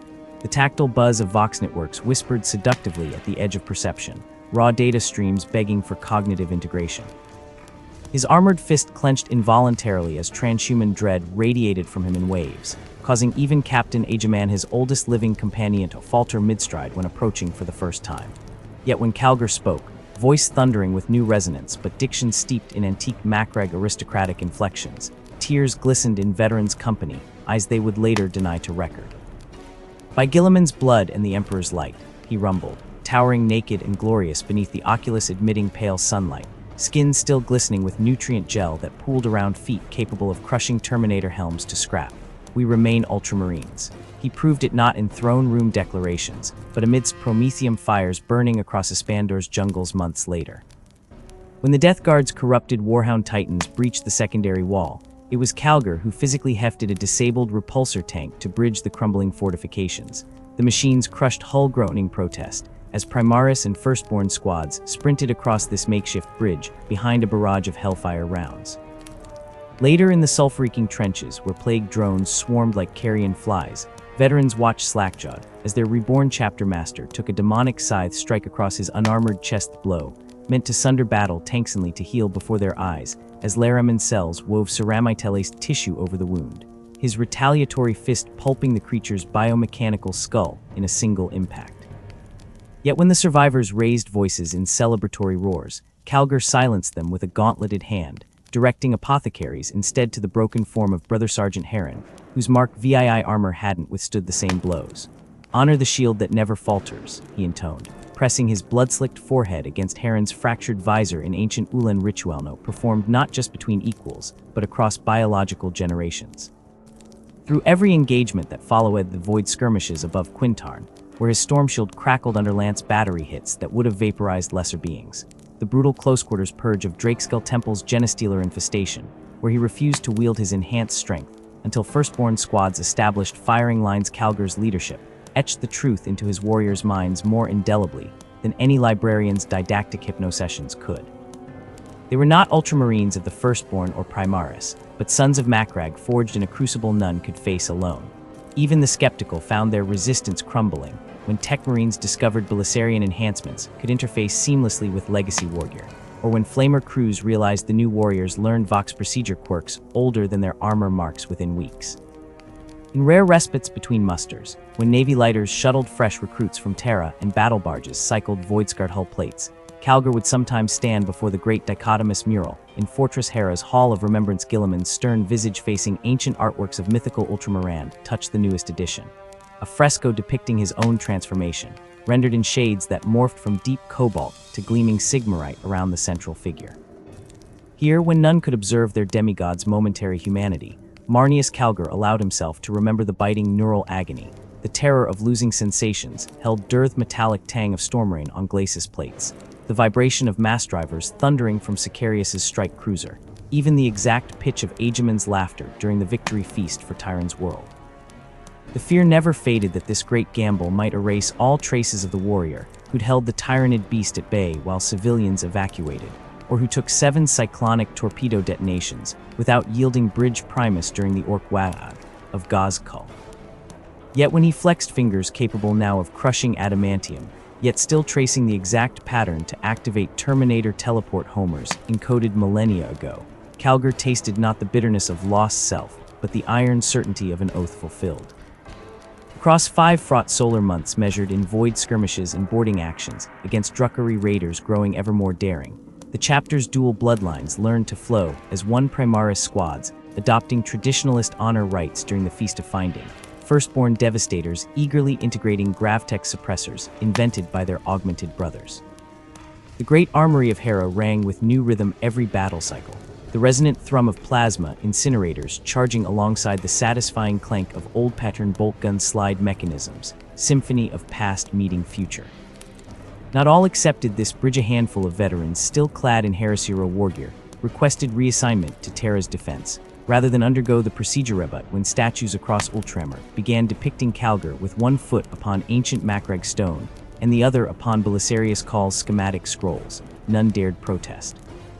By the time Hive Fleet Leviathan's vanguard tendrils brushed the Pharaoh system, breaking against integrated defenses where Primaris fire support and Firstborn ambush tactics worked in flawless harmony, the sound that rose from the ranks bore no factional dividingly the unified war cry of Ultramar Ascendant.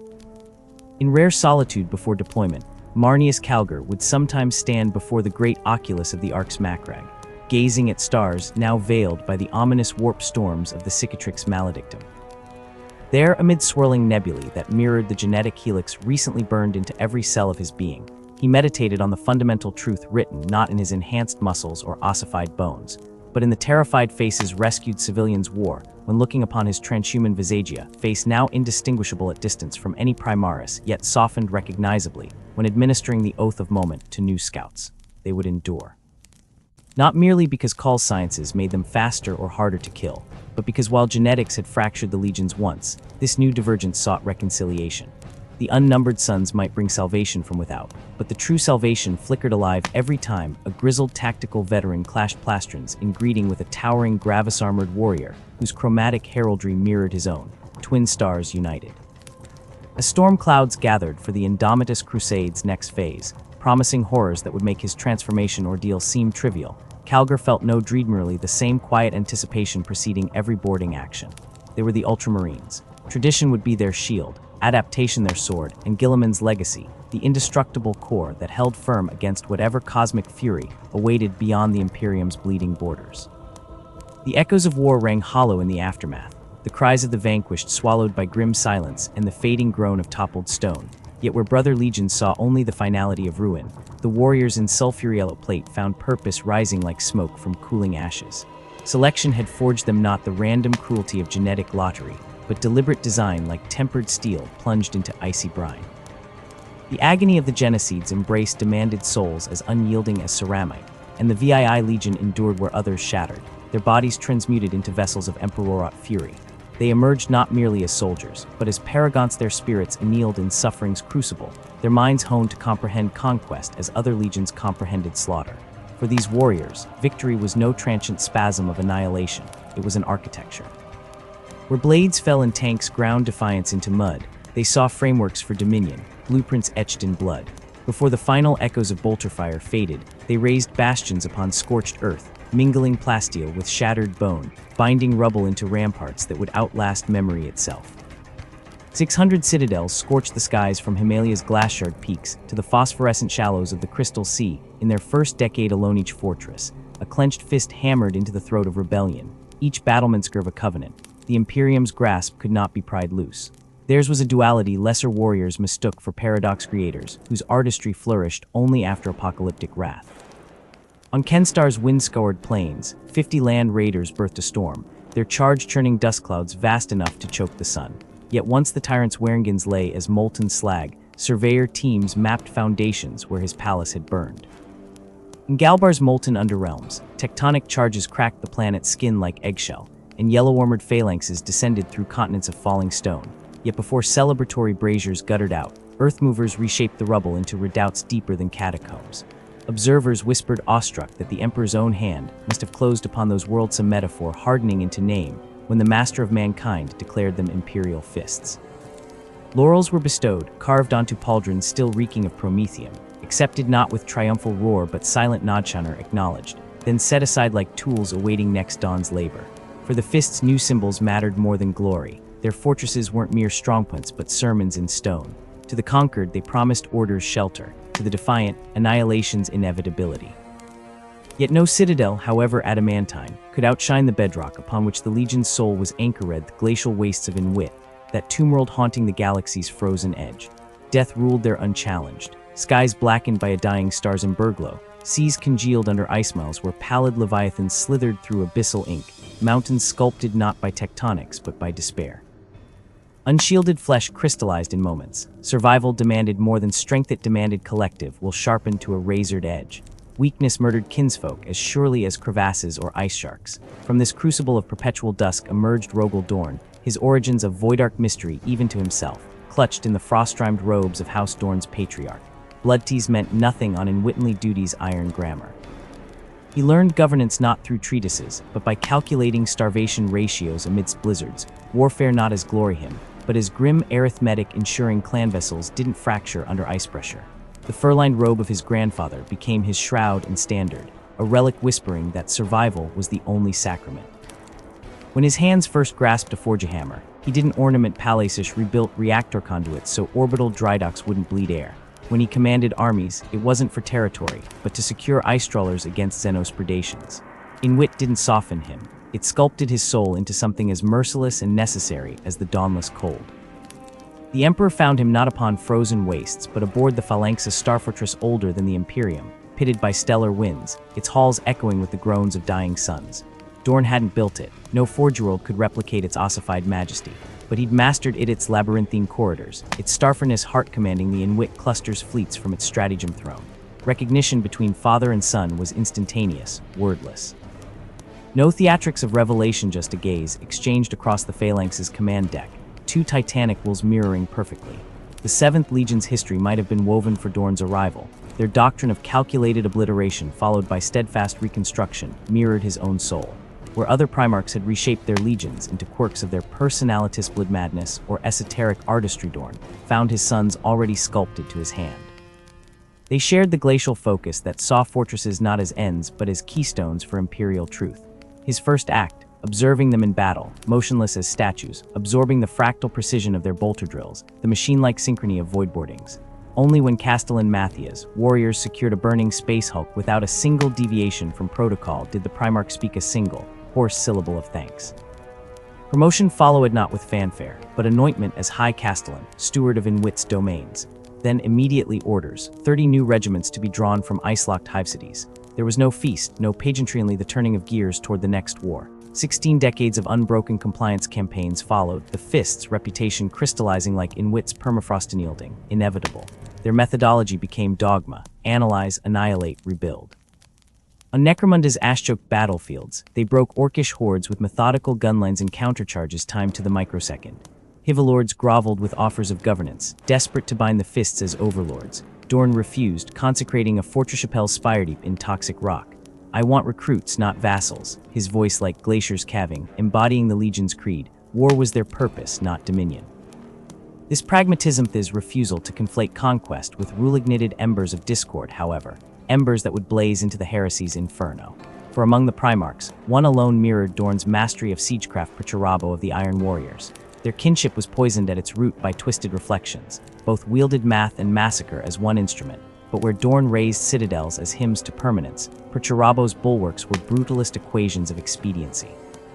The schism sparked from a courtier's jest Fulgrim's serpent inquiring if Perturabo could crack the fists, fortifications to which Dorn replied with infuriating calm, "He cannot." Perturabo, whose psyche festered with perceived slights, absorbed this not as fact but insult. The Iron Warrior seethed, the fists' endured philosophies hardening into mutual contempt. Dorn's idealism enraged Perturabo's pragmatism, the latter seeing not nobility in eternal bastions, but weakness-wasted resources on Vanitistone.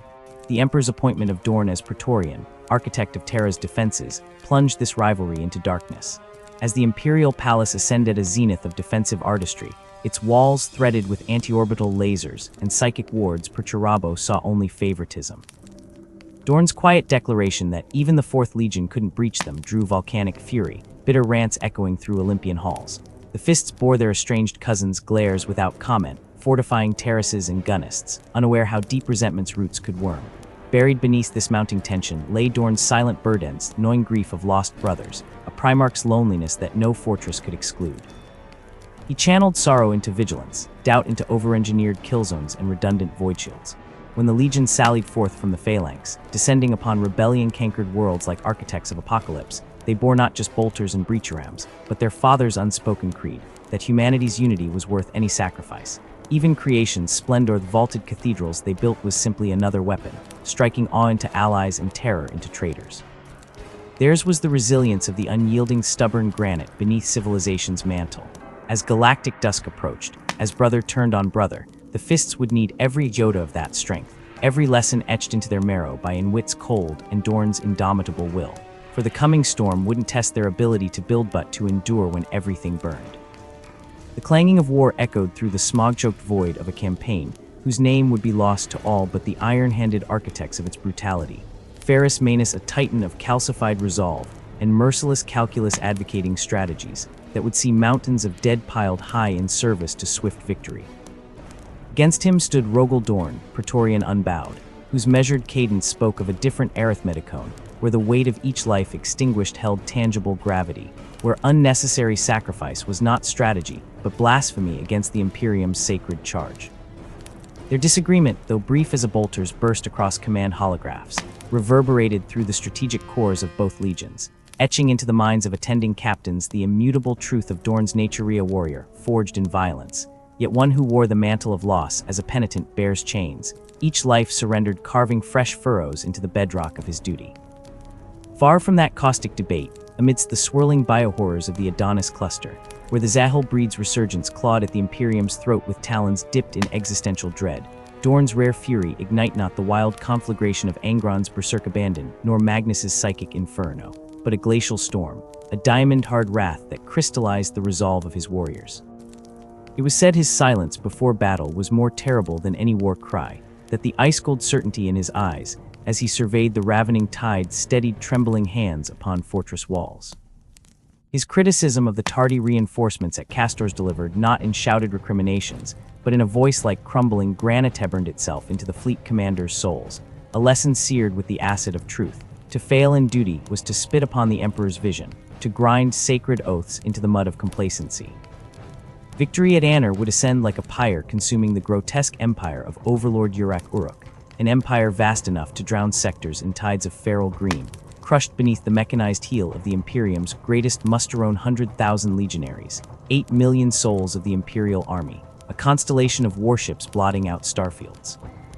Amidst this titanic assembly, the Imperial fist stood apart, unyielding as ancient bedrock, while Luna Wolves shattered defenses with radiant heroics and Blood Angels painted epics in orcish viscera. Dorn's sons specialized in the unglamorous algebra of endurance, reinforcing spearheads, buttressing crumbling lines, transforming footholds into unbreakable bastions, their contributions less sung, but no less vital as Uruk's hordes shattered against their discipline. Triumphant Anner rang like a clarion across the stars, yet within its echoes lay the seeds of dissolution, the moment the Great Crusade's trajectory warped toward calamity. The Emperor's withdrawal to Terra, the ascension of Horus Lupercal as Warmisterthi's axe sent seismic fractures through the fraternity of Primarchs, where once camaraderie flowed like brother blood. Sanguinius and Fulgrim embraced Horus's elevation with genuine warmth, their regard for his charisma a balm against dissent, while Angron's simmering resentment boiled like a poisoned geyser and Perturabo's envy calcified into spiteful silence. Dorn observed the fractures with the stoic detachment of a mason surveying cracks in a foundation yet to bear its load.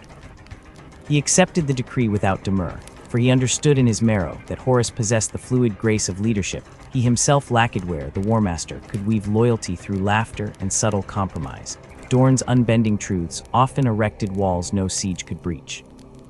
Their consultations became studies in contrast. Horus, ever the radiant diplomat, painting grand stratagems with words that glittered like stellar nebulae, Dorn responding with terse certainties, each syllable hewn from mountain stone.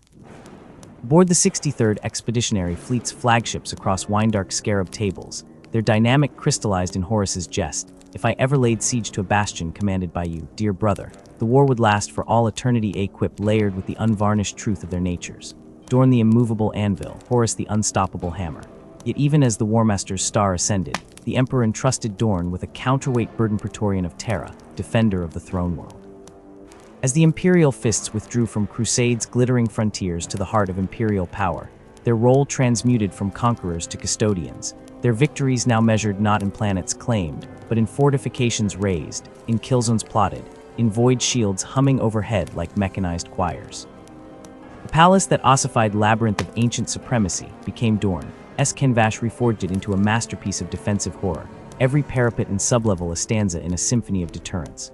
Walls grew thicker than starship hulls, their surfaces etched with kill funnels and murder slits, gargantuan gates, their mechanisms buried deep within armored bowels, groaned shut with finality. Void shields crowned the spires, their ozone tang permeating the rarefied air. Beneath the earth, tunneling networks spiderwebbed into a subterranean hellscape, where defenders could bleed attackers dry even as the surface burned. Night after night, Dorn paced these emerging battlements, the grit of new-cut stone beneath his boots, the weight upon his spirit deepening with every completed redoubt. He knew with the prescience of a Primarch that these stones would weep blood one day, that his labors were not prelude but premonition. And as Terra's defenses hardened, the galaxy beyond curdled into chaos.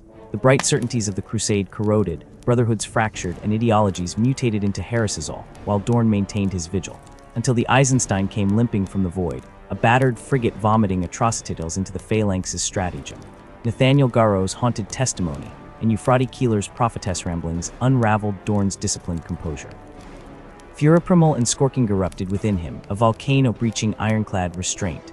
Horus, the beloved, the radiant, Warmister traitor. The concept tore at sanity's fabric, yet the survivors' wounds, their hallowed certainty, were irrefutable. Disbelief curdled into resolution. In that moment, the Praetorian's path crystallized. Terra must become unbreakable, for the storm was coming. Dispatching Sigismund and 4 companies to claw salvation from Mars's burning forges was but the opening gambit. Captain Kobernix's desperate last stand at Mondus Gamma. Zagreus Kane's loyalist forges hammering out Mark IV plate amidst the screams of collapsing orbitals. Sigismund's reluctant retreat under the shadow of traitor Titansol to salvage the weapons and armor that would one day arm the defenders of the Lion's Gate. Dorn returned to Terra with the Eisenstein's refugees, his psyche now reforged into an engine of absolute defiance. As the heresy's cancer spread, as Istvan's butchery birthed a million fresh nightmares, the Praetorian turned his full wrath upon the palace's fortifications, every bastion perfected, every approach measured and mined. The celestial sphere around Terra transformed into a labyrinth of death under his lord's castellan's command. And beneath the architect's focus, beneath the cold equations of defensing depth, the human truth festered, the knowledge that these walls would be tested not by Xeno's horrors, but by brothers once beloved, their hands still wet with loyalist blood. The siege loomed, and Dorn unyielding, relentless, armored in duty, awaited it upon battlements that were not stone and steel alone, but extensions of his own indomitable will. The air above Terra thickened with the scent of burnt ozone, and the silent screams of void shields straining under anticipation. Rogel Dorn, Eswell had shaped the very bedrock of the throne world into a concentric nightmare for any who dared assail it, layers of defiance carved in adamantium and faith. The outermost sphere, a vast and merciless perimeter where the void itself became a killing field, fell to Sigismund the Black Templar, the crusader whose blade had tasted the blood of more traitors than any living soul. Here, in the cold dark where stars offered no comfort, the enemy would first taste imperial resolve. The second sphere coiled inward like a serpent, engineered by the stoic genius of Hretheric to bleed the foe through labyrinths of razor-wire trenches and artillery emplacements, each step forward purchased with rivers of traitor blood. Edger's domain, the third ring, was a cage of fire and wrath encircling the Martian battle zone, where the dark Mechanicum's demon engines roared against containment, their blasphemous forges casting hellish light against Terra's night. And at the heart of it all, beneath Dorne's unblinking gaze, the Imperial Palace rose not merely a fortress now, but a living entity of stone and wrath, its walls humming with overlapping void shields, its battlements pregnant with enough firepower to scour continents. Yet deeper still, beneath mountains of armored plating and psychic wards, the Sanctum Imperialis waited in tombsolence. Here where golden light bled from the cracks in reality itself, the Emperor toiled upon his throne, guarded by custodians whose armor gleamed like frozen blood and sisters of silence whose presence choked the warp itself. This was the unbreakable core, the final truth of the Imperium. If this fell, all light in the galaxy died with it. But treachery, that patient poison, had already seeped into the roots of Dorne's perfect design. While the Imperial fists labored over bulwarks and kill zones, the Alpha Legion moved like phantoms through Terra's shadowed veins. Sleeper agents, buried in bureaucratic crypts and labor-hive underbellies decades before the heresy's first breath, stirred to life. Their target was no military bastion but a temple to Memorith Vesturi, where the stone effigies of the Primarch stood frozen in triumph. Two plinths lay perpetually empty, voids where forgotten brothers had been scrubbed from history. 9 others bore statues shrouded in black mourning cloth, traitors made monument. With meticulous mocking cruelty, the Alpha Legion's blades reduced these idols to rubble all save 2. Alfrius' own likeness stood untouched, pristine in its duplicity, beside the unmarred image of Rogel Dorn, the Lord of Iron himself. A message carved in symbolic defiance. We see your pride, we know your weakness. The insult was a scalpel to the heart of the VII Legion, a deliberate desecration meant to fester in Dorne's meticulous soul. Not even Malcador, the Sigilite, that shadow among shadows, could fully pierce the veil of this crime. The legends whispered. He sensed the corruption's tide through means no mortal could comprehend. Dorne's vow cracked the air like thunder when he learned of it. Every Alpha Legion worm would be dragged into light and fed to the Phosphex furnaces. Vengeance, however, would have to wait. Long before Terra's defenders could root out the infiltrators, the Hydra struck its first true blow.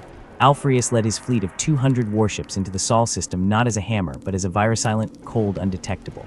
For a full Terran year, their vessels drifted on minimal power, slipping past sentry moons and patrol auspexes like ghosts through fog. Their target, Pluto's moons, the outer sentinels of Dorne's first sphere.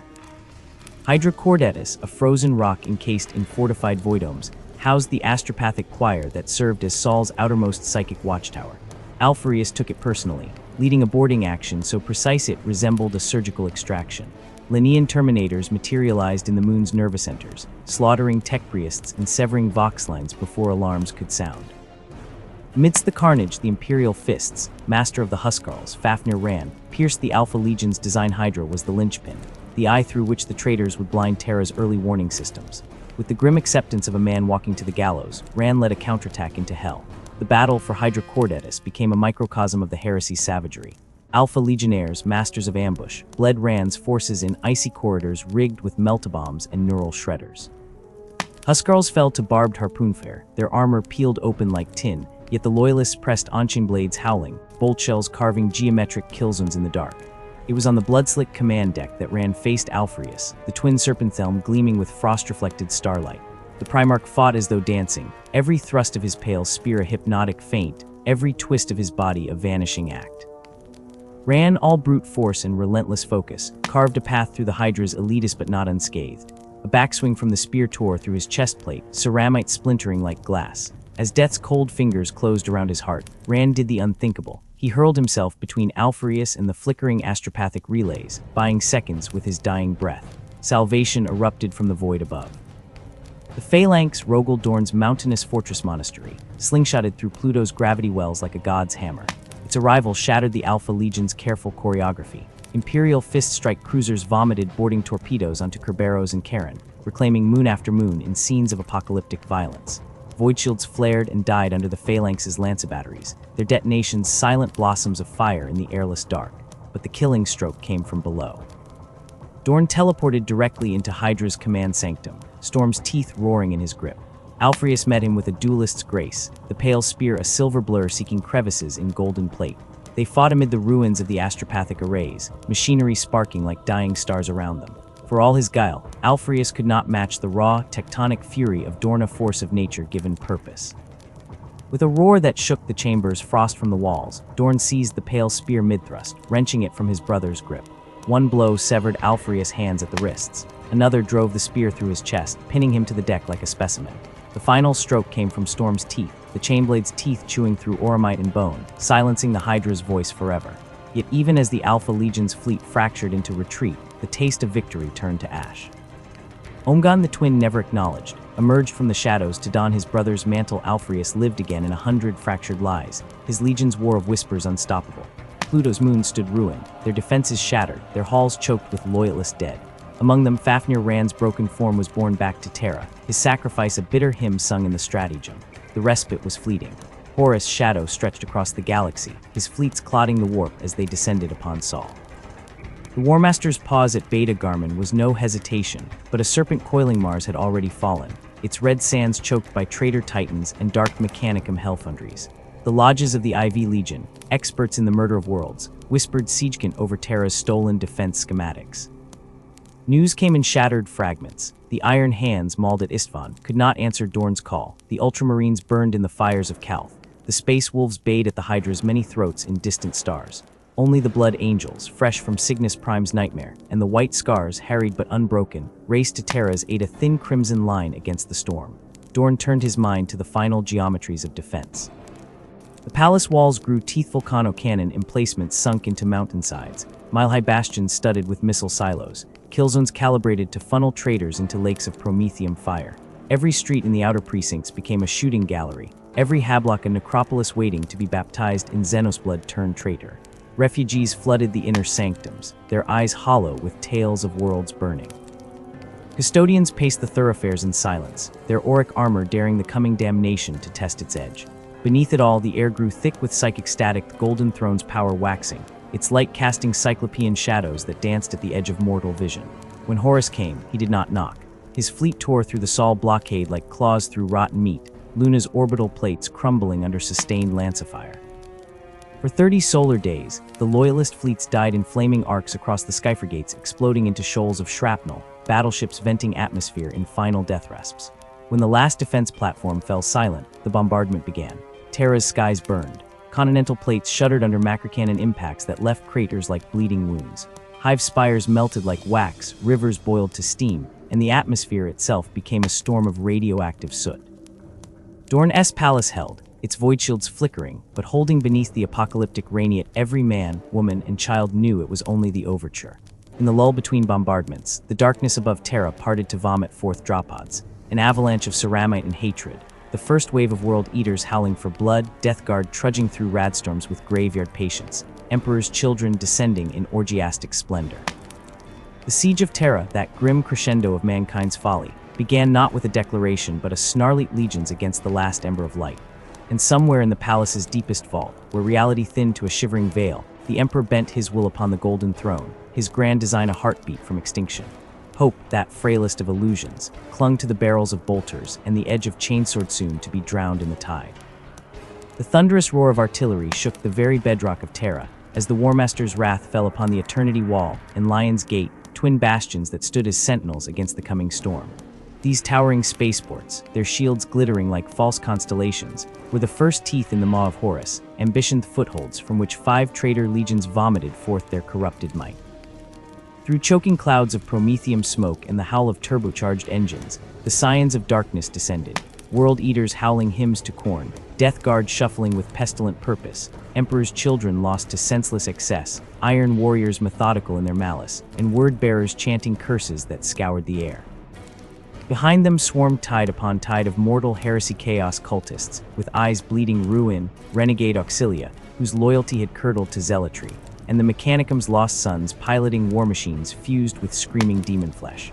Against this apocalyptic vista stood the golden defiance of Terra's last sentinels.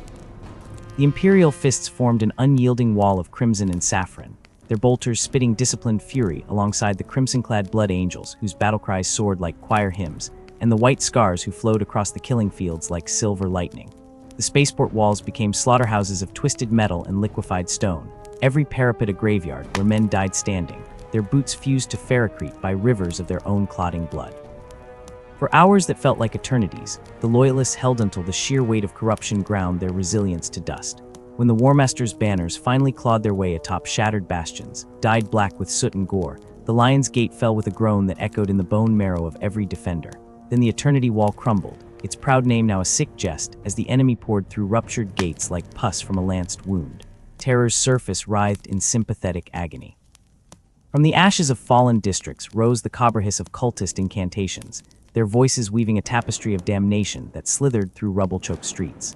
Sacrificial pyres bloomed like obscene flowers, where once market squares thrived, each charred corpse thinning the veil between realms until the air itself birthed nightmares. From rippling gashes in reality emerged greater demons Belleker's kin, monstrous juggernauts of rage and cunning, whose very footfalls birthed firestorms. A bloodthirster raised an axe the size of a tank, its blade drinking the light as it carved through a platoon of Astra Militarum, their lasguns as futile as spit against a volcano. Yet still the golden lights of defiance burned. Sisters of Silence moved like vengeant ghosts, their nullfields extinguishing warpspawn with silent finality, while custods in auric armor spun through the maelstrom, their guardian spears puncturing demon flesh with surgical precision. Victory, if such a word could flavor this rancid feast, merely opened fresh arteries of horror. With the spaceports secured, Horus loosed his true filth upon the throne world. Massive landers, bloated as necrotic organs, weathered the gut-punch fury of Terra's defense lasers. Many detonated in the upper atmosphere, raining molten shrapnel across continents, but countless others vomited their corrupt cargo into the burning plains. From their rancid bellies spilled columns of traitor legionnaires, their armor defaced with obscene glyphs, followed by herds of possessed tanks whose treads oozed sentient pus, and Titanso, the titans whose cathedral-sized frames now housed gibbering demons. The Legio Mortis marched, their god machines weeping black oil from joints fused by warp sorcery. The Die Zeri, an imperatorcless behemoth crowned with sculpturates, leveled its armaments at the palace's outer bulwarks. Its first plasma volley turned a kilometer of adamantine ramparts to slag, the screams of incinerated fists swallowed by the roar of collapsing architecture. And yet, in this hell of fire and failing hope, the defenders clenched their teeth and bled the enemy white. Rogel Dorn, his face a mask of frozen granite, orchestrated a symphony of attrition from command bunkers choked with vox static and the coppery stench of fear. His strategy was a blade drawn slowly across the traitor's throat, every redoubt a tooth, every trench a vein ripped open. At the Delphic battlement, bloody-handed blood angels under Sanguinius met, wave after warp-twisted wave, their angelic Primarch a shining spearhead in the gloom. To the west, Jagatai Khan's white scars harried the flanks, their bikes skimming over mud made from pulverized bone, hit-and-run strikes leaving trails of burning transports in their wake. But the sheer relentless press of corruption squeezed them backward, inch by screaming inch, until the outer wards ran scarlet as arterial spray. From the front ranks of this tidal darkness came a roar that liquefied weak men's bowels. Angron, the Red Angel, his once noble form swollen to demonic grotesquerie. Chain axes fused to meat-slab arms, wings of flayed skin beating the ash-choked air. He slammed his fists against the hegemon's wall, each blow birthing seismic cracks that spiderwebbed through rockery. Lay down your arms, little loyalists. His voice was a landslide of grinding teeth. Your corpse Emperor forsakes you. The words carried psychic rot, and even veteran fists felt doubt's cold fingers squeeze. Their heart-until radiant wings cast a halo of defiance over the ramparts. Sanguinius descended like wrath-given form, his blade gleaming with impossible light. No words passed between the brothersonly, a heartbeat of shared grief for what Angron had been before the demon Primarch's snarled retreat, his promise of slaughter deferred but undimmed. 3 times the Black Legion's fury breached the Sanctum Imperialis. 3 times Sanguinius hurled them back, his presence alone reigniting crumbling resolve. At the dolorous spire, a Terminator claw ripped through his ivory breastplate, yet he still crushed a World Eater's champion's skull with his bare hand. In the shattered remains of Lion's Gate Plaza, he dueled a squadron of mutated obliterators, their flesh guns sputtering impotently against his speed. But Horus, festering in orbital dominion, grew impatient. His final gambit lumbered forth the Die Zeri, flanked by a coven of Warhound Titans vomiting phosphorus doom into the defenders' lines. Entire companies vanished, not even ash remained. Jagatai Khan saw the death stalemate grinding the palace to dust. Vision piercing through the crapulent smoke, he turned his lightning towards the Lion's Gate spaceport Horus rotten lifeline. At dawn's bruised light, a tsunami of white scars bikes and Chagorian rough riders tore through cultist cordons, chainblades reaping a harvest of spines and diesel fuel. By noon, loyalist colors flew over reactivated defense lasers, their beams shearing through troop landers like godly scalpels. The counterpunch at Eternity Wall faltered beneath concentrated demonic fury, but the blow was struck Horus. Infinite tide now flickered, strained. No respite came. As voids buckled and bastions fell, the loyalists retreated inward, fighting through colonnades where fine murals depicted triumphs now trampled under blood-caked boots. The Eternity Gate loomed last barricade before the sanctum. Here Sanguinius stood haloed by muzzle flare, his feathers singed black, as cabined immediatest of corns, bloodthirsters manifested in a geyser of boiling ichor. The demon spun a whip forged from fused vertebrae, its cracks splitting ceramite like eggshells. Angel of Light, taste the darkness. Their duel shook the foundations. Sanguinius, already bleeding from a score of wounds, took blades meant to sunder worlds thin rows, ribs shattered, to seize the monstrosity. A sound like continents colliding split the air as he broke Cabanda's spine across his knee, hurling the fading abomination into its cringing worshippers. The gates sealed with the shriek of dying hydraulics. Behind them, Rogel Dorn surveyed his shattered brother's fists with missing limbs still clutching bolt guns, blood angels weeping blood tears over their genocide's wounds. Gilliman's reports lay heavy in his mind, the Codex's cold logic a dirge for Legion glory. Soon the Emperor would strike a boarding action on the vengeful spirit that would shatter Horus' soul but break the Imperium's spinal cord. Sanguinius dead by the Warmaster's talon, the Emperor enthroned in charred agony, and Dorn Architect of the Unbreakable left to dismantle his own masterpiece, his fists, into scattered chapters. As dawn bled across Terra's corpse, he stood before his wrathful captains, their fury beating against his resolve like siege hammers. In his chest, pride warred with Dudith's same battle that had scorched the star sands somewhere. Amid rancid smoke and the keening of widows, he wondered when the bleeding would stop. The answer, whispered by the ghost winds of dead titans, was simple: never. For this was the victory they had purchased at a future cloven in half, held together by scars and sorrow, its every breath drawn in the shadow of a broken throne. Loyalty curdled into defiance as Rogel Dorn stood firm against the breaking of his legion, that adamantine resolve forged over centuries of crusade, now trembling beneath the crushing weight of necessity. Across the Imperium, still reeling from Horus' betrayal, brother turned against brother over Gilliman's codex, not merely doctrine, but an open wound where the legions, sundered identities, bled out. The Imperial fists, they who had endured the hellish siege of Terra as the Emperor's unbreakable shield, now faced dissolution for the Imperium's salvation. Dorn's refusal was a thunderous silence shaking the halls of the Phalanx, every instinct howling that to dismantle his sons was to dishonor their countless sacrifices upon the anvil of war. Yet deeper than pride ran the bitter truth: the fractured realms of mankind could not withstand another civil war. He tasted the specter of it in the acrid tension between chapters, saw it in the battle readiness of fleets not yet demobilized, felt it in the tectonic pressure building within his own Geneforged bones. Visions of Terra burning anew haunted his nights, not from traitorous ambition this time, but from the very protectors who'd saved it. And so the stubborn mountain moved not in capitulation, but in excruciation. For the first time since the Emperor's interment upon the Golden Throne, Dorn yielded.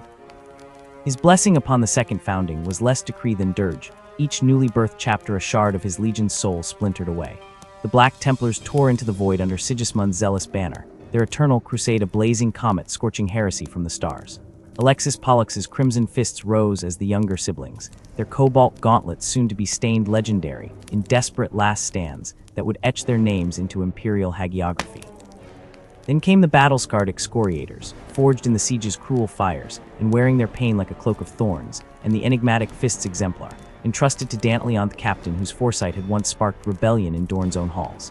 Each founding carved another sliver of living history from the Legion's heart, and amidst the hollow echo of the Phalanx, Dorn stood alone, his heart still beating in the chests of 10,000 sons scattered beyond the reach of his command. Its scars fester when left untended.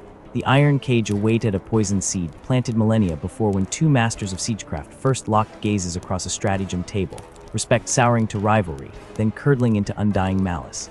For Chirabo's betrayal had transformed him into a living mockery of what they'd once shared, crafting the eternal fortress on Sebastus Iv, a blasphemous eight-pointed sprawl of trenches and slaughter alleys screaming its corruption into the void. To Dorn it was more than stronghold, it was profane testament to his brother's fall. What followed was not strategy but catharsis. The Imperial Fist's assault was a volcanic eruption of pent-up anguish. Dorn's pristine discipline buried beneath the weight of Horus, betrayal, Kur's sadism, and now Thith's ultimate desecration. Perturabo, the architect of broken dreams, had birthed a labyrinthine hell where walls wept rust and every corridor breathed ambush. Trapped in that steel intestine of Bastion IV, the Sons of Dorn fought not for victory, there was none to be found but for the purity of their extinction. Ammunition spent, warriors with mangled fists and shattered armor clawed at rusted iron with blood-slick fingers. Bolt rounds gave way to combat knives, knives to ceramitek-lead teeth, the choking stink of promethium and void-scorched corpses thickening the air into a miasma. At the heart of the carnage stood Dorn, his warplate scoured to bare metal in patches, hammer rising and falling in the unsteady rhythm of desperation. Perturabo, perched somewhere in the fortress' mechanical bowels, watched his brother drown in attrition, savoring each Imperial Fist death like fine Ameskuntal Gilliman crashed into the crucible with ultramarine sirens wailing. Robot's pragmatism severed the death grip, sparing Dorn only to brand him with survival's shame. The retreat was silence deeper than any Voxdead void, bitter with unspoken truths. Decades later, Dorn met his final reckoning not in the embrace of his legion, but amidst the dying light of the Imperium's first Black Crusade. Abaddon's horde tore from the eye like a tidal wave of teeth, Warmaster's ambition made manifest in corrupted hulls and howling demon engines. The Phalanx interposed its selfless fleet, the mobile bastion-rolding not rescue but grim calculus. Reports whispered of Dorn transmitting fleet dispositions with mechanical calm even as Gothic-class cruisers imploded around him.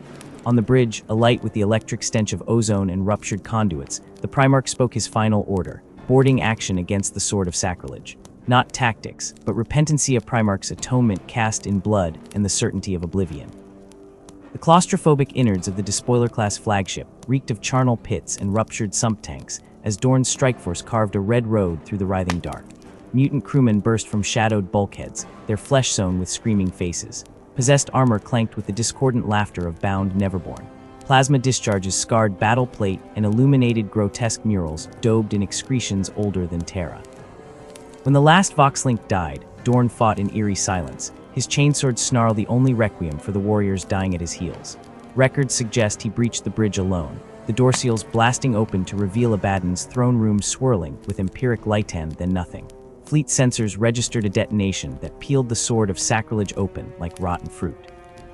What the rescue crews found amidst the derelict's corpse-strewn decks was not a body, but a relic clutched in the rigor mortis fist of a dead apothecary. Dorn's skeletal hand, severed cleanly at the wrist, ceramite fused to bone.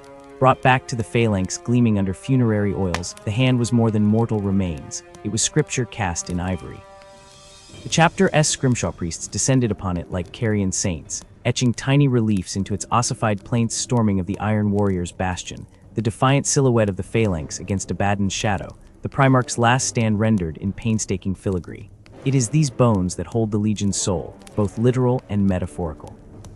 The Imperial Fists, Genocide flawless, alabaster pure, rejecting mutation with Dorn's own blunt, Obstinacibar's subtle betrayals. The missing Betcher's gland denying them venomous spittle like cursed birthright. The absent Susan membrane stealing the mercy of hibernating coma. Yet it gifts them the scrimshaw need, an ancestral murmur echoing through their genetic helix. Ritualized bone carving binds their chronicles to the fallen, marrow-deep memoirs of loss, transmuted into acts of meditative remembrance. Battle brothers spend off-watch hours hunched over rib fragments or finger bones, etching miniatures of void battles or sacred texts onto ivory canvases. Chaplains wear vertebrae gorgets etched with the names of wall breachers who died at the siege's eternity gate. Even the tech marines concede to it, servorms delicately incising the armor of the dead with geometric scarchistry rendered imperishable. Deep within the sanctum oculus of the phalanx, lit only by guttering corpse candles, rests the greatest relic, the scrimshawed hand of Dorn himself. Each microsculpted scene whispers a testament to Primarch on the Iron Cage's bloodfields, Gilliman's arrival at Sebastus rendered in sapphire dust inlay, the phantom outline of the Emperor's throne upon Terra. Yet one knuckle remains defiantly bare. The keepers of the reliquary say it awaits the final engraving, the moment when their lost Primarch strides anew from the storm-racked edges of the Imperium to reclaim his shattered legacy. Until then, the hand grips an invisible sword, forever poised in stoic defiance, a skeletal metaphor for the chapter itself, unyielding even in the agony of doubt, its faith etched not in stone, but in the marrow-deep certainty that duty outlives death. To be an Imperial Fist is to exist within a crucible of self-flagellation, where the relentless pursuit of flawlessness borders on divine madness. a ceaseless war waged not against external foes, but against the whispered specter of inadequacy that haunts every battle brother's soul. This is no mere chapter. Culture rate is a sacred pathology, an obsession etched into their genetic fabric by the stern hand of Rogel Dorn himself, transforming even the faintest stumble into a heresy-demanding purgation. Every microsecond lost in deployment, every millimeter of defensive miscalibration, every fractional lapse in bolter discipline becomes a wound upon the honor of the Legion, flayed open by their own unforgiving scrutiny. Such wounds fester unseen by others, but to the Sons of Dorn, they scream with the intensity of Phosphex burning flesh, demanding penance. Enter the pain glovia sacrament of agony, a biomechanical confessional where failure is exorcised through neural fire. To don its synaptic tendrils is to drown in a holocaust of memory, every error relived in screaming clarity as the device feeds upon agony, coursing white-hot through nerve bundles like molten lead poured into the marrow. Some inquisitors name it barbarism, a madness birthed from toxic pride, yet to stride from its torturous embrace, skin blistered, muscles quivering, eyes ablaze with rekindled resolves to emerge reborn, a phoenix purified by self-immolation. This same indomitable spirit bleeds into their battle doctrine, where retreat is a blasphemy carved deeper than any Narthesium scar. Witness them at the breach, yellow ceramite fused black by promethium, gauntlets welded to storm bolters as waves of heretics crash against their bulwark. To yield ground is to desecrate Dorn's legacy, to spit upon the sacred stones of the imperial palace they once shielded with mountains of their own dead. Thus, they plant their banners in blood-soaked earth and die standing, voxcasters howling the litany of sacrifice until their final breath steams in the cold void. Yet hidden beneath this adamantine exterior lies a genetic poison. Dorn's darkness. Though it rarely claims the imperial fists directly, it festers within their successors like rot in a fortress wall. The excoriators bear its cruelest touch, warriors frozen mid-stride, clarity replaced by waking nightmares where they drown anew in their Primarch's ancient anguish. Trapped within the psychic echo of Terra's darkest hour, these cursed souls relive the siege's despair thunder of Warhound Titans collapsing the Lion's Gate, the stench of burning Astartes' flesh clogging the Helios corridors until their minds fracture, leaving hollow shells that neither eat nor speak nor heed the drums of war. Among the living, however, another fire burns, the cult of the blade. Duels reverberate through the Phalanx's cavernous training decks, a thunderous ballet of chainblades and combat shields, where honor is etched in scar tissue. These are not mere sparring matches, but rites of self-creation, each clash a sermon in steel, where brothers dissect their weaknesses under the pitiless gaze of Dorn's stone effigies. The resulting scars jagged across pauldrons, furrowing cheekbones are worn as scripture, physical testament to lessons carved in pain. Such trials begin long before the black carapace, amidst the howling voids where the phalanx drifts like a continent of gunmetal. Here, in this nomadic colossus that scorns planetary ties, recruitment chapels thrive as gardens of agony. No homeworld coddles these aspirants. They emerge from deathworld crucibles where survival is a prayer screamed into blizzards or ganger wars. In Wit's glacier-strangled hives spawn youths who chew frozen lichen to silence hunger pangs, their bones tempered by cold that cracks plasteel. They come bearing frostbite and stoicism, kneeling on chapel decks still stained with the blood of predecessors who shattered under Genocide torments. Beneath Necromunda's toxic skies, hivescum claw their way from sump pits to the spire's chapel, lungs seared by chemfogs, eyes narrowed by perpetual betrayals. Survival here breeds the cold pragmatism Dorn cherished, loyalty forged not by idealism, but by the certainty that only the chapter's embrace offers escape from the endless knife fight of existence. The chapels accept all, for the fists care not for pedigree, only endurance. Those who expire during selection are left where they fall. Carrion for servitors to clear weakness has no burial rites in the Emperor's shield. The survivors, hollow-eyed and trembling, face the true ordeal aboard the phalanx. Neophytes are broken upon the anvil of fortification drills, their minds rewired to see not landscapes but kill zones, not rubble but redoubt potential. They memorize pressure points in bastion walls, calculate fields of overlapping fire while last burns blister their skin, and learn that defense is not passivate, is an act of controlled fury, a masterpiece of slaughter sculpted beforehand. All beneath the gloom of lumen strips and Dorn's brooding statues, whose stone eyes seem to track their every stumble. Culture here is dictated by memory not just of Dorn's vanished presence, but the siege itself, an event etched into their collective soul like a brand. Shield companies bear gate names from that apocalyptic struggle hemispheric wall, Lion's Gate, Saturnine invoking not history but holy writ. Battle brothers shed birth names like Useless Skin, reborn as Defiance or Unbroken, titles earned by surviving trial combat where bone shields splinter under power mauls. Yet this unbending pride courts annihilation as adamantly as it forges victories. Adamantio's near erasure proved Thistiburnus ossifying into dogma until catastrophe shattered their ceremonial chains.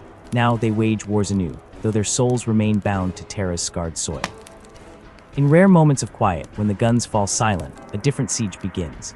Scholars of war dissect the Codex Astartes with Ultramarines' diligence, tracing defensive formulae across hololiths like monks illuminating grimoires. They embrace the Junker Correctin archaic, pitiless doctrine from ancient Terra demanding perfection in minutiae, Voltron stacked in rhomboid patterns, bootlaces triplinated, Auspex sweeps time to the millisecond. For in these tiny obediences lies the marrow of their creed that no act is too small to escape the shadow of Dorn's expectation.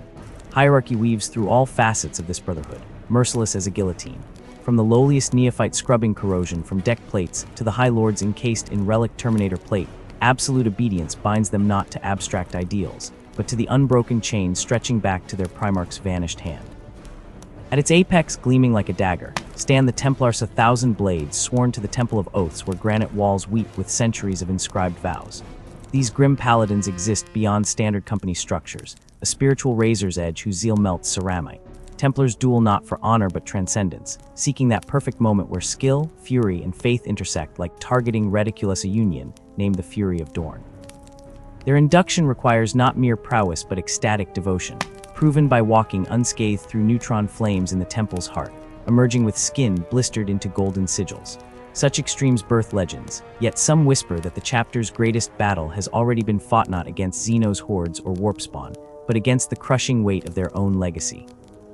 Every Panglove session, every defiant last stand, every recruit gasping his life out on the Phalanx's decks is both an act of worship and desperation, a scream into the void that they are still Rogel Dorn's unbroken wall, that decay has not yet claimed them. They are the Emperor's shield, yes, but also their own most merciless judges, sentencing themselves daily to trials no other legion could endure. And in that endless self-immolation, they find not peace, but purpose, for in a galaxy screaming towards oblivion, the Imperial fists alone refuse to bend, even should the act of standing straight shatter their very bones. The Imperial fist stood as a bastion of unyielding discipline, their hierarchy forged not in the cold halls of political favor, but upon the searing anvils of Werech leader, a blade tempered by merit alone. The roles within Rogel Dorn's inner circle were not gifts bestowed by bloodline, but honors carved from the bedrock of battlefield valor, earned by those capable of rising to meet the galaxy's unrelenting trials. Below these senior captains, the Legion's structure descended into a meticulously ordered tapestry of line captains and centurions, each commanding battalions and companies with the precision of a master craftsman. Yet two ranks soared above the rest, embodiments of the Legion's unmatched mastery over specific domains of annihilation. Fleet masters, their minds sharpened by the infinite calculus of void warfare, steered the colossal armada of the 7th Legiona Leviathan force, numbering 1,500 warships at the heresy's dusk, its arsenal a symphony of destruction unrivaled in the Imperium. Siege masters, conversely, were architects of terrestrial apocalypse, orchestrating the grueling ballet of fortress breaking and trench warfare with cold, methodical genius. Though specialists, their authority was a thunderclap second only to Dorn himself, their voices shaping the fate of worlds.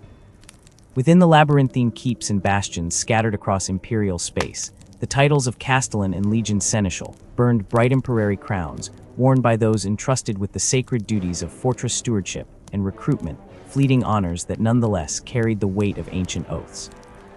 Far from the booming orchestration of drills and the sanctified clamor of forges, deep within the heart of the fortress monastery on Malecha, night-shrouded orb lying perilously close to the eye of Terror Librarian Galen bent like a penitent over his sacred task. Enveloped by the librarious cavernous gloom, its vaulted ceiling lost to shadows, he hovered above a time-battered tome bound in leather so aged it resembled cracked earth. Around him, the air hung thick with the ghosts of knowledge. Endless shelves groaned under crumbling scrolls and grimoires, their pages whispering secrets brittle as bone or humming with wards older than the stars above. The light danced fitfully from swaying looming globes, painting serpentine shadows across gilded spines and carved runes, each flicker granting the illusion of movementward slithering, symbols pulsing as though alive. The chamber's atmosphere was a tangible thing, dense with the perfume of decayed vellum and mineral bite of oxidized iron bindings, undercut by the coppery tang of sealing wax long dried to bloodust. Galen breathed it in, the musk of centuries settling upon his armored shoulders like a mourner's cloak. Beyond the soundproofed walls, the muted thunder of distant drills and the nasal chants of mechanicum liturgies seep through as a dull resonance, a reminder of the ceaseless preparation for war. But here in the cryptquiet, only the scrape of his quill broke the silence, each stroke deliberate, each flourish a sacrament as he inked the chronicles of the Death Watch, the long vigil given form. It was said that of 100 Astartes, one possessed the iron willand, the singular dread wisdomto, answer the call of the Death Watch. A shadow brotherhood bound not by blood but necessity, these warriors abandoned their chapter's colors to don the solemn black and silver of the Long Watch, pledging fealty to the Inquisition's Ordo Xenos. They stood as a blade in the dark, a final wall against the ravening horrors that slithered from the void's abyss. Born of no single world or lineage, they were a living mosaic of the Adeptus Astartes Ultramarine and Space Wolf, Dark Angel and Iron Handshoulder to shoulder beneath the inquisitorial sigil, their original heraldry reduced to a muted badge on their pauldron, a ghost of loyalty subsumed to higher duty. Their mandate was vast as it was dire, the eradication of the alien in all its multifarious vileness, greenskin hordes bellowing mindless fury to the uncaring stars. Tyrannid swarms consuming worlds in a grotesque mockery of life cycle, Necron legions rising from silent tombs, metal bones clicking with eon-souled malice. Each foe was a unique damnation, and the Death Watch met them not with blind hatred but studied predation, for to kill the Xenos, one must first dissect its soul. None in the Imperium commanded such harrowing expertise, nor bore the burden of such profane knowledge. While other chapters crusaded for conquest, the Death Watch waged a silent, perpetual war for survival, deploying not in battle companies, but in kill teams, surgical instruments honed for precision extermination. Should the threat exceed even their lethal prowess, entire chapters or the uncountable masses of the Astra Militarum would be summoned. But it was the Watch who struck first, who delved deepest, who returned scarred by truths too lethal for common minds. Their genesis was a riddle wrapped in myth. Some chroniclers pointed to the time of rebirth, when the Imperium quaked beneath the apocalyptic boots of the Beast of Warboss. Of such monstrous cunning his horde seemed less an invasion than a crude parody of the Great Crusade itself. With Terra itself trembling, Chapter Master Corland, last son of the shattered Imperial fists, beseeched the High Lords to sanction a desperate gambit. Kill teams drawn from every chapter, united under the Inquisition's gaze to execute decapitation strikes no army could deliver. Reluctance curdled into assent, and from the ashes of Armageddon the first Death Watch arose, their ranks filled by broken men clinging to purpose like shards of glass. Other whispers, older and fouler, spoke of the apocryphal conclave on orate Iva Cabal of the Ordo Xenos, highest lords gathering in dread portent, foreseeing a day when every Xenos breed would unite to drown mankind in a tide of fang and claw. Their answer was the Watch, an eternal sentinel forged from the finest blades of 100 chapters, its warriors sworn to secrecy so profound even their Genefathers could not pierce it. Two tales diverging and entwining like serpents, yet both ended in the same oath, vigil. Those who took the black returned irrevocably altered, their minds vaults of forbidden lore, their souls forever apart from the brothers they once called kin. Clad in the livery of mourners, they carried with them the cold comfort of duty, knowing that should they fall, another would step into the shadows, another hand take up the silvered blade. For in the end, the long vigil was not a choice but a chain, its links forged from the simple, terrible truth that without the Watch's silent war, there would be no Imperium to burn in daylight's fire. In his dusty sanctum, Librarian Galen inscribed these truths with reverence, each word a ward against oblivion. The cold light flickered, the shadows convulsed, and somewhere in the void beyond Malech, a kill team moved black against black, hunting a horror only they could name. The vigil endured. The Death Watch endures as a silent blade poised in the galaxy's shadowed veins, their existence a paradox of unity and secrecy and alliance, forged between the uncompromising will of the Inquisition and the unyielding resolve of the Adeptus Astartes. No other brotherhood in the annals of the Imperium has walked such a razor's edge, their autonomy preserved even as they bend to the whispered directives of the Ordo Xenos. Watch captains stride into the colliginous frontiers of known space, their blackened armor a void against the alien horrors they hunt, guided not by overt command, but by the cold calculus of Xenos' intelligence parsed through 1,000 auspic-scarred data looms. They are the unseen sentinels who trespass where the light of the astronomican flickers and dies, who study the clicktongue dialects of hive-dwelling monstrosities and the fractal tactics of crystalline starpredators, all to sever threats before they coalesce into invasions that might bleed into humanity's trembling heart. Theirs is a legacy etched in the oldest oath sworn by Corvus Corax and the apocryphal conclave in an age when the stars themselves seemed less cruel and upheld now by warriors drawn from 100 chapters, their heraldry obscured beneath the argent pauldron of the long vigil. For centuries beyond count, they have waged war without witness, their triumphs unheralded save in the sealed archives of watch fortresses, their dead mourned only by brothers who dare not speak their names aloud. They are bound not by glory but by purpose, a purpose that now frays beneath the calamities of the 41st millennium. This is an epic of unraveling, of entropy's ghastly crescendo, where the shield of the Death Watch trembles beneath blows from a dozen galactic wounds. The Imperium fractures under the Great Rift's baleful scream, its halves severed like a butchered carcass, and in the resulting darkness, ancient and novel monstrosities surge forward, hungers whetted by humanity's vulnerability. Like carrion birds descending to a dying beast, the Xenos Kameth Eldari of Craftworld Alatok, their once-stately grace sharpened into desperation, waging war with a fervor unseen since their empires collapse, not for territory, but for resurrection, a final flare of pride before their species winks out into myth's cold embrace. Their venomous kin, the Druckery of Komorog, descend in predatory tides upon fractured imperial worlds, not to conquer but to harvest, spiriting away entire populations to pain-engine coliseums where agonies are refined into art. Cities are left as hollowed husks, their streets echoing with the after-silence of screams, all to slake a thirst that has turned the Dark City's lords into something even the demons of the warp might shun. And yet these predations are but facets of the doom closing in. Beneath dead planets, where tomb dust chokes vaults older than the Imperium itself, Necron dynasty stirrers of living metal reassembling from scattered atoms, phasing through reality as though the Death Watch's bolter fire were but minor annoyances. Destroyer cadres vanish into teleportation mist, only to rematerialize seconds later, Gauss flares reducing battle brothers to ash before the Watch can recalibrate tactics. Each foe slain is a fleeting victory, for Necron cryptechs labor in sunless forges, drawing fallen warriors back across the Veil, their legions swelling faster than kill teams can cull them. And amidst this, like a virulent infection, the orcs of Tharka swarm under the banner of Gazkul Mag Uruk Thraka, a prophet whose very name ignites primal terror. His WAGH is no mere green tide, but a tsunami of rusted iron and fungal flesh, his clans unified in aberration. Under a cunning that outpaces even the beast of legend, this Korkan Albert name carves through sectors with mechanized hordes, dropping asteroidrum ships onto hive cities and deploying graviticrumpas that crumple titans like tin. Death Watch strike forces melt into his peripheries, planting vortex mines and sabotaging fuel stills, but against such numbers, even the Astartes are but pebbles hurled against a flood. In the galactic east, cold stars watch the Tiao Empire's insidious advance at their Xenos Horizon engines slipping past Imperial blockades, their rhetoric of the greater good, a honeyed poison that turns governors into puppets. Whole systems succumb not to fire but to flickering holograms of prosperity, their populations lulled by pulse rifle diplomacy, until the Aquila is quietly replaced by the Sept emblem. The Death Watch answers with surgical decapitations, vanishing ethereal leaders mid-speech, yet each halted expansion bleeds the Watch's reserves thinner, their warriors recalled by desperate chapters to bolster homeworlds buckling under other fronts. And through it all, silent but omnipresent, the Tyranid swarms encroach Hive Fleet Leviathan, a shapeless dread oozing from beneath the galactic core. Its vanguard is not mere bioforms but tectonic horrors, capillary towers piercing continents like weeping needles, spore chimneys exhaling synaptic mists that dissolve the will to fight.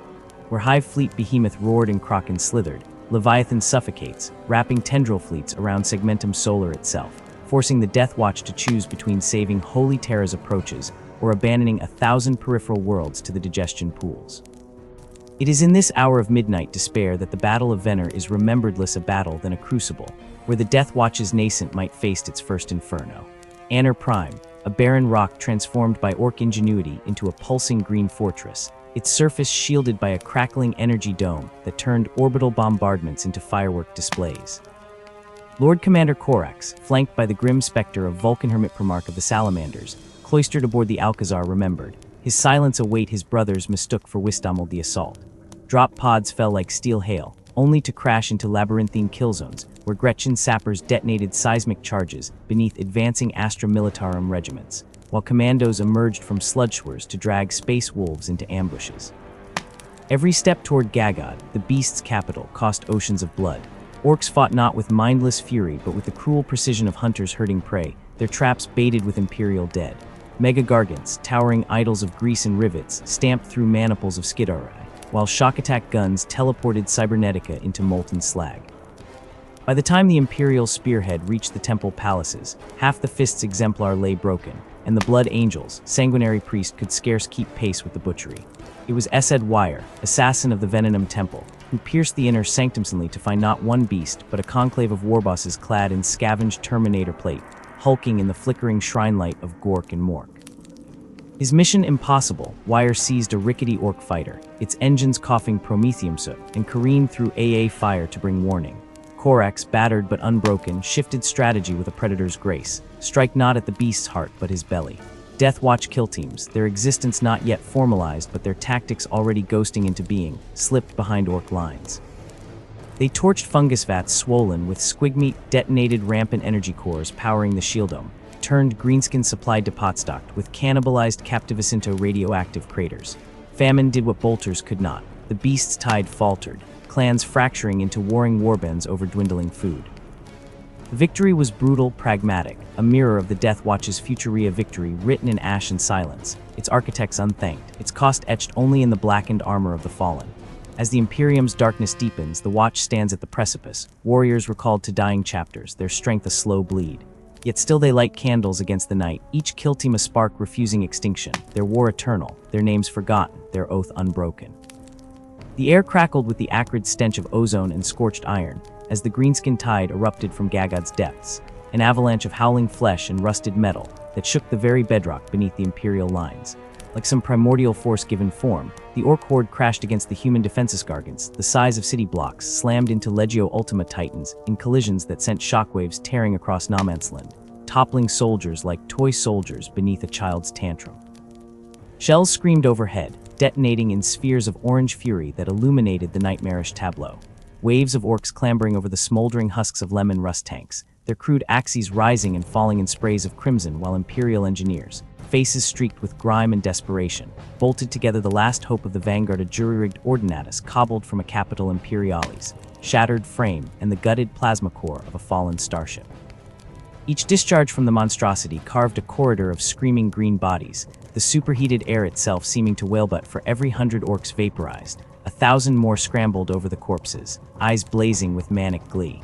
Then the earth trembled not from artillery, but from revelation. The temple of Gorkin Morkin obsidian ziggurat that had absorbed weeks of orbital bombardment without yielding suddenly unfolded. Stone shrieked as colossal plates slid aside, revealing ocular lenses larger than baneblades glowing with malevolent sentience. The Megagargant did not merely rice it uncoiled, a god machine of scrap and spite that pulsed with the raw psychic hatred of 100,000 orc souls bound into its reactor core. Its first footfall cratered the earth for half a mile. Its arm, a piston-driven wrecking ball studded with shrieking buzzsaws, swept through the Imperial left flank, sending tanks pinwheeling through the air like discarded playthings. In that final, choking hour, Vulcan emerged from the Smokia fortifier in the darkness. 3,000 Space Marines assembled at his command, boarding Thunderhawks and Stormbirds with faces set in stone, each knowing this flight led only to the pyre. They screamed through flak so thick it blackened the sun, ramming through the Megagargant's hull in explosions of molten plating. Within, the air burned with the stink of fermented fungusoil and scorched wiring. The corridors shook with the thunder of klaxons and the stomp of elite Nob bodyguards. Chainswords met power claws in showering sparks as the Astartes fought room by room, hallway by hallway, until only the Primarch and his honor guard remained, breaching the sanctum where a titanic effigy of the beast himself loomed, a statue of scrap-iron and hatred that turned its creaking head and roared. Armor the color of clotting blood encased the warlord, his bulk straining the Megarmor's joints as he hefted a power claw crackling with stolen Voidshield energy. The beast's laughter was guttural, wet a sound felt in the bones more than heard, his Gothic mangled but merciless as he boomed of mankind's extinction, of Terra drowning in tides of green. Vulcan answered only with hammer raised, the Drakeskull cloak billowing behind him like wings. Their clash split the air, every impact sent shockwaves spiderwebbing through the chamber's groaning superstructure. The Primarch's armor buckled under blows that could have felled a warhound, but his strikes began to tell ceramic shattered, cables snapped, and still the beast laughed, goading Vulcan onward until the Primarch saw the only path left. With a bellow that shook the walls, Vulcan drove Forgebreaker into the beast's chestnut through flesh, but into the pulsing core of the Gargant's reactor behind him. Corvid's Voxcree to withdraw was swallowed by the detonation of white-hot supernova that ate the Megagargant from within, peeling back reality itself, before collapsing into a column of ash and mourning. The greenskin rout was immediate, their frenzied cohesion dissolving into scattered warbands gnawing at each other in the vacuum of leadership. Yet the Imperial survivors moved like ghosts, their armor still warm from the funeral fire that had claimed a demigod. As the fleet limped toward Terra, the augurs flickered to life not with distress calls, but with a growling chant that oozed from every frequency, every vox-beat in cogitator. I am slaughter, a taunt echoing from some unseen throat. Desperation, once a specter, now sat at High Command's table. Corvid, his face etched with grief and the knowledge that brute force had bled the Imperium dry, listened as Inquisitor Veritas unfurled his poisonous salvation. The Sisters of Silence, the outcasts who walked with the Emperor's shadow clinging to their heels, whose Nullera strangled Weird with a scalpel to gut the Orc psychic sinew. Finding them on Necrotic Niter was a gauntlet through Orc flotillas whose captains, driven by instinctual dread, threw ships into suicidal ramming maneuvers to keep the Null Maidens entombed. When Corvid finally stood before their Abyssa woman whose gaze was colder than the void between Starsha refusal, was a blade drawn across old wounds. Only at Vulcan's name did her frigid resolve thaw, the Primarch's shadow stretching beyond death to bind ancient oaths. The plan was heresy given form. Capture Orc Weirdboys mid-Waag, chain them in circuits of psychodampeners, and set the Sisters amongst their thrashing forms. On Incus Maxima, they unleashed this abomination and artificial feedback that ripped through the Orc horde like chain lightning, turning psychers into flesh bombs that vaporized their kin in spirals of green viscera. For the first time since the beast reared its head, Orcs ran. The Death Watch was forged in this bitter epiphany, understanding that victory lay not in legions, but in precise, annihilating cuts. Veterans from 100 chapters, clad in black ceramite etched with Xeno-killing sigils, boarded inquisitorial black ships alongside Skidarite Kilklades and Stoneface Sisters. Their baptism came at Damnos, but their true crucible was the Second Battle of Ulanora Crusade bled pale, by the first assault yet hardened by sacrifice. Corvid's strike team teleported into Gagad's rotting heart, even as the fleet burned above, trusting the Death Watch's knives to carve a path to the beast's throne. What they found was no mere warlord. Seated atop a dais of bolter-riddled Terminator armor, the beast waited, flanked by 6 thrones of bone and plastileech sized for a monstrosity his equal. The honor guard weren't Nobsthi, were living gargants, mech-suited colossi that crushed Grey Knights into paste with hydraulic fists. Corvid fought like a man already damned, Storm's teeth revving as he sheared through power fields and ceramite, but every wound knitted shut before their eyes, every bolt round flattened against warp-infused plating. Hope was a dying ember when the Sisters knelt, their nullfields flaring a psychic backdraft that crumpled Weirdboy conduits and made the beast howl in pain. Corvid struck, the blade finding the gap beneath the beast's helmet as the warlord toppled. A final roar shook the chamber. Not from the corpse from the shadows behind the throne. Another beast emerged, identical but larger, its claw closing around Corvid's torso in a burst of ceramite and bone before the teleport flares dragged the survivors back. Lord Commander Corvid died choking on his own blood, cradled by Death Watch hands as the truth clawed at his fading mind that 6 beasts remained, each uglier than the last, and the Imperium had merely traded one extinction for another. The void, it seemed, had only begun to laugh. The frozen winds of Damnos howled across its desolate plains as the Ultramarines' warships pierced the void, engines burning with the fire of vengeance. 25 standard years had crawled past since Imperial boots last desecrated this accursed tomb world, a quarter-century of festering shame that clung to the blue armor of every Ultramarine like frost on ceramite. Chapter Master Marnius Calgar stood upon the bridge of the Lex Talionis, fists clenched so tightly that the adamantium of the gauntlets of Ultramar groaned in protest. Below him spread the ice-glazed hellscape, where his brothers had broken against the implacable metal ranks of the Necronter, where Captain Sicarius had learned the bitter taste of defeat that still twisted his features into a permanent grimace. The High Lord's decree burned in Calgar's mind like a brand, not a request, but an ultimatum written in the blood of failed sentinels. Redeem your honor, or be remembered as the chapter that bowed to soulless machines. The journey through the Necron-patrolled system had been a masterpiece of misdirection written in voidcraft maneuvers and sensor ghosts, a deadly ballet choreographed by tech marines poring over flickering hololiths. Now explosion blossoms bloomed soundlessly on the planet's night side, as the first wave of empty drop pods tore through the upper atmosphere sacrificial decoys, trailing burning promethium trails to draw the wrath of the Gauss pylons. Sicarius watched their fiery descent from the embarkation deck, his fingers tracing the unfamiliar weight of the vortex, grenade mag-clamped to his belt. Sergeant Emak's parting gift felt heavier than any relic blade, a distilled singularity of trust from a Deathwatch brother who knew what it meant to hunt aliens in the marrow-deep dark. Around him, 4th Company veterans checked bolters with ritual precision, the ship's lumens turning their warplate the color of midnight ocean depths. 30 seconds to insertion. The ship's machine spirit intoned, its binary cant washing over 500 transhuman warriors standing immobile as statues in their launch cages. Calgar's voice rolled like thunder through the vox beads nestled in their auditory implants. Remember Calth, remember the gauntlet. The Xenos thinks us broken, show them the unbroken chain. Sicarius felt the battle cry resonate in his twin hearts, drowning out the whispering ghosts of fallen brothers whose names adorned his armor's scrollwork. Catapult charges detonated beneath the drop pods with apocalyptic force, plunging them toward Damnos, glacial crust in a storm of ionization trails.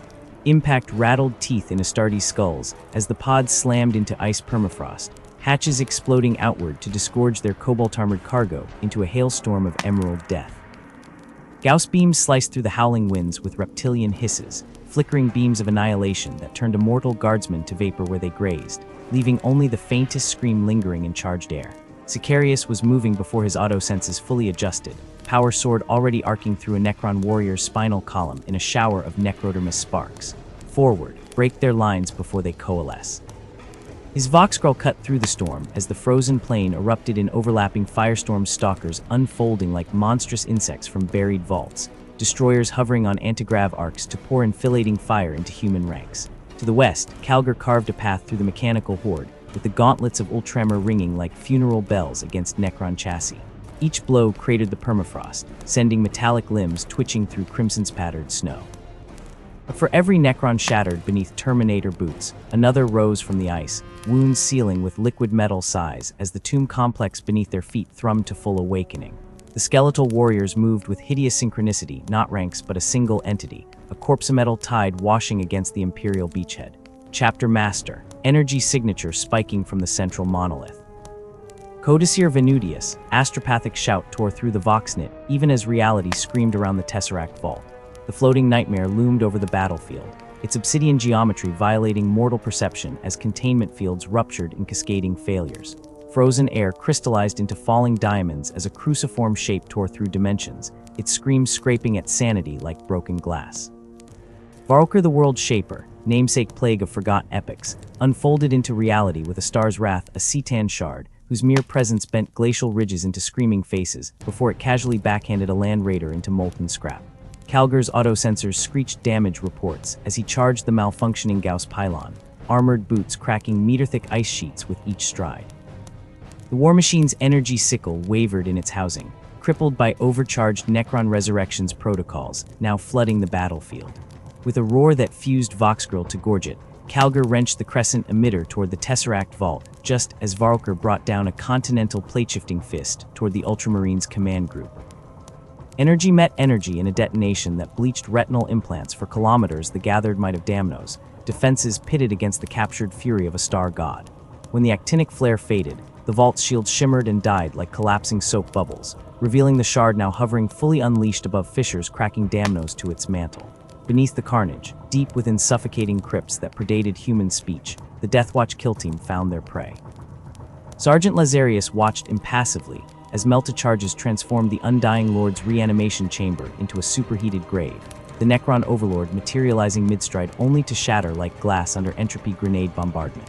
Above them, through kilometer-thick bedrock, they felt rather than heard the Cetan's triumphant bellow shaking the planet's core. On the surface, Sicarius fought through flensing particle winds to reach the Maelstrom's heart. Necron flayed ones descended upon his position in a blizzard of rusted talons, their gibbering scrap code nearly drowning out warnings of armor integrity loss. The vortex grenade felt frigid against his palm as he thumbed the activation rune, listening to the warp's rising whisper behind its containment seals.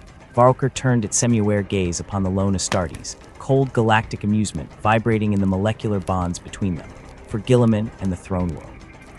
The vortex device spiraled through Archingauss fire to detonate against the Cetan's chest, reality itself hemorrhaging where ancient science and warp-born predation collided. Varulker's rage outshone dying suns as the wound dilated, dragging its cosmic essence screaming into the Empyrean in ribbons of stolen starlight. Sicarius stood frozen in the back-blessed zone, his sword arm dangling useless from a flayed one's toxin-seeping claw marks, watching the last afterimage of the Godshard vanish like mist. Around him, Necron legions stuttered mid-stride, incomprehension registering in their inhuman architectures before the Ultramarines fell upon them, with renewed fury absent their animating will. Victory came slow and costly under Damnos, sickly green-tinged auroras. Deathwatch tech savants led purgation teams through crypts with archaeotech flamers, sterilizing tomb complexes with xenocidal thoroughness. When Frostrime Thunderhawks finally lifted the survivors from the permafrost weeks later, Sicarius stared impassively at the world shrinking below. The chapter master's silent nod carried more weight than any laurel wreath absolution etched not in ceremony but shared burden. Above the ravaged planet, aboard watches whose obsidian hulls bore no heraldry, neophytes of the Long Vigil observed the war's final acts through sensor feeds. These initiates bore the hidden scars of 100 xenocidal campaigns already, their freshly painted black armor obscuring original liveries beneath solemn oaths of secrecy. For them, Damnos wasn't redemption's stage, but a living textbook on Necron combat doctrines, another fragment of implacable knowledge to be dissected, memorized, and secreted away behind mindlocks aboard scattered Vigil stations. The transition from chapter brother to Deathwatch operative began in silence. No cheering crowds lined the embarkation decks when Chaplain Cassius relinquished veteran Brother Pythol to the Blacklead envoys. The ritual stripping of his blue warplate took place before the Temple of Correction's grimacing gargoyles, apothecaries recording every genetic marker before the black ceramite closed over his flesh like a second skin. His left pauldron alone retained the Ultramar symbol, a single cobalt tear in an onyx void. The Tech Marine's chant resonated in the armor's machine spirit as sacred unguents anointed its joints, binding his fate to secrets no fellow Ultramarine would ever divine. Aboard the Watch Fortress Eternal Penance, Pythol learned the true price of vigilance. His introductory days unfolded in vaulted chambers, where holographic xenotypes lunged from every shadow orc genostructure dissections, giving way to Tyrannid synaptic wave analysis before circadian rhythms reset to analyze Eldar soul crystal harmonics. Each lesson ended with the same thrumming neural purgation, preventing remembrance of anything but approved doctrines and targetable weak points. He trained alongside a Black Templar, whose vows of poverty clashed with an Imperial Fist's ritualistic protocols, supervised by a mentor whose Storm Warden's brogue couldn't quite obscure the chapter symbol hastily scrubbed from his own shoulder guard. The immersive indoctrination fused battle data with psychic conditioning until Pythol's nightmares brimmed with unpurged alien vectors. When deployment orders finally came, mission parameters outlined in a data slate as blank. As his ship's transponder, no farewells echoed through Eternal Penance's docking bay. Only the hum of teleporters and the scent of ozone as he vanished in crackling energy, already disappearing from records he'd spent a lifetime building. Somewhere halfway across the galactic core, Sicarius stared at fresh scrollwork engraved on his armor, still hearing the Vortex grenade's dying wail. Somewhere in dark between stars, Valkyr raged against impossible geometries. And in 10,000 watch stations, the Templars of mankind's survival continued compiling their anathema archives, writing humanity's defiance one secret at a time in blood and stolen alien knowledge that would never see the light of common imperial day. The Long Vigil burned eternal, fed by sacrifices like Damnos, not victories, but desperate stays against the gathering night where even gods could be made to bleed. The galaxy teems with hidden terrors, a vast menagerie of razor-limbed predators and incomprehensible intellects that prowl the void between stars, and the Death Watch knows them all. Through synaptic indoctrination that etches itself bone-deep, through relentless drills that supplant even autonomic responses, every Death Watch Marine becomes a living repository of xenobiological nightmares. When the fighting starts, when chitin scrapes against ceramite and alien warhorns shatter the air, these forbidden archives explode into brutal clarity. Acidic weak points beneath a Tyrannid's armored crest, the precise millisecond a Necron's reanimation protocols falter, the territorial aggression pattern of a Kroot carnivore, packed these truths detonate in the Space Marine's mind like gunfire. No matter the foe, no matter how many bladed limbs or howling psychic assaults crash against him, instinct becomes a surgeon's scalpel. He strikes where the alien bleeds, terminates where it breeds, shatters where its incomprehensible biology fractures, a dance of annihilation choreographed long before the enemy crests the horizon. Yet this lethal perfection demands sacrifice. A Space Marine steps into the obsidian armor of the Death Watch, and in that moment, the heraldry of his chapter, the battle honors etched across his pauldrons, even the very name by which his brothers once hailed him, all are cast into the Forge of Fire. The kill team is his brotherhood now, a mosaic of warriors fragmented from 100 divergent doctrines. Here, the methodical siegecraft of an Imperial Fist collides with the wildfire assault doctrines of a White Scar. Here, a Blood Angel's crimson thirst must still itself beside the machinecum of an Iron Hand. Combat doctrines clash like swords, arguments ignite over suppressive fire patterns and close-quarter tactics, but the Long Vigil tempers them in blood. Battle after battle against the galaxy's most grotesque predators melts differences into necessity. A Space Marine learns to trust the kill team brother covering his flank as he trusts his own genetically engineered reflexes. He knows, with utter certainty, Which of his new brothers wields flamers with purgatorial fury, who can thread a stalker pattern bolter round through a Hormigaunt's synaptic ganglia at 900 meters, whose psychic shadow can wither an Eldar warlock's conjurations? In the crucible of ceaseless war, rivalry becomes respect. Respect hardens into kinships forged not in the comforting rituals of a homeworld shrine, but in the shared terror of battling organisms that breathe vacuum, that communicate through telepathic plagues, that weaponize the very fabric of reality. The kill team, once strangers snarling at each other's tactical eccentricities, ceases to be a collection of warriors at all. Under the crucible's hammer strike, they fuse. Squad movement becomes a single organism's breathing. Bolter drills murmur in uncanny unison. The death scream of one Xenos breed triggers a choreographed response from all 5 in the kill zone.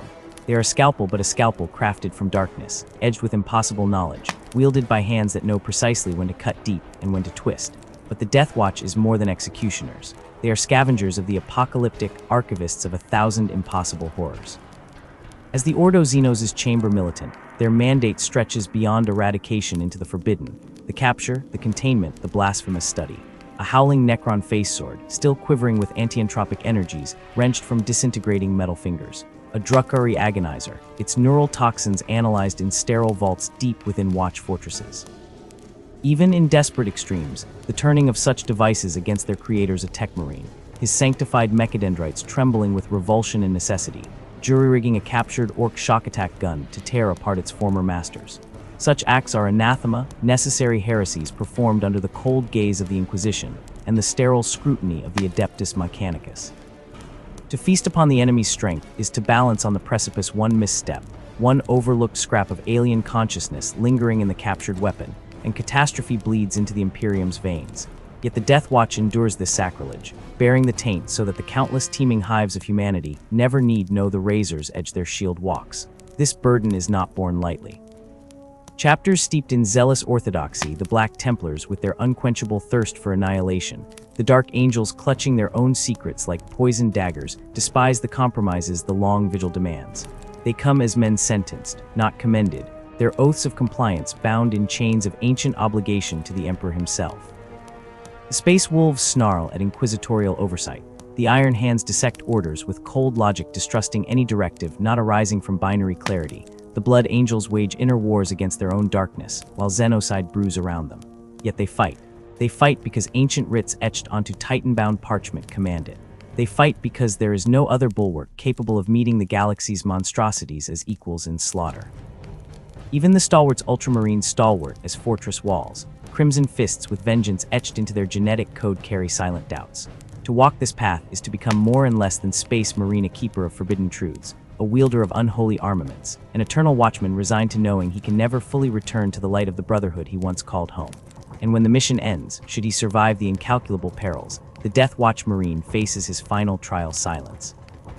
He is relieved of his midnight armor, his seals of joint service ritually burned, his mind purged of certain volatile operational details. He returns to his chapter, his armor repainted, his tongue weighted with oaths stronger than adamantium. No tales of genestealer infestation hatching within segmentum solar bureaucracies. No whispered accounts of Atrud migration corridors coiling through prosperous agri-worlds. No warning of Rangdan psychic echoes still flickering at galactic fringes. He keeps his brothers' trust by betraying them with omission, by smiling grimly at their boasts of Xenos battles while knowing the true horrors gnawing at the Imperium's edge. Some, scarred beyond recognition of their former selves, choose the eternal vigil, sinking into the structure of the Death Watch itself. They become watch captains, their faces obscured by artificer helmets, their voices ground to gravel by decades breathing recycled fortress air. Others become apothecaries of atrocity, tech marines versed in alien desecration, librarians whose psychic hoods hum with secrets lethal to unshielded minds. These secrets fester, corrosive, and sacred. The Ordo Xenos knows well knowledge is the sharpest weapon and the deadliest plague. Let the Imperium's common soldiery learn of the Canib's gravity-warping spore ships, the Slaw's sentient fleshbits manufactorums, and despair would beget heresy, panic would birth betrayal. Thus, ordnance reports become elegies, mission debriefings transform into rituals for the dead. Every Death Watch fortress doubles as a mausoleum for truths too hazardous to be borne. The long vigil's veterans become living crypts, their silence a stronger barricade than any fortress wall, their burden sharing space in their genocide alongside the Emperor's holy gifts. Amidst the galactic sprawl, clinging to dead asteroids or drifting unseen in the nebula's heart, the Watch fortresses stand sentinel. These are not chapter keeps resonant with hymns and the reek of sacred oils. They are sterile, echoing vaults operating in perpetual shadow. Tassa Prime, fortress world gifted by Robot Gilliman's own hand, once thrummed with initiates from Ultramar's gleaming bastions, now severed by the cicatrix maledictum. It serves as a tomb for lost knowledge. Fortress Fuelo's IX, stripped down to skeletal girders and immense vox spires, listens not for warp transmissions, but for the aberrant harmonics of Craftworld gravsails. Griffon Altus is a grim spire orbiting a dead hive, its cells overflowing not with battle brothers, but with cryosailed specimens orc spores in stasis, necrodermis fragments sealed behind nullfields, twitching tyrannid bioforms dissected under pallid lumens. A watch commander's authority here is absolute, surpassing mere military rank. He's a fixture of the fortress scar tissue, giving command some bare bionic grafts, restoring anatomy devoured by Atrud temporal rot. Others speak through synthboxes after lictor venom melted lungs. Still others project faint holograms to hide bodies, ruined beyond even Astartes' regeneration. Their council, the stratagem, is a gathering of necessary heretics. The librarian dreads the warp not only for demons, but for the mind-shattering psychona of the enslavers. The apothecary steps beyond healing into abhorrent xenobiology, injecting battle brothers with synthesized tyrannid antitoxins, surgically implanting Eldar Shadowfield generators into their own bodies. The Tech Marine becomes a priest of desecration, worshipping the Omnissiah while calibrating captured Gauss weaponry, knowing each activation risks phasentropy bleeding into the fortress's core. Even the chaplains here preach a distorted creed. Sermons speak not of glory, but of the purity found in absolute silence, the righteousness of smothering forbidden truths beneath oaths sharper than blades. Within these hollowed-out mountains or dangling orbital colossi, watch companies form skeletal things, 50 warriors or fewer. Each company is a mosaic hungry to be broken apart and reassembled, their kill teams shuffled like tarot cards prophesying annihilation. Crimson heraldry stripes on greaves, silver skulls inset on midnight pauldrons. These fleeting sigils mark fleeting brotherhoods. Today's warrior belongs to the company of shattered stars, purging Eldari corsairs from ghost-wreathed void hulks. Tomorrow the silent workings of the stratagem may embed him within the company of Dusk's vengeance, deploying him alongside 2 tech marines and a librarian to desecrate a Tiao communications array. Only the kill teams are constant, and even they exist in flux. Some surge into battle encased in bulky Centurion warplate, their heavy incinerators scouring orc spore-choked asteroids. Others flit through darkness on graveshoots, their blackened armor swallowing lumens as they ambush Necron flayers. Others gather like thunderheads, a stalker pattern bolter's shot cracks a synapse node. Another battle brother severs the limb tendrils of the bewildered bioform with chainsword precision, and before the alien horror crashes down, the plasma cannon erupts, erasing it from material existence. Primaris formations Fortis, Indomitor, Spectrus coil through battlefields as adaptable pathogens, shifting from mechanized spearhead to infantry wall to surgically precise eradication duties. Each fresh atrocity witnessed sharpens their next assault. Every alien mutation cataloged fine-tunes their next barrage. To face a Death Watch kill team is not to face mere transhuman dread, it is to exist in the telescopic sights of 10,000 years of cold hatred, to be drowned in institutional knowledge distributed across weaponized minds. When a watch fortress unleashes an entire company, silence becomes panic. The void shivers not merely from the displacement of strike cruisers, but from the psychic backwash of assassinated horrors. For planetary governors, clutching their writs of desperation before pickfeeds showing tendrils erupting from the crust or archaeotech constructs awakening beneath hive spires, the arrival of midnight armored giants offers no comfort. They understand in their gut-deep terror the Death Watch does not come to save worlds. The Death Watch arrives to sterilize. To burn infestation so utterly that not even memory survives. And if that sterilization requires the deployment of vortex grenades, the sanctioning of 10 million souls to halt a Genestealer cult spread, the betrayal of Allied Guard regiments exposed to psychic reclamation, it occurs without hesitation. These are the apostasies no chapter banner could endure, made bearable only in the void-black shroud of the long vigil. Time wears on. Missions blur into an endless scroll of devastation across worlds without names. The warrior celebrates no Terran anniversaries. He marks the passage of years in recovered alien relics, in serums injected to combat extra-dimensional parasites, in the slow accumulation of encrypted mission logs his chapter will never access. He may once have clutched beliefs about purity, about the spiritual rod of defiance against Codex Orthodoxy. Now he laughs inwardly. Such distinctions belong to those unburdened by knowledge of the slot's fleshcraft, unmarked by the scorch patterns of dark Eldar darklight weaponry. He becomes alien in thought to those who knew him, his rituals interlaced with the death chants of 1,000 Xeno civilizations. his targeting reticles calibrated by the death throes of bioforms never recorded in Imperial archives. Should he expire upon a nameless asteroid, choking on biospheriating microbes, his corpse will be vaporized by his brothers, no Geneseed left to return home, no Warkri left to echo from chapter halls, just a void-blackened entry in the fortress logs and another silent vigil ended. This is the Death Watch, not a chapter, but a cancer, a malignant necessity metastasizing in the Imperium's darkest reaches. They wield shadows as weapons and truths as shackles. They sacrifice brotherhood upon the altar of versatility, purity upon the pyre of pragmatism. They endure so that hive worlds may light their gaudy spires unabated, so that merchant barons may squabble over resource rights, so that imperial scholars may somnolently debate heretical texts free of the paralyzing truth that we swim in a black ocean teeming with razored jaws, and only the silent, death-dealing few hold those jaws at bay. The long vigil offers no glory, no monuments, no respite. Only the void, the enemy, and the certainty that extinction is forever a single, unsuppressed Xeno's breath away. The silence of the void gave no warning before they came, materializing in a corona of coruscating energy that scorched ancient stone and boiled alien ichor where they stood, the scent of ozone sharp as broken glass in the air. 5 ceramite giants emerged from the storm of displaced atoms, Deathwatch black armor drinking in the sickly green light of the Necron tomb, crimson pauldrons bearing the heraldry of forsaken brotherhoods now united in singular purpose. At their head strode Watch Captain Varos of the Crimson Fists, his auspex arrays painting targeting sigils across retinal displays, the hum of his mastercrafted stalker pattern bolter harmonizing with the low chant of incantations spilling from the vox grill of Brother Zachariah, the kill team's librarian.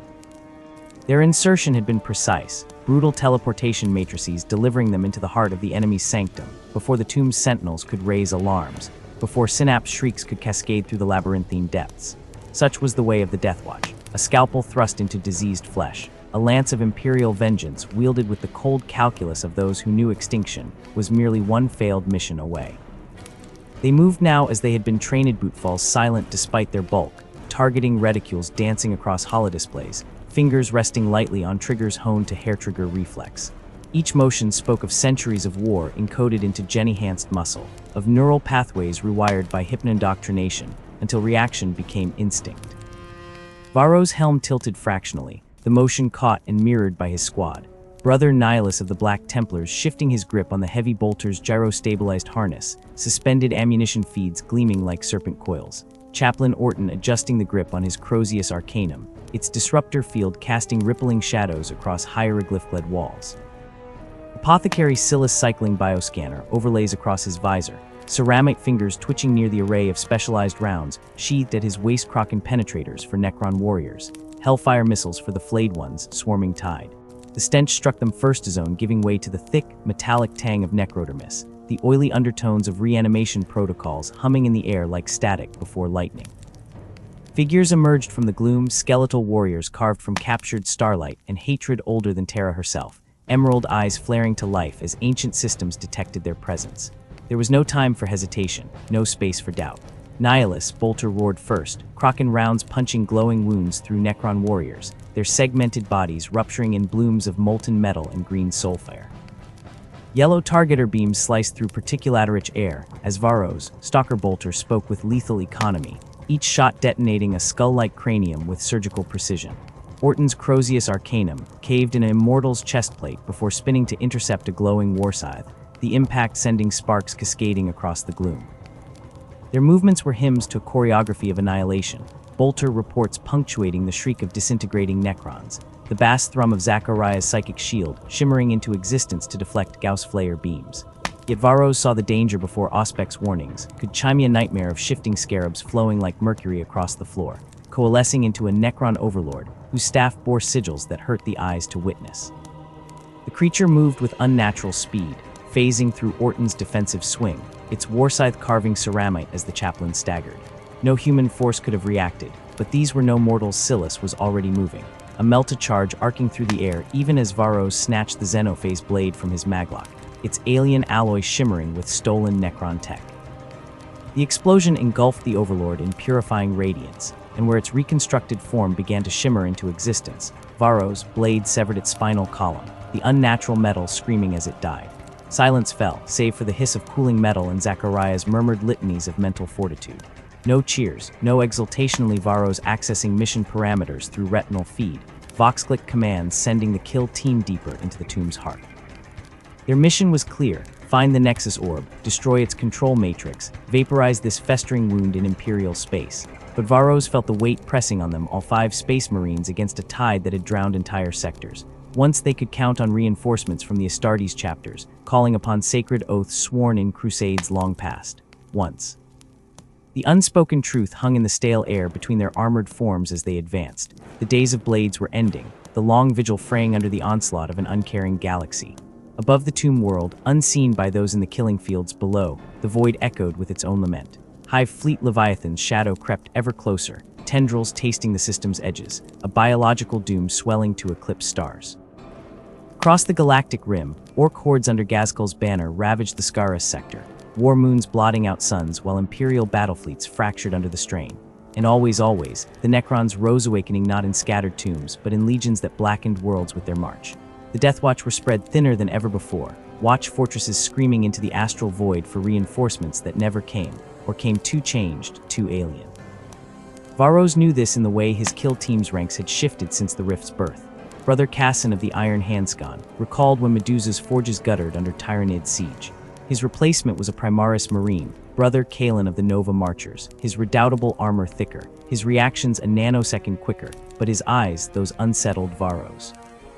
Not for weakness in battle, Kalen fought like a demigod unleashed, but the lack of ingrained instinct against Xeno's trickery, the hesitation before choosing between melta charges or gravflux shells when facing lictor ambushes. Friction hummed between old and new, tradition and necessity, a microcosm of the Deathwatch itself. Training halls once resonant with the unity of shared purpose, now held simmering tensions, Primaris warriors drilling with transfixed awe at veteran Killmarines, esoteric knowledge of alien physiologies, chafing under protocols forged in centuries of clandestine war. Veteran Deathwatch, in turn, eyed their augmented brothers with suspicion masked as discipline, resentment bubbling beneath the black carapace at orders diverting precious resources to outfit these newcomers, whose very genetics came from secrets hidden even from their own commanders. And always the departures, the messages received and buried deep, the honor-bound requests from chapter masters with voices like fraying steel. Return our son, our penance is paid, our walls crumble without him. Varros remembered escorting Brother Malak of the Blood Angels to the shuttle docks, the way the Flesh Terror's eyes had burned with sorrowful fury beneath his ceremonial hood. His chapter called him home to Baal, where Leviathan's jaws snapped at their throat, called him even as the Deathwatch prepared a strike against the Necron Cryptek, coordinating the system's demise. Malak had left his oathring on the docking bay floor, a shattering of tradition that echoed through the fortress monastery like a breached airlock. These fractures were not merely logistical, but spiritual. Of long vigil, once the pinnacle of honor among the Astartes, now held the bitter tang of conscription. Chapters that had once competed for the privilege to send their finest now clung to veterans like Miser's hoard. Even the sacred inquisitorial mandate wore thin as radical ordos exploited the desperation, offering the Raven Guard respite from Hive Fleet splinters in exchange for 5 more years of Captain Solari's service, bartering Dark Angel support at the Caliban Nebula for the right to keep Interrogator Chaplain Barbaros embedded in Watch Fortress Iriok. The stench of political machinations clung to briefing rooms like Prometheum smoke. Varros saw it in the way Watch Commander Gensis now held War Council's tactical hololiths depicting galactic sectors bleeding crimson as incursion markers proliferated, the man's unshakable voice now edged with fatigue when he spoke of allocating forces. They were down to half strength in 7 sectors, forced to deploy kill teams in penny packets where full demi-companies were needed. Strike cruisers retrofitted for stealth insertions now lumbered into full frontal assaults, Deathwatch brethren fighting as line infantry when their talents were wasted on anything but precision decapitation strikes. And yet, they endured, adapting as they always had, survival etched into their bones like the litanies of hate. When Kraken rounds proved ineffective against Genestealer cults warped by Hive Fleet Chronos, psychic evolution, the armories broke open stasis-sealed vaults, deploying stolen Drukhari haywire grenades. When termite drills couldn't penetrate Biotitan-carved hive cities, Kill Team Thanatos had turned the Xenos' own weapons against them, luring Hierophants into Necron scarab swarms, watching as Biotitans dissolved under metallic corrosion. Even now bolted to Varros' own weapon harness was a Tiao Pulse Disruptor salvaged from a Pathfinder's corpse, its overload sequence jury-rigged to fire 3 bursts before melting down. heresy to Puritan minds, salvation to those drowning in alien tides. Deep in the Necron tomb, Zachariah raised a fist, the kill team freezing mid-stride. Ahead pulsed the Nexus orb, its crystalline structure shimmering with captive starlight, tendrils of energy linking it to pylons stretching into darkness. The chamber reeked of temporal dislocation, air thick enough to choke even transhuman lungs. Nihilus already had the Melta charges primed when the ambush struck not from ahead but below, the floor disintegrating into a swarm of scarabs that climbed armored joints like metallic locusts. From shadowed alcoves poured flayed ones, blades weeping contagion, dementia shrieks scraping at mental wards. Varro's world narrowed to the dance of Death Sinafe's blade severing claws, Stalker Bolter coughing specialized rounds into Necron joints. But their formation was breaking. Orton went down beneath a tide of scarabs, his Croxius crushing one flayed one even as others shredded armor cabling. Kalen roared, emptying his Hellfire rounds point-blank into the swarm bioacid melting necrodermis. Zachariah's psychic beacon flared, a scream inside their skulls as he unleashed a telekinetic blast that ripped flayed ones into shrapnel. Silas dragged Orton clear, Narthesium whirring to inject combat stims. Varro saw Athena phalanx of Lichguard materializing around the orb, warscythes crackling with dimensional harmonics. They were outnumbered, outgunned, seconds from annihilation. His hand closed over a vortex grenade proscribe, unstable, capable of shredding reality itself. A weapon no watch captain should possess. A weapon this watch captain had bartered from a grinning Ordo Xenos Inquisitor in exchange for 6 months added to his vigil. His thumb hovered over the activation rune. Deathwatch Protocol roared for purity, demanded they die upholding the Emperor's dictums against such abominable arsenals. Necessity whispered of the greater victory, the mission above all. The grenade detonated with a sound like time tearing, a momentary black maw devouring Lichguard, the explosion's backlash hurling Varros into shattered stone. He rose amidst the wreckage, helm cracked, blood mingling with sacred oils leaking from his armor. The Nexus orb lay fractured, Necron constructs collapsing like puppets with cut strings. Mission accomplished. Another star saved, another debt owed. But as he looked at his kill team Orton limping, Kalen's helm visor shattered to reveal eyes bright with fresh trauma, Zachariah's psychic aura flickering like a guttering candle, Varros felt the cost etched into them all. They were becoming what they fought, adopting alien ruthlessness, bending oaths until they threatened to snap. Light years distant, in eternal cold that bit deeper than any battlefield frost, the great library of the Blood Angels, Balite Moon loomed over its lone scribe. Larian's quill scratched across vellum under the watchful gaze of statues weeping frozen blood, their angelic wings spread in silent benediction. Here, under Librarian Arcona's silent vigil, history unfolded not in blood and bolter shells, but in ink and dying firelight. The boy trembled, not from cold though the library's chill seeped into marrow, but from the weight of knowledge flowing through his hand. He chronicled the sanguineous, lineage-glorious victories over traitor legions, the whispered pain of the Black Rage, the recent horror of Baal's devastation under Leviathan's jaws. Each word seemed to pulse with the heartbeat of the Imperium, a fragile thread connecting past to unraveling present.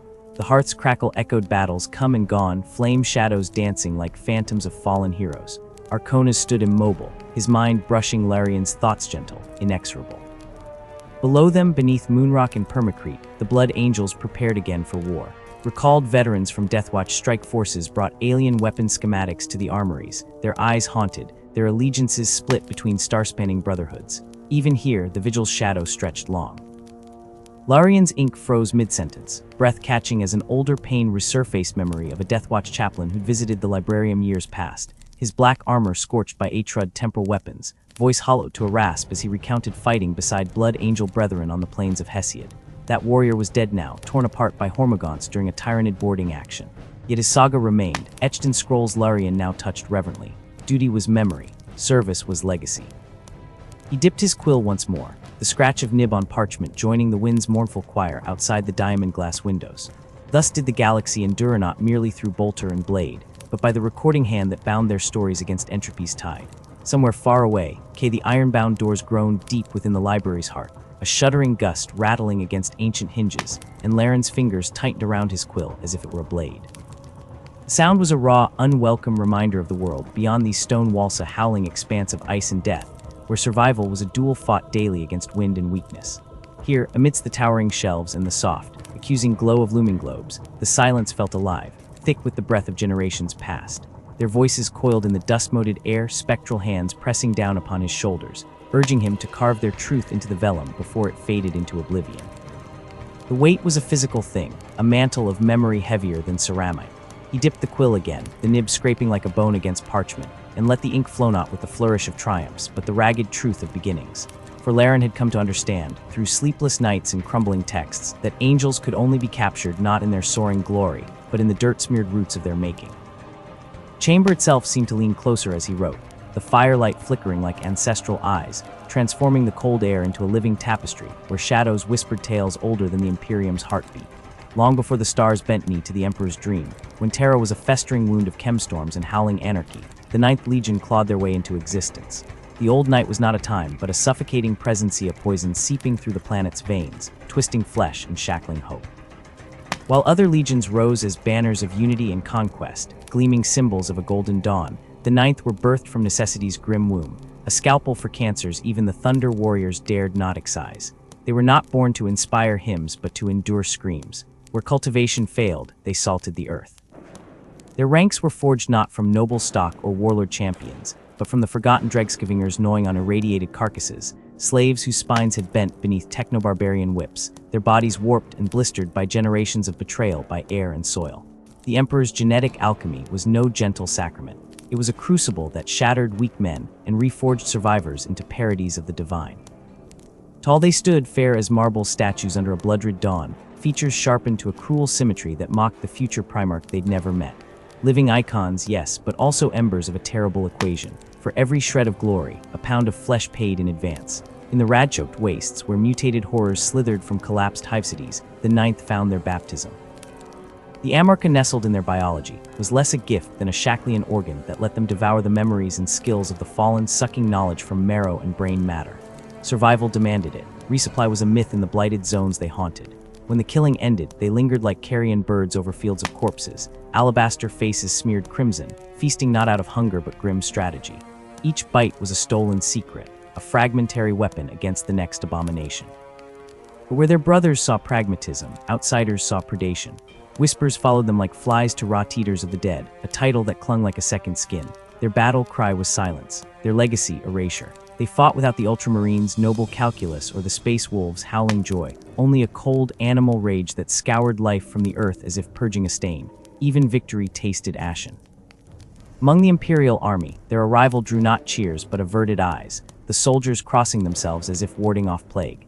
Angels they called them, but angels with teeth bared and hands forever slick. The Emperor had crafted them for this very purpose, yet in his genius, he'd sown the seeds of their exile. Their beauty was a gauntlet thrown in the face of their function-pale skin glowing like funeral lilies amidst gore-streaked armor, features too regal for the butchery they delivered.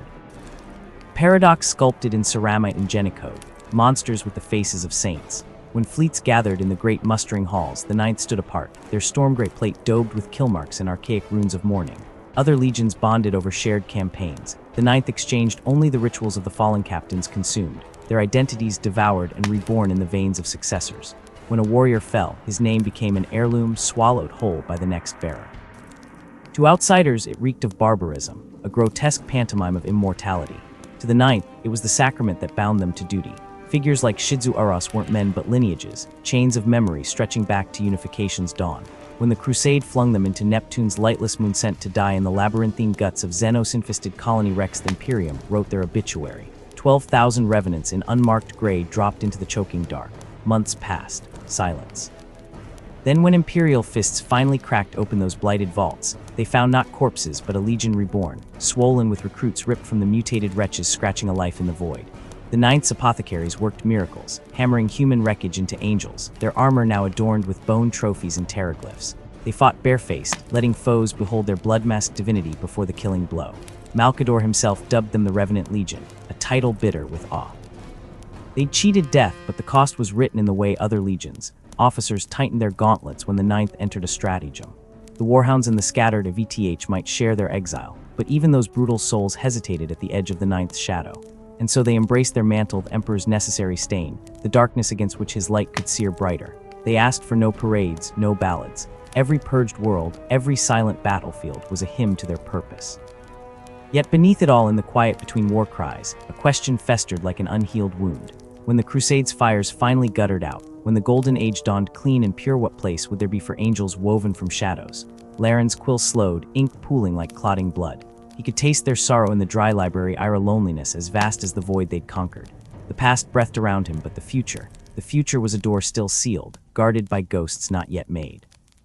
His hand resumed its work, etching truth into the page, each word a vigil for the beautiful, broken things the galaxy could never quite forgive. In the vast, unrelenting march of the Great Crusade, as worlds burned and civilizations bowed before the Emperor's light, the Ninth Legion stood an enigma amidst the legions of the Adeptus Astartes, a brotherhood, torn between transcendent glory and unspeakable damnation, their angelic visages belying the darkness coiled within their very blood. Their victories were etched across the stars, their heraldry a symbol of hope and terror in equal measure, yet for every world brought to compliance, whispers trailed them like poison, tales of crimson excesses staining their honor. They were death-defied, yet death's architects, a legion whose legend was written not merely in battle honors, but in the ashen aftermath they left behind, the husks of worlds drained of life in their wake. Even as their brothers hailed them as paragons, the warriors of the Ninth felt the gnawing truth take root: they were outcasts in the making, diverging from the imperial ideal with each campaign, their path forward choked by doubt, and the haunting suspicion that there was no redemption to be found, no absolution for what they were becoming. The answers they sought would not come from the cold forge worlds or the stratagems of distant fleets, but from a desolation at the galaxy's edge, where destiny awaited them in the form of a being whose own blood would be their salvation and their damnation, a Primarch, golden and divine, whose arrival would both elevate them to demigodhood and shackle them to a curse as ancient as the warp itself. For Sanguinius, angel of Baal, hawk-born and perfect son of the Emperor, was more than their progenitor, was their mirror, their ideal, and the source of their torment.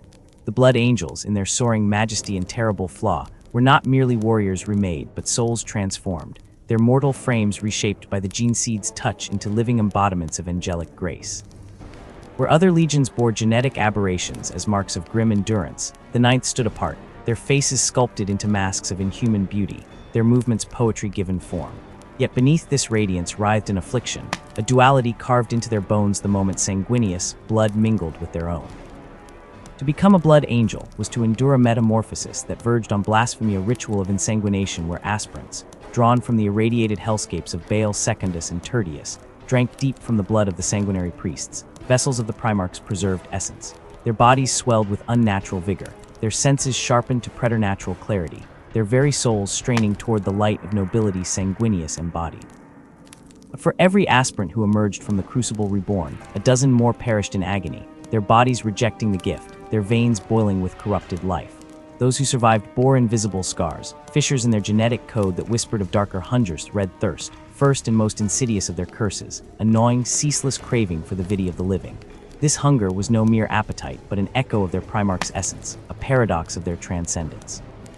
In battle, it gifted them ferocity beyond reckoning, strength to rend ceramite and shatter bone, yet it was a storm barely leashed, threatening always to break free. To feel the thirst rise was to straddle an abyss. The noble warrior could become a slaughterer in an instant, pale skin flushing with stolen life, fangs elongating as the mask of humanity slipped. Some in the Imperium spat that these were the marks of demon blood, that Sanguinius' wings were not divine but the spore of chaos, that the Ninth Legion danced on the precipice of damnation, heresies, all but heresies that clung like a stench to the Legion's reputation. The thirst, however, was but the shadow before the storm. For when a Blood Angel fell not to hunger, but to the black rage, the abyss opened wide. The warrior's mind shattered under the weight of Sanguinius' final moments, the siege of terror replaying in his skull in an endless screaming loop. He saw the vengeful spirit's corridors bathed in betrayal's light, felt the Warmaster's talons pierce angelic flesh, knew the crushing despair of a Primarch robbed of hope. These were no memories but living wounds, time itself collapsing until the present became a ghostly stage for past tragedy. Lost in the rage, the Blood Angel howled with his father's voice, striking down friend and foe alike, his body a puppet for the angel's dying wrath. To witness a brother succumb was to see a star vanish into darkness. Those overtaken were taken by the chaplains, their crimson plate painted black as mourning, as void. They became the Death Company, a sacred brotherhood of the damned hurled into war's hottest crucibles, their madness channeled into one final act of redemptive violence. None returned, none could. Yet even in their damnation, the Black Rage bestowed a grisly gift, afflicted endured wounds that would pulp even a space marine, fighting on with limbs severed and organs pulped, sustained by the phantom vitality of a Primarch's last breath. Commander Dante himself, chapter master and ancient beyond measure, stood as bittersweet testament to this curse-born resilience. Though untainted by the rage, his millennia of life fueled whispers that sanguineous blood conferred more than mere strength. It was life stolen from death, a vampiric endurance.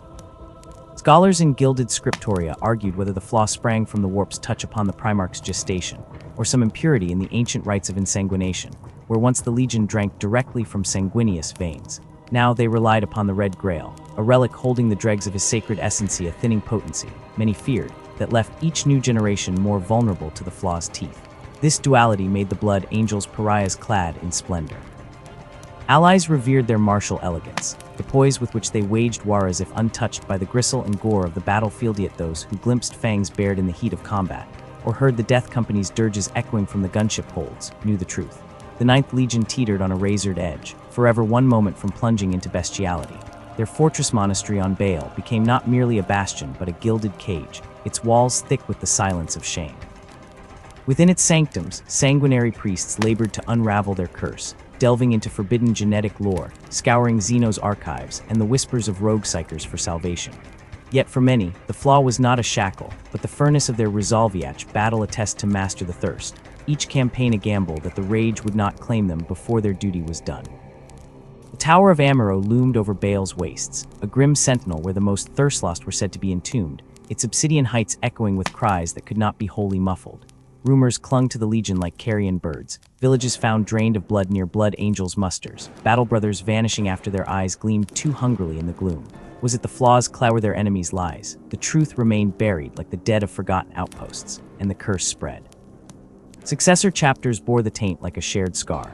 The flesh terrors reveled in brutality barely leashed, their battle cries edged with frenzy. The angels sanguine hid behind masks, fearing their affliction was plain to see. The noble lamenters, whose genocide was painstakingly purified by Martian adepts, found no peace. Misfortune dogged them like a foe, as though fate itself punished their hubris in defying their blood's demand. When the Primaris Marines emerged from Belisarius Call's labs, their arrival on wings of hope, many prayed the curse was broken. These new warriors, taller, stronger, their sinews woven with arcane science, seemed immune to the Black Rage's grasp. Yet the thirst endured, a serpent still coiled in their veins, cooled perhaps, but whispering still. The flaw's shadow stretched long, proof that even innovation could not cleanse the angels' legacy, for in their torment lay their strength.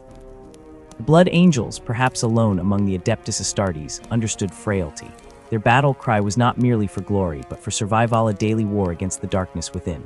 That struggle birthed compassion, empathy for mortal souls they fought to protect, even as they feared themselves the greater monsters. To stand with them was to stand with angels who knew they might fall yet fought on, wings tattered but unbroken. Nowhere was this dichotomy sharper than the sands of Chiron. In that bleak age, as the Great Crusade clawed into the lawless void beyond Segmentum Solar, the Ninth Legion wore not the gold and crimson of heroes, but the stormgrey livery of executioners, an epithet earned in blood. They were the Revenant Legion then, a name spoken in dread. Chiron was a festering pustule of a world, orbited by silence. 4 regiments of the Viridian Regulars, sent to scout its wastes, had vanished without void signal or final prayer. When Voxelence stretched too long, the Ninth descended, 3 companies plunging in drop pods like falling stars. What they found was no simple rebellion, but a grotesque Chiron's tribes, twisted by generations of radiation into pallid, wasted cannibals, worshipping a tyrant sorcerer named Eghaloya and his cabal of warp-touched shamans. To these wretches, war was sacrament, flesh the only sacrament. Their fortresses of fused bone rose like broken teeth from sulphurous flats, the air reeking of charnel pyres and spoiled meat. At first, compliance seemed assured.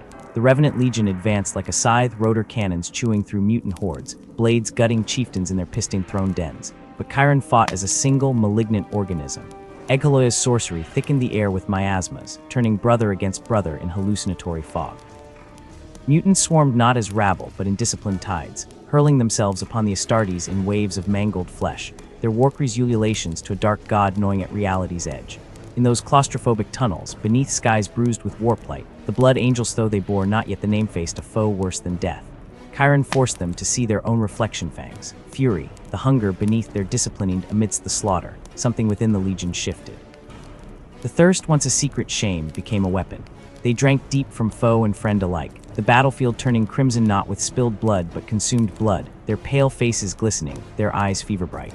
Here in the crucible, the flaw's ugly truth was laid bare. It was the source of their endurance, their victory, and their soul's erosion. Chiron was not merely a battle, but an omen, a foreshadowing of Sanguinius, Gift, and its Pricea keynote in the Symphony of Damnation that would echo through 10,000 years of war. The air screamed. Not metaphorically, not poetically, it screamed, a physical tearing of reality itself as the warlord's weapon unraveled existence. Where moments before there, deep in the roar of chainswords and the guttural howls of Chiron's mutant horde, now there existed only an impossible shriek reverberating through bone marrow as the sky bled. Monstrous shapes coalesced from the ripped, half-formed nightmares given claws and gnashing teeth, falling upon Astartes and mutant alike with mindless hunger. For creatures bred for war, engineered to withstand horrors beyond mortal comprehension, even the warriors of the Ninth felt something cold and unfamiliar flicker in their Geneforged hearts. This wasn't war. This was the warp made flesh. They'd pushed deep, a spearhead of crimson ceramite hacking through tides of malformed flesh, their every stride a symphony of violence. Chainteeth dulled from overused spat sparks as they punched through sinew and bone, yet for every mutant felled, a dozen more swarmed forward, numberless, endless. The superhuman precision of the Astartes began to mean less than sheer endurance, muscles screaming under armor dented by crude blades and blunt projectiles. Then came the rip in the world, the warp-spawned horrors descending, and the calculus shifted again. Survival became the only arithmetic that mattered. Retreat. Not orderly, not glorious, a desperate scrabbling backwards through rivers of viscera, using the shattered husks of fallen brothers as bulwarks, as weapons, as shields.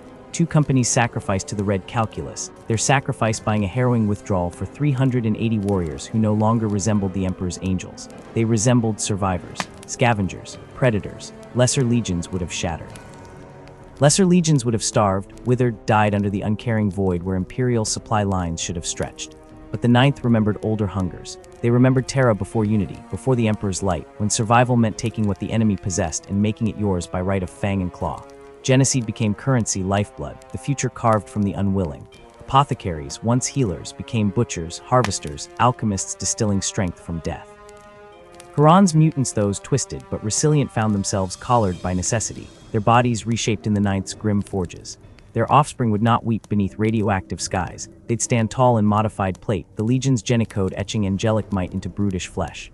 And the fallen fed the Legion. Flesh denied to the enemy, flesh recycled into sustenance. There was no ceremony, no sacred rites, only the wet sound of consumption beneath Chiron's poisoned stars. 12 years.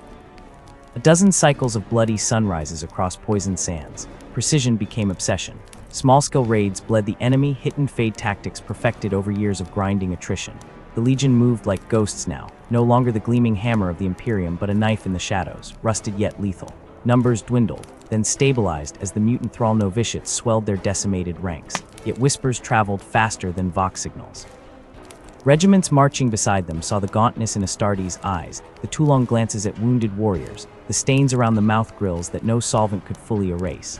Recovered journals spat venomous truths, the charnel feast, a title hissed with fear and revulsion. Stories of verdant rifles, soldiers vanishing from triage tents, of broken men drained dry, their husks discarded like empty ration tins. Saviors. Yes, the Ninth had shattered the mutant warlords.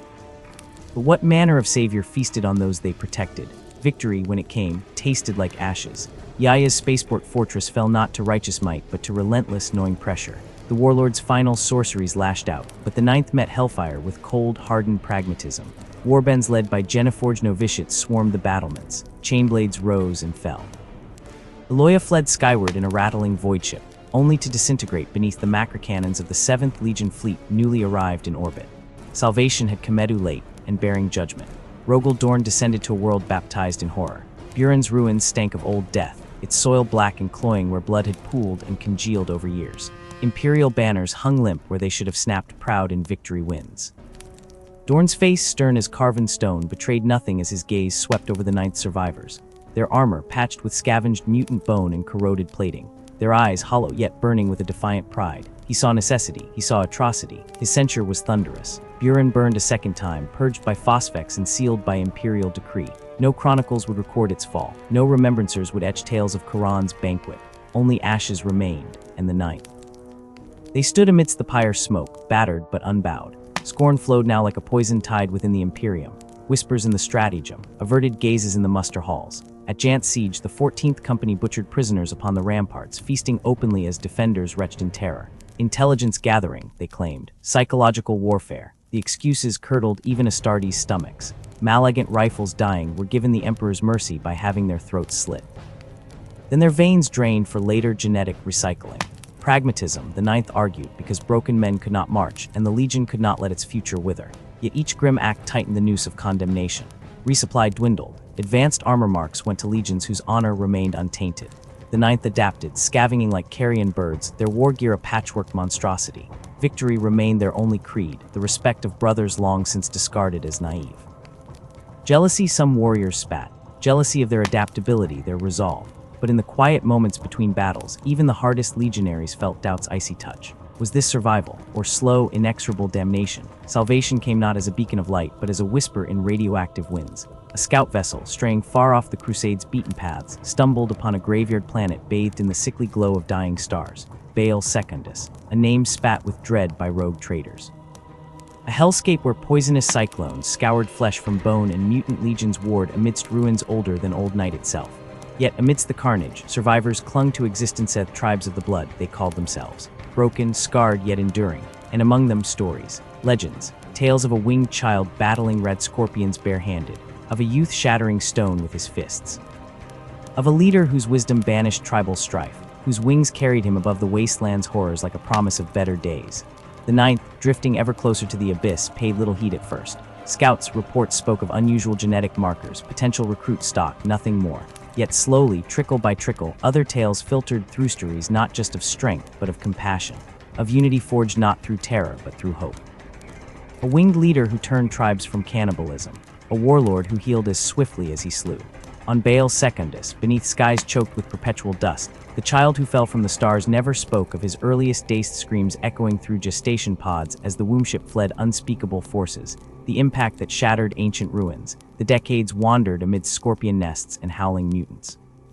He remembered the ache of radiation on skin that refused to blister, the coppery tang of mutant blood in his mouth. Survival etched itself into his bones, but so did sorrow. They found him at last not as a conqueror, but as prey. A blood-hunting party, gaunt from famine, encircled the winged youth. Their spears trembled not from fear of his strangeness, but from the madness of starvation glittering in their eyes. A spear thrust meant for his heart met empty air as wings, bone-white and vast, unfurled in a thunderclap of displaced dust. He could have slain them. It would have been effortless. Instead, he offered the scorpion corpse he dragged for miles, its venom glands carefully excised. "Eat," he'd said, voice cracking from disuse. "There is no honor in this death, only waste." He never claimed to be an angel, even as his wings bore him laughing above the dunes while tribesmen gaped. Even as his fists shattered mutant warlords clad in scrap iron, he spoke of unity, of shared strength, of protection. Tribes fractured for centuries under poisoned skies found themselves following a youth who moved like the desert windswift, untouchable, yet leaving life in his wake where before there'd been only dust. And when the nightmares came, visions of a golden giant cloaked in shadow, of brother turning upon brother in endless war, sanguineous, for the blood had named him thus. Sanguine, the protector. Eos, the storm, took his fears to battle. His fury became a radiant thing, a nimbus of light wreathing his brow as he cut down entire warbands, leaving corpses smoldering under Baal's pale sun. Live by example, die by example. Devotion spread like wildfire. Blood elders muttered of old Terra's myths resurrected. Warriors bearing scars older than their chieftain's birth pledged blades to his cause. Still, the dreams worsened. Golden giant, betrayal, wings torn, blood, endless blood on the eve of his ascension as master of Baal Secundus, a title won not through force, but through every tribe chief bending knee freely. Sanguinius stood atop the highest spire of ruins older than mankind's exile from Terra. Behind him, lights flickered in caves repurposed into homes. Children laughed where once only mutant howls echoed. Below, his people thrived. Ahead, the stars beckoned, cold and uncaring. He knew a greater war awaited beyond the wasteland's embrace. A war where his science these hardened, loyal blood would need to become more than survivors. He would need to become more than their protector. On distant Quran, unwatched by imperial eyes, the Ninth burned the last bodies of their mutant thralls. Their own genetic legacy, now stabilized, pulsed with stolen strength, yet a hollowness remained. No word from Terra, no Primarch to shield them from censure.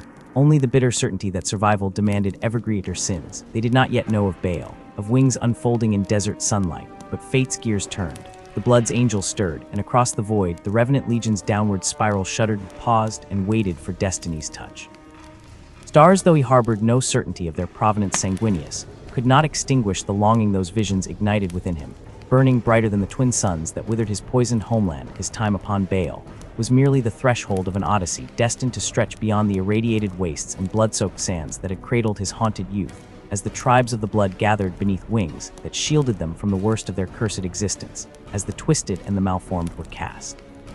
Into shadowed exile, a new legend began its inexorable weaving. The saga of the angel who ascended from damnation became a resonant hymn of survival and salvation, carrying across Baal's desolate moons. Even as Sanguinius lifted his broken people from anguish, the heavens beckoned a future unfurling beyond the sickly clouds of their blighted world, where the Emperor of mankind waited patient and immeasurable, his gaze settling upon the Ninth Legion's fate. The Emperor's fleet descended upon Baal Secundus, not as conquering heralds, but as the first light of dawn piercing, a sun-blasted waste, a revelation cast across a realm steeped in eternal dusk. This barren moon had long been dismissed by imperial surveyors, its cracked surface deemed devoid of strategic worth, no resources to plunder, no armies to muster, only silence and sorrow festering in isolation.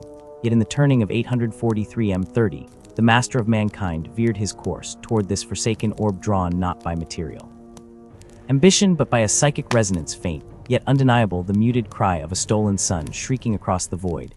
The Emperor's armada breached Baal's poisoned skies, expecting to find ruins and the remnants of despair. Instead, they beheld the fragile glow of tenuous order kindled by the great angel. Sanguinius had wrought an improbable peace upon his scorched cradle.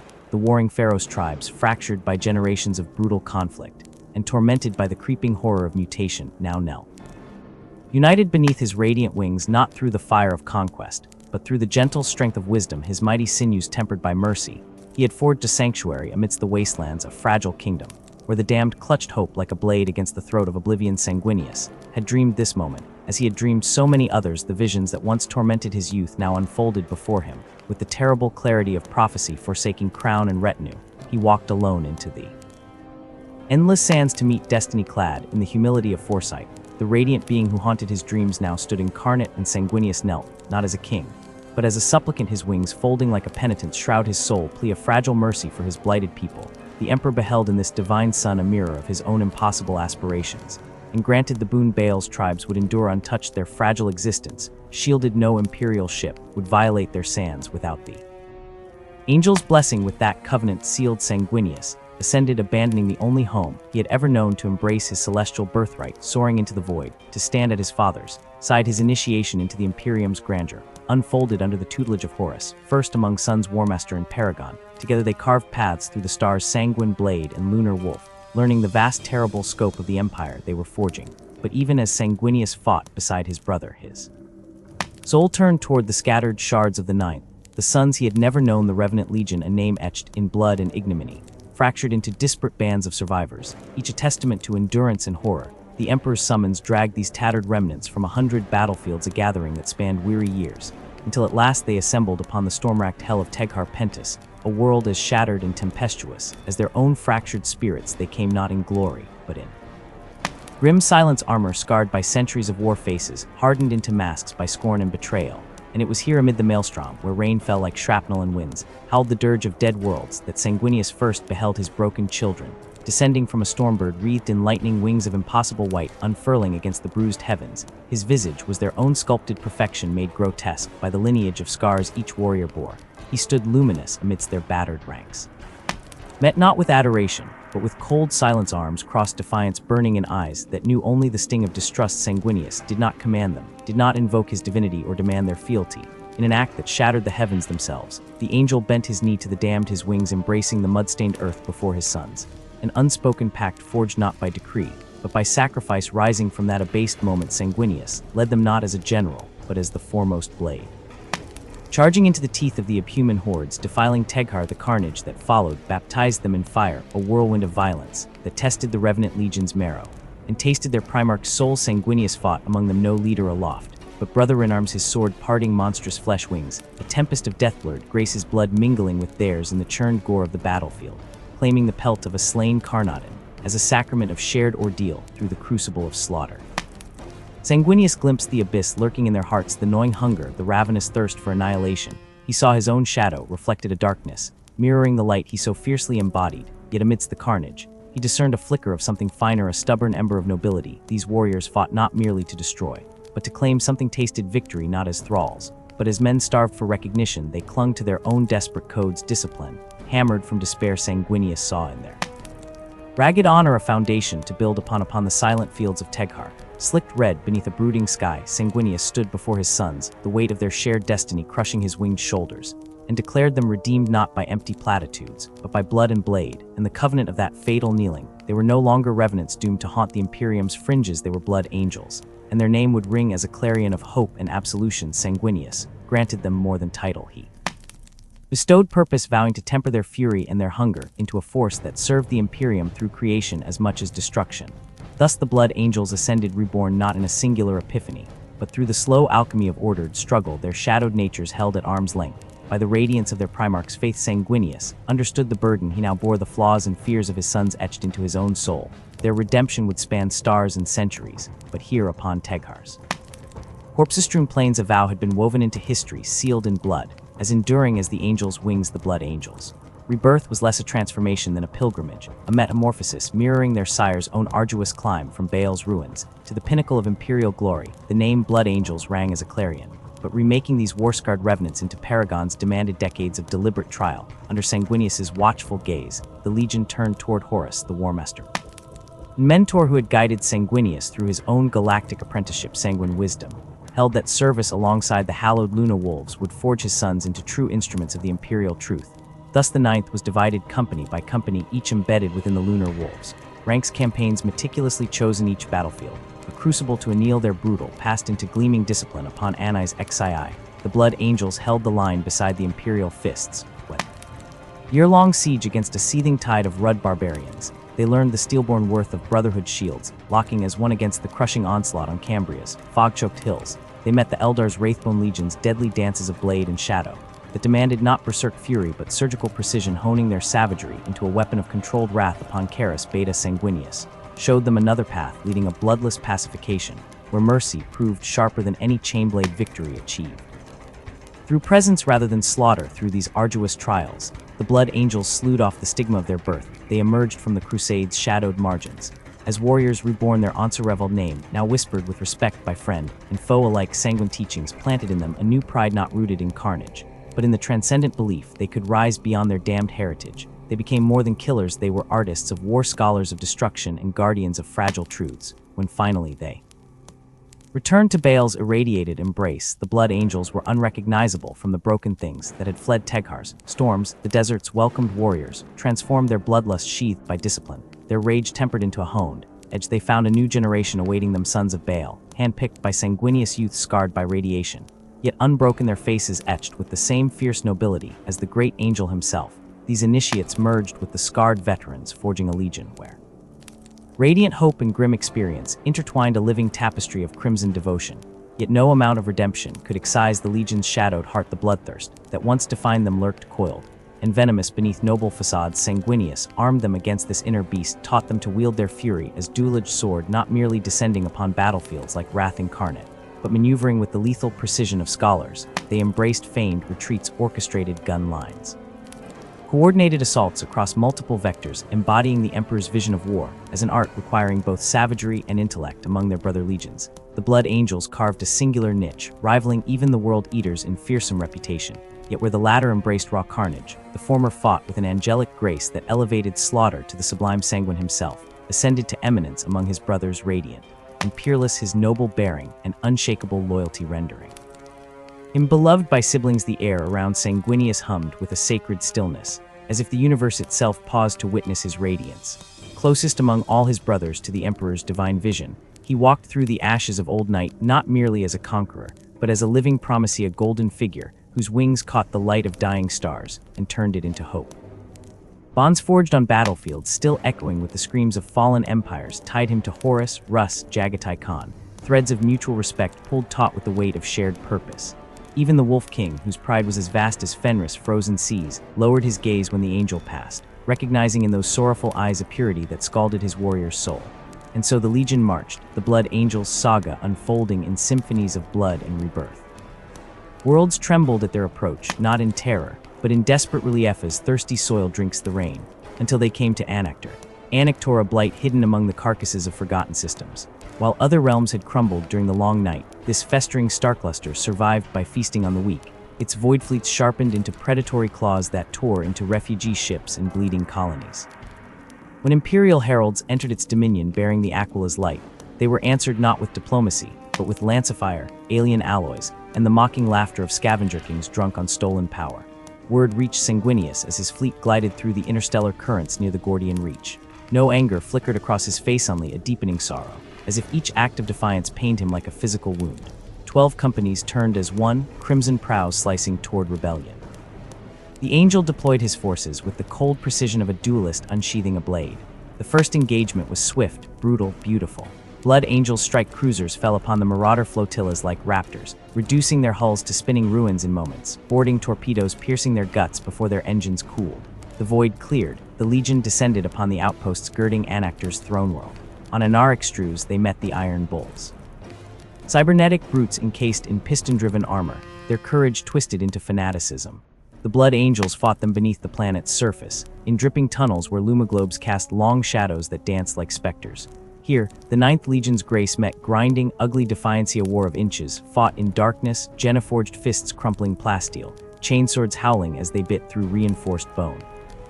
The Bulls lured them into ambush after ambush, detonating magma events to drown whole squads in liquid fire, collapsing tunnels on warriors who died without a sound. Anactor Medias became a charnel ballet. Acidic seas churned beneath hovering ort frames, their surfaces studded with jagged islands where bulls waited in rusted redoubts. They charged across makeshift bridges with suicidal fury, their warcries choked by chemfog, forcing the Astartes to fight knee-deep in corrosive brine that ate at their ceramic. Sanguinius watched from above, wings spread against the sickly green sky. There was no contempt in him as he observed their Tennessetianly grief, heavy as a tombstone. After 7 weeks of slaughter, he commanded the guns to fall silent. For 6 hours, the ash-clouded skies of Anactor's throne world, Anos Andalis, hung empty of death. The Angel offered mercy through every vox channel, every pick screen, his voice a somber counterpoint to the ruins below. "Lay down your arms," he urged. "Join us in the light." Treachery answered him. Under the white flag, the Bulls sent barges toward the red tier, their holds crammed not with treasures but with fusion mines disguised as offerings. Scans showed no life signs, no weapons, only the cold bulk of dormant machinery. The first barge breached the flagship's ventral docks. Then the universe tore itself apart. The explosion ripped through 3 decks, flames swallowing engine seers, servitors, and a full company of Blood Angels at muster. Oxygen feeds ignited, turning corridors into blast furnaces. The Inheritor, a battle-scarred cruiser that had fought at Sarosh and Dwell, vanished in a silent flower of plasma, her hull peeling open like rotten fruit. On the bridge, Sanguinius did not roar, did not rage. He went terribly still, his wings trembling, face pale as funeral marble. When he spoke again, it was with the finality of a tomb ceiling. No quarter. What followed was not war, but revelation of divine wrath that scoured Anactor from the stars. The Blood Angel's fleet descended like the hand of an angry god, cyclonic torpedoes turning outpost worlds to glass, neutron bombs purging biodomes in flashes of actinic light. On Centralis, the last bull's stronghold, they deployed weapons forbidden since old Nightfisfex that ate through bunkers like liquid agony, rad munitions that left survivors gibbering as their flesh slewed away. The Iron Bulls fought with the frenzy of the damned, hiding behind civilians, implanting prisoners with rigged explosives. It made no difference. Sanguinius led the final push himself, a streak of gold and crimson through the toxic smoke, his blade and carmine shearing through exosuits as if they were parchment. In the throne room, he found their Kinga shivering wretch swaddled in robes sodden with fear sweat. Without a word, the Primarch dragged him to the balcony, forcing him to witness the fire he had wrought. Fields boiled beneath blackened skies. Cities lay eviscerated, their spires reduced to twisted skeletons. The few survivors stumbled through ruins, already bound in chains for the prison hulks. Sanguinius' voice when it came was hollow. "See what your pride has birthed." Then he flung the wretch into the flames below, yet victory tasted of ashes. In the silent aftermath, something stirred in the Blood Angels, a twitch in the fingers of weary warriors as they cleaned gore from their armor, a too quick movement when a serf approached with wounds still weeping. The red thirst whispered, not sated by slaughter but awakened by it. Sanguinius knew. He saw it in the way his sons averted their eyes, the way chaplains lingered near the apothecarian with heavy flamers ready. Still, they rose above it. By the Anar Crusade, they stood as paragoncheros whose names were etched into the heart of the Imperium. When the Orc Empire of Urak-Urg vomited its green tide across 12 sectors, it was the Blood Angels who sang the loudest hymns as the legions mustered. Horus directed the campaign with hunter's cunning, his Luna wolves carving the path to victory. Sanguinius remained on Baal, rebuilding, fortifying, yet his absence was a palpable thing, the angel's name invoked by soldiers who'd never seen him in the flesh, as though faith alone could turn back the darkness. Then came the triumph of Ullanr and the doom that followed. The Emperor, clad in golden majesty, stood before his assembled sons. All knew what was coming. The great crusade needed a single blade to lead it. A war master. Sanguinius did not step forward. He didn't need to. It lingered in the air the unspoken truth that the angel was the sword's finest edge, the brightest soul. Horus Lupercal knelt instead. The galaxy held its breath. The wrongness of it crashed like thunder through Sanguinius' heart, though his face showed only joy for his brother. He clasped Horus' shoulders, spoke words of loyalty, and in that embrace felt the cold seed of betrayal take root. Years later, that seed flowered in the Cygnus cluster, a trap woven with venomous patience. Horus, his soul now a hollow vessel for the Pantheon's laughter, sent the summons himself. Come to Cygnus, brother. Here lies the cure for your son's affliction. Hope, that most poisonous of lies, led Sanguinius into hell. The system greeted them with screams. Navigators clawed their eyes out as warp-tinted starlight speared their minds. Astropaths burst into flames, their last psychic shrieks painting visions of a realm where flesh was clay and pain was worship. Sanguinius met the terror with perfect calm.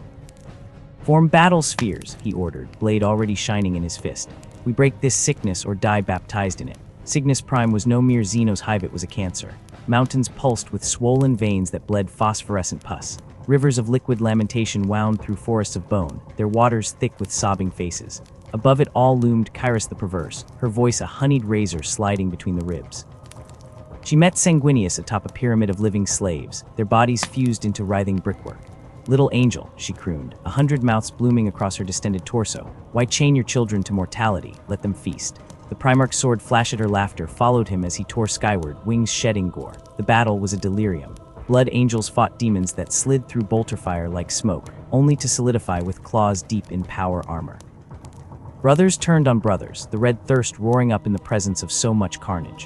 One moment they were warriors, disciplined and lethal next, frothing beasts ripping throats with their teeth, only to wake from the feud covered in their comrades' blood.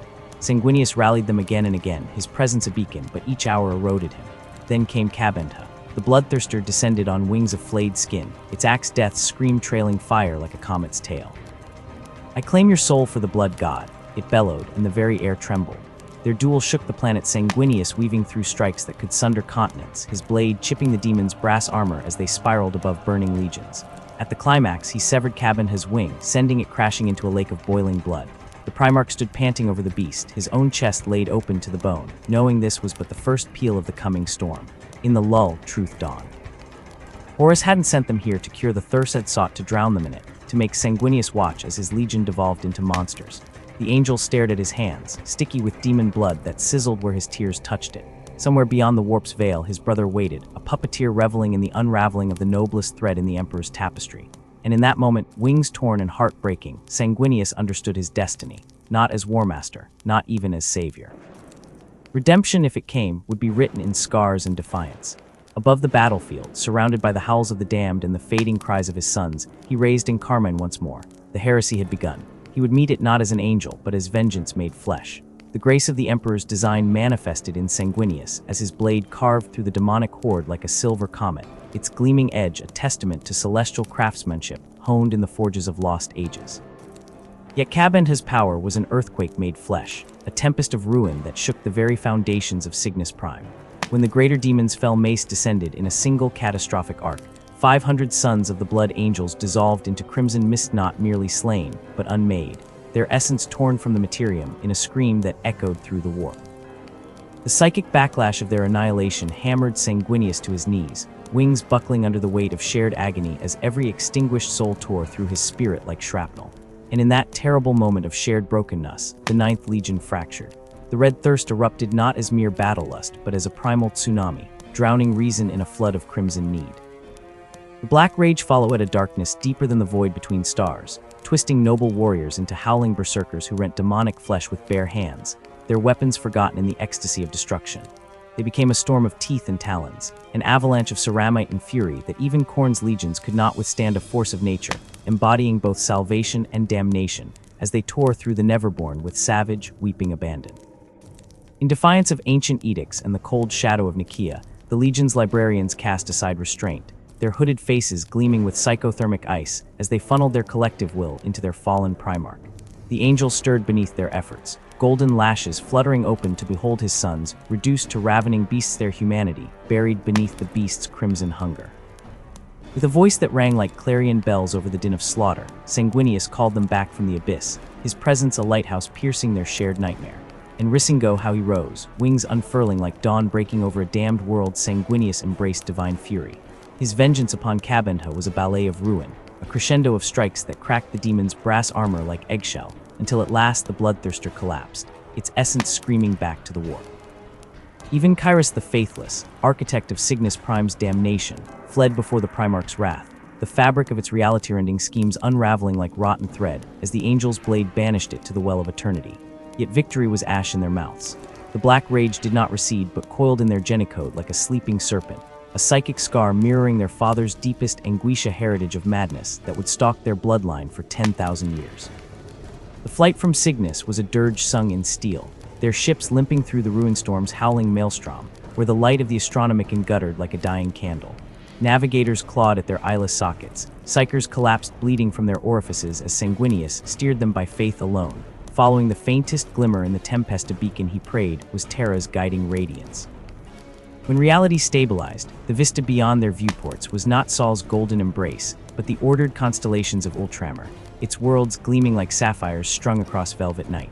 The Pharos device pulsed its alien welcome, its unknowable light bridging galactic wounds as Robout Gilliman's fleet parted the stellar sea in Cobaltan gold splendor. Grief hung between the brothers as they embraced Gillian's relief, a raw, exposed nerve beneath statesmanlike poise, Sanguinius gratitude tempered by the corpses haunting his wake. For a fleeting moment, Ultramar's sanctuary soothed fractured spirits, the 13th Legion's crisp fortifications offering respite to warriors whose armor still wept blood from unseen cracks. Here in Gilliman's meticulously ordered realm, Imperium Secundus took root of desperate dreams sprouting from galactic ashes.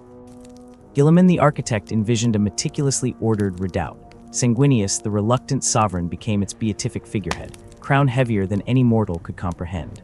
The Lion's arrival with his shadow-cloaked dark angels brought martial might, but fractured the fragile unity, El'Jonson's glacial pragmatism clashing with Gilliman's civic ideals and Sanguinius' merciful heart. Into their discord dropped Conrad Kurz like a poison slug unleashed from the Lion's flagship to paint Macreg in terror's palette. The Night Haunter turned idealism into quagmire for 2 bitter years, his atrocities a pitch-black mirror forcing each brother to confront their starkest selves. When cornered at last upon the windswept stones of Tsagualsa, Kurz hissed truths like a viper challenging its charmer. Executioner, I am the completion. The Night Haunter spat, broken ribs grating with each laugh. Father made me his knife in the dark. Ask yourself, brother, why your precious Imperium needed one. The Lion's blade might have silenced him forever had Sanguinius not interposed himself between Primarchs, wings flaring like a heraldic tapestry. Gilliman's own rage found voice in the crack of the Lion's sundered sword that sounded death knell for their fragile conquered. Banished from Macrag yet undeterred, the Lion returned unbidden to the trial chamber with his prisoner spinning prophecies of imperial survival that stayed Sanguinius' hand. For the angel knew the bitter wine of foresight had tasted his own death in waking dreamsen, so Kurz lived, shackled in lightless cells beneath the invincible reason's belly. But Ultramar's sanctuary could not last. As the ruin storm's fury waned, the call of Terra pulled the blood angels from respite to apotheosis. Before the Eternity Gate they made their stand, Sanguinius at their head, Cabendha's leering visage resurrected before him amidst hecatombs of dead. The walls shook under demonic artillery, 3 times breached and 3 times reclaimed in oceans of blood, until at last the bastions fell. Holding the retreat became a symphony of sacrifice, the blood angels buying every second for fleeing loyalists with Geneforged lives. Sanguinius himself became the bulwark, meeting Cabendha upon the gate's precipice where a single strike could doom holy Terra. Here the angel understood his visions full, not merely his death, but its necessity. Behind him, the Emperor's light flickered in the throne room's heart. Before him, the Warmaster's shadow swallowed stars. Between these absolutes stood Sanguinius with wings unfurled, every feather etched in the agony of foreknowledge. He breathed deeply of the charnel stink wafting from Cabendha's furnace breath, felt the black rage stirring in his gen-essence even now as they fought and died beside Rogel Dorn's golden giants. His legacy would be salvation bought through broken Essa Legion, cursed to bear his psychic wounds as their banner.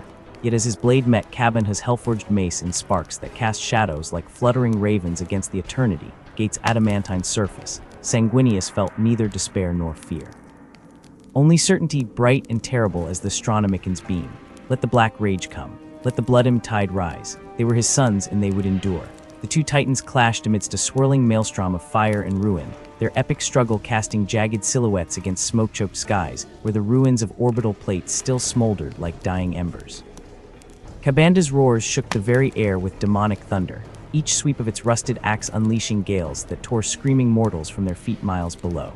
And sanguineous, oh sanguineous, angelic plumage stained with ash and ceramite scored by 100 wounds, wings trembling with exhaustion as he met each onslaught with fading light. That final sickening blow fell like a collapsing fortress, the crack of breaking bone echoing across dead plains as the beloved Primarch struck Earth, creating a crater where once Imperial tanks had rolled. Demonic laughter congealed the very air, 1,000 vile tongues rejoicing as the blood angels faltered, their battle cries strangled by despair at their father's fall. But from that pit of ash and blood rose impossible defiancy, a golden blur, moving faster than mortal eyes could track.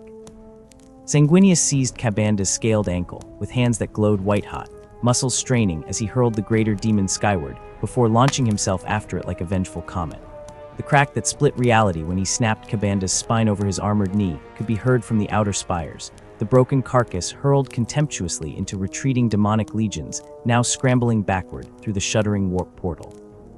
As the Eternity Gate's adamantium jaws slammed shut behind him, every throat from Terra's dusty soil to orbital gun decks roared the angel's name, weapons flashing renewed fury against the recoiling darkness.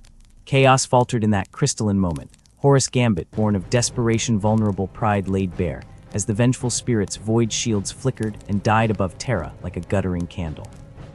The Emperor's teleportation strike unfolded in nightmarish fragments,